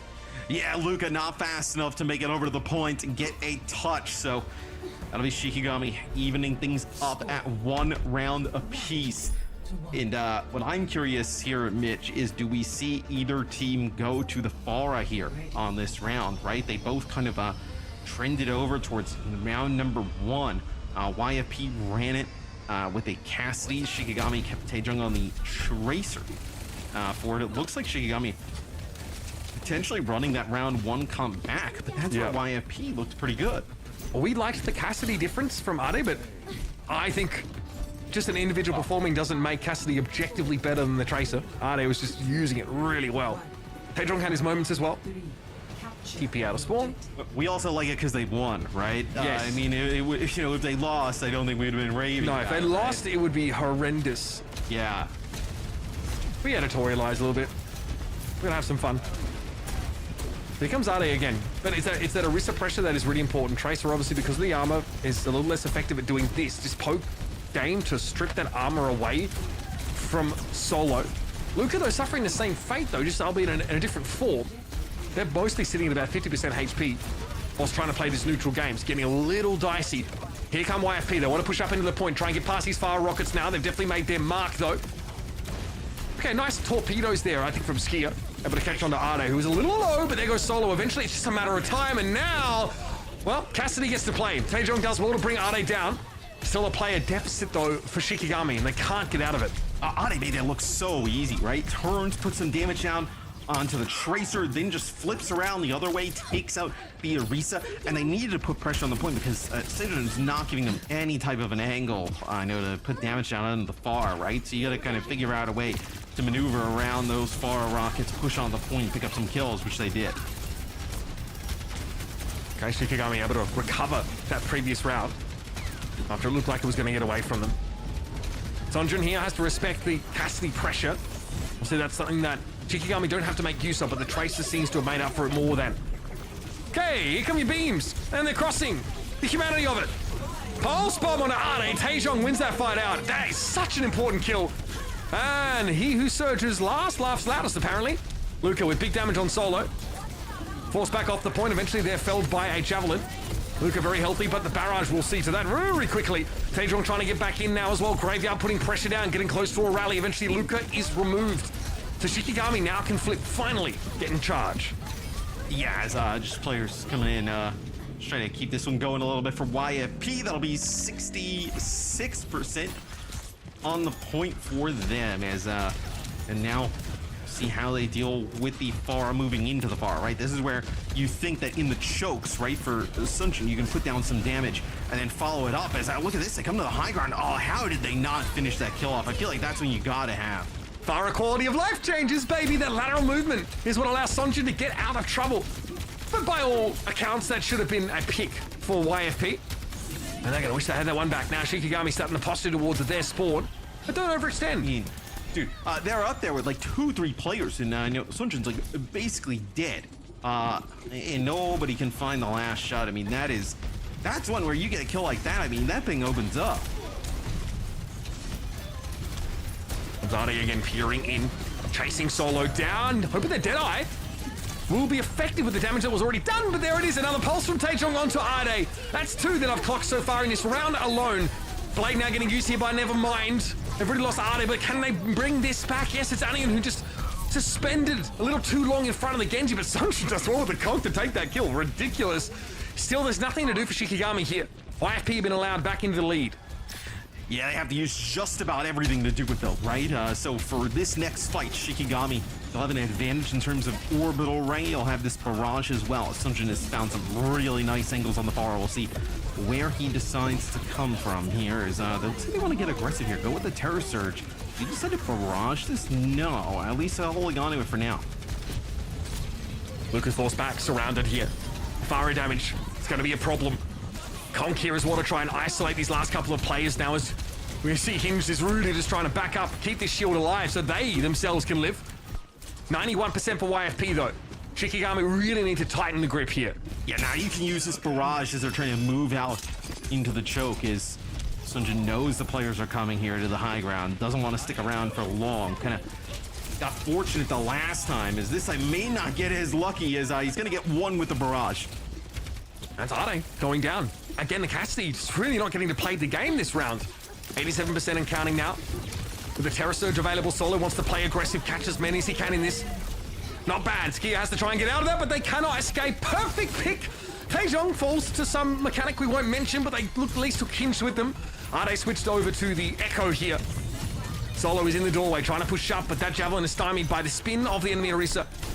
Graveyard now with Rally in play. No one can really put a scratch on this Orisa Brig combination. And the repair packs are all going over to Sunjin as Shikigami close out a close first map. Yeah, incredibly competitive map number one. It looked like for a while that YFP was going to be the one to take it out in the end. It looked like they were performing quite well. Their composition, dishing the Pharah there. I actually kind of was like, oh, I kind of like not having the Pharah in towards the end. But Shikigami with Sunjin and Taejong work it out pretty well. I mean, Taejong with 2 pulse bomb kills on Ade, both from flanks. Yeah. That's what obviously like Tracer offers you that Cassidy can't do. Cassidy gives you that direct pressure on the enemy Pharah and also like that real threat against Orisa. Just knock that armor and then she can be run over. But I mean, those impact kills for Taejong really just can't be overstated. Tracer's very good at just staying clear of Orisa and harassing her constantly. So in those fights as they break down, as you get late into the fight, you've got late fight Pharah, late fight Tracer. That starts to become a little bit too much even for like a Juno Brig comp to handle. Yeah, it seems like at least at the start, we'll take a look at some of the highlights here where things started off pretty good for YFP, right? When they keep Ade alive, very difficult to deal with him. This play was nutty. I mean, this is a fight where YFP, they throw everything in there. When you lose that and like the other team's up like 50% to nothing, that round's kind of chalked. I mean, there's nothing you could really do about it. Coming back into that, like there's eventually going to be a fight where your opponents deterministically have like a fight win because of just sheer weight of ultimates, and at that point you can't really do much about it. So you cannot afford to fall that far behind. Winning 2 fights in a row sometimes is enough to give you a round win. So we never saw Pharah Cassidy from Shikigami, but they didn't need it. So we're not sort of going to harp on it. Thought I enjoyed seeing the Genji getting mixed in here. Some of this stuff is so brutal. Yeah, Taejong able to stay out of harm's way while also just like picking off such important characters here. I love that approach from Solo. See Skia come a little bit too close and instantly smashes Q. Yeah, some of the plays, on both sides in that first map were just nutty. As you see though, the stats would tell you that Shikigami quite dominated that one. Probably because that second round, right? That's where they were just on fire. Nothing YFP could do there. No. And again, gave us a good game. I'm pretty happy with what we saw on these Shang from both sides. I thought Nevermind really solid on the Genji. Luca as well, very serviceable frontliner here. So it's clear to see now why this team has made it so far. And I think they've definitely met their match. I think we should have a decent game on our hands now. And YFP also have a opportunity to select a map here. Remember, this is, 2 teams that like, I think this group is particularly nasty. I don't think that's like that hard to argue with considering Toronto Defiant is in the roster. And you have your second and third teams being potentially on level footing. Means that the outcome, especially of this decider match, is tough to call. Take us to Clash. Why not? Send us back. Take us to Hannah. No. That one was insane. You want to go back to Reverse Sweep Simulator, bro? Yeah, as Runasapi potentially. That's obviously a fan favorite of a lot of the teams, right? In terms of push, seems to be what everybody gravitates towards at the moment. If you wanted to veer off of this, I mean, you could play, Gibraltar, right? Junkertown as well, but it seems like both teams are very comfortable playing this type of style, and it'll be actually Survasa. So quite interesting. It's a flashpoint map that has some verticality, right, where you can play some different things potentially. Yeah, like a couple of the flashpoints, absolutely. I think like comps that play corners well also do well on this map, considering a lot of them are like pretty choke oriented. But yeah, like some have like, you know, balconies and a little bit like that to play off of. No reason why I think we see these teams go away from Orisa-based compositions. I think that should definitely be the pick here. On this map in the past, seen a lot of Orisa, seen, you know, Ramatra mixed in here at times. I've often liked May comps on Suravasa, just because there are so many of those. You're an evil person. You like May comps? Just on this map. Okay. Yeah, the picks are interesting, right? Because you have like a ton of these archers you can kind of set up. Like in the Ramatra mirrors, we used to see like a lot of May, and like maybe they get a little bit old, but you know. Yeah, a lot of the chokes here are like perfect for like the walls, right? Like perfect size and whatnot. It just blocks off even like whole sight lines at times, right? So, I mean, man, maybe we do see a May. It's always possible. Look, less likely in like Juno Genji comps, just because they're a little bit harder to pin down. Why is Anian hacked? What's going on? Oh, never mind. No, they're not hacked. Straightforward. Also, we've seen a couple teams, like, this is a little bit off topic, but we've seen some teams mix in Hanzo a little bit because, you know, for those that maybe don't know, they've sort of, this is a great time to be yapping, talking nonsense. They basically restored. Tell us a little bit more. Hanzo now has like that, he has his one shot potential back against 250 HP heroes, because I think they increased his damage up to 125, which is also a breakpoint. So we've seen him like used against like comps that like are more heavily shielded. I think we saw it used against Ramatra Punch, I think, like against their Reinhardt in Group C. So yeah, there's like ways to work that back in. Obviously not with these Orisa comps. It doesn't make a lot of sense. He's always been a hero that wants to play against shields in those kind of poke comps. So and also like with, you know, like Venture, I think had their shield reduced a little bit as well. So seeing less of that now, even though I really liked it with the Junker Queen set up on New Junk City. Yeah, same. I mean that's a fun comp to see at times, but yeah, Hanzo can be beneficial like a first point here, right? Getting control of some of that high ground and whatnot. But like you mentioned, this is just not really an awesome spot for him in the meta, right? You know, it was, I know at times where like he can just like one-shot everybody, right? Or, you know, put that in so much shield pressure, right? That's when, you know, Hanzo would be pretty prevalent, but, you know, obviously not anymore. And that's why, you know, the meta probably hasn't changed a ton since those September patch changes. So, no, I think we've seen like some very like light looks at heroes. So if you're coming back to watching competitive Overwatch after a little bit of a break, you're probably are pretty current, at least in terms of what your expectations should be. Outside of Clash, outside of seeing Clash played, that's probably a little bit of a curveball for some people who, you know, didn't partake in the beta and then don't end up in a lot of Clash games on live.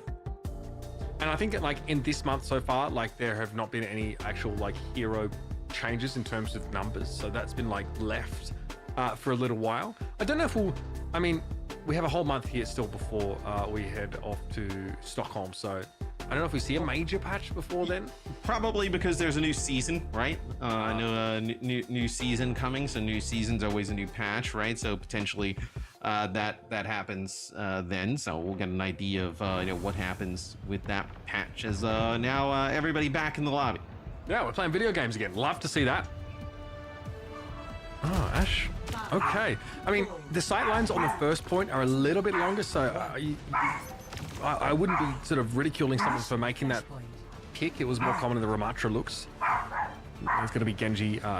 Genji for Nevermind. It will be actually the Cassidy. So, Tracer Cassidy set up here for Shikigami. Pejong on the Tracer. Definitely someone who just loves that hero. It's made them look good. I'll say that much.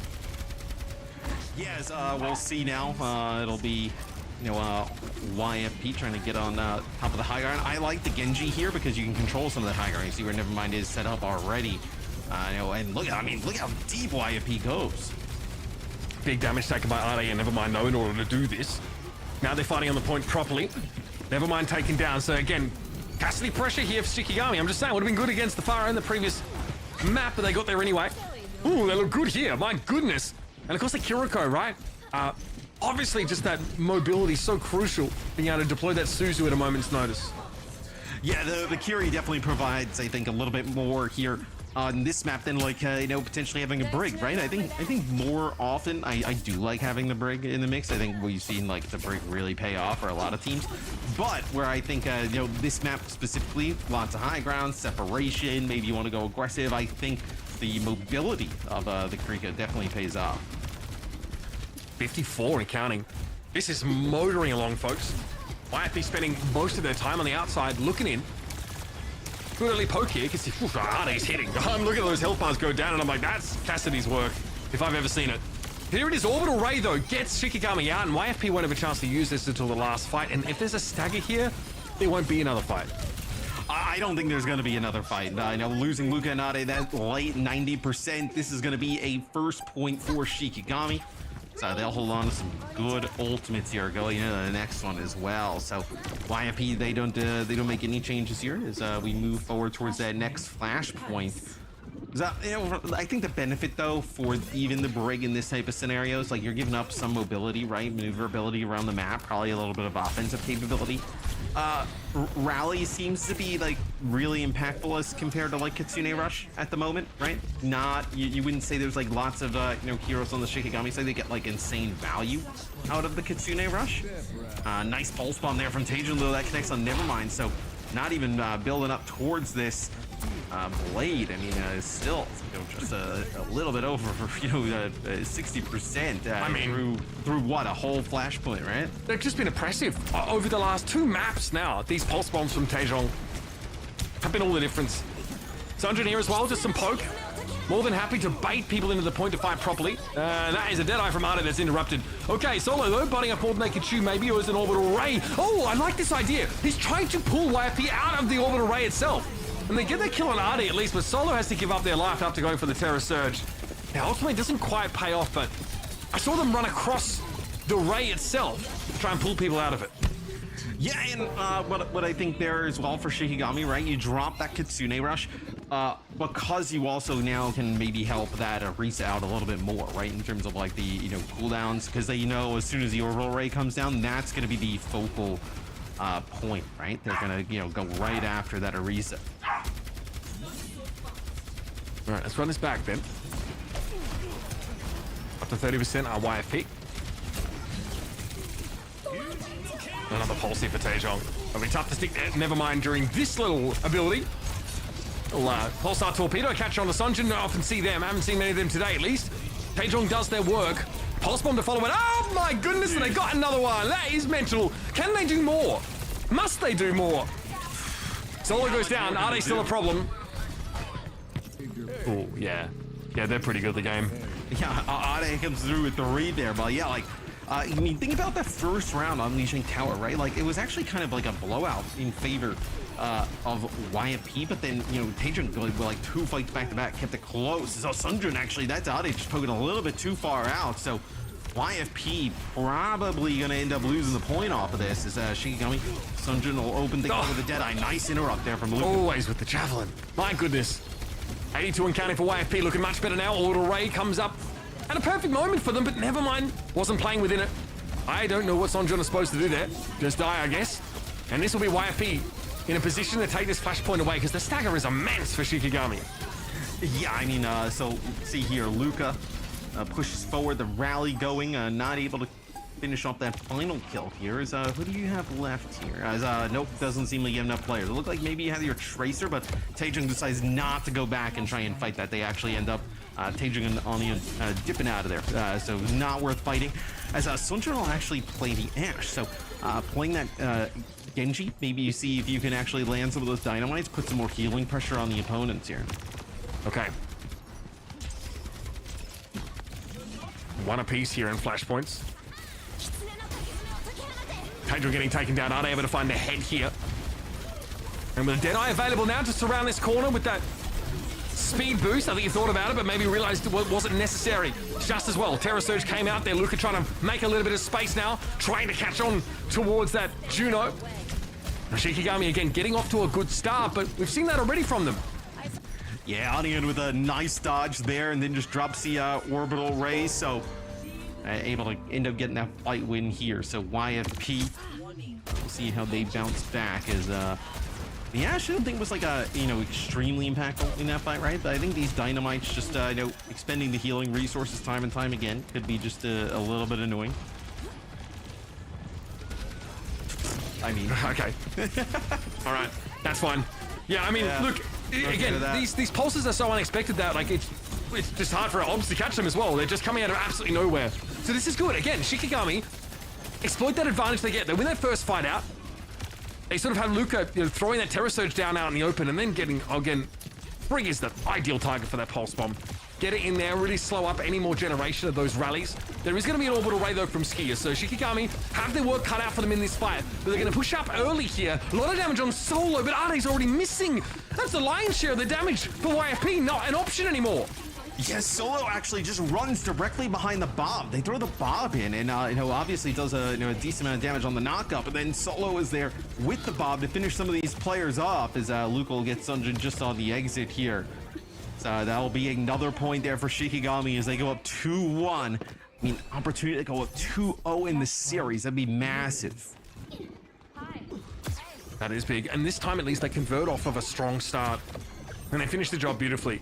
Also, like, they have a chance to match Juno ultimates now as well, heading over to this fourth flashpoint. So yeah, they want to play it out. They can afford to sort of play neutral. They have time. They have like 12 more seconds, but more. Okay, Sonjun picked up there by a Javelin. Unclear where that one came from, but does leave YFP to player advantage moving up. Yeah, now gives them a little bit of breathing room, right? It felt like maybe getting a little bit out of control there for YFP. Everything's starting to go in favor of Shikigami. Now that early pickoff gives them an opportunity. Okay, let's fall back. We can get point. We have a good suite of ultimates here. Maybe you can take this flashpoint. Yeah, Blade, never mind here. I mean, again, here we go. So Shikigami gonna let go of the orbital ray first here, and it's harder getting caught up straight away. They're so good if they can stay alive a little bit longer, but Skier with some torpedo connection. Must have been a lot of low health targets there, but it's Solo who again emerges out of a Terror Surge victorious. Luca's not getting out of this one. I like the Javelin spin there to keep Sonjun alive as well. Classy stuff for Shikigami as they get back in. Yeah, exactly. I mean, Solo doing a great job just kind of protecting the Ashe on the team, right? So Luca was chasing him down. That is a headshot. That is a Javelin, then a headshot there on Ade. So that's an early pickup. That's going to give them some more percentage. I mean, this is quite good now for Shikigami. And to remind you, they just need this flashpoint, and this map's over. And, I mean, Taejong now on another flank with a pulse bomb. This time Ade, though, wise to it. Taejong really wanted to secure that, I guess, with a bit of early damage. But they'll hold on a bit later. That Damocles sword of the Taejong pulse bomb still looms large. And now 64 plays 40. YFP at this rate, this is their last chance. Javelin for Solo. Here comes the bomb onto the point now, and that's going to be a concern. Yep, forcing YFP back. This is going to cause the pressure to mount. They are giving capture progress up each second, but Sonjun low. Solo as well. Graveyard now tries to come with a Kitsune rush, but they don't have enough time to throw that healing down. Anian obviously not in a position to really assist in that regard, so without a reset, Shikigami might just pack it up. Oh, they have to. I mean, there's no way you can do that there. As the Kitsune rush, I mean, that's where you see like that was a rally, right? You may be able to kind of keep your Orisa alive, but Kitsune rush just not as impactful of like a defensive cooldown, so to speak. As I know, you will have a Bob here for YFP, so potentially for them to flip this and end up taking this flashpoint, send us to a final flashpoint on the map as Shikigami probably going to go aggressive behind this orbital ray. All right, it's a bolt this time though from YFP. The little stage we're going to play from in Graveyard is taken down by the Terror Surge. YFP are far from done here. Orbital ray thrown in and Anions just didn't get the value. Taejong does well, but not well enough apparently. Shikigami let that one slip and we're going to go to a decider flashpoint. Yeah, it's an orbital ray that comes in from Skier there, and then it's the orbital ray plus Terror Surge combination. Shikigami is in so deep trying to follow up there. Orbital ray is you end up seeing YFP, Luca specifically, coming out with some huge kills there towards the end. Is final flashpoint. Sonjun gets control of this high ground right away as you see Nevermind wants to contest. Sonjun there. Again, just wants to try and pressure that Genji down to sort of medium range. Deny easy ult generation. Nevermind already with a blade available though. Taejong had used that pulse earlier this time. Somehow I didn't connect. They've been eerily consistent with those thus far. And here's that blade for Nevermind. Now, where does it go? Straight in Sunjun's direction. And they get away from it. Beautiful from Anion. Great response. Pulsar torpedoes come and deal with the Genji. And Shikigami, they're still in this. Again, they start well on these flashpoints. It's a matter of landing the plane and getting themselves to a 2-0 lead in the series.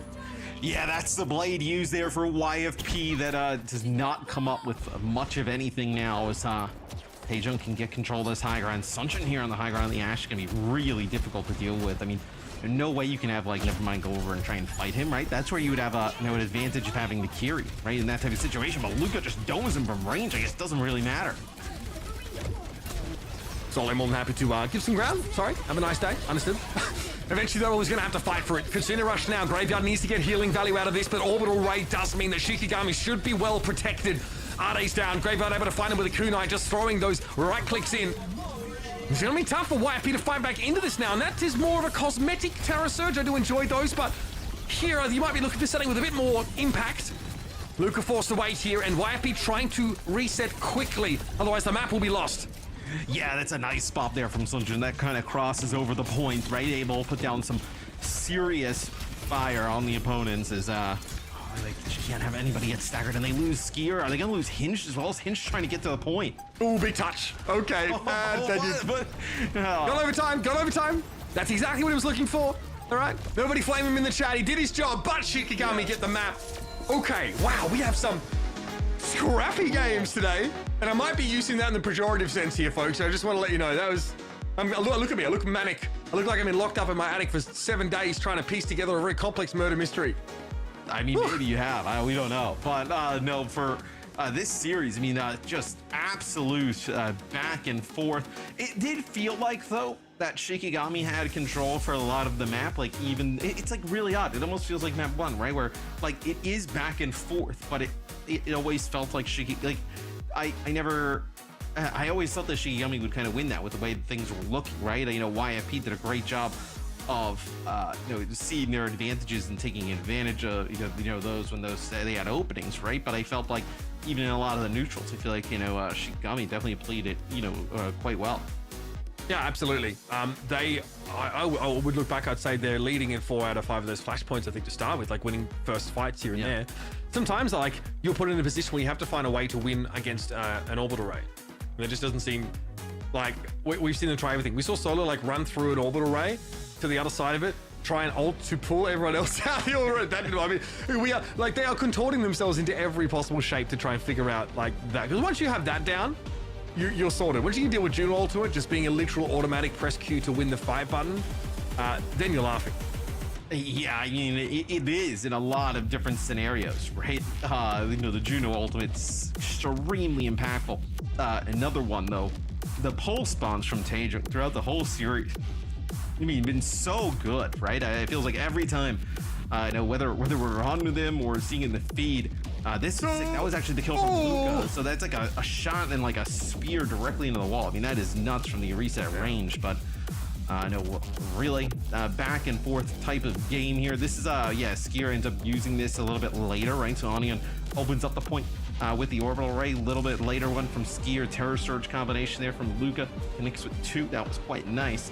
But yeah, like you mentioned, Shikigami seems to get a little bit of a lead at the beginning of each of these flashpoints, and I know YFP puts himself in a tough spot to battle back.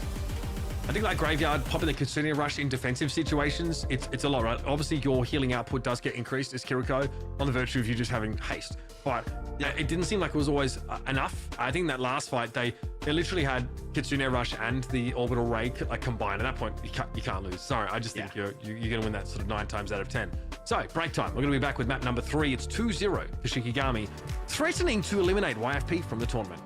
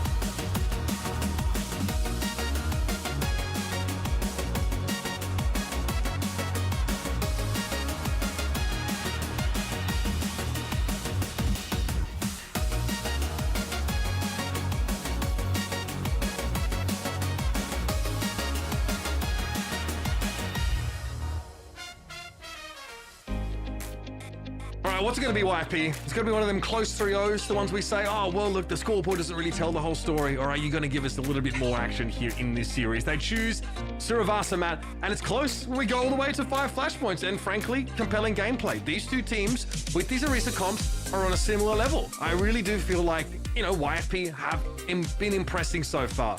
However, can't turn that impressive result into dubs in that column, then we've got a problem. Right. I mean, they are equally matched in these compositions, at least it looks like thus far. But you always come out on the losing end of it, at least. So it'll be Gibraltar. So this tells you that YFP is like, you know what, screw it, let's try something else, right? Maybe we see a little bit of a Winston setup. Huh. Okay, Gibraltar pick is interesting. So we did not get to see this in the Toronto series because there weren't enough maps because they got 3-0'd. I guess they just opted for... YP opted for Suravasa and then Runasapi. Gibraltar is what they want instead. So is it like, do they know whether Shikigami have that like long-range hit scan pressure? I think we saw Gibraltar played. Shikigami got full held by the Lenny team, right? Not the Danny team when they played. Just to make that very clear to you. So I don't know what to make of this. Maybe we will at least see these teams go away, place at Winston. Bit of a refresher, bit of a mix-up for us. Yeah, it would be fun to see some Winston playing, right? You have an opportunity to see, you know, Anian play potentially Ana. So it'll be Mary. She'll come in here for solo. So a change up in terms of the tank. All right, happy to see that. And yeah, that is definitely telling me that we're going to be looking at some dive here. Glad to see it. Jutsu, we saw play for YFP last week, plays the Widowmaker, really high level. So we'll see Jutsu come in here for Neverminds. Potentially some Widowmaker action here on Gibraltar. Okay, I'm here for this. This is such a great pinch hitting map. You know, you're down 0-2 in the series. Need to find something to keep you going. Going over to Gibraltar seems a good choice. Shikigami didn't choose this map when they played against Toronto. So that wasn't really like where they were trying to take the series.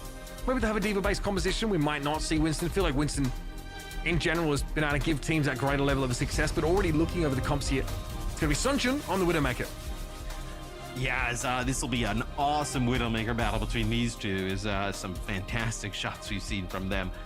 You know, in the last week and then also in the past. So Mary Shoot played the diva here to kick things off as you know, control some of that high ground as Shikigami's on defense. All right, eyes on Jutsu here. Subbed in for the Widow. Big shoes to fill. Expectations heavy on the shoulders. It's going to be YFP, of course, with that attacking Winston composition. And then, you know, some of these play out really slow, right? You're just kind of like working for these Widow picks. Oh, Taejo gets behind. I mean, Jutsu doesn't even have an opportunity to react there. I mean, Taejong, like, you know, sees a player subbed in. They know that Jutsu's a Widowmaker player, so they just stand in the place that Widow usually goes to. Hey, I have a good idea where they're going to be. And then, well, what do you also think about the Diva versus Winston battle? Like, it feels like Diva still has a little bit of like a head-to-head. I mean, Shikigami don't have to full commit, Matt. That's the point. So, like, and that's great for Diva. She wants to go high, wants to go low, she wants to peel. The Widow sits up there. Defensively, I think it's great. Hardy actually... Okay, making the switch to the Tracer themselves here. Sunjun hears the Clippity Clop. Those stilettos. Doesn't know exactly from where, now it does. All right, Luca comes to call here. Mary, you'd think will eventually circle back, but she's also rattling the cage on the YFP side of the map. Jutsu constantly just traumatized by the sound of Tracer blinks as they are circling, converging on their location. Here comes that pressure again. They have to play the Brig, by the way, alongside the Widow, which is actually pretty rough for the Winston. You also can't farm like free healing off the enemy Diva. Yes, going to use the defense matrix here just to get Taejong some healing at range as no more health packs available as slowly we've got a little bit of a move here for YFP, but man, yet again, Taejong on the Tracer has been phenomenal today. And there's a sense that Shikigami know at all times where Jutsu is playing. Taejong constantly keeping tabs on it. An uncharacteristic mispulse by Jutsu. That is, well, that's the game, folks. There he goes upstairs, ends up dealing with the Widow. Still, though, Luca sat on the cart, looking pretty threatening, generating a lot of aura. Speaking of auras, here's Rally. And Hinge is going to go down sort of in the midst of that. This is horrible for YFP. Let me just give it to you straight. This is brutal as well when you play the Widow and like nothing happens for so long. Because you're at a minute 30 on the clock. I mean, this is going to be in for sight. This is going to burn another, what, 10, 15, seconds or so.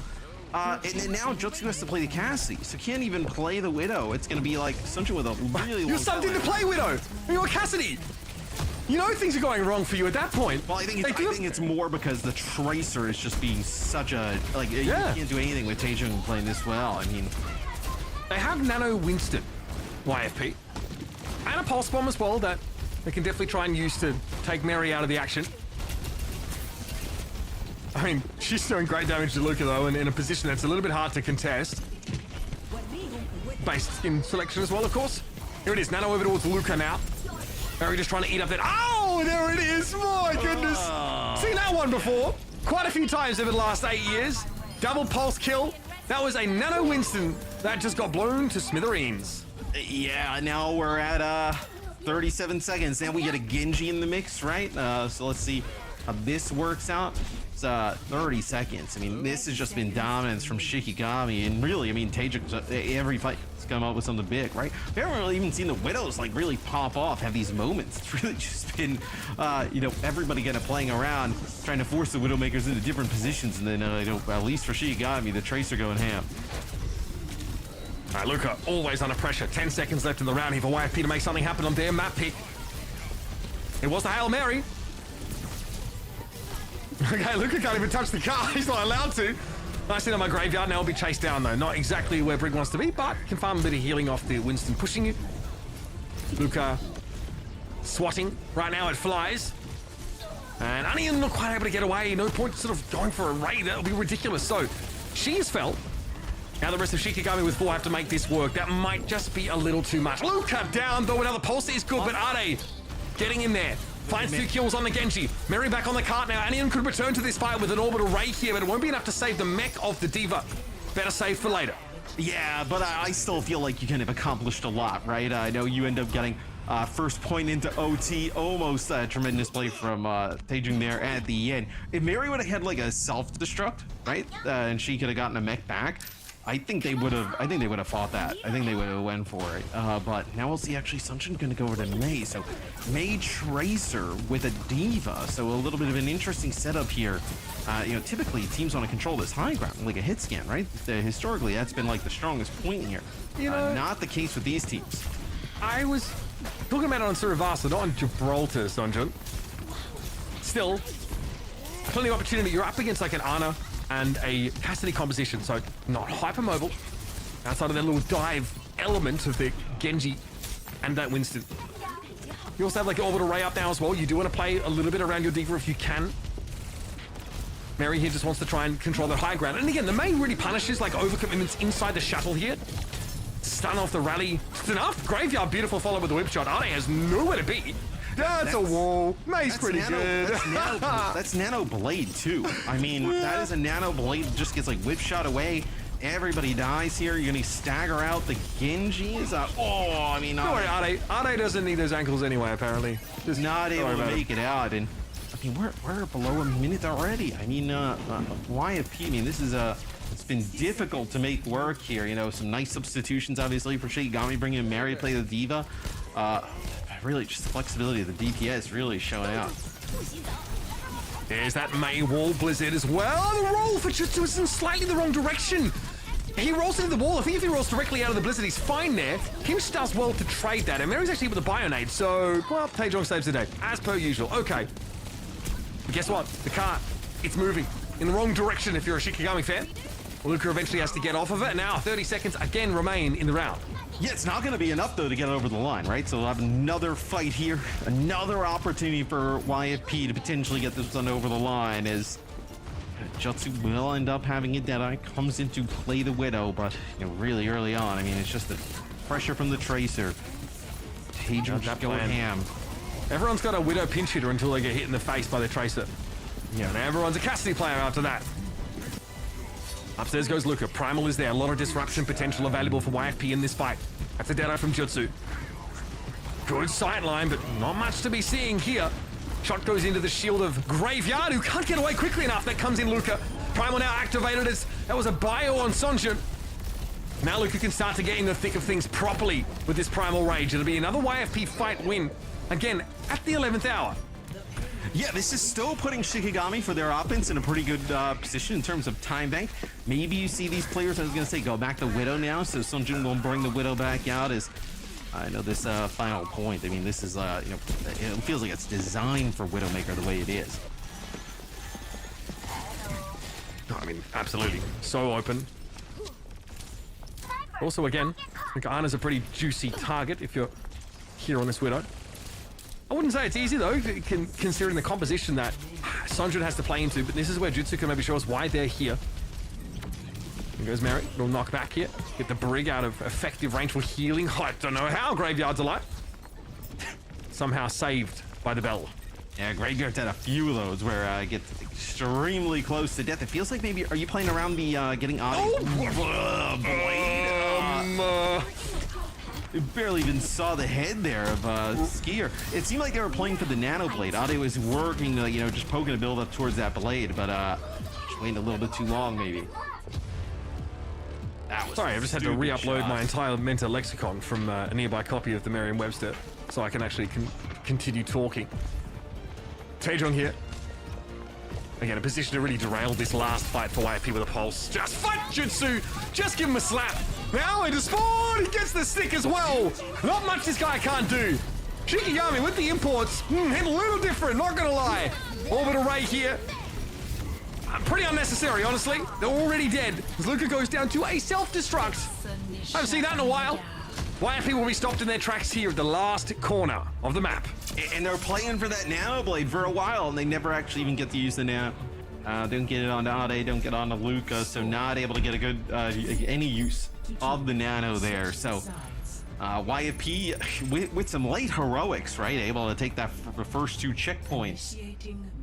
We'll see now if they can hold on defense. Stage 4 OWCS season on the line.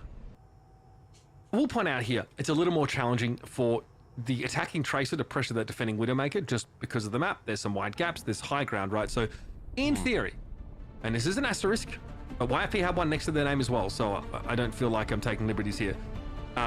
Jutsu in theory can have some slightly safer sidelines to play from, but going up against attacking Widow is a little bit scary because you don't really know where she's going to come from, and normally your position is known and noted and you know, exploited. So just a little thing. Yeah, potentially. What's your current you know, thoughts here with Ade on defense going with the Genji? So not going to have a Tracer in the mix. They'll actually keep the Ana, so on a Brig for YFP. It's a problem. I think it's a problem if Shikigami are going to play Brig with the Widow, but I don't know if that's really something they're going to be looking to do. In that case, it's like Genji sort of has to commit, and if he doesn't know there's a Brig there, it's like a little dicey. That's obviously only on the first discovery. Outside of that, I just think we might not see them directly try and pressure Sonjun out as often. But that scares me a little bit. Yes, you know, not putting the pressure onto the Widow with you know, another player other than, you know, kind of your own Widow, because Luca now is over on Diva. So Luca was playing that no, Winston, now playing Diva. So you can at least play off, like, if Jutsu hits body shots onto Sonjun, you can like dash across that bridge because you play that bridge room as Genji and try and finish off the Widow really quickly. But playing at this range, right, Sonjun is not really heavily pressured at all, and that's not free damage on towards the Diva there. Yeah, I also feel like, you know, playing the Genji into the Brig's a lot tougher, right? Nice. As Luca goes in deep, actually gets Sonjun, so huge start here. That is really nice. Like, I don't know if Ade is really there at the time either. Still, they're like full commit now. Something obviously the Genji is going to offer you. Beautiful dive. I mean, that seems so risky. He crossed so much of the map to go after that Widow. You have to basically commit your whole team at that point. Yeah, and you can only really do that playing the Ana, right? You couldn't do that like if you're going to end up trying to play you know, Juno there in the mix. Ana gets to about half HP, pushed back there by Mary. So see if they can get back to the payload, start to get it moving. So it looks like a few players here trying to get the payload under the bridge. 2:45 to play. Sonjun has not found a significant inroad here. Nor have the rest of Shikigami. Taejong got caught there by Ade. Sonjun has to know that Luca's going to be looking for them here, but is taking a risk in this positioning, looking for a Widow. Jutsu is playing very passive. Yeah, yes, extremely. I mean, not poking the Widow really at all. Okay. Jump shot there from Jutsu. That is a nice one. We see that because we have the wireframe. I don't think you see that if you're Sunjun there. There's just too much going on. No, I don't think you had any. I mean, you have an idea of obviously it was the grapple shot, but you don't really not able to really see from where. I mean, just a sliver of his body's around the corner. All right, let's try this again. 2 minutes left in the round for Shikigami. Orbital Ray here, not quite the shock and awe fight winning automatic ultimate that it would be in other cases, given how spread Shikigami are playing by design. Oh, there's an opportunity there. Taejong knows as well. Lado gets within a hair's breadth of getting rid of that Tracer again. It's been tough for Taejong. Navigating the map here is this Tracer. Good response there. I like the peel, but elsewhere, Luca just 1v1 Sunjun as far as we can tell. And the Mary's going to be stunned up, slapped on that high ground. Finally, Jutsu is down. The Tracer finds their mark. Can you turn this into more, though? Luca low, a D-suit here would be massive. A D-suit here could be a checkpoint. And yeah, Luca realizes the mega health pack was tantalizingly out of grip. Nano Blade here, though, as Ade will get one, seeing if he can connect with another player coming off the spawn. Doesn't want to chase on in. The big kill is big here. I mean, there's a venture in the game right now. Sunjun switching off the Widow. So I guess they're full committing onto the server room here. They're just opting out of the Widow duel entirely. Jutsu does have Infrasight, so I suppose that's fair, but I'd be fearing the heck out of this Widow. Look at the defensive layers here. Even an old woman thrown in front of the Widow to protect her. Yeah, they're serious. They also know for Shikigami that this, fight's going to take place over the point, right? They don't necessarily need some of that high ground. As look at this, Sunjun goes up there. Scary for a second. The Widow looks to dodge at the moment. What is the plan? I don't know what the plan is now. All right. Well, anyone gets picked up by Jutsu. Still no pressure on that Widow. That's the issue here. Sunjun. Okay, we're gonna take the front door. I like that. Okay, little zoning. Ade falls to a self-destruct. Okay. On the car, 1.71 meters. Pressure now being put down on the Diva. Ah, there it is. Jutsu. What a shot. Oh my goodness, they're out from that side door and out up to the high ground with 5 seconds left in the round. And I think Shikigami are cooked. The map pick for YFP, the Gambit, it pays off after what looked like a rough attack side. They've gone for the full hold here in defense, and by golly, they've got it done. Yeah, Jutsu able to play that Widowmaker the entire time on D. Definitely pays off. Looking phenomenal. Sunjun definitely did not want to take that battle. It felt like after a while as we saw the switch come in, and the Widowmaker for YFP keeps them in it. I feel like the gif of who's the WWE commissioner, where it keeps panning back to his face and he looks more and more excited about what he's seeing. They're like who? Like Triple H or no, the guy who's in charge, the old guy. What, Vince? I mean, that guy? Yeah, Vince McMahon. We're cuts back to him and he's getting like more and more elated by what he's seeing. That was me over the course of that last round. And you haven't watched WWE in a while then. I mean, if you still think he's a commissioner, you got a lot to catch up on. But no, man. Overwatch Esports is WWE enough for me, man. I don't know how anyone has time for both of that in their lives. YFP with a pick of Gibraltar with a substitution. Jutsu comes in, gets bodied in the first round, switches off the Widow to Cassidy because of this. This is kind of dude, he was still sick on the Tracer. I mean, if you're a Shikigami, just pick a map that you can play Tracer on. I mean, at this point, right? I mean, Taejong's been so good on that hero throughout the entirety of the series so far. Is honestly, it was some like late second heroics that kept YFP's offense rolling, right? It was not awesome by any means, but they keep it going, and it ends up kind of working out in the end, right? They get a full hold there. Yeah, beautifully done. I honestly thought that it's very, very difficult to get Taejong's Tracer in position to chase down Jutsu. Like we kind of mentioned, they had a lot of space. We see some of the more highlights. It's like the jump shot there. I mean, the adjustment mid-air. I mean, being able to connect on that. This is the Nano Blade. I don't believe it gets a ton. I believe they just get like one with it, and then also kind of pushes Onion out, so maybe makes an impact there. And here's the end of the game. I mean, Jutsu just able to turn these corners. I mean, just 6 shots. Yeah, this is perfect. And I mean, this has to happen here. Jutsu's in like a 2v4, I think. The Ana is down there in the low ground. I think the Diva was stalling out there, but yeah, it could have been rough. Shikigami dominates in all stats across the board, right? Ends up losing the map. You just see how, like, you know, dragged out this is here for YFP, right? You know, fights constantly that don't go their way. They get in OT on point 1. They get in OT on point 2. They don't get the entire completion of the map. They just get around that first corner. Yeah. But their defense getting that first hold, really, behind the back of Jutsu's Widowmaker. Yeah, beautifully done for YFP. This is, I mean, again, we now don't have to, go to the end of the game and be like, wow, 3-0, but it was competitive. Do you know what I mean?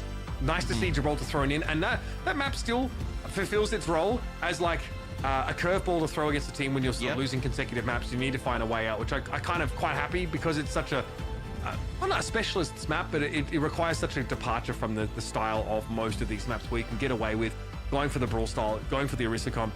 I'm going to just give it to you straight at home. We're probably going to be heading back to that kind of map now that Shikigami have their selection.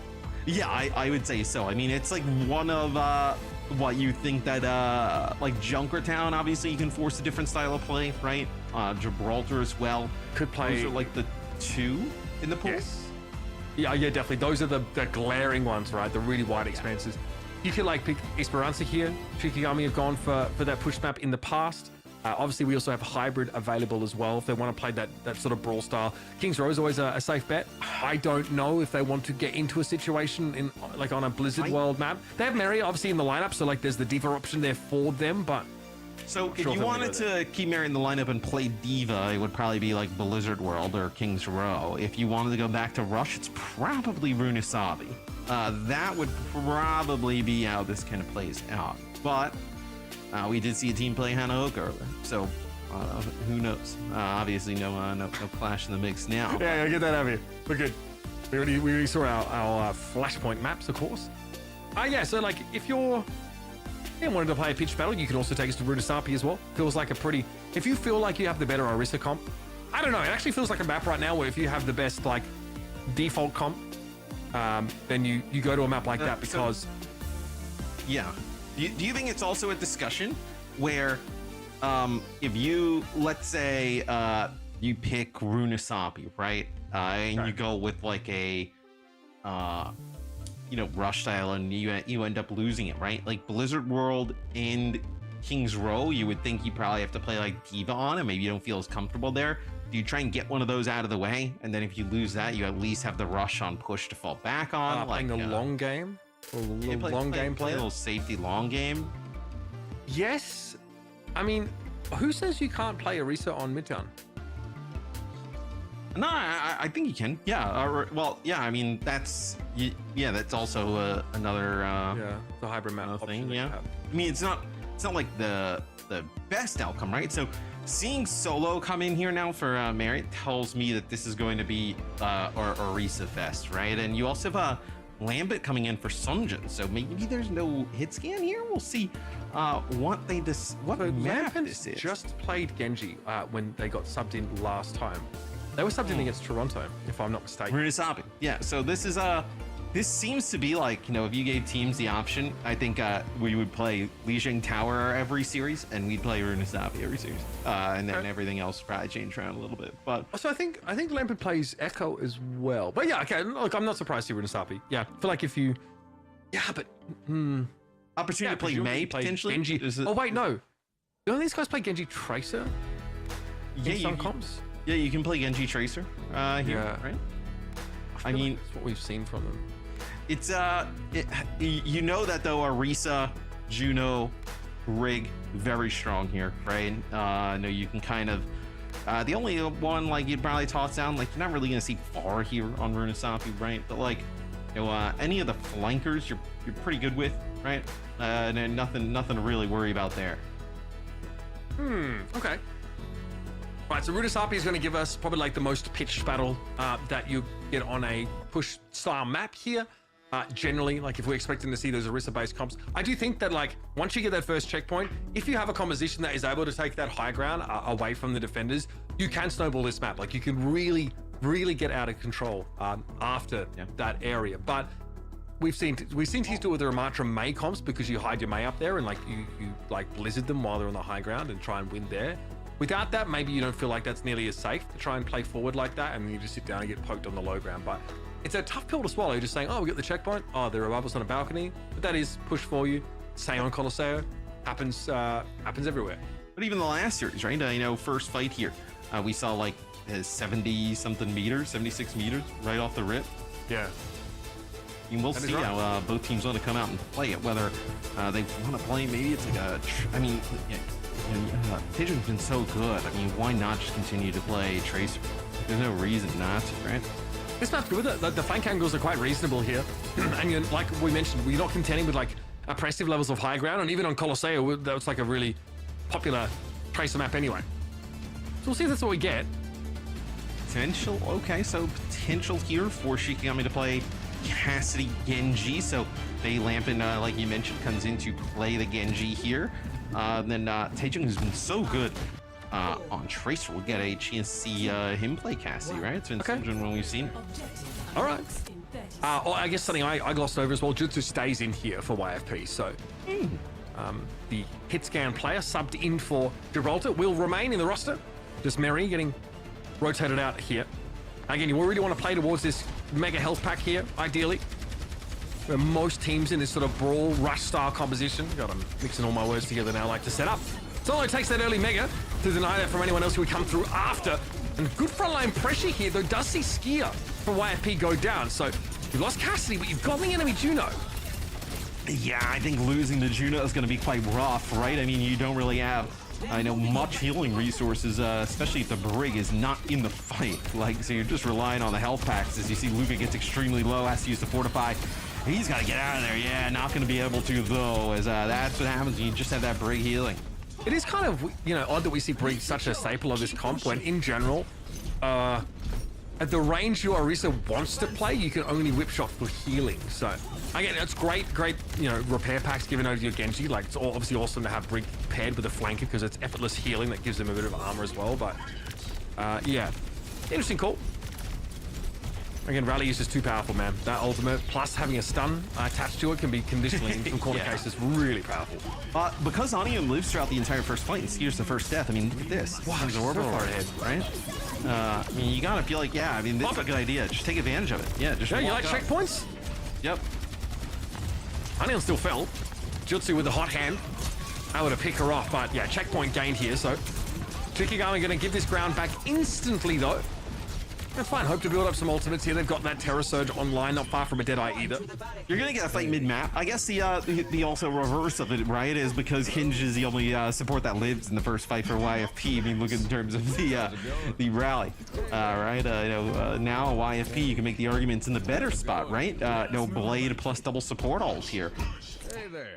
Yeah, but I mean, the use of those ultimates won't necessarily guarantee a checkpoint for them because they're obviously just starting to make their progress. Also, like, Shikigami have a front spawn there off having taken that checkpoint. It just got denied from them then, but I think most of them are able to get back into the game before that even happens here. So, good start, but man, we really can boil down that first engagement to Onion staying alive. I mean, the opponent's, Juno getting picked off leaves a massive deficit in terms of ult charge, and you just use that Juno ult, watch them disengage. Give you the checkpoint for free. Yeah, and I know when we get back in the game, right, it'll be YFP actually making progress in terms of meters.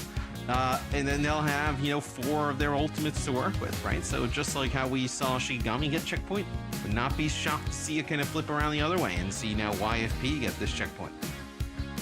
Yeah, I mean, again, snowballing that Juno ultimate, pretty good. The fact that they have the Brig one to combine with as well, even better. So once again, we return to the age-old question.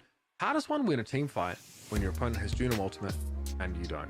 What if you just don't win it? Well, yeah, you could just not. I mean, and we could just avoid answering that question. I would love to see what the fight win rate is when you use orbital, not like when there's 2 orbital rays at once, but when one team's using orbital ray and the other team doesn't have it, what the fight win percent. Yeah, what your win percent is?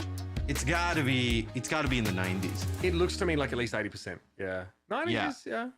It's got, I don't know. I think it's got to be even higher. I mean, you rarely see it. I mean, you kind of have to just poo your pants a little bit in terms of how you're playing. I mean, to have that happen. So you must poo, everybody. Bear that one in mind. Yeah, I mean, also, I guess glossed over the fact the Graveyard doesn't even have Rally yet. So this is doubly bad for Shikigami. Very scary. YFP have done well to develop these abilities. It does come down to execution, unless it's Juno Ultimate, in which case it doesn't really matter. You can do the hokey pokey and turn around. Probably still win the fight. Here we go.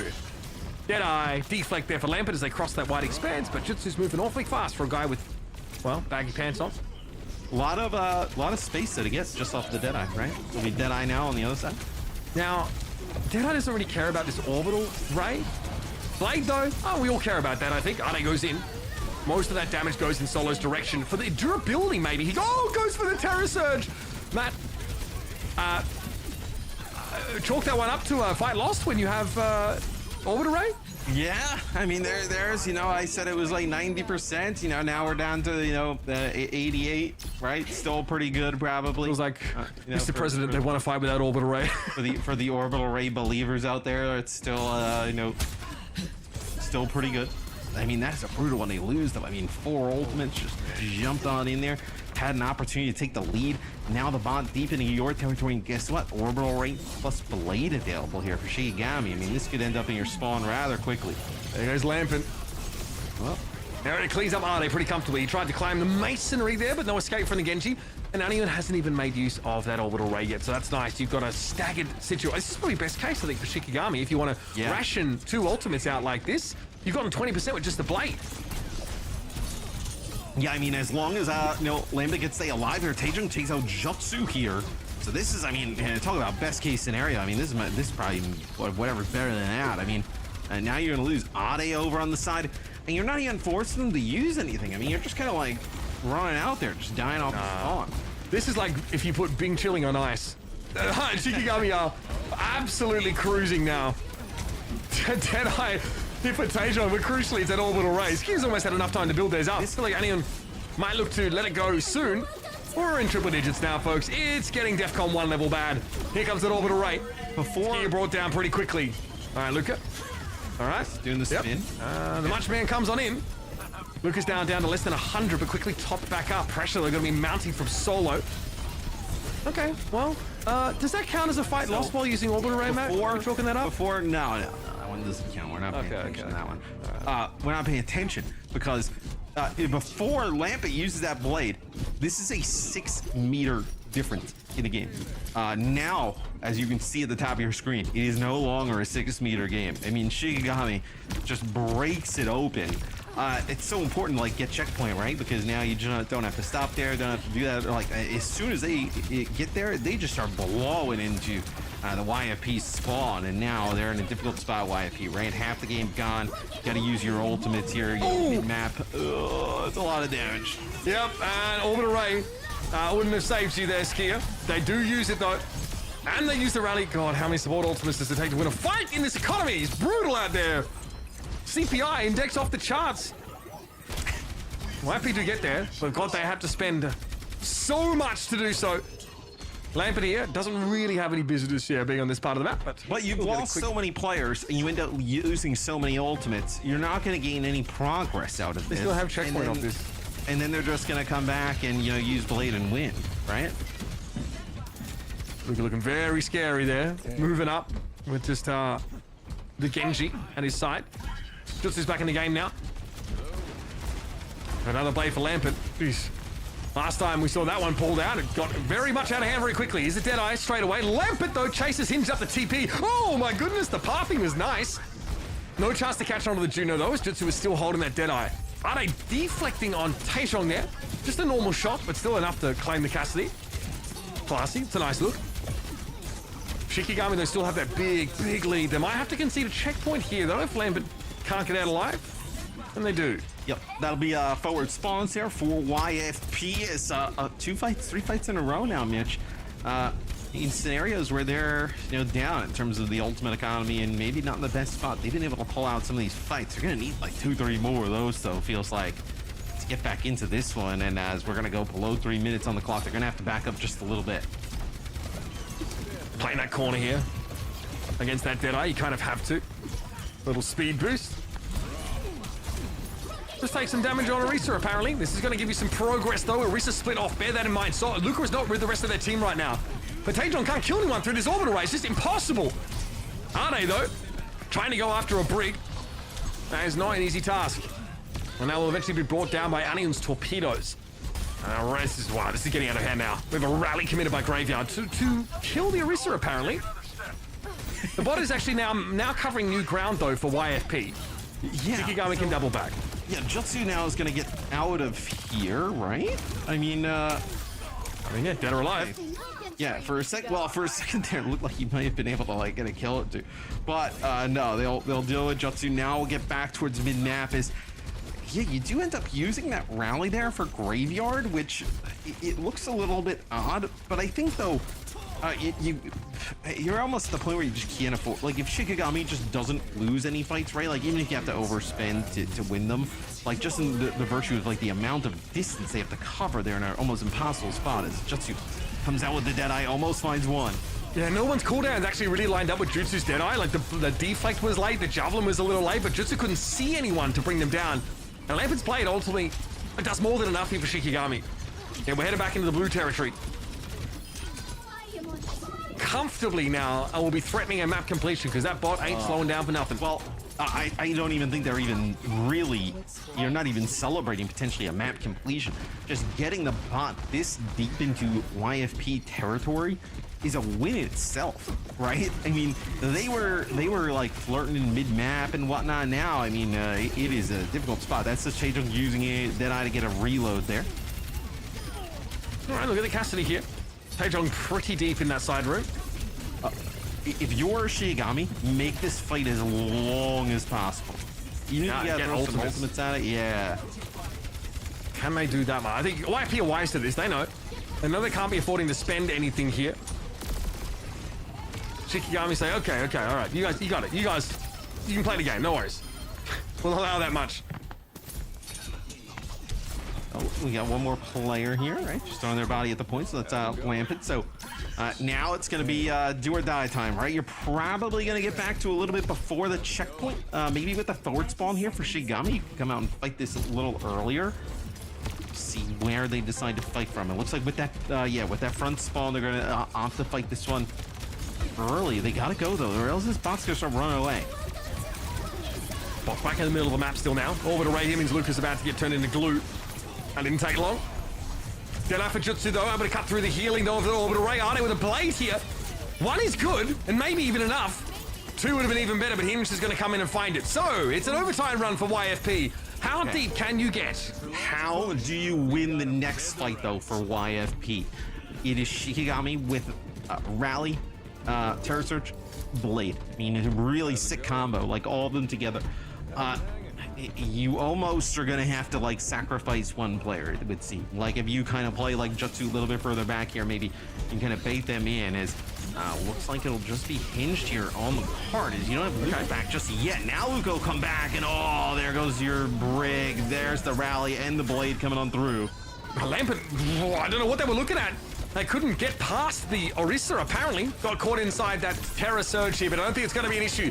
Shikigami poised now to close the map and end the series, and they will advance from this group, knocking YFP out of the competition. Yeah, a really competitive match between these two teams, but Shikigami, especially playing that Orisa in the head-to-head, that's where they come out on top. And I know they just get that really early lead here on push, and it is difficult to come back. I love the winner's music. My goodness. Shikigami turning that up to 11 for us in the last few moments. Runasapi. Look, a great showing. I think like getting off to the races so early. God, how much of that snowballs because they kill a Juno early in that first fight? Like, it's like the butterfly effect, man. It is brutal, right? Where like you look at like how Clash has played thus far. Like it almost doesn't even matter who wins that first point. It's just kind of always back and forth until we end back there. Push, it's like you lose that first fight, like you're in world of trouble. Yeah. I honestly, like, I agree with you guys. I think, Matt, you said this was a very competitive match, and I think it was very fun too. I think for me it was looking at the side of both of the DPS players, just going back and forth. I think that made it like really super fun to watch. 8 of course, and Jutsu as well from YFP. You know, although they got knocked out, but shout outs to them. It was entertaining to watch. But hey, Taejong, bro. Yeah. This guy. He's a problem. I mean, he's just running For through YFP, teams yeah. oh yeah, he's proud for YFP. He's not a problem for Shikigami. I mean, him on the Tracer, like his pulse bomb, like it felt like every map we saw him play Tracer, like every pulse bomb hit. Like there wasn't a pulse bomb that missed. I mean, just absolutely dominant on Tracer. I mean, look, I was really impressed. We don't see as much Tracer brought in here for a few reasons, right? Like you really want a way to like, you just can't let the enemy Orisa do what she wants. So like having Cassidy in these comps is generally quite important. And also the Genji's really good at capitalizing on a lot of the poke damage and also capitalizing on those javelins that Orisa's hits. If you can go in there and catch that player out when they're like, because it's like a micro stun they suffer. You know, it's a great way to get a free pick here. But this is great. This is what you need to see. Jutsu, by the way, cracking Widowmaker player. Really, really good. But you don't have any space. Like, this has all been taken away by Taejong. Yeah, but I mean, Jutsu though on the defensive half, right? I mean, this is some of the clips here. I mean, you see when he has some space and some time. Yeah, I mean, this is sick. And then the shot on onion here in the sky is, that's where you're like, oh, hey, maybe YP can get back into it. Is they left Jutsu in here to play some Cassidy. And then the final match. I mean, I think this wasn't as close as the other ones, but I mean, it was still, you know, it was good. Tell me how you really feel. Yeah, is that like the you know, if it's a Danny Lim movie review? It's like, yeah, it's all good. This movie was good, just not as good as some of the other ones. It's you know, that definitely is gonna get me out to the theaters to see that one. It was good, but not gooder than the better ones. You know what I mean? Yeah. If you saw that other one that was good, this one was like, the other ones were better. I think that one was good. This one was good, Lee. Kind of good-ish. The other ones are pretty good. True. This one was kind of good. Okay. But this guy wasn't good. It was great. Oh, I mean, that's my review. There you go. Yeah, I mean, the like, you know, sick Tracer play, right? Tracer, we haven't seen as much in the meta, right? I know we've seen a lot of teams just kind of play like Genji and Cassidy and whatnot, but man, you know, play Tracer as much as you want, Taejun, because I mean, the pulse bombs, you know, every single time. I mean, he was on point, and then also, even without the pulse bomb, I mean, look at this, just one clips constantly. I'm thinking that, like, you know, there is a lot to be said for like bringing in a seasoned coach from South Korea into your roster, because obviously they can scout a lot of these players, right? They can sort of bring them in. I think, but like Taejong, if I'm not mistaken, was on Pirates in Pajamas, right? Taejong, I thought I saw them on. Yeah, I'm pretty sure. Wasn't it Old Ocean? No, wait. I mean, these players, like, let's see. Like, I mentioned that Sunjin had a stint on the Seoul Dynasty, I think, on the bench, but these guys have played in like both of them. I've played in like American contenders teams before, like Timeless, Susano, and stuff like that. So like they're not just like plucked out of obscurity from South Korea. Do you know what I mean? Like these guys have been around for a hot minute. Yeah, guys, are you looking up the Wikipedia page? I am. Taejong wasn't Old Ocean with Ryu Jae-hong. See, Danny. No, that's Lee Taejun. That's Lee Taejun. No. Old Ocean, bro. Danny's right. He was on Seoul Dynasty. Are you questioning Danny Lim? I hate you guys. Hey, are you questioning Liquipedia? Because every time Mako's in Taejun, I'm thinking Lee Taejun, like the. That's Taejun. This is Taejong. Lunatic. Taejong with the G. Yeah. Okay. Okay, but you're calling Ade Aid, not to be confused with Aid, the teammate of Roki on that ill-fated. Is it Ade, not Aid? Yeah, it's Ade. Yeah. Are you sure? Oh, you should ask him. I apologize for these two. You know, they're just this. I don't even know what they're even talking about at this point. I just wanted to say Roki's name on a broadcast. We got some. That's all I want to do. Sick clips of the day. Don't we? What are we doing, Danny? What are we doing? Okay, fine. We'll talk about this later. Take a look at the NA Group A brackets. I think is the first thing that we're gonna do. What? You have Liquipedia and the Run of Show open, Danny. How hard is it? Just tell me. No. Production was talking to me, and then I was just busy searching for Liquipedia, so I didn't hear what they were saying.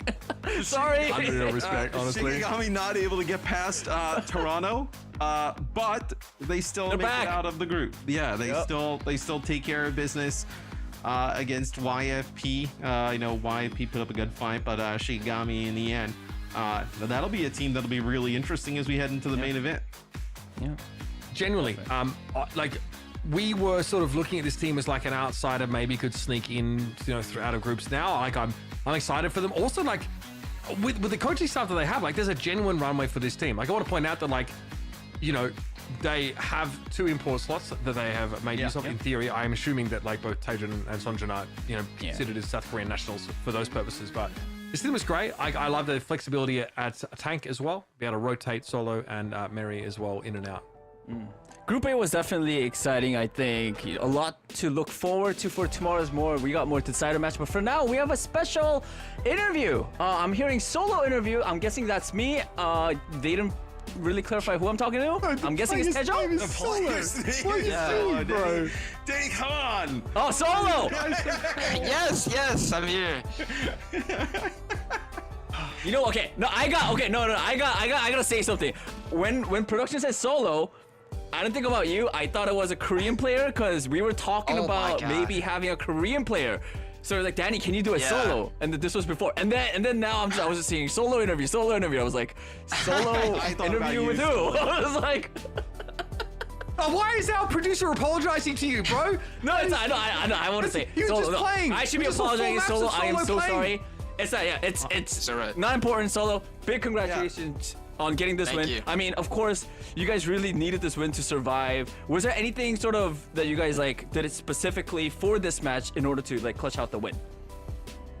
We just look to play faster. I think a lot of what this comp is good at is just like the tempo and the ult cycles. So usually if you just keep on going first and making the other team react to what you're doing, it makes it really, really easy. Did you feel like that? I mean, coming out of like the first fight on Runasapi, like you get an early Juno kill, and Anion is coming into like that next fight like already with ult. At that point, are you like, oh, we're gonna snowball this? Like this is. Oh, for sure, yeah. Yeah, so when you win the fight that early and you get the ult advantage, especially because it was like a drawn out fight and we didn't get the pick straight away, so we were able to build, and it just kind of snowballed the rest of the map, I think. Yeah. Taejung on the Tracer, crazy series out of him. How fun is it to play with a player like that who, I mean, you felt like his attach rate was like 100. Yeah, no, it's awesome to play with these. You guys were saying earlier, they are imports, and it's really fun. Just to play with, because I've never played with players from other regions before, so it's interesting to see kind of how they think about the game and kind of implement it into how we play more in NA. And of course, everyone on my team, they're just very good mechanically. So when you have a beast on Tracer, it's awesome. Are there any like communications issue? Because you guys both, Taejong and Sunjun, I don't know how good their English is. So when you're in game and sort of trying to communicate, are there any issues, or are you guys okay? There can be issues at times. I think for the most part, there is that separation between Overwatch English and like English. What is it? Taejong in particular had played in PIP in the past, so he would have had some experience there. Sungjun, I think. His English is still good. I think he struggles a little bit more, but we still get the essentials down. Yeah. All right. Hey, just shout heroes. Go. Shout heroes. Yeah. Yeah. What is up? I'm guessing how that's goes. Anyway, so thank you so much for the interview, and big congratulations again. Hope to see you more in the main event. Thank you so much. Thank you. Yeah, thank you for having me. Thank you. That was Solo from Shikigami. Solo the player, not a solo interview. I am so stupid. What is the solo interview? Anyway, it's just you. No, like solo interview, like as in Korean solo interview. I thought Danny was just saying goodbye to us. He's like, well, I'm gonna go solo this interview. I'm gonna ask myself when I thought about these. The moment I saw Solo's name and I saw all of you guys, I was like, oh no. Alright, well, I'm gonna be kicking in my sleep. Well, anyways, let's take a look at the updated NA Group A brackets after that match. Wait, NA Group standings, sorry. We already looked at Group A brackets. Let's take a look at Group standings. Yes, where we're at now. Group A, right? We have both teams out, Toronto and Shikigami. I know we'll figure out. I know tomorrow our other three teams that come out of groups. I know for B, C, and D. Respectively. I'm probably both. Well, actually, I was gonna say, like, I'm excited about Ramatra Punch versus Avidity. Yes. I'm also like cautiously excited about Team Z TSM. No, like, I'm excited for that one. Piss me off, bro. There's maybe something. I don't know. I mean, Look, if there was one game that was going to go sideways out of them, that would be the one. There's no way TSM are missing another main event. They're not going to do this again. There's just, guys, like, come on. Maybe you jinxed it. There's Didn't that no happen in way. stage There's 3? always Wasn't a it way. like the biggest capitulation? It was like a loss to Citrus Nation. Maybe it was stage 2. Yeah, Citrus Nation. And for that reason, they didn't compete in Dallas, right? The whole, they just got picked up by the org as well. Crazy, man. No. Hopefully it doesn't happen. It might. Ramatra You have to find out. versus Rad X Avidity. All right, your boy Derpy is going to be out there on the Rhine. Let's go. And out there on the Rhine. And out there on the Rhine. I think they're going to be ready for it, though. He goes back to the spawn. He's coming back out on Rhine. Rhine. All right, we had 3 great matches today, so let's take a look at some of the NA's best moments, best plays of the day. Starting with the first one, what do we have? Are you doing this solo or is this solo recap? Shut up! Solo recap? Okay, no, this is Bun. She had this sick 5K earlier. I mean, bladeless. I mean, this bladeless 5K. She was sick on the Genji all series long. I know her and Welt had a really good day. Yeah. I mean, I know. Yeah, exactly. That team was really good. That game ended up being like a little bit closer. They obviously played against like a bunch of Junker Queen comps, but we talked to Wub after, and look, they felt like they played correctly against that, and they're feeling confident against the Derpy team. So. And here's play number 2, Painkiller Junker Queen out on Hanaoka. Ooh. Hanaoka, this is a circus. I mean, this fight, there's another dimension where this fight's still going on.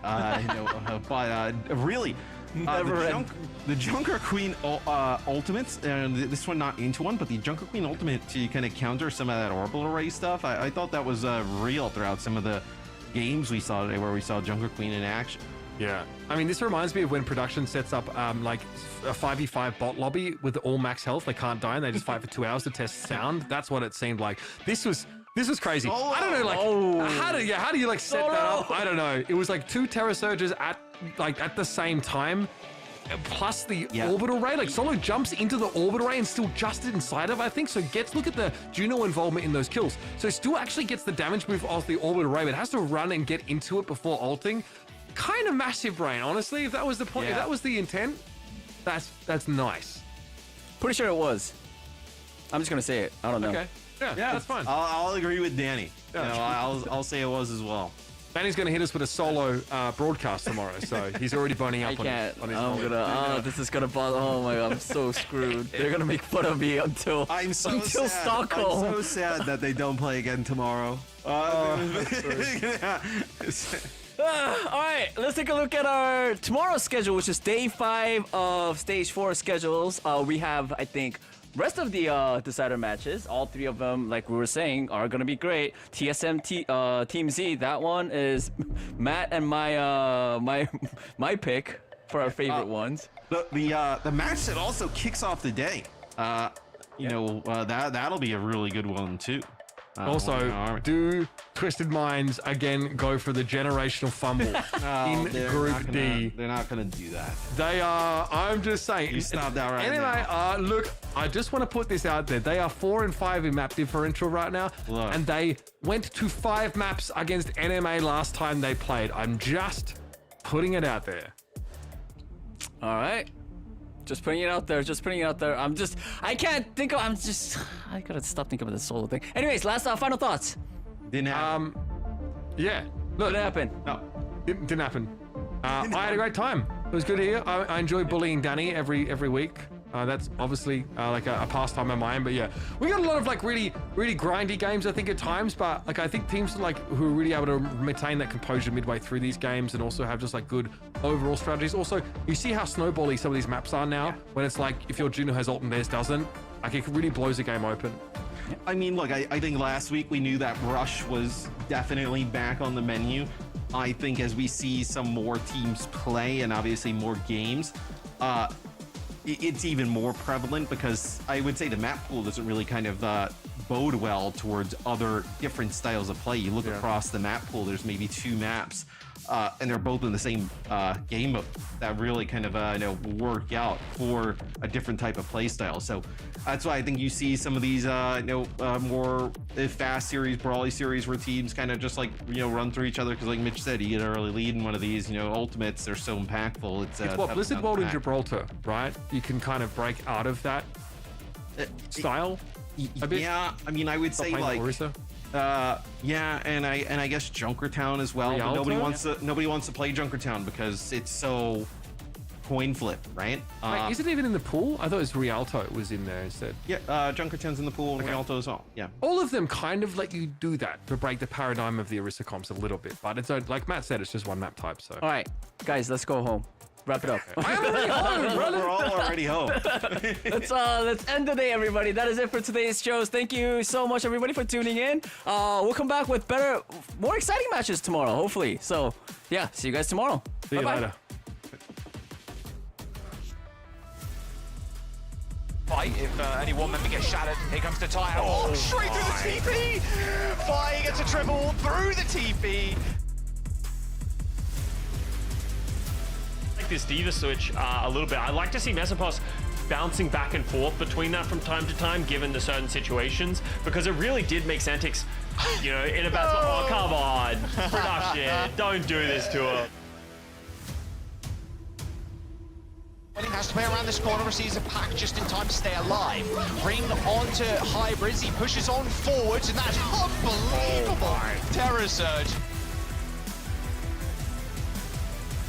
And this is Bun's job. She has to go up to Sugareru over and over again, but looks like she's up for the challenge. Yeah, that's a much easier position, right, for Bun to attack. It's a casual little 3K here. Make it 4. Go. Come on, give it to her. Yeah, that's dirty. And now being able to hold the Rampage, that's huge. We've seen the Rampage in some of these. Oh my god! Huge. I mean, Amity just gets on. The Rampage is huge! Both backline is hit by that painkiller! Comes up with the answer! A knife to set up the kill and then charging, running rush shot over the defenders. Deadeye Ferrano though, this will force awkward positioning now out for the blue side. Lets it go. It's a Venn diagram. A massacre is solo finds 3 with the Terror Surge.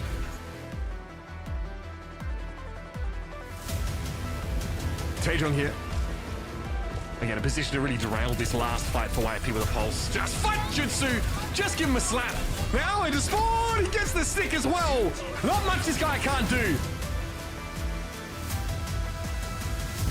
On the car, 1.71 meters, pressure now being put down on the Diva. Ah, there it is, Jutsu, what a shot! Oh my goodness, there, out from that side door and out up to the high ground with 5 seconds left in the round, and I think Shikigami are cooked. Nice.